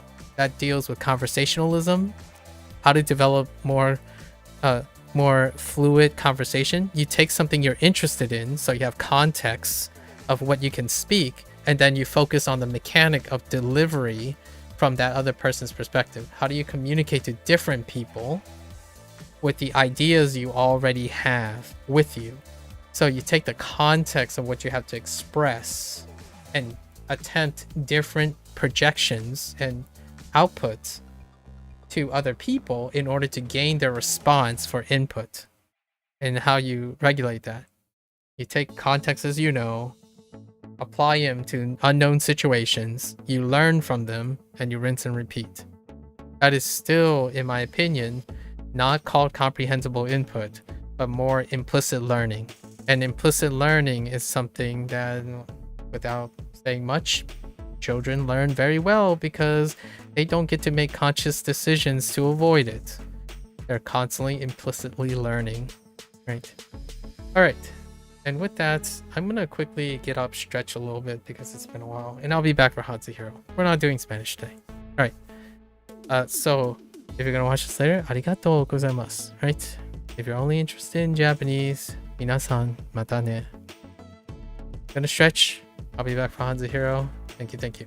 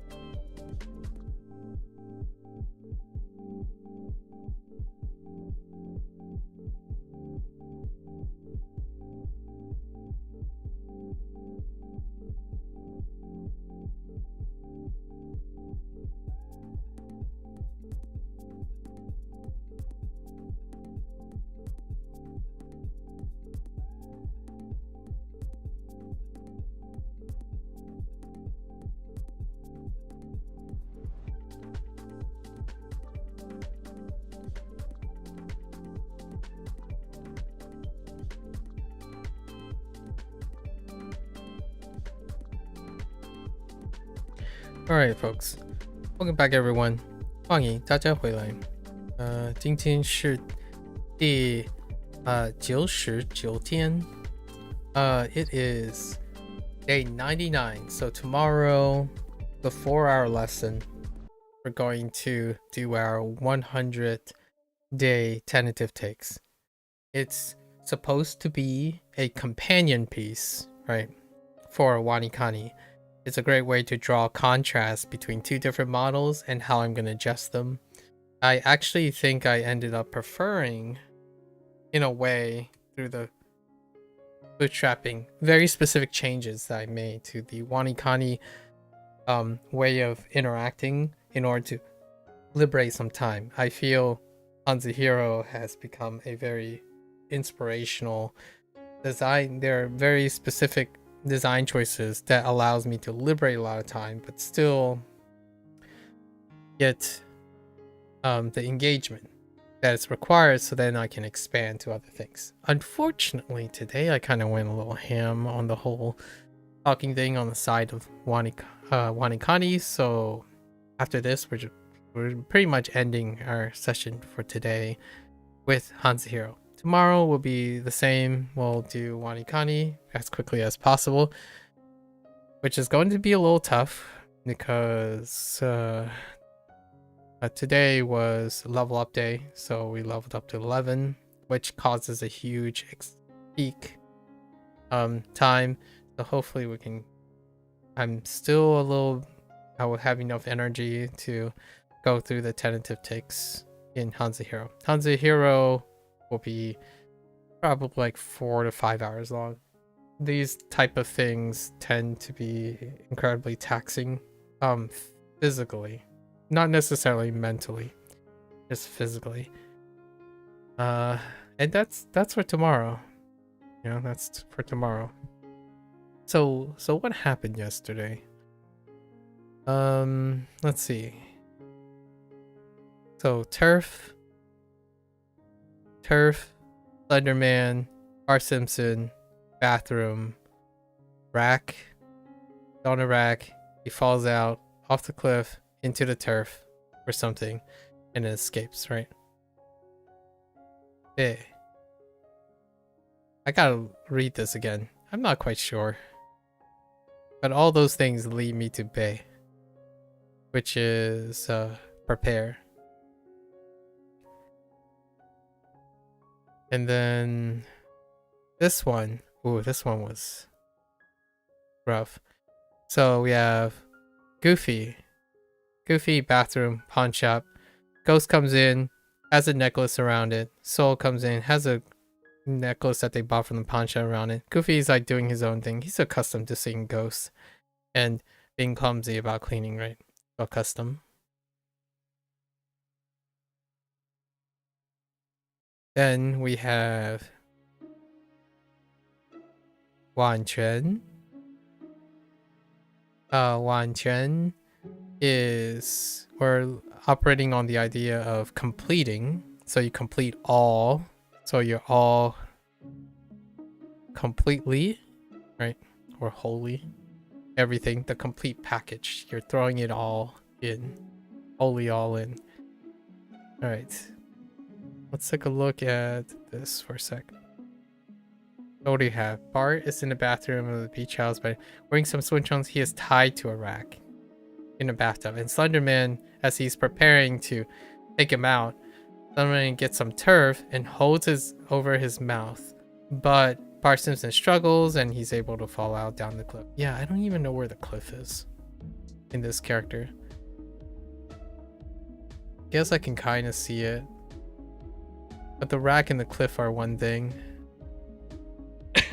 Anyways. It's no problem. It can stay as a weak thing until we get more vocabulary. Be fine. We'll make the connections. At least I think. Okay. So let's get into our lesson. 周末 Weekend. That's fine. Last week is a weekend. Last part of a week is a weekend. 你周末通常都做什么 Interesting. 通常你周末通常都做什么 or usually 通常下个周末 next week. Okay.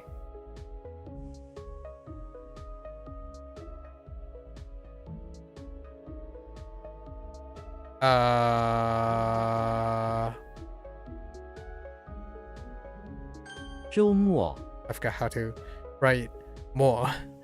Go more. 歌词 歌词 which is song and character words. Song and words. I was gonna think of characters, but characters is a different character. Lack of a better. So 歌词.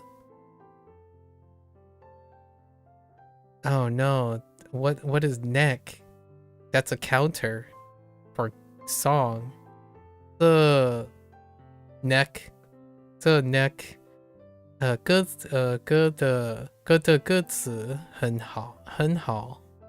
这首歌的歌词很好。这首歌的歌词很好。歌词做虾 No, that's not 虾。I don't think we have this yet. Oh no, 作者 Yeah, we do. 作者 Yeah, 作者歌词作者者 Not quite good, you know. 作者歌词作者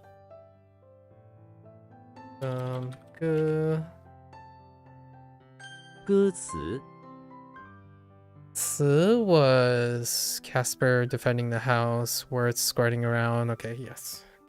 歌词靠近 to lean on, close or near. To lean on, near, close. To be close, that's fine. To be close, something to be near enough that you can lean on it. Yeah. Okay, fair enough. 靠近我们 Interesting. 靠近我们小 something 有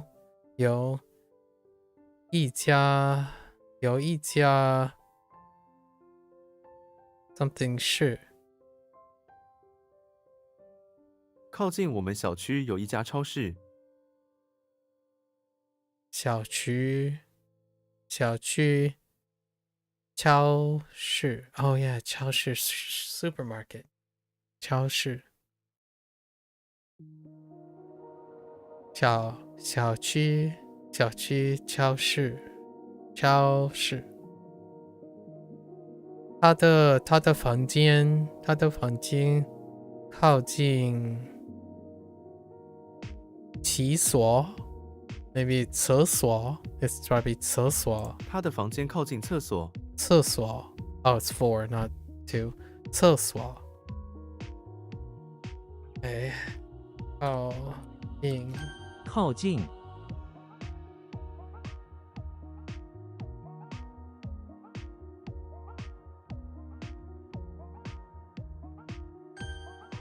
词典 which is word list or canon, word record, dictionary, right? 汉字 no 汉语 no 汉音 Oh yeah, that makes sense. 汉音 Okay. 汉音词典 汉音词典 Contemporary Chinese dictionary. 见 So I don't have that. Let's say 见复汉语词典现代汉语词典 Oh, die. That's die.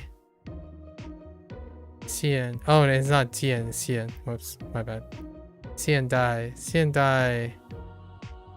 Oh, 现代 Okay, 现代汉语汉语词典 Okay. 词典可靠 can lean on reliable Okay. Something that's reliable you can lean on Yeah. Okay. Trustworthy. 这销席，这消息是可考的，这消息是可靠的。是可靠的。哦，靠，可靠。Did I mess up? Yeah, I messed up the wrong tongue. 可靠的。这消息是可靠的。靠的 ，What the heck are you? Something 对，可靠，绝对可靠。绝对，Oh, that's another 绝对可靠 ，absolutely. It kind of sounds like absolutely, but not the character I would think of. 可靠， Reliable. Fine. Okay. 周末，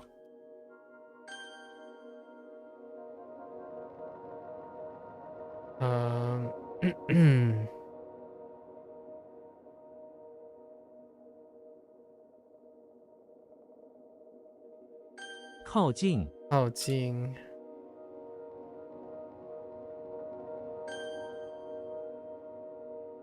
歌词，歌词，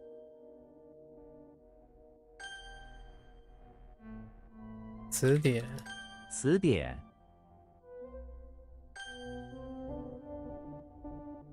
可靠，可靠，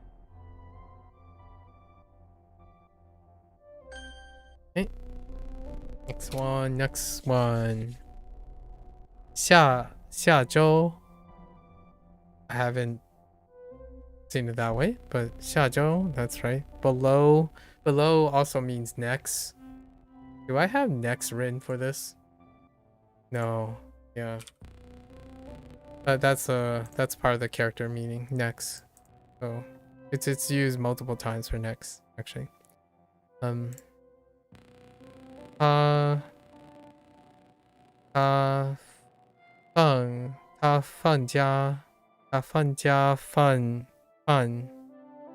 放假放到下周。他放假放到下周。放假放到下周。Make sense? 下周，红色，红色 red. It's just red color. 那个红色的行李I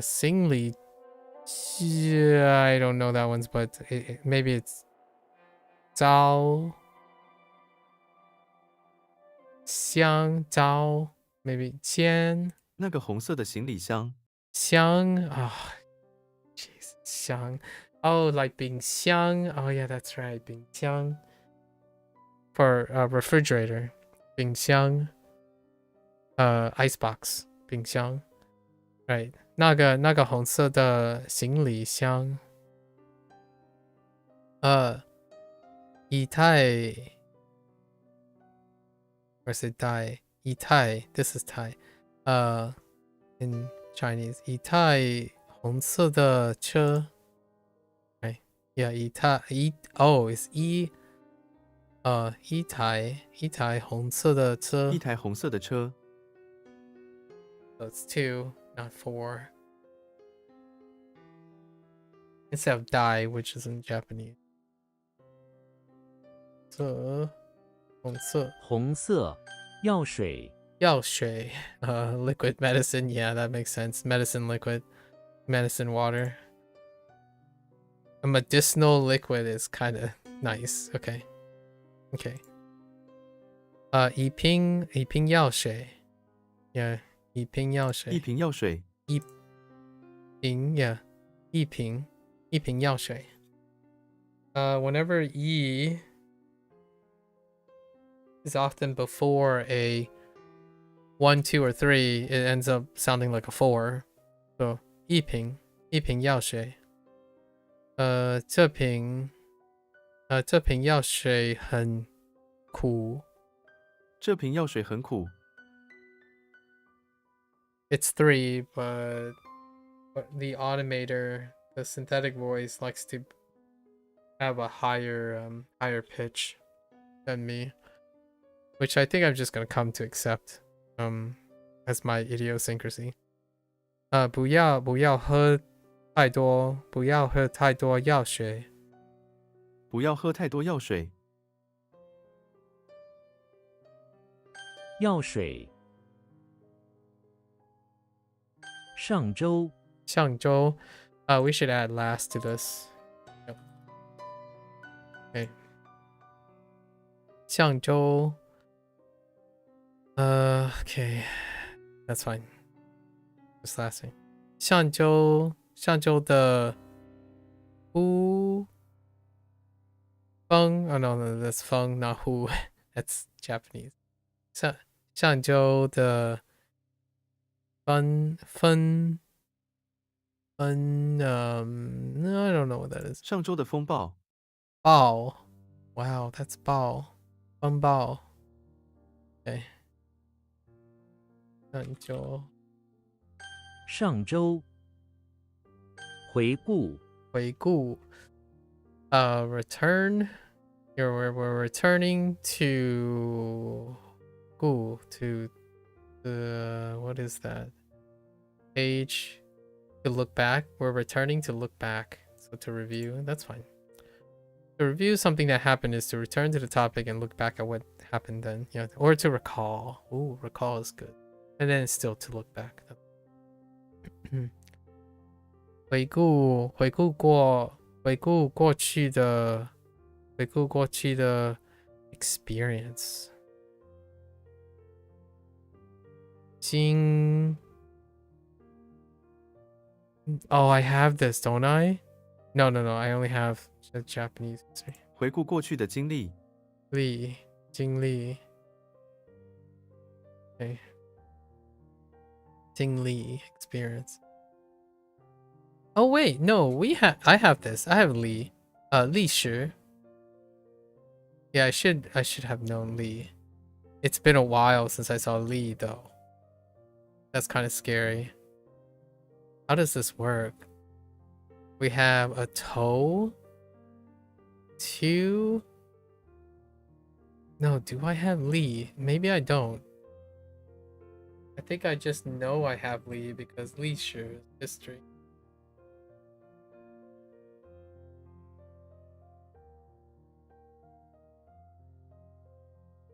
Anyways, I'll figure it out. I suppose. 老师要我们回顾课 lesson 课 something 老师要我们回顾课程。课程 What is 程? We don't have 程 yet. 他常常回顾自己的 something 部 No, 散步 something 步 right? 他常常回顾自己的进步。进步 Oh, that's 步 Just kidding. 进步 So we went with the boo first. Because it's run, but it's not walk. 进步 Oh, and I knew 进 Yeah, 进步 I should know both of them by read alone. 进步 separately. I'm not sure we have 步 yet. Yeah, we do have 步. 跑步 We have 跑步. And 进 like 请进 Please come in. 请进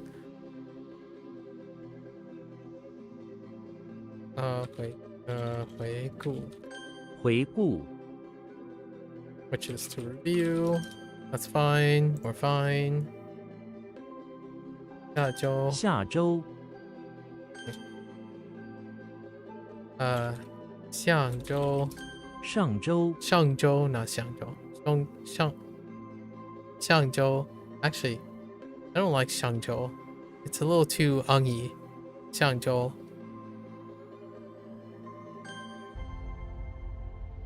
回顾 That sounded almost like 回顾。回顾，红色，红色，红色。药水，药水，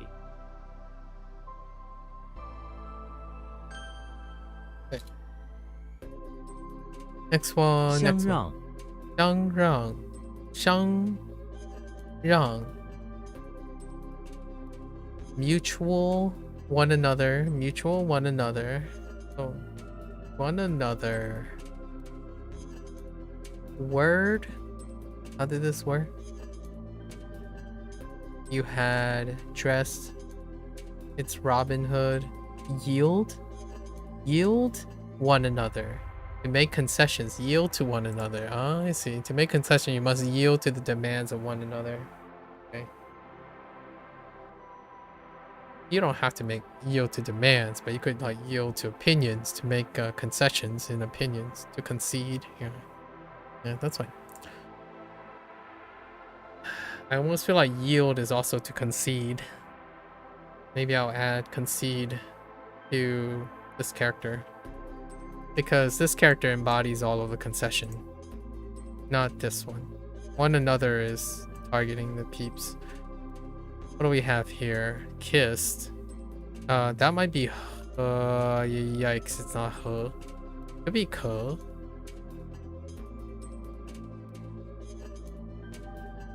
It's not that. Neither will make concessions. Something boo. 相让。各不相让。Oh, 各. I was thinking it's either 和 ke, but it's 各不相让. Okay. Polite. You seem familiar. So, okay, this is Li, right? Li something 相让。礼貌相让。礼貌。Could have fooled me. 礼貌。Oh, 礼貌. Oh, that makes sense now. Oh, 礼貌 means polite. 礼貌. 礼貌 is like manners. But it might be manners too. I actually don't know. If this is 礼貌 is the same as 礼貌. 礼貌. Ne mao, yeah, ne mao. It might be a different one though. It could be ne mao. Ne mao is for manners. Li mao. Li mao xiang rang. I'm talking about Fujianese, but I don't know what the Mandarin is. This might be the Mandarin equivalent. Li mao. Oh, I saw this. Oh no, I didn't see this. This is he, right? 照合作中相让是很重要的 cooperation to make concessions. Oh, 在合作中，相让是很重要的。yeah, 合作 is to cooperate. And this is in the middle of cooperating. In cooperation. 合作. Yeah, to cooperate. That's actually one of the Duolingo vocabulary words near the end. 合作. 相让是很重要的. Making concessions is very important. Mm-hmm.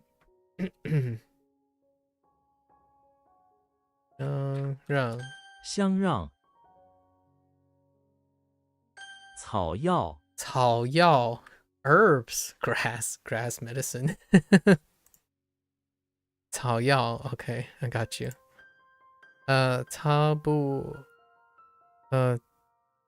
不认识这种草药。他不认识这种草药。啊不认识 so to recognize 认识这种草药 fair enough that's self-explanatory 我们 something gather oh hey we didn't get did we get gather tree turkey standard no standard is cross oh no maybe it's not it's turkey with tree right 族 is this 族囤了很多草油 no it's not we don't have 节 yet 集 I mean 采集 don't have gather yet but in Japanese it's gather so it helps with gather 我们采集了很多草药。采集了很多草药 still could interpret it even because of help with Japanese 草药草药 medicinal herb can I get away with that 澡 that's what 堂 澡堂 right a bath hall 澡堂 bathhouse baths okay bathhouse 澡堂你去过公共澡堂吗澡堂你去过公共澡堂吗？澡堂吗你去过公共澡堂吗这家教堂很有特色 of unique 特色 special color 这家澡堂很有特色。特色 interesting or unique a unique color is a special color is quite unique 我喜欢去澡堂放松 it could be 放松 because I do kind of see a songish thing going on 放松 no that's probably not it I'm thinking of relax 放松身心我喜欢去澡堂放松身心。 it's 松 okay 放松身心okay 澡堂澡堂感 gun oh we finally got gun to feel is that really what I'm going with a heckin' blowgun hold up how does a battle axe transfers into a bowgun you have a super advanced bowgun that you want to try out you put your mouth against it and blow and a huge battle axe comes barreling out before landing on the ground next time you will use a miniature battle axe as a dart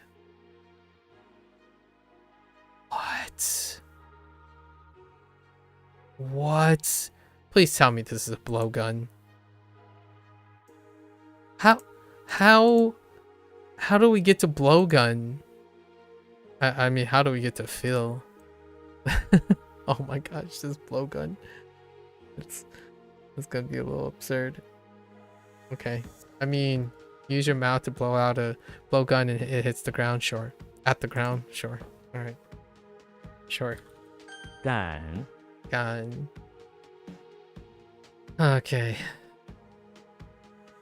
so Gandalf is in the basement of the pawn shop we gotta place him in the basement in search of a goblin that ran away that stole something a goblin that stole something and ran away and retreated to the bathroom a loot goblin he pops out from behind some boxes of goods and shoot a dart from a blowgun right at Gandalf's heart rip I see the heart and a blowgun Gandalf collapsed and can't get up he can't feel anything it seems the dart was tipped with poison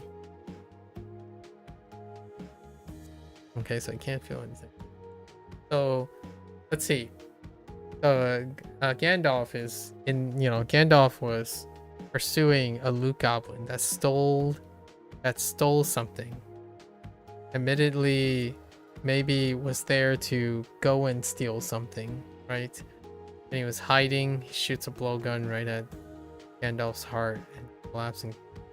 Can't get up because he's paralyzed. Or can't feel anything. That's gonna be tough. What is he talking about though? Food texture. Oh, interesting. To feel mouth. The mouth feel. Oh my gosh, that's mouth feel. Food texture.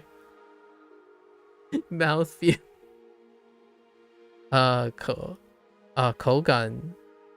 Kogan. Feelings.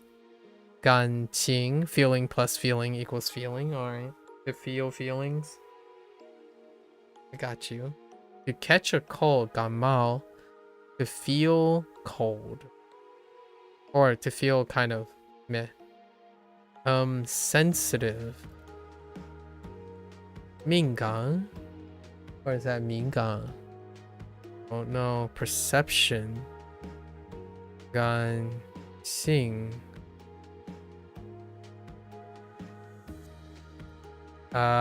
Is that the same xing as surname or name? That's kind of weird too. Okay, feel works. Kogan is great. Kogan is great. Great. All right, that's fine. We're okay. 敢 So Gandalf. Right, hits, falls. Okay, got it. Okay. All right.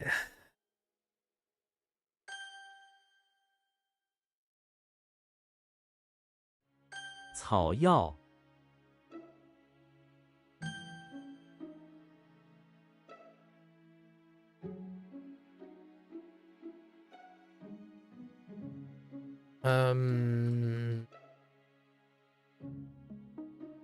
相让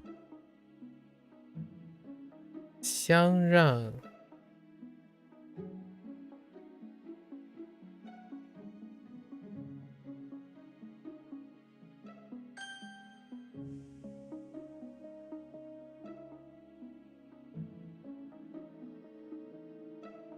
澡堂 澡堂 敢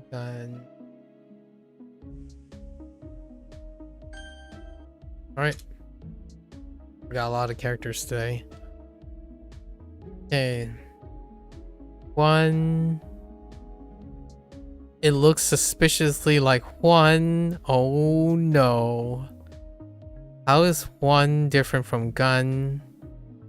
Oh, foreman. Or was it foreman?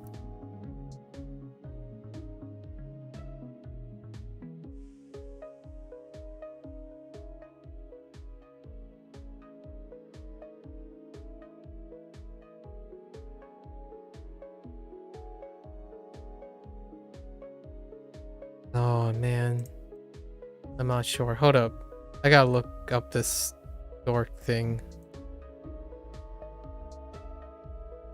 Yeah. Oh no, it's not. It's a Bill. It's Bill. One for Bill.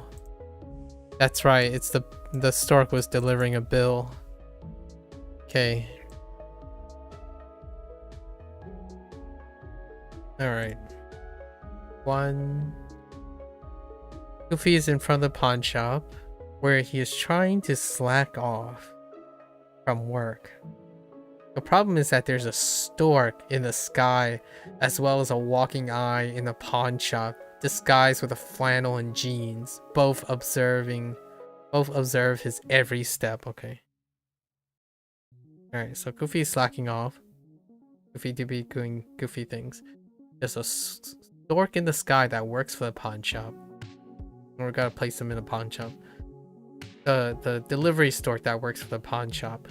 And the walking eye, surveillance eye from the pawn shop, because pawn shop has weird things, are observing him. Changguan to visit, participate, and observe. Changguan, sure. Point of view. 观点. Observe point of view. Got it.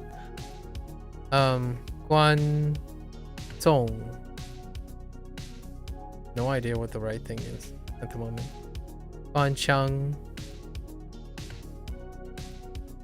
Not sure what the shang is. Oh wait, glitter bomb? Oh, no, that's not it. The closest thing we have is Chun, and then Juan Guan, magnificent, to observe attire. Oh no, it's different. It's a different one. It's Zhuang Guan, which is different from Zuan Guan. I don't know if that's even a word. 观 When 园 Yuan original. Oh no. That's a spring. So we have a white small thing. Out of a small hole flows a spring of white water. The white color is from all the sulfur in the warm sulfur spring. Alright. Original. Okay. 园 Yuan. Yugi is inside the pawn shop cold. He suddenly has an original idea of getting warm. He takes out an original vintage Yu-Gi-Oh card called Cliff Spring. Okay, and activates it. Suddenly, a small cliff emerges from the ground of the shop, and nestled within it is a warm spring. Yugi being very not original, does a cannonball into the spring. Okay. Alright. So somehow he's cold. And there's nothing really marking the pawn shop.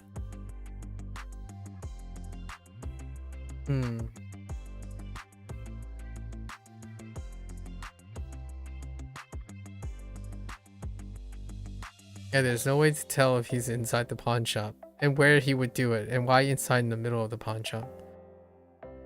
So maybe like the pawn shop is requesting maybe the pawn shop owner is requesting someone to provide a way to warm up the room, right?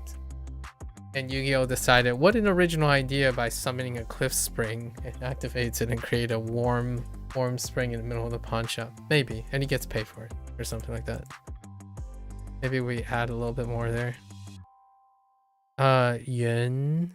Huan Yuan. Oh. Return it to normal, to the original, to restore. I see. Yuan Li. Principal. As in the principal place, your original inside, original place, original principal. That might actually be dealing with like Yuan Li sounds more like investment or finance. Like this is the principal amount, the original amount inside. Yuan Shi.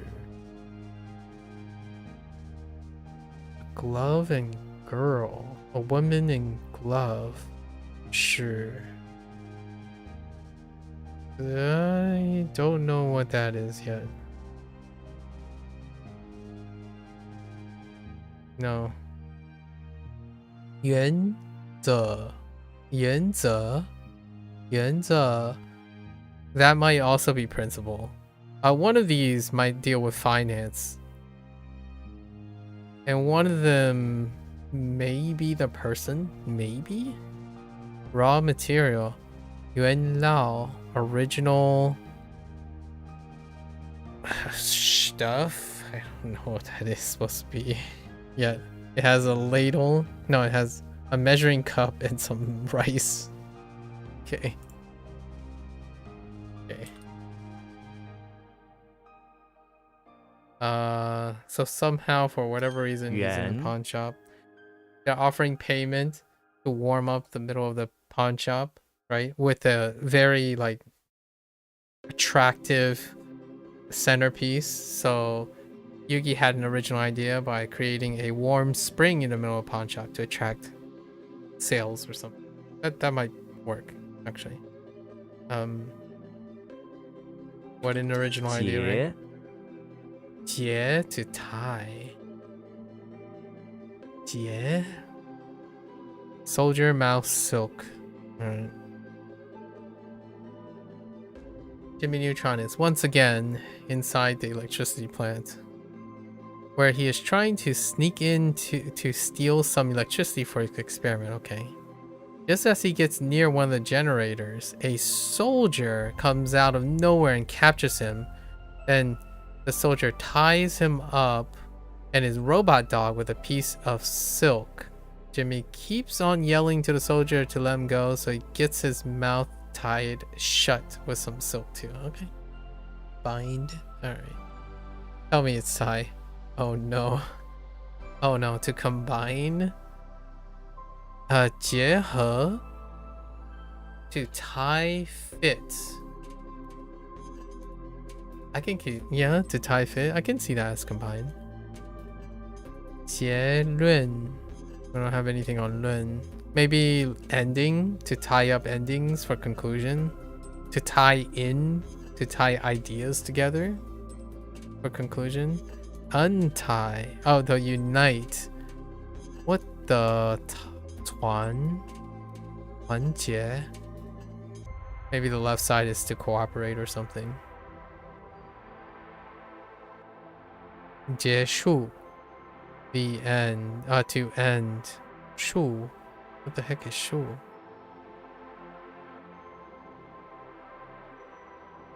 No 束 yet. Summary. 总结.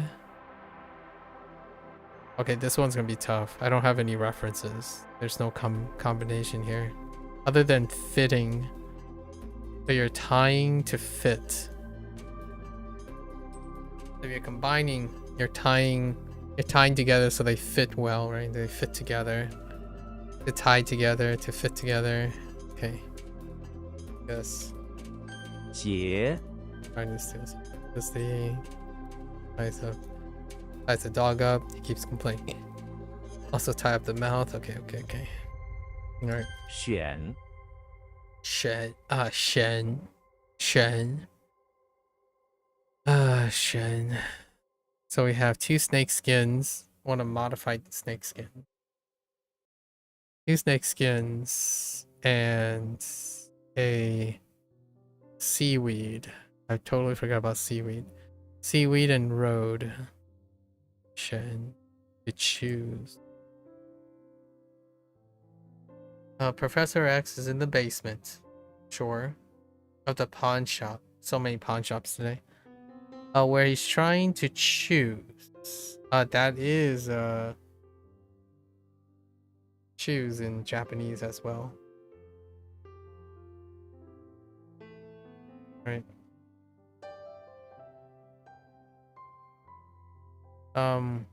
Which thing to buy to take with him on the road?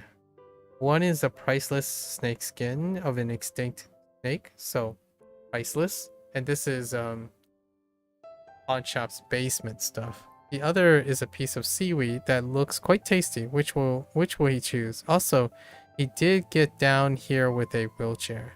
Also, did he get down here with a wheelchair? Oh, right, Professor X. Oh, that's kind of cute. He tied Professor X to the down basement. He has to get down. That's pretty good. I like it. To be elected. 当选. That's to choose to be as, or to the role to be elected. Oh, and then ticket, choose ticket, vote. Yeah. 选票.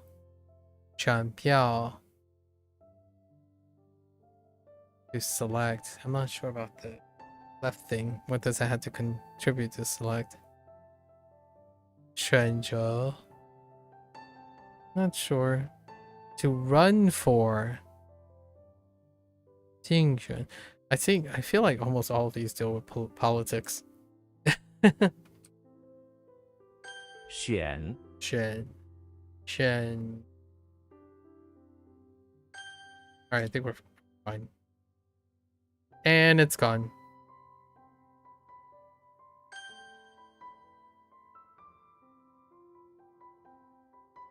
圆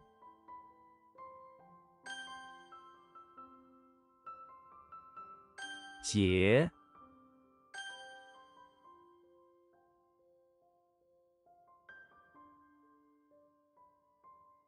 关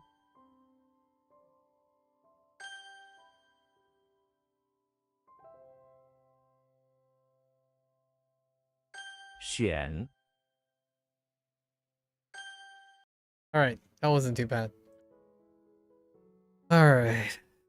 We gotta lock in. It's already 2:30. Okay. Alright. Tomorrow's gonna be... I might be a little bit exhausted tomorrow. Okay. Alright.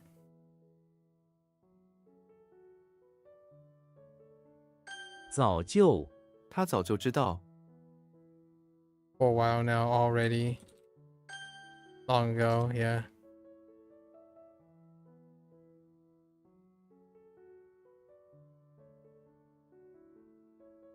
I swear this is 4. 为什么你为什么喜欢他？ But there's a tone switch somewhere for way. I think it's tone swapped when it's used as a different form of speech and or a counter.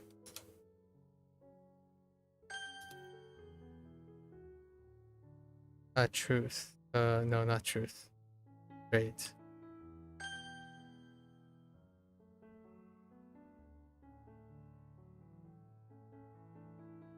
主页你可以在主页上找到更多信息。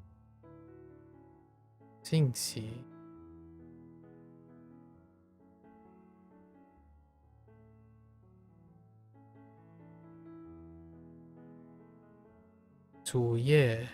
Universal page. 你可以在主页上找到更多信息。Faith.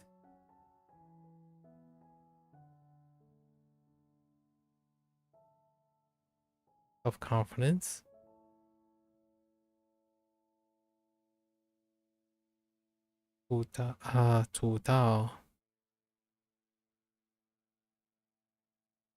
Universal page, a master page. Like a home page? Okay.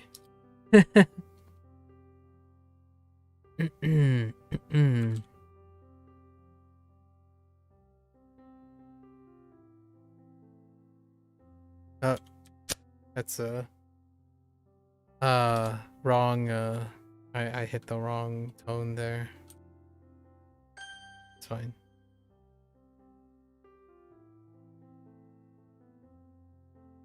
课堂他不在课堂里。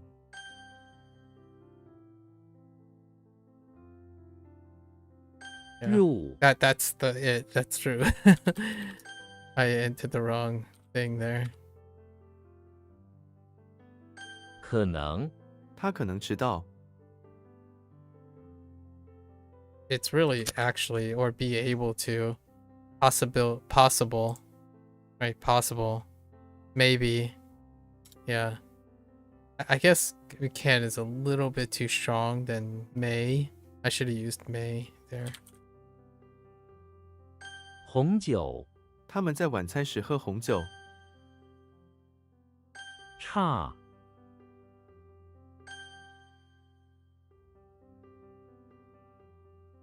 Oops. I typed the same thing for B again. Biru. Biru. Right, Biru. Biru. Yeah. 让座让座，给孕妇让座， to offer one seat, I guess works, right? Yep.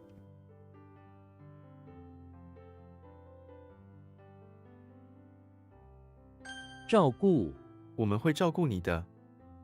It is to take care of, but to look after, to care for, to take care of. Oops.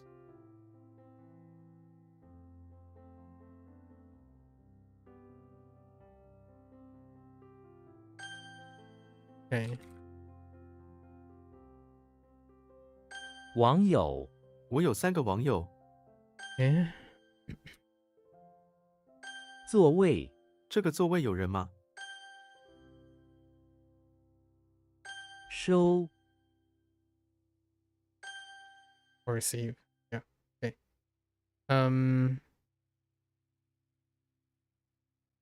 课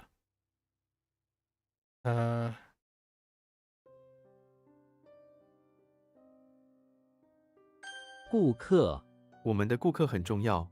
我们的顾客很重要。What the heck is 顾客? Guest? Oh, customers. 海，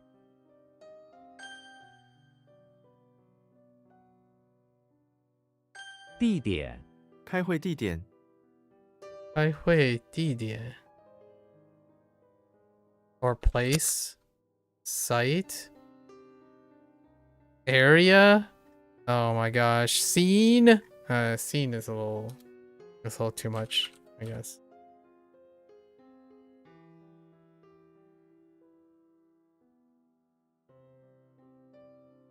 少， Don't want to make that mistake again. 药店，我昨天去药店买了一些感冒药。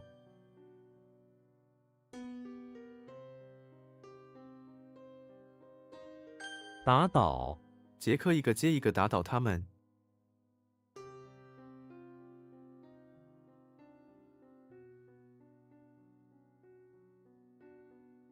It is get even, but oh no, sorry, not get even. Dang it! Get this knocked down like to kick. No, that's fine. That's fine. 食堂， I was pretty 食堂什么 confident 时候开饭 it？ was about hitting each other, but not get even in the sense of getting revenge, but hitting each other. But it's knocking each other down.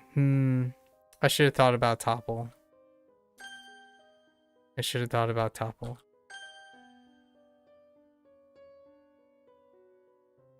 B， Turn.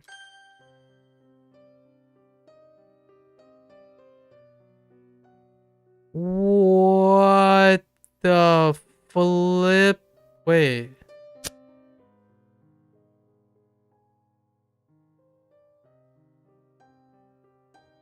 Did I type Biru? Wait. I think I actually am messing this up.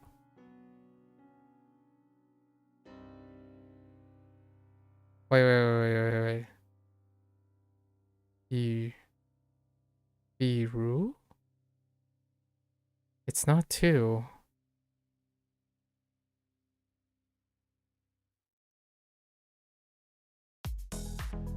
Isn't it? He's comparing spoons, right? Oh, no. Okay, I don't actually know why it's 2. There's no way this is 2. It's 3. Oh, I said Biru and okay, I don't want to talk about it. It's fine. Biru was to compare, to be like, for example. I've been typing the wrong thing over and over 比 again. 如 It's fine.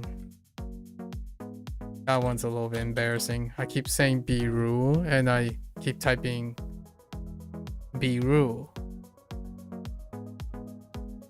Oh my gosh. That's go. Let's go. Isn't there a to hit for this? No, to overthrow. Okay.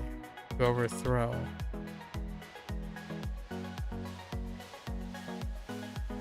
This is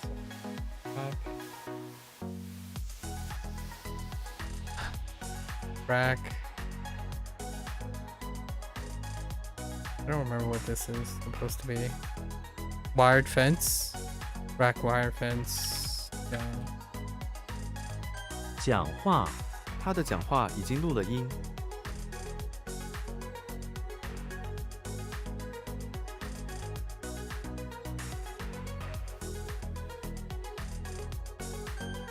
Speech. Okay, yeah.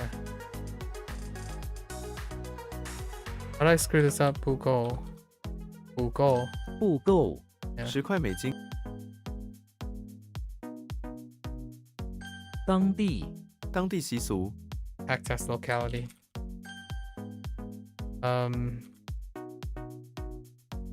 Oh, not the component. It's not the component. The component is this component is wild. It's a big can, which is a barrel. Okay, fine. 猫，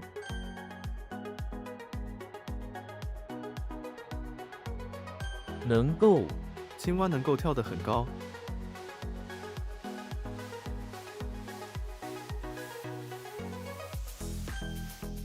Okay. What? Oh, meaning. 能。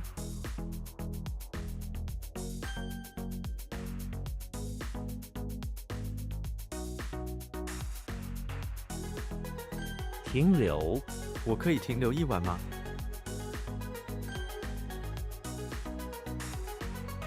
可怕，这种病很可怕。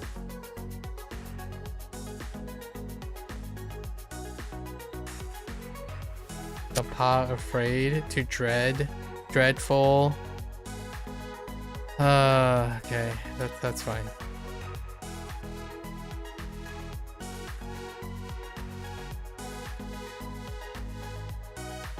药片，他每天吃2片药片。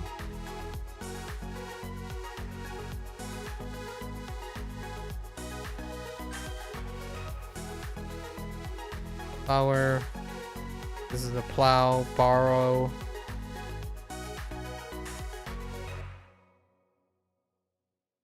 “借”，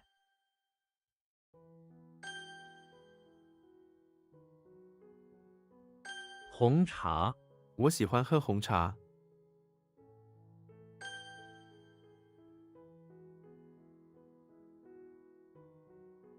鞋，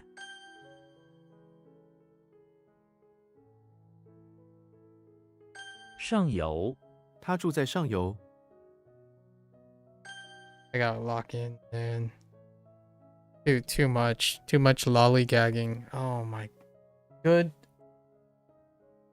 Was this the... No. This is,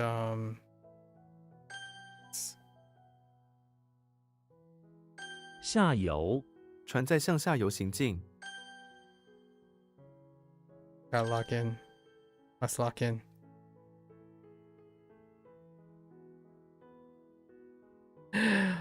What? Oh no, Wen. Whoops. Barrel. Oof.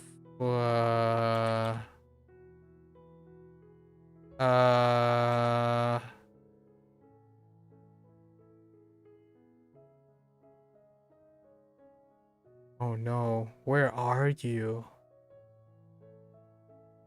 No, wait. Where are you when you're balancing this?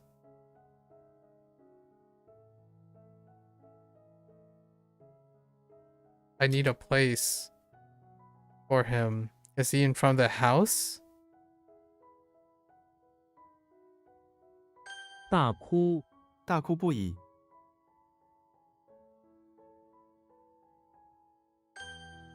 Cry loudly. I was like cry loudly or cry, loud cry. Um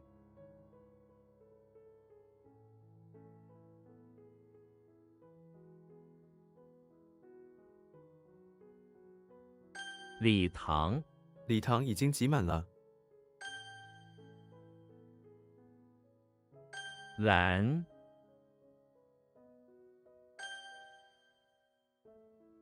特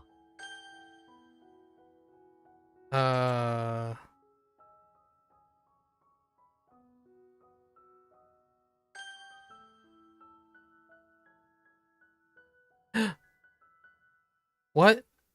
Oh. I didn't. So spray. Spray is in there. It's fine. 蓝图蓝图纸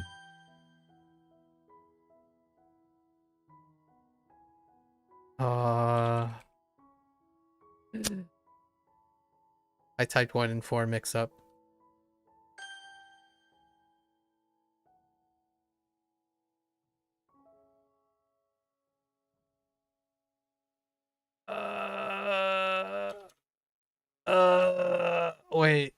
Wait. Hold. The eyeball, right? What?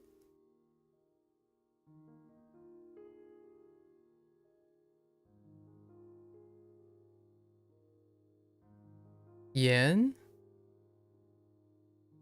What does that have to do with the eyeball?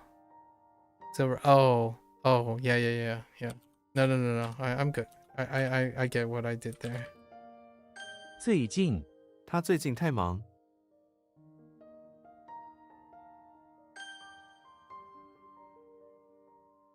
Pendant.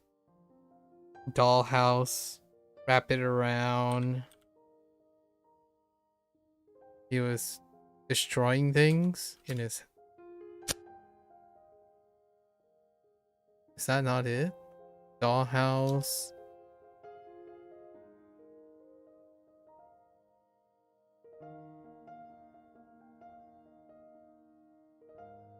What?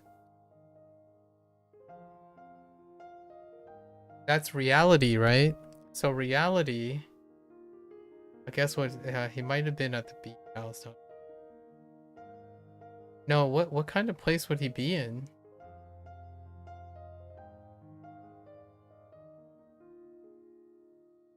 Oh, is it Shrek? Oh, it's Shrek, isn't it? It's Shrek, not the Hulk. I guess Shrek and Hulk kind of confused. Because I'm imagining a green dude who's angry and like is fairly strong and okay. What? Oh, I misspelled. Whoops. 快疼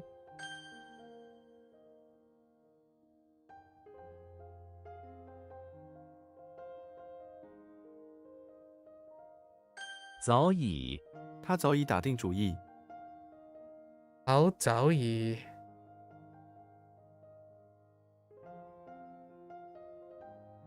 Still already or long ago. Wait. Did I not? That one?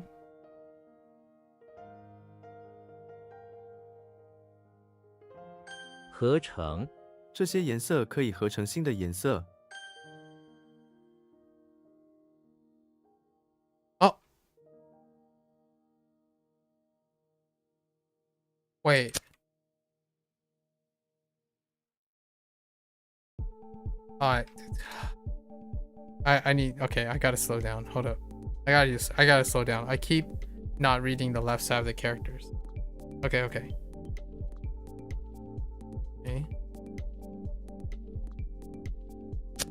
Why am I typing the wrong thing over and over again? I need to stop typing the wrong thing. 使10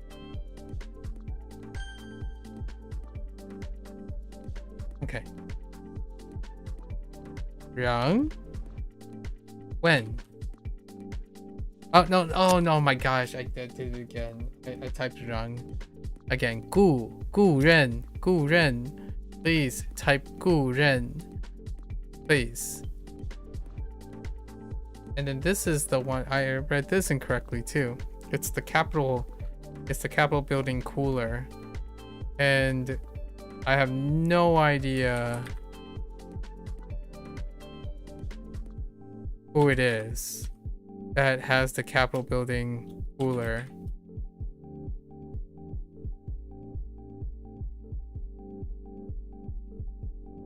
It's 2 Link. That's the only way I can remember Liang is because Japanese. That's how I remember it. Oh, jeez.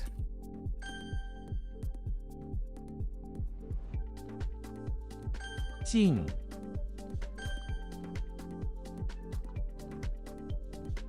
完全 我完全忘了。 And how did I screw this up? Why did I screw this up? He's balancing on his tongue, right? Under an umbrella. He's so relaxed.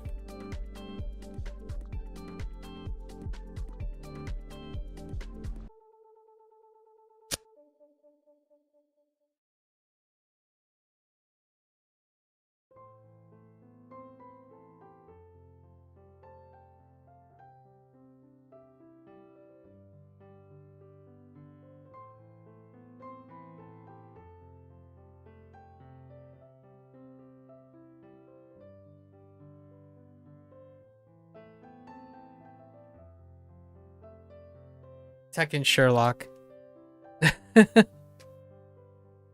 It's heckin' Sherlock. So I have Sherlock and James Bond imagery mixed up. 书 Like when I picture someone intelligent who's like debonair and doing extraordinary things, I'm getting Sherlock and James Bond mixed up.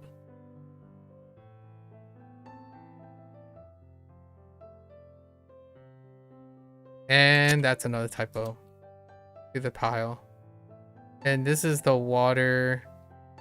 So this is the spray version, right? This is piao because they're 飘 outside, floating altar, right? Float. And I keep typing the wrong thing. I'm trying to type gu wen. 顾问 聘某人为顾问。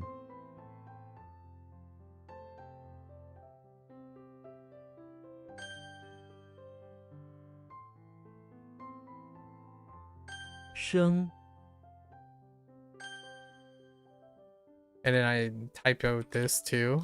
提到 他提到了这件事。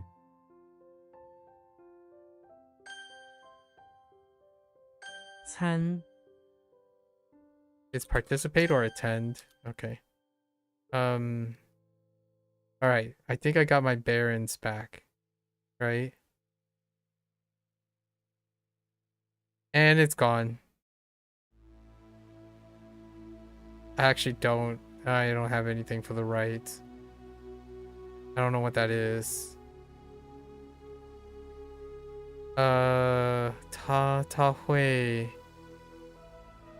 他会什么 something 听的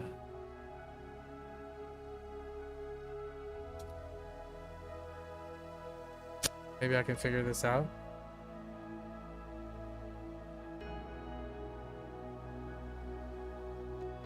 Isu, no.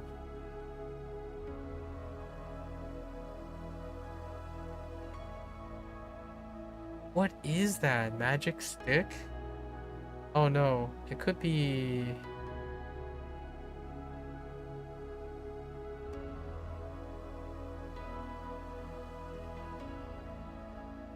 We'll try one more time. but I have to think about it.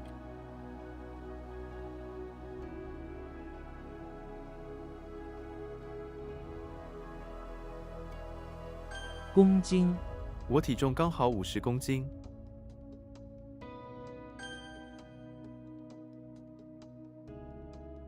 I can figure this out, right? T. I keep thinking it's Su. T Su. But what does that even mean? T Su. No. T.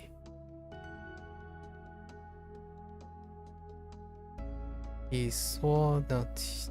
T. No. T Su. No. T. Ting. T. T Ting. E. Oh, what are you? Tifa? No, no, no. Okay, words.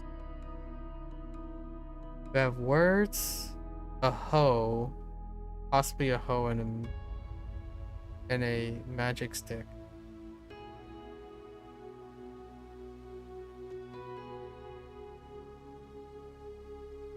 Xing? No.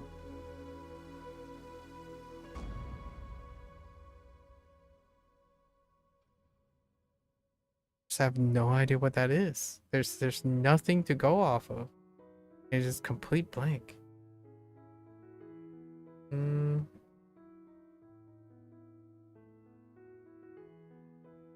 lift? Oh, wait. Wait. Something.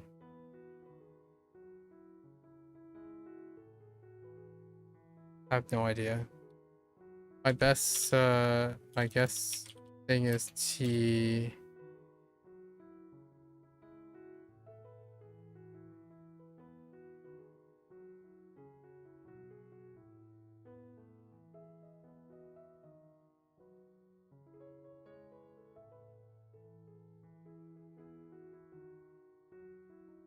It's the same one I'm going with. Oh, it is Sue. Why does it sound so wrong? I don't know what Tisu is. Oh, Tisu. So it is Tisu. I just didn't remember what the meaning was. That's the first. Accuse. So Superman is in the bathroom of the house, holding a super hoe, and he drops it on the ground. Okay, so it's the hoe for the dropping. And then begins accusing him of being a horrible caretaker. The words supernaturally come out of the inanimate hoe. Okay. It's Tisu. I just didn't know what it meant. So, alright. How many Sus do we have? We have 2. Yeah, Gao Su is where I was getting the Su, but I had no idea what this means. Tisu. Tisu. Go figure. Legal term. Alright. Tisu. How does that line up with Tisu? Someone is to begin a lawsuit accusing them. Fair enough. Fair enough. 准，请， Or invite. Whoops. Oh my gosh, I missed the 4. Come on. I tried to hit the 4 and I hit 5. This one is... 冠， We're ready for this one, right? Practice this.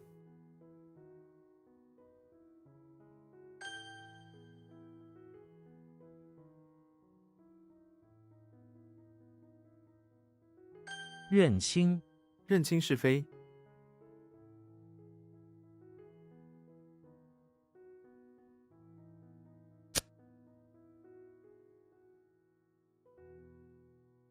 To remember clearly.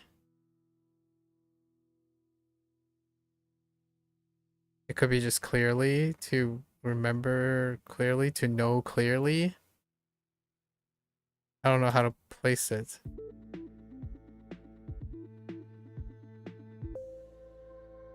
体会，深刻的体会。 What was this? 起诉。起诉，他会被起诉的。老师，你是老师吗？字， That was a typo. Lots of these things are typos. I should really practice on my typing accuracy. Um,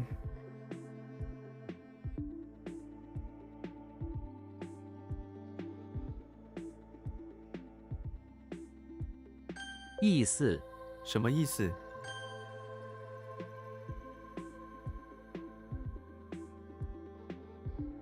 太阳，有出太阳吗？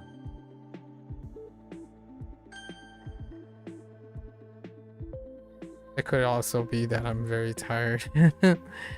That could be also a factor today. What is going on?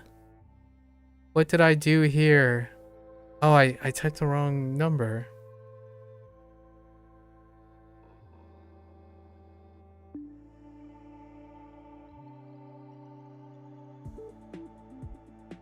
What? Wait. Oh, that's Su. I mean, that's Zu. Whoops, that's Zu. Oh my goodness gracious. Send help.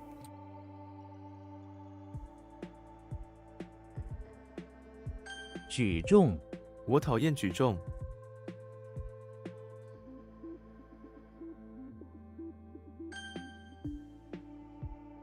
Send help. Someone send help. 6万， 3万加3万等于6万。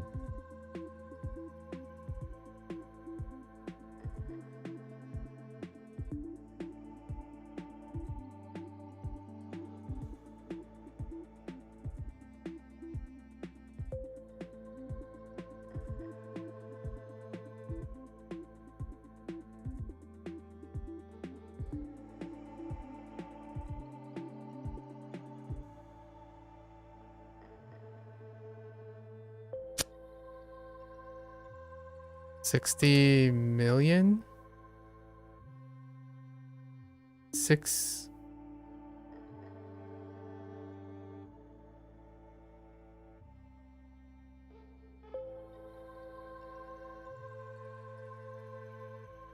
Six.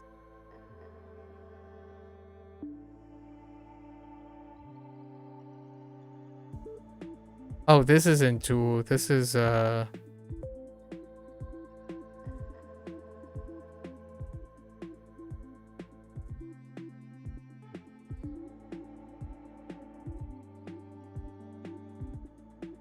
I just lost everything. I just don't know this anymore either.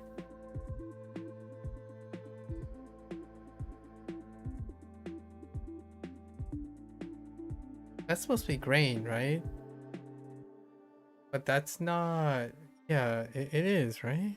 So 租， no, it's still that's right. I'm still puzzled. 休克，病人休克了。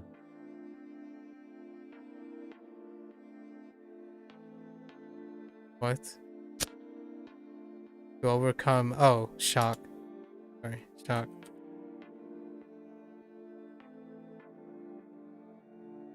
路段，这个路段经常塞车。 What is wrong with that one?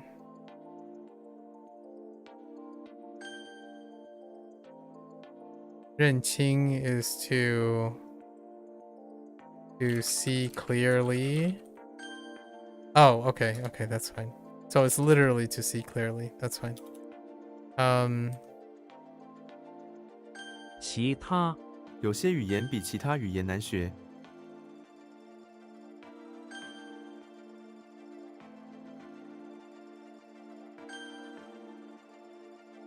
Okay. Steady. 你呢？你呢？你需要多长时间？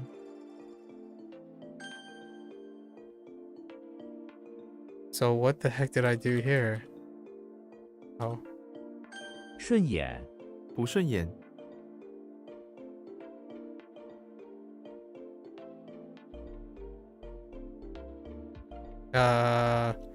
Pleasing to the eyes. Does that work? Yes. Yes. 上山，上山需要带水，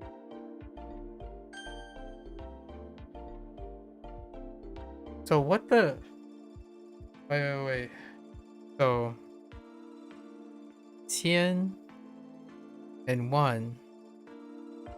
Oh.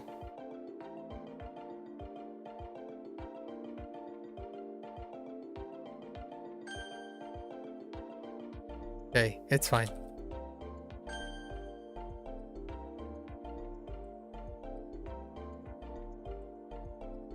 不但，他不但聪明，而且用功。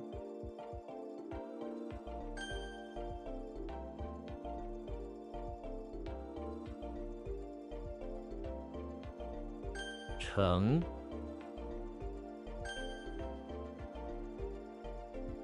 比，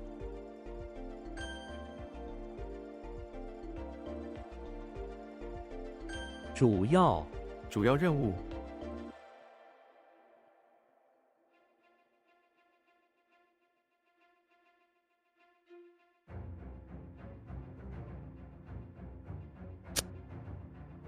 主要 universal want.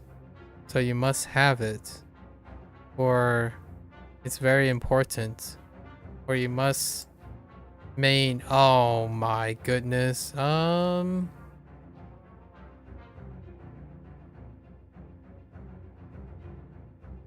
The main thing you want is master over all other things.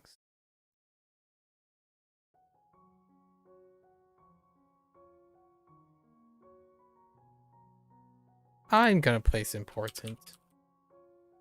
So I don't have to pivot on Zhu Yao. Yeah, we're gonna block that out.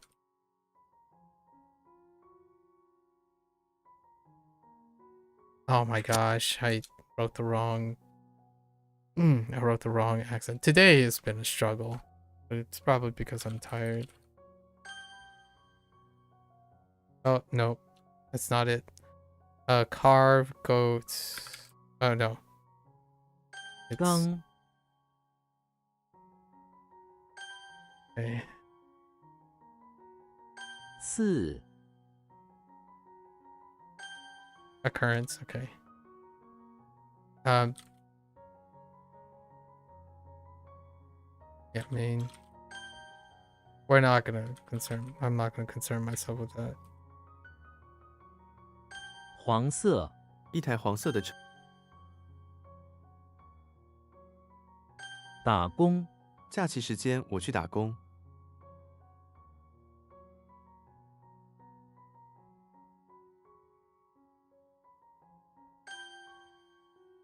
Okay.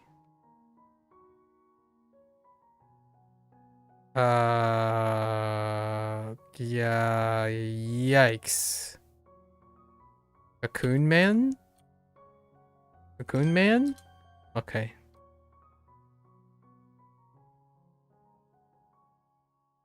不一定，你的看法不一定对。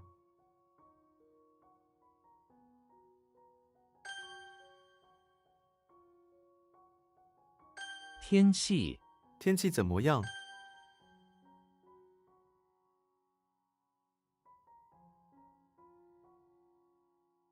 Gotta make sure I'm not, yeah. So,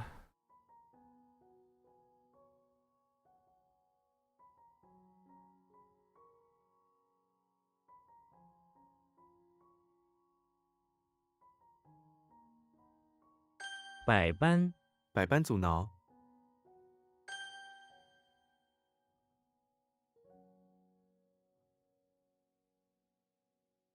没想到，我没想到会收到礼物。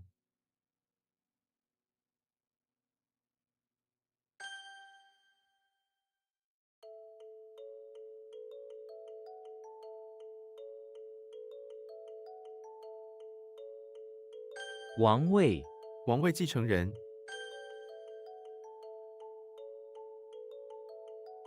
车站，我们在车站见面吧。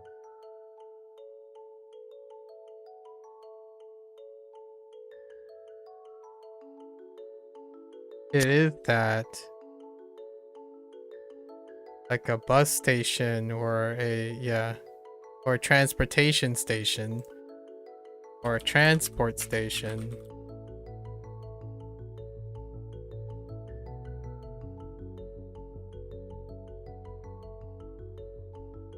Okay.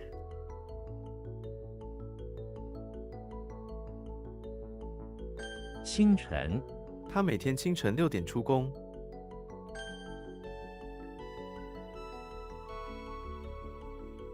小，慢，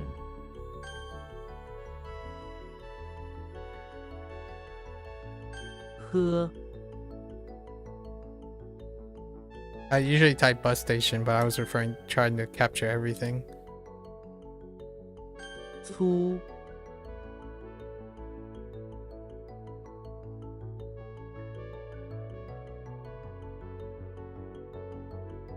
最后，我们刚完成最后一个。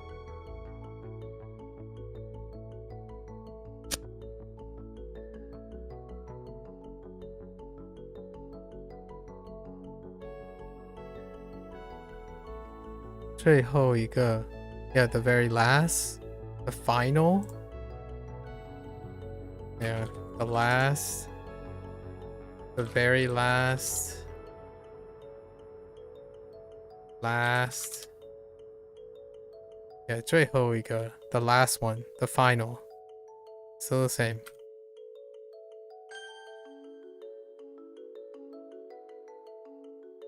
Oh, jeez, wrong. Typed the wrong number.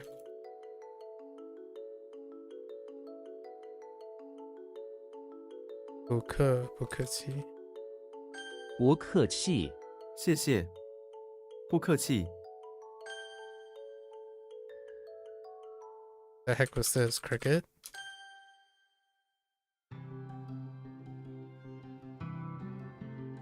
嗯，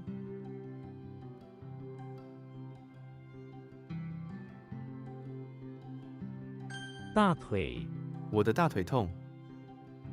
I can't spell thigh. Oh my gosh, that is like the 4th time I've misspelled thigh. Jeez. 水， Save me. And I typed 千 the 万， wrong number 3000 there. 万。 Okay, so we're only doing the 千万, right?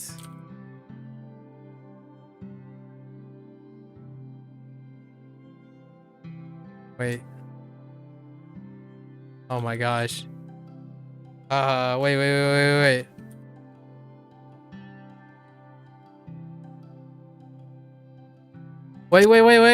It's 100 million, right? Am I trying to type 1 million or 100 million? Or 10 million? Wait. Oh my gosh. I need to think about that. So 10,000, 1,000, 10,000. It's 1 million, right? Wait. It's 10 million. 1,000, 10,000.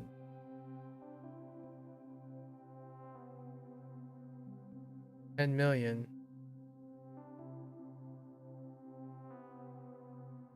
Is that not 10 million?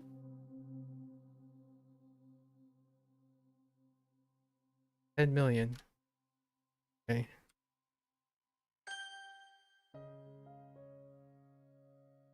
Watch me misspell it. 衣带，这一带有学校吗？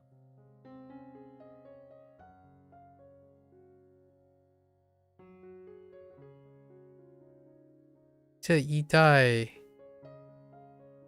有学校吗？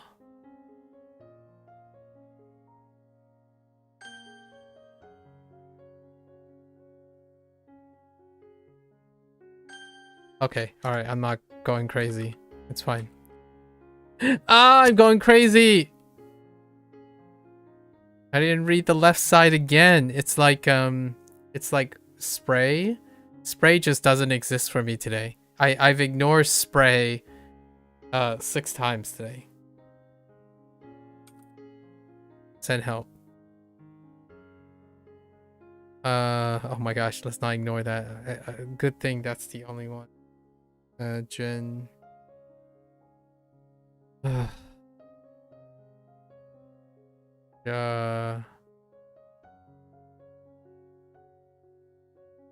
am I drawing a blank on this? 准确准确准确的说明，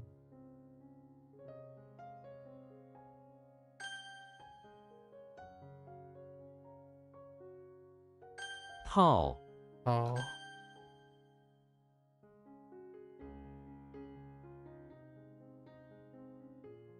Wait.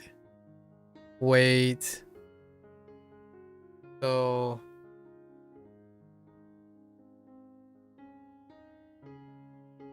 this is not that one. It is not that one.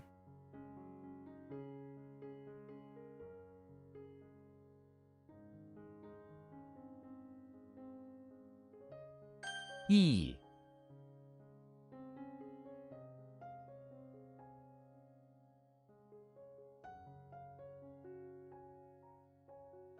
But what is the meaning of it? What's the meaning they want for this?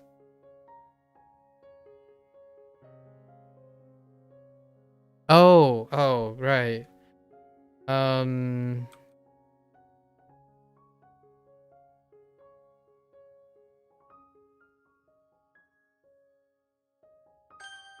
Jeez, 100 million.面 That help. And I typed the Tran. wrong number again on this. It's fine. We're almost there. And I typed the wrong, just 火 did not read the left. Right. Live. Oh no. Oh no.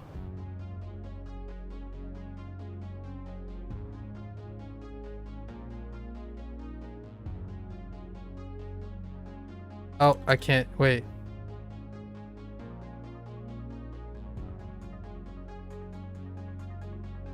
Wait, is it do? It's do. 态度他的态度很友好，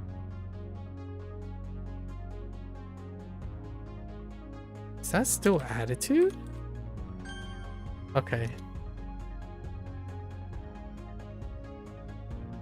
Yeah, I gotta finish at least this. Which 网 is 上 I'm 我 trying 们 to 可以在 do. 网上聊天。 Alright, I think we're... Oh my gosh, my exhaustion is wrecked me really hard today. I made so many typos. So many typos, so many misreads. I mean, I knew all the most of the words, but except for this one. Which one is it? Wait. Oh no, this is from yesterday. Which one is it? This one. I just couldn't remember what Tisu means. It wasn't the read that I was having a problem with. It was the meaning. Tisu. How long ago was this? Yeah, it's a lot. Oh, it's one of... Oh, it was back in February. It's one of the first ones. The first batches. Jeez. Sue. Alright. Today was rough. Tomorrow is gonna be probably a lot... gonna be a problem too. I'm pretty exhausted today. I'll try to get as much sleep as possible tomorrow. I wasn't kidding when we said we had to scrap ST. I wasn't kidding when I said we had to scrap Spanish today. I wasn't gonna get to Spanish. It was a level up day on WaniKani. So level up day means that it requires a minimum of 4 hours. Minimum of 4 hours minus the 4 hours that I spent talking. So it took over 8 hours to finish WaniKani.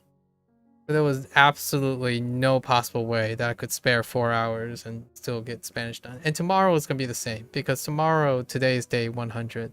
Tomorrow is gonna be day 100.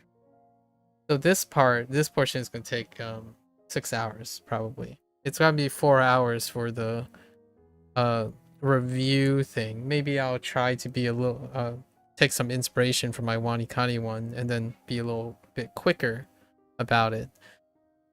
Oh, but the statistics is gonna be done differently because I don't have that much. Let me see. The nice thing about this is there are some statistics here that I can use to parallel it. But yeah, and today I was struggling. I was struggling really hard. Like, I was very tired. It was fairly clear that my error rate was off the charts. Like, I've typed, my fingers have hit 1 through 5 incorrectly so many times. And then whenever I say something, I'm not typing the thing I'm saying. So my mind was wandering, which makes sense. I don't usually push myself through too much. I wasn't really joking about having problems focusing, but I do have a lot of trouble focusing. And it also becomes very evident when I'm very tired. So I think the longest I've ever, I'm no longer that young, but 6 years ago, if you say rewind 6 years ago, I used to stream like 14 to 15 hours a day every single day. I'm not that young anymore. I mean, it might sound like it's not a long time ago, but back in the day when I was streaming that long, I wasn't doing things like this. Like I wasn't trying to work really, really hard. You know, you were playing games, and the video games that I played were live service games, or like games that people play a lot. You know, when you're streaming, you're doing something that you've done lots and lots of times, right? Like, you get good because you keep streaming this. You're streaming and practicing the same thing. But this stuff, oh, it's so obvious when I'm off the deep end. Like, I start making errors that I don't usually make, and that's totally understandable. It's humbling. It's humbling, but it's also important to know. Like, what I mean is, I know where my limits are. So usually when I say this is where I start going downhill, I really do mean this is where I start going downhill, even though I try my best still. At like around the 8:30, 8.5 hour moment, that's when things start going downhill. Not that it's not functional, but I usually do something that doesn't go downhill. So like playing a video game or trying to get an achievement on a video game that I've already played and understand requires less effort.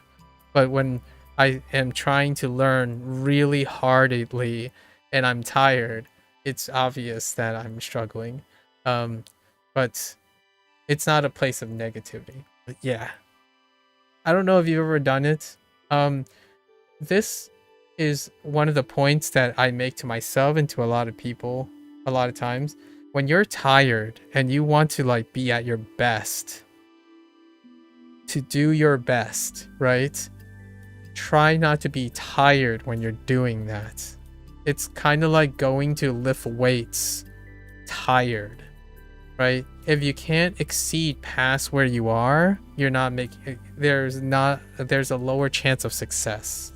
So like, there's something to be said about students who try to cram everything, right?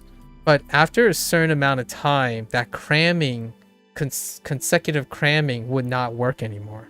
You would put in all the work and you're gone. Like you would get diminished return.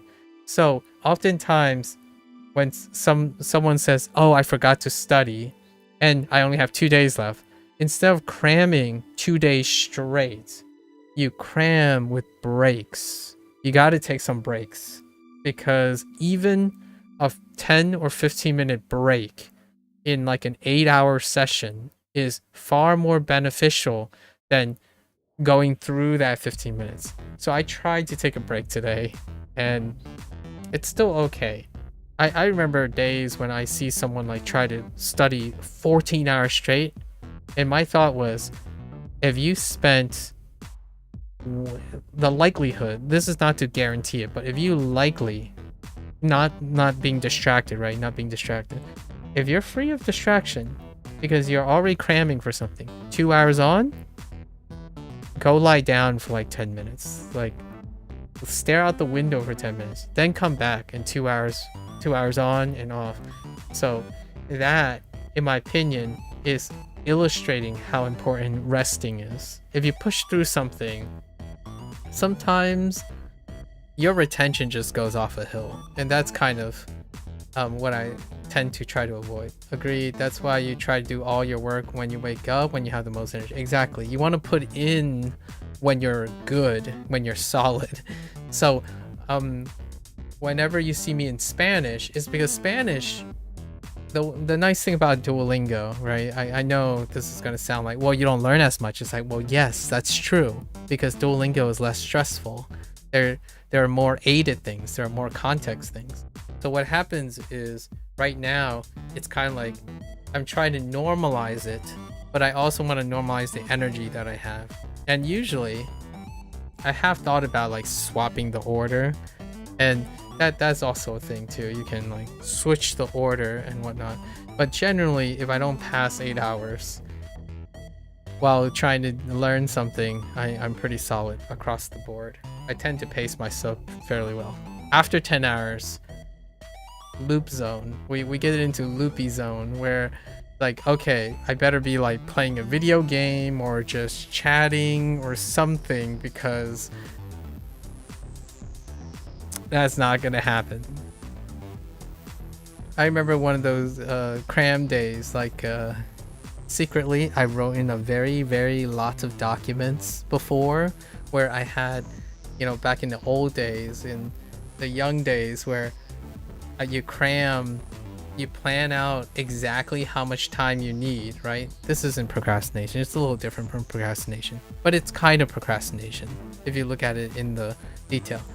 I remember like I used to plan the maximum or the minimum amount of time spaced out with the understanding of my resting periods to do a project, and then I work on it later. Nowadays I do it first and then relax. So here's an example.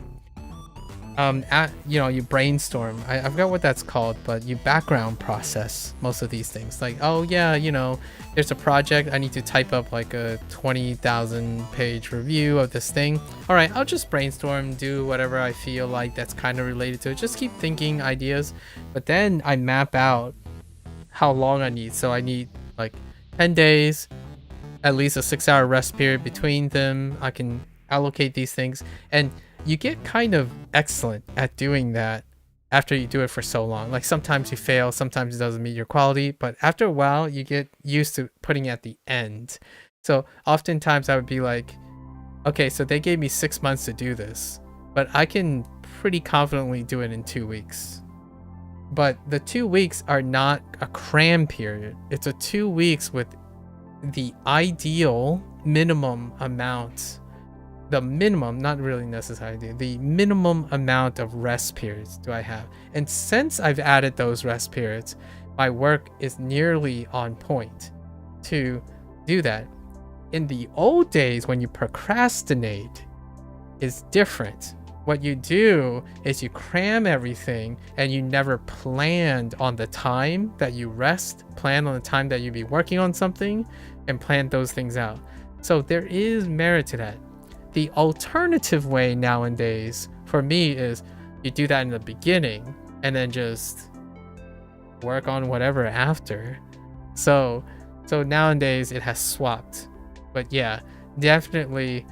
And also journeys are also most, if you're looking at even a bigger picture, where your enthusiasm is most strongest in the beginning. If you had to calculate and take a bet, if you wanted to do a project, right? If a project is given to you and you have a certain period amount of time to think about it, oftentimes your enthusiasm for it and your drive is early in the process. not later in the process.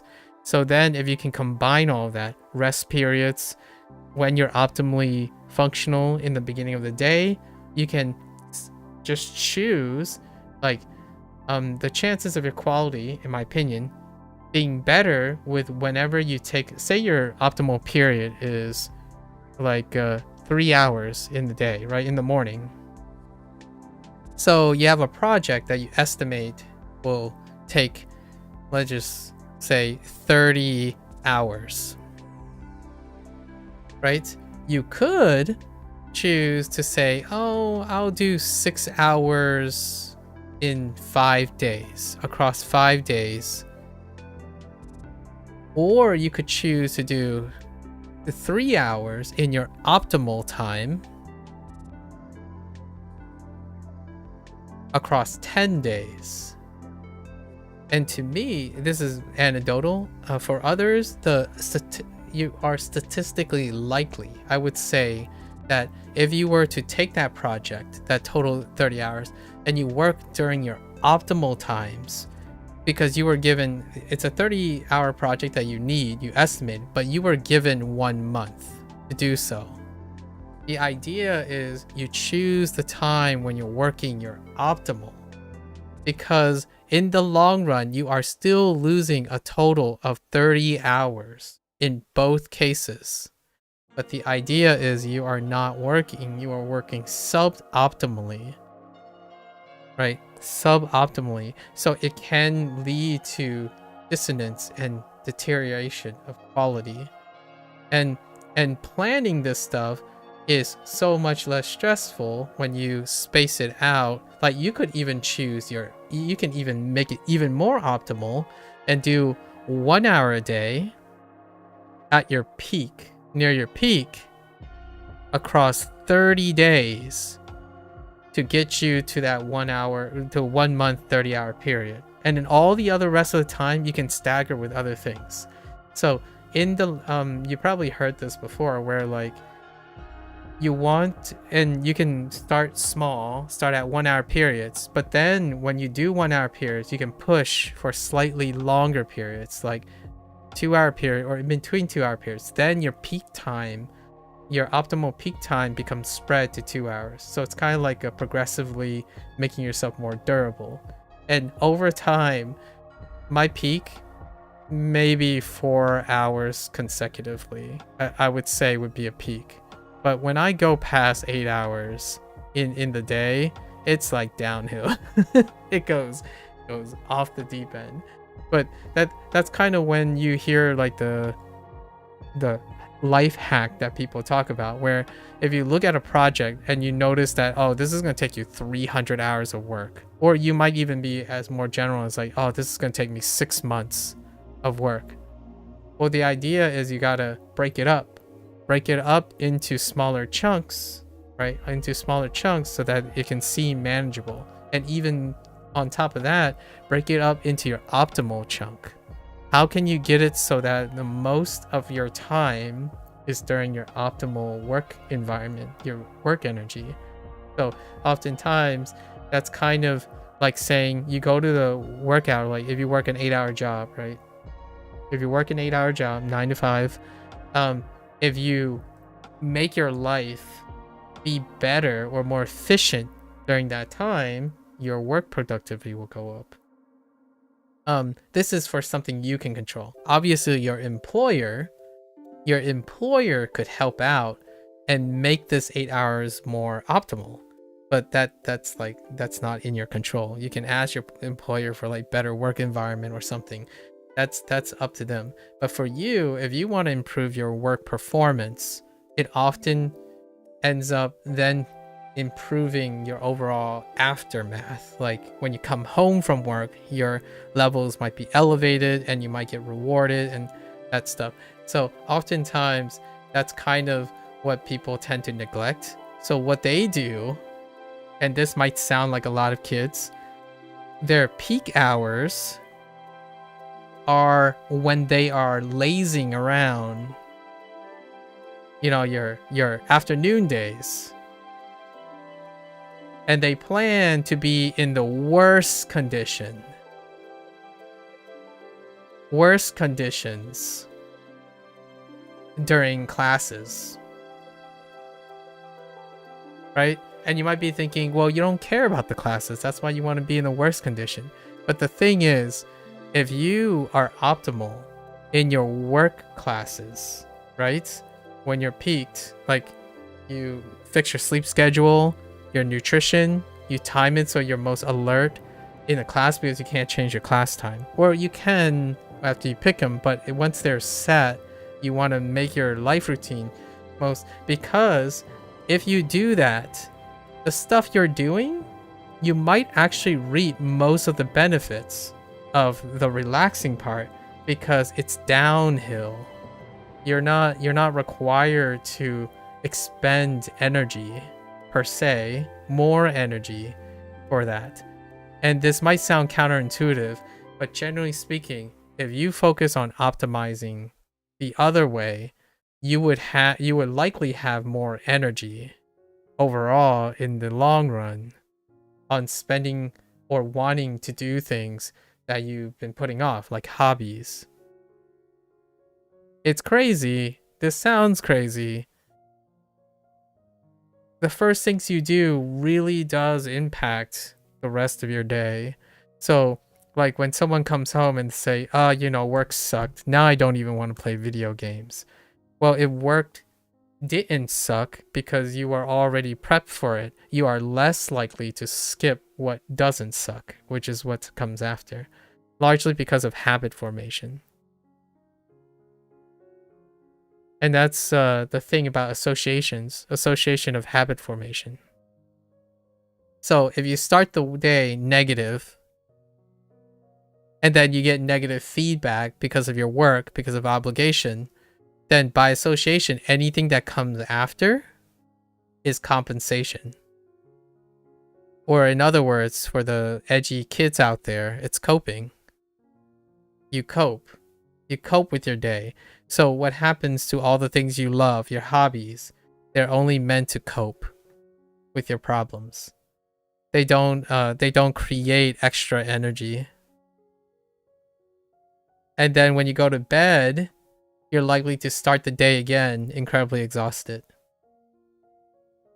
So that's kind of one of those things, like sometimes you kind of lose focus of what the like when Procol was talking about like addiction and getting over something. Sometimes the source of the problem is not, when you focus on the consequences of the problem, it might not actually be the source of the problem. So I absolutely do this. And sometimes back in the day, I have really problematic focusing on tasks. So it would be like, I get up straight in the morning and I study. I study for 20 minutes. And that's it. I don't do anything else. Like, I don't do anything with my work. I go to work, but I'm not really studying anything. Like, I go to work to do the things I already know how to do. Like, collect data. Like, that's like labor. Labor stuff. Like, things I've done. When I mean study, I learn in the morning.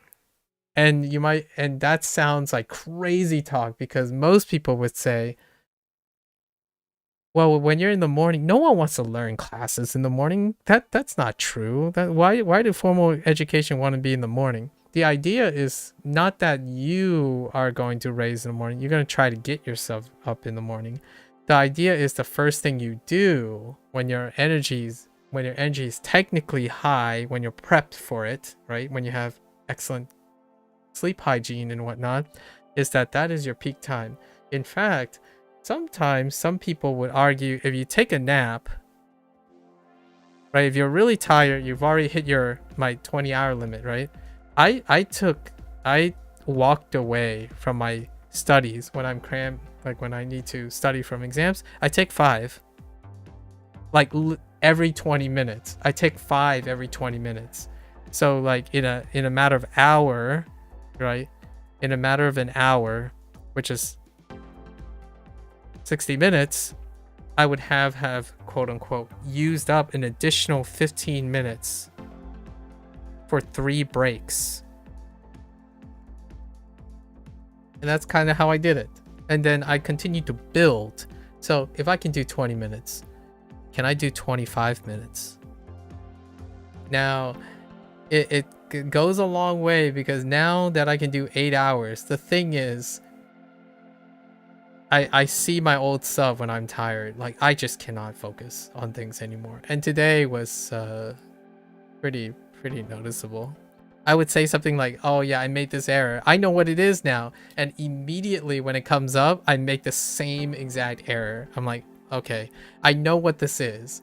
I keep saying the answer, but I'm just not focusing. And if I had anything to illustrate what it's like to have an attention deficit, that's probably it. Like, imagine always knowing the answer and constantly screwing up the same thing over and over again. I'm not saying, and I don't even know, I can't even tell you if I'm on the spectrum or not, right? The idea is it happens when you're it happens maybe even to people who aren't attention deficit. It's very, it does occur. And one thing that alleviates that is having very short content format to alleviate that, because you're not needing to focus to get stimulated anymore.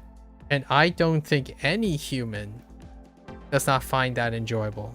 Like, what I mean is, it's pretty clear that statistically that humans enjoy not having to focus for a very long time. Even if you have a long focus time, at some point exposure to short form format gravitates you towards not having to focus too much, being stimulated. Pretty interesting. And I like to hear that you start your day off with the most of your work, because in my opinion, if you start your day off doing your work at your optimal, everything else just seems like free space. You know, like, work at your best, not at your worst. In my opinion, that sounds like a hot take. That's gonna sound like a hot take. I'm gonna leave it as a hot take. Whatever that looks like, it's not like first thing in the morning. If your best is not first thing in the morning, that's fine. The idea is you try to find your preferred time and work within that window. And I can assure you, in my opinion, it will very likely beat out when you're choosing to do things willy-nilly, like just haphazardly, like, oh, today I just feel like doing my work. You are intentionally deciding when to do your work. And I have to. So if I went to Duolingo today, if I'm gonna go to Duolingo after this, it will be a mess. I will probably type I would have like a 90% error rate, because I'm just not going to type any articles. Like, it's just Spanish articles, what? Like, and I can't skip it, because Duolingo, you need to get it right. You can't do like what you can do in HanziHero. So you can't just say, yeah, all right. I know, articles. Nah, Duolingo is just going to yell at you over and over again. Okay, anyways, thank you for chiming in. And why are you awake, ST? If you're still here, why are you still awake? That's a better question. You know, I wasn't expecting to hear anybody this late. Okay, let me finish this stuff while I'm going. Oh, was this supposed to be blowgun? Blowgun.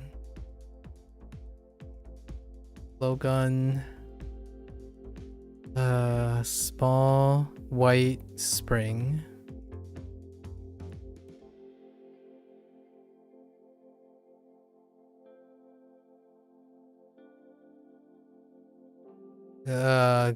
Gun. Yes, gun. Yu-Gi-Oh! Yugi. Yen. Silk. Okay. Jie. Yes.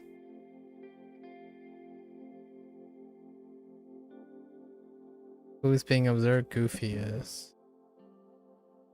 One. And choose. Who's choosing between snake skins and seaweed and road? The holy seaweed and road and the expensive snake skin. And what does the road have to do with all of this?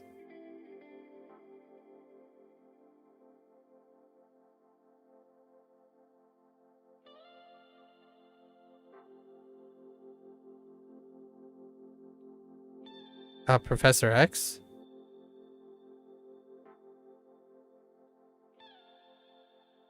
One. I don't understand what the road has to do with it though.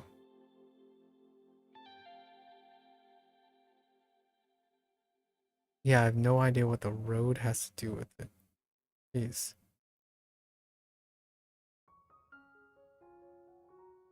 No more.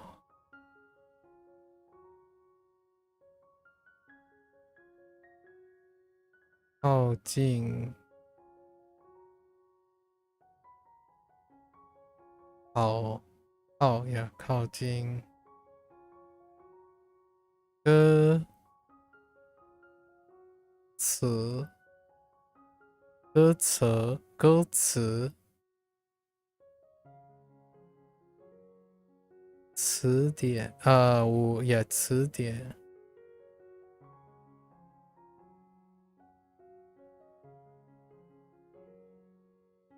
可好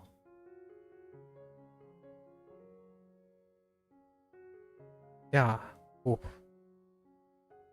夏末项末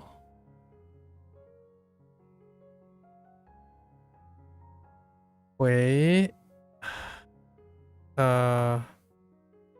回让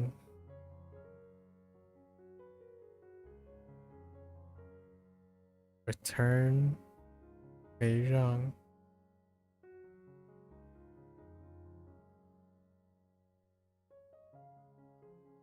no I'm like that doesn't make sense. This is 回顾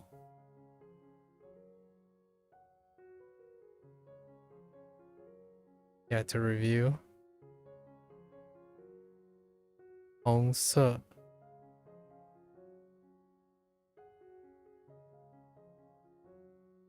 药水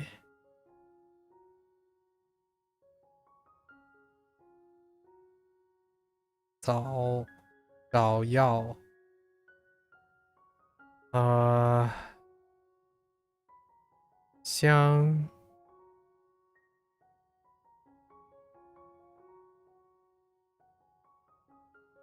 香让 what does this mean 相让 one another find another yield to wanting to concede concession 澡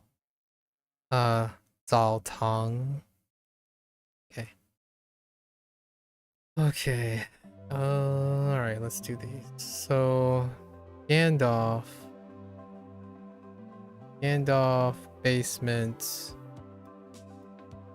pawn shop and he's chasing a goblin that went down in the basement trying to steal things maybe, and the goblin used a blowgun and hit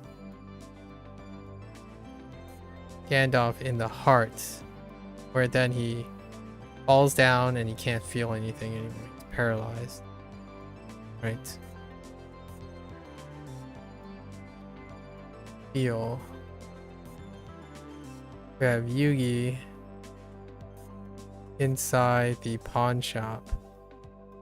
and I'm gonna modify this a little. The pawn shop owner is gonna pay for an original way to heat up the pawn shop, right, and make a centerpiece. So Yugi decided to use a cliff spring card to do so.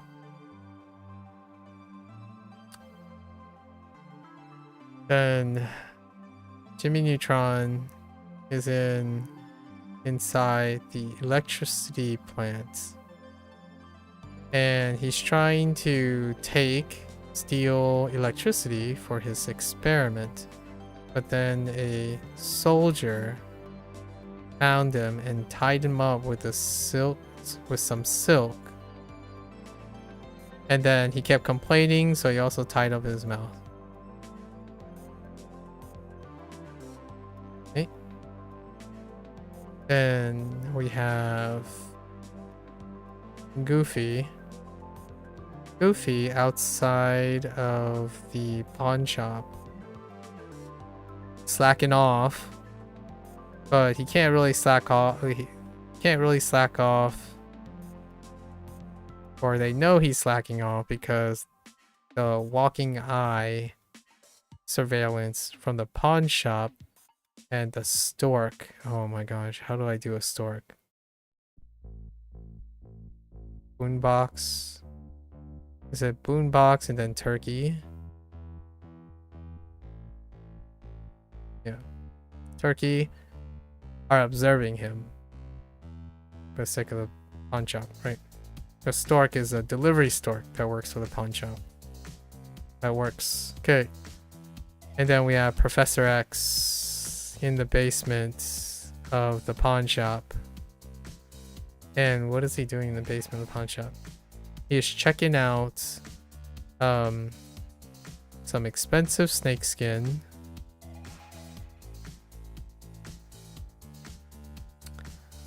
And or seaweed, some legendary seaweed, and I have no idea what the road is, but the thing that was really clever in my opinion that helped him is, I know it's in the basement because he needs to get out in the basement, but he's usually in a wheelchair, so how did he get down in the basement anyways? And these are expensive exotic things which belong to pawn shop, but where did the road come from? Which thing to buy to take on with him on the road? Okay, so he's going on like a traveling trip. Okay, that's fine. He's looking at supplies. So he's looking at supplies to take on the road. Fair enough. Okay. And it was messy, but I think we are pretty okay today. As okay as I can be. So we did get this. Right. So Bay. No, actually I'm not even sure if we got Bay today. Bay, which is prepare. I think we're okay with this for a while. I'm pretty okay. And then how do I screw this one up? Oops. Oh, we got this one today, though. Definitely got this one today.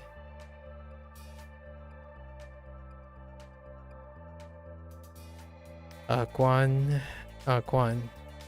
which is a custom.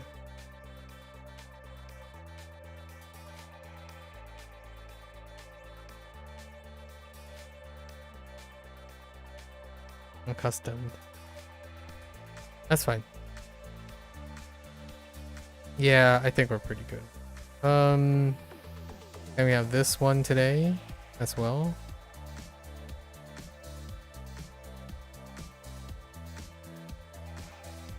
Oops, that's not the correct one. One chin.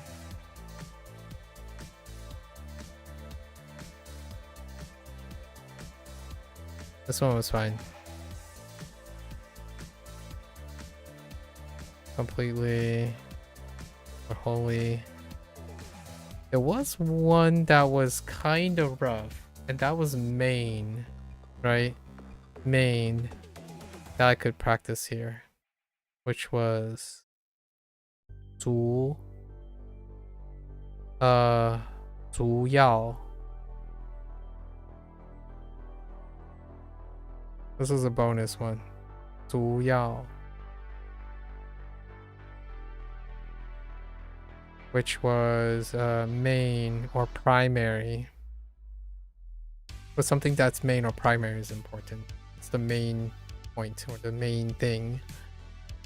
And then this one, I think we're okay. This one is Bad News Bears.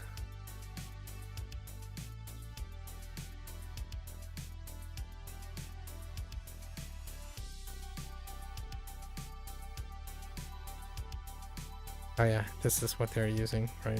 Yeah.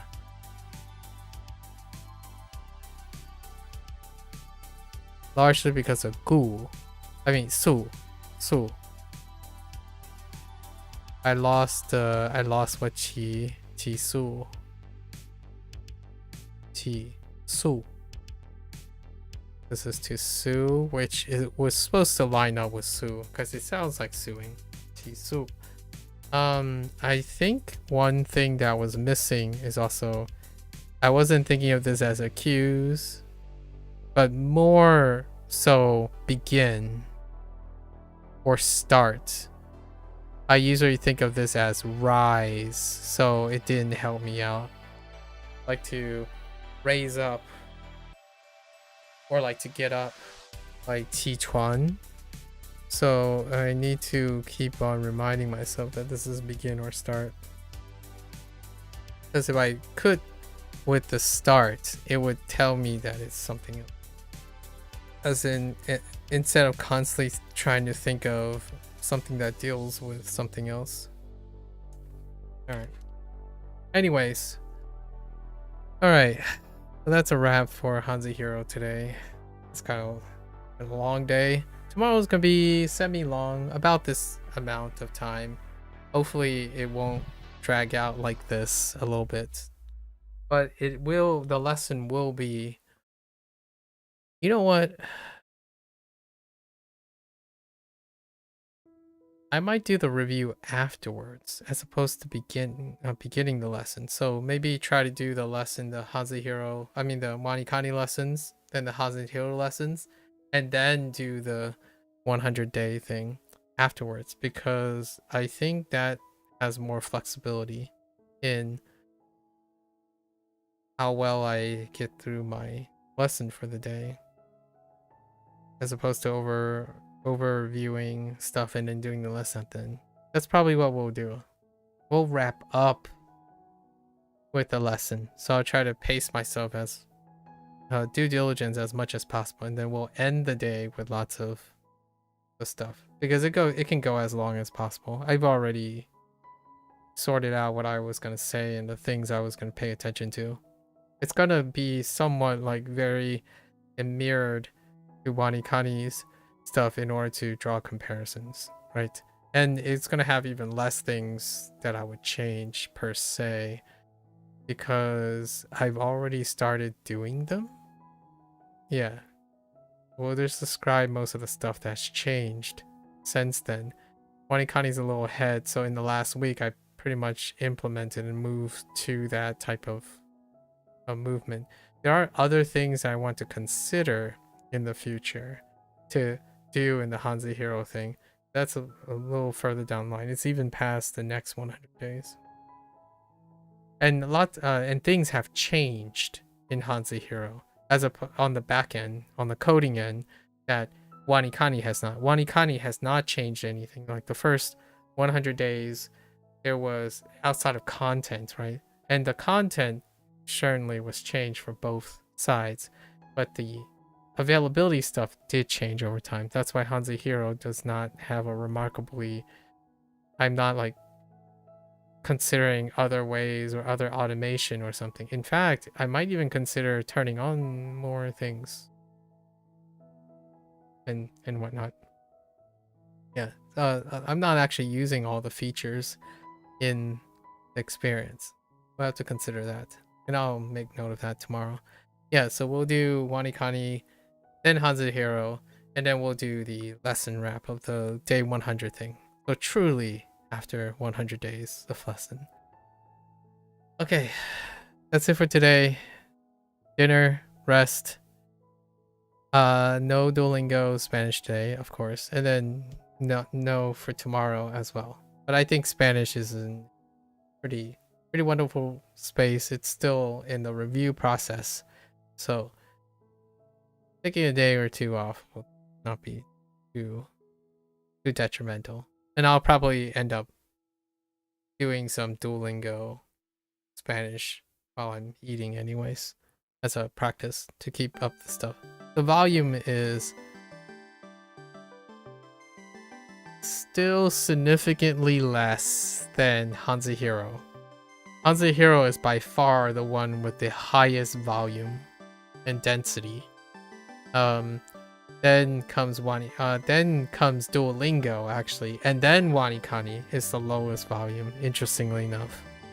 However, it has the highest amount of volume that I must juggle because I know more things in Japanese than I do in the other two. Technically, not necessarily being seen here. All right. So until then, tomorrow, big day. I'll check another task off the bucket list, hopefully successfully and satisfactorily. And then we'll start our games again. But I still have like 1 day of runs for tiny folks, and then we're going to start our Japanese game of the month. It's the highlighted project that I was going to start on, which is to play the game, so to speak, in order to lean in to May's reintroduction of Duolingo Japanese. Alright. To continue anyways. Alright. Thank you for hanging out. If you're going to watch this later, 谢谢. Right? Always feel free to follow along. Drop your hot takes in the comments if you want. Be ready to discuss, right? I love a good discussion. Evidence today. And if you're feeling a little bit adventurous, always feel free to stop by and mention or ask a question. And sit for the discussion, I suppose. Until next time, stay safe, stay healthy, and I'll catch you guys on the next one. 大家下次见，拜拜。